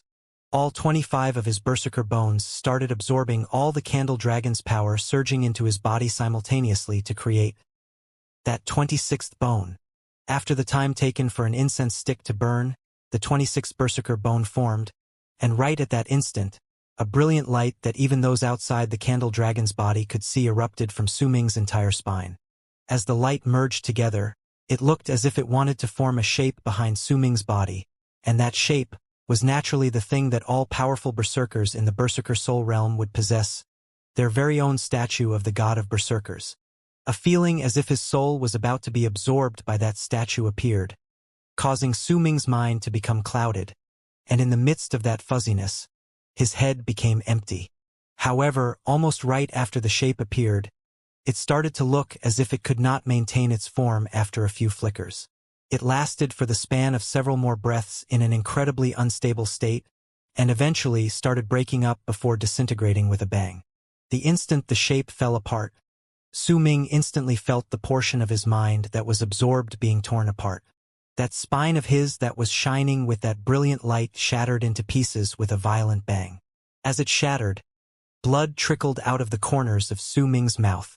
The blood trickled out of his mouth only in the beginning. The next instant, it started gushing out. Blood gushed out of every single pore in his body at the same time, and his body instantaneously slumped down. The shadow of death loomed over a wide area above Su Ming's head. His attempt to enter the berserker soul realm failed. The moment it failed, due to the shattering of the spine, Su Ming's flesh and blood instantly started showing signs of crumbling and disappearing into thin air.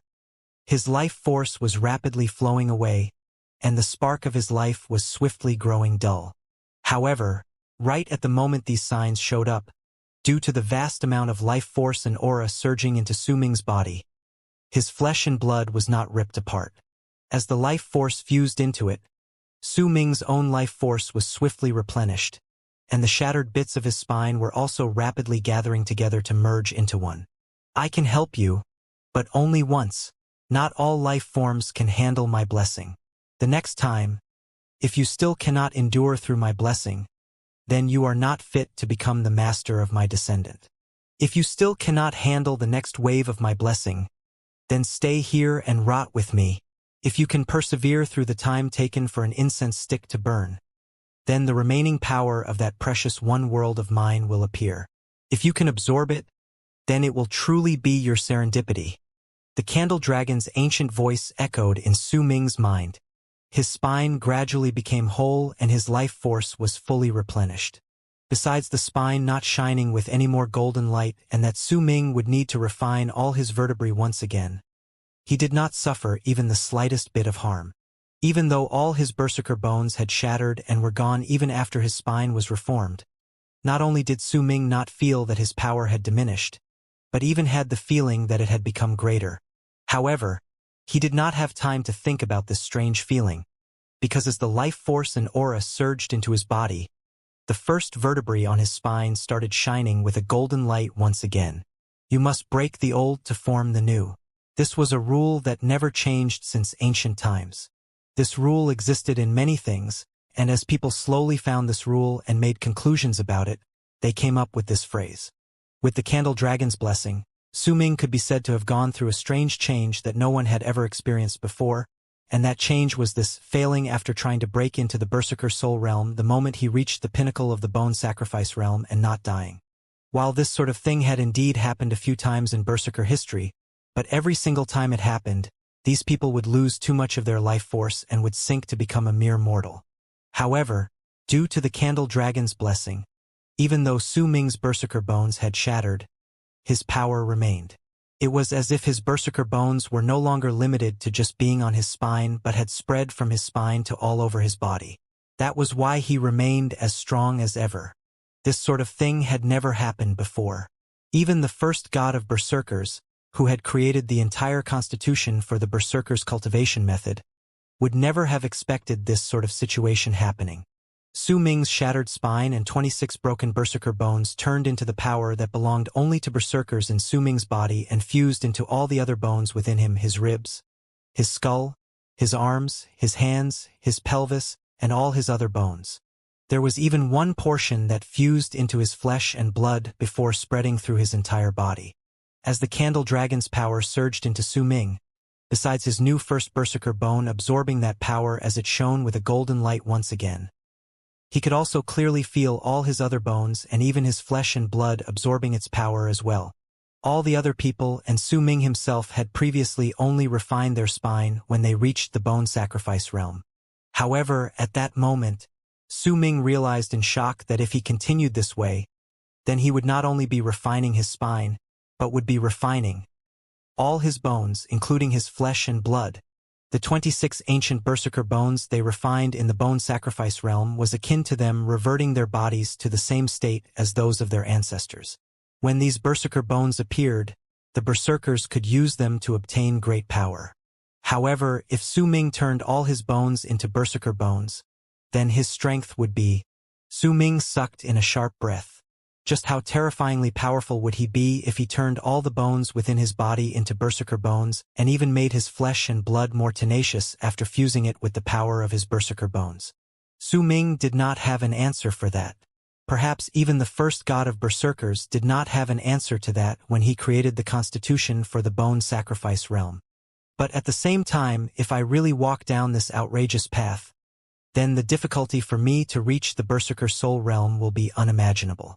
It's practically impossible for me to succeed. Su Ming understood this clearly. Just having 26 berserker bones to gather together to form the statue of the god of berserkers in the berserker soul realm was incredibly difficult. If he reverted all his bones in his body to the state that belonged to his ancestors, then the difficulty when he tried to reach the berserker soul realm was as plain as day. However, the progression of events did not allow Su Ming to hesitate. Either he would choose to continue trying to reach the berserker soul realm, then using his nascent divinity to possess someone else and retrain after his body fell apart when he failed to reach that realm, or he could walk down this path that no one had ever taken before, and then think about how he would deal with reaching the berserker soul realm later. Besides these two paths, there was another road, and that was the path where he succeeded in reaching the berserker soul realm.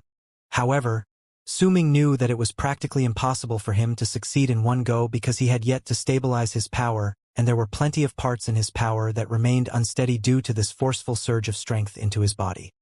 He could only succeed if he had some time to slowly harmonize that power and then move on to truly attain great completion in the bone sacrifice realm. Calmness gradually appeared in Su Ming's eyes. He sucked in a sharp breath and relaxed his mind fully to bear through the impact of the power crashing into him so that he could have all his bones and blood absorb it. Very soon, all the bones in Su Ming's body began glowing with a faint golden light. The first 10 bones in his spine were already flashing brilliantly in gold as well. A feeling of strength so great Su Ming had never felt it before emerged in his heart. This was a strength that completely surpassed those in the bone sacrifice realm but was still a power that could be categorized within the bone sacrifice realm. As he absorbed that power and as his entire body began glowing with brilliant golden light, suddenly, the life force and aura that was forcefully surging into Su Ming's body froze. Once it froze, a wave of power that shocked Su Ming rushed into him with an intensity that could blast through the sky. The time at that moment was precisely the instant after the time taken for an incense stick to burn. This power was visible to the naked eye. It was a diamond-shaped crystal that was formed as the candle dragon's body disappeared. That crystal shone with a brilliant light and charged towards Su Ming's body. Then, with an indescribable speed and presence, it rushed to the center of Su Ming's brows, like a river of light that traveled through the passage of time. The instant it touched, Su Ming shuddered violently. A sharp stab of pain came from the center of his brows, and the crystal shot through his forehead and branded itself deeply in his body. Su Ming's head was thrown back violently, as if a huge impact had just rammed into him. Loud, booming sounds went off in his head.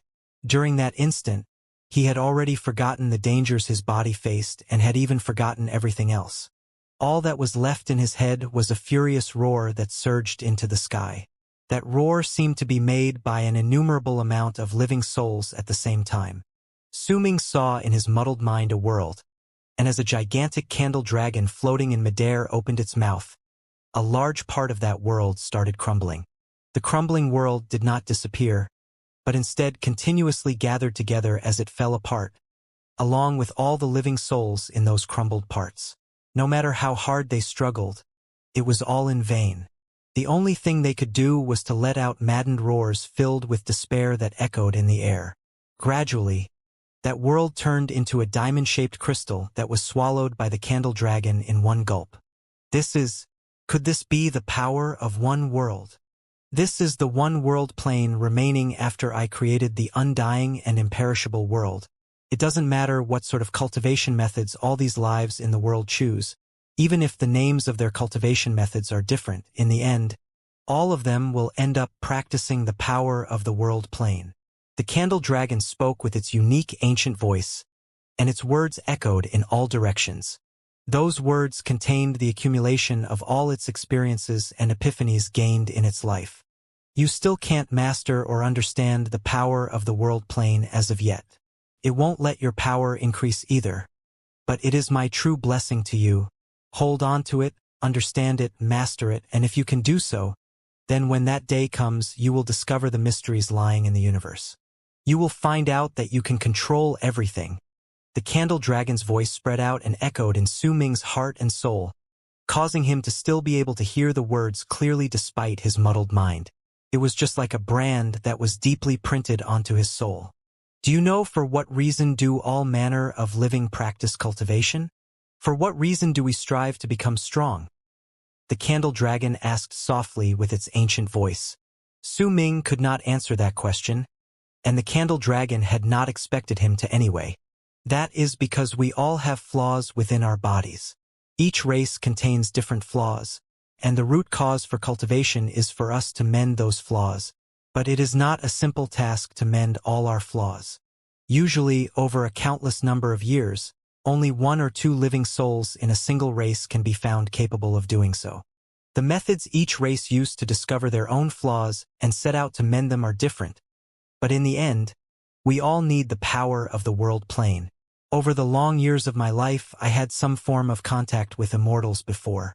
The constitution forming the immortal's cultivation method is divided into 3 steps. The first step does not touch upon the power of the world plane, but starting from the second step, they will go through this so-called nirvanic rebirth. All the flaws in their bodies will be mended and they will obtain new life. At that time, they will be practicing the power of the world plane. The third step is hollow. It is the critical moment for one when trying to achieve perfection as there's fewer flaws within the body. If one can attain the ultimate completion, then he will have taken the 4th step. At that time, he will no longer have any flaws. And at that time, what he will pursue is the power of plane timelines. The candle dragon's voice gradually grew weaker. These epiphanies were the treasures of its life. It is the same for all races, just like the deities who are similar to the immortals. Amalgamation, great vehicle, ascension, great overarching golden immortality, and all the other states are in the end, just to mend all the flaws in people's bodies.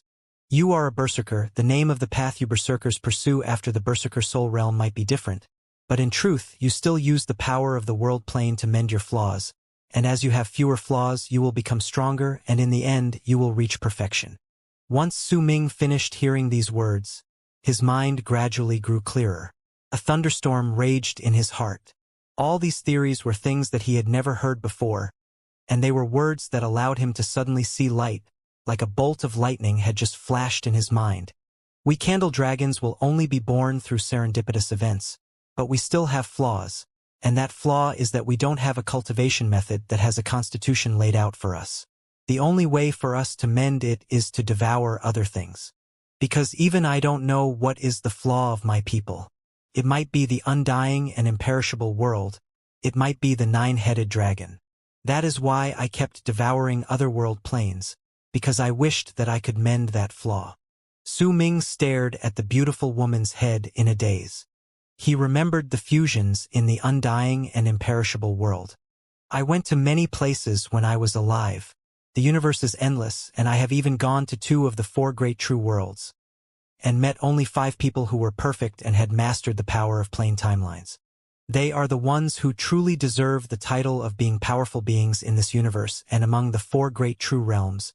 In truth, the 4 great true realms have a uniform name to call these powerful beings that have arrived at this step. They are the masters of fate, life, and death. They control the cycles of the universe, and if they want something to be born, it will be born. If they want something to die, it will die.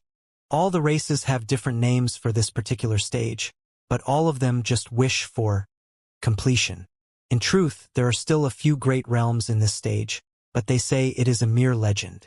The beautiful woman's voice became weaker, but her words still echoed in Su Ming's mind.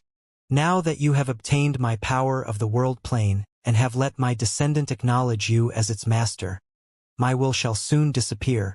Endure the final wisp of my life force, and once you make it through, you will be reborn. If you fail, you will die with me. The instant the woman said those words, she completely decomposed into ashes. The small snake shot out from the vortex at the center of her brows with a howl. At the same time, an endless amount of fog spread around Su Ming from the candle dragon's gigantic head before charging towards him with a loud rumble. As the candle dragon's head vanished, the starry sky was revealed right above. The 9 moons were shining brightly up ahead, while the 10th moon was rapidly disappearing from the sky. The wave of power was the last of what remained of the candle dragon.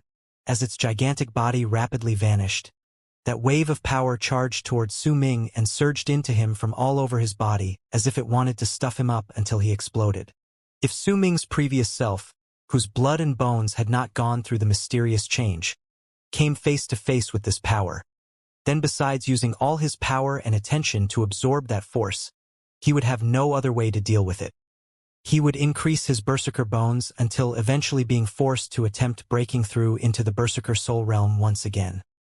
However, all of Su Ming's bones, flesh, and blood right then were like that of a newborn, and his body had a strong desire for the candle dragon's life force and aura.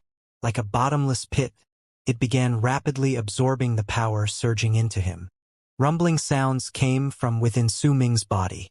As those sounds reverberated in the air, all his bones started swiftly turning gold.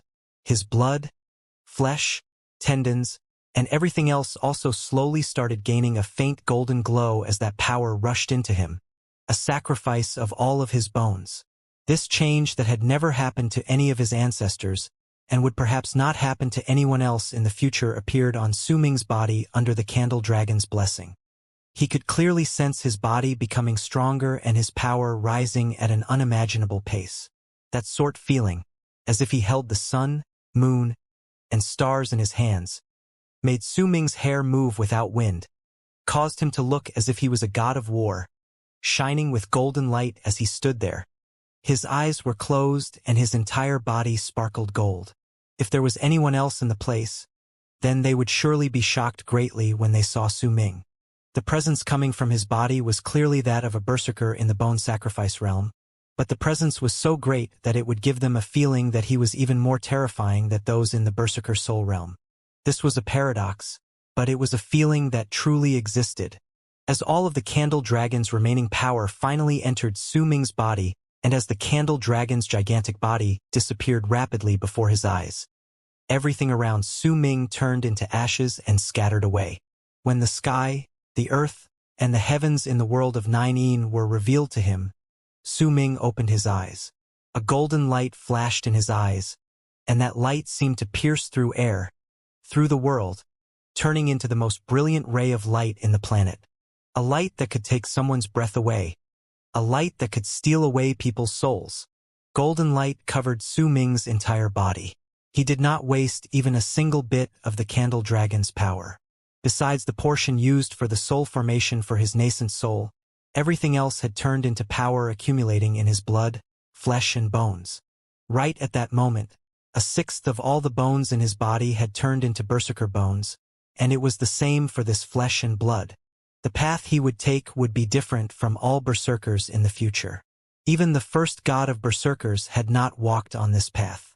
This was a path that belonged only to Su Ming, his path of creation. From the undying and imperishable realm, Su Ming had gained an understanding regarding the fusion of the past and future. He had gained an epiphany regarding the fusion of binary opposites. His body had also taken form in this world that had never been seen before. He might look like a berserker in the bone sacrifice realm, but could he truly still be considered to be in the bone sacrifice realm? Almost the instant Su Ming opened his eyes, the beautiful woman's head dissipated. The small snake rushed out with a hiss. It did not seem too different from before, but its eyes were burning brightly, and there seemed to be a vortex hidden in the depths of its eyes that could suck away the souls of all living people. If anyone looked into its eyes, they would think that their minds had gone blank. When it saw that Su Ming was uninjured, the small snake gradually stopped hissing. It flew into midair, and pain along with resolution appeared on its face. At that moment, cracks tore through its body as if it was shedding its skin, and as those cracks emerged, the small snake started trembling non-stop and its body was slowly elongating. Once the small snake, who had received the legacy of the candle dragons, saw that Su Ming was safe, it started going through the evolution that would happen after it received its inheritance, to become a true candle dragon. As Su Ming looked at his snake, he could feel its resolve and determination. This shedding of skin was akin to a metamorphosis that would revert the snake back to its roots. It meant that what little blood of the candle dragons was in its body would completely burn up to fill the entire body, so that it could turn into a true candle dragon. With the help of the inheritance, the possibility of success for the small snake was incredibly high. The legacy was like a guiding path, like a lamp in the dark giving the small snake directions as it went through its metamorphosis. "Perhaps I can help you." Su Ming lifted his right hand and patted his storage bag. Immediately, a brocade box flew out, and once it appeared, it rushed straight towards the small snake. During the process, the brocade box turned into ashes, and a purple shadow spread out from within. That item was the thing he had bought in the auction hosted by Western Sea Clan near Freezing Sky Clan, Purple Harmony. This was a strange item that could grant a sliver of a chance for ferocious beasts to revert to their roots. However, the risks were too great, and if they failed, then they would die. This was why Su Ming had not dared to use it on the small snake previously. Now it had inherited the Candle Dragon's legacy, which was equivalent to it finding the correct path to revert to its roots. So the dangers of this purple harmony would naturally be taken away. It would only serve to help the small snake. When the small snake saw the purple harmony, its eyes shone with a brilliant light filled with excitement. With a hiss, it charged straight towards that purple light and swiftly fused with it. As the small snake devoured and fused with that purple harmony, purple light filled the air. It was like a layer of fog, making it difficult for people to see what was inside. Su Ming stood in his place, and when a faint golden light appeared in his eyes, his gaze immediately penetrated through the purple light. He saw that the small snake's expression was no longer in pain, and its body was going through a metamorphosis. Su Ming was slightly relieved and averted his gaze to look at his own body. He did not seem any different from before, but he could sense just how powerful he had become. With the clone and the poison corpse helping me, I could fight against ladder shamans, who are equivalent to berserkers in the initial stage of the berserker soul realm. But now, I wonder just how far I can go without any help, Su Ming mumbled. He sucked in a deep breath and looked at his nascent divinity. It had its eyes closed and was floating in midair, still and unmoving. As Su Ming looked at his own nascent divinity, he fell silent for a moment, then looked at his surroundings and suddenly frowned. He remembered that when he entered the Candle Dragon's gigantic body, due to force repelling everything it did not recognize, the Crimson Dragon was blocked outside and could not follow him in. The poison corpse in the Berserker Soul Realm was also left behind. Ji Yunhai was also there, along with the old spirit of Nine. However, the candle dragon's body had disappeared, and Su Ming could not find the crimson dragon. Neither could he find the puppet and the poison corpse. The old spirit was also gone without a trace. Just how many years have gone by? Su Ming stayed silent. Just as he was about to avert his gaze, something suddenly caught his attention. He saw a dark light flashing at the spot in the distance where the candle dragon's body had disappeared. The fog in this place had long since disappeared. The whole area looked empty, which made that dark light stand out like a sore thumb. When Su Ming saw that dark light, he seized at the air with his right hand. Immediately, that dark light charged towards him and floated before his body. It was a snake scale.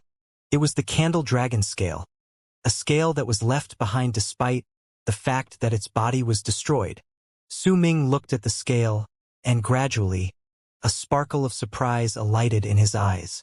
The candle dragon looks like a python, so the scale it left behind after it disappeared. A glint appeared in Su Ming's eyes, and immediately, his nascent divinity opened its eyes while floating beside Su Ming. There was a brilliant light in its eyes, and with one move, it disappeared as if it had fused into air. After a moment, four scales charged towards Su Ming from the spot where the candle dragon's body had disappeared. As they gathered with that one scale he had found previously, the 5 scales floated before him and shone with a strange, dark light. Almost the instant those scales came towards Su Ming, the air beside him distorted and his nascent divinity appeared. Then, without a single pause, it went towards him and fused into his body.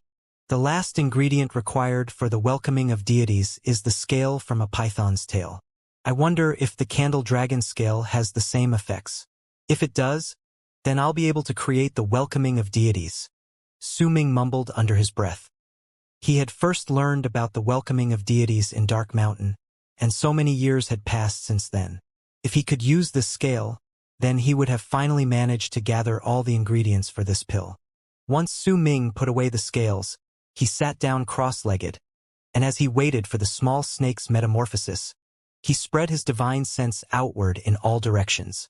However, his nascent soul had just gone through soul formation and needed some time to nurse itself back to health, which was why Su Ming did not spread his divine sense too wide.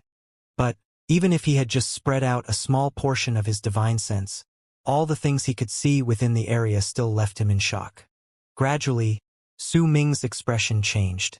At times, there would be confusion on his face, and sometimes there would be surprise, and at other times he would seem pensive. The world he saw with his divine sense was greatly different from what he remembered. He grew uncertain about just how many years had passed by in the world. Since he could not spread his divine sense too far away, he could not sense the presence of the crimson dragon, the poison corpse in the berserker soul realm, and the puppet. Eventually, a dark, cold look appeared on his face. 10 days went by in the blink of an eye.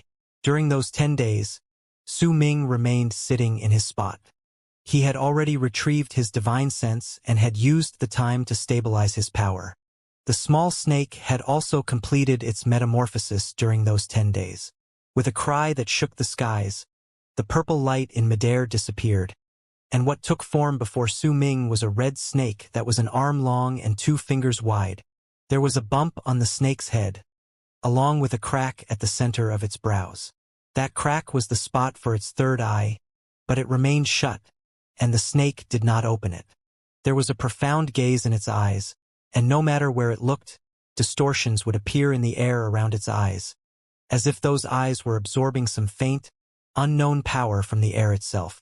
There was a murderous aura in the small snake's hiss, but once it finished hissing, it turned towards Su Ming, and there was a dependent and gentle gaze in its eyes.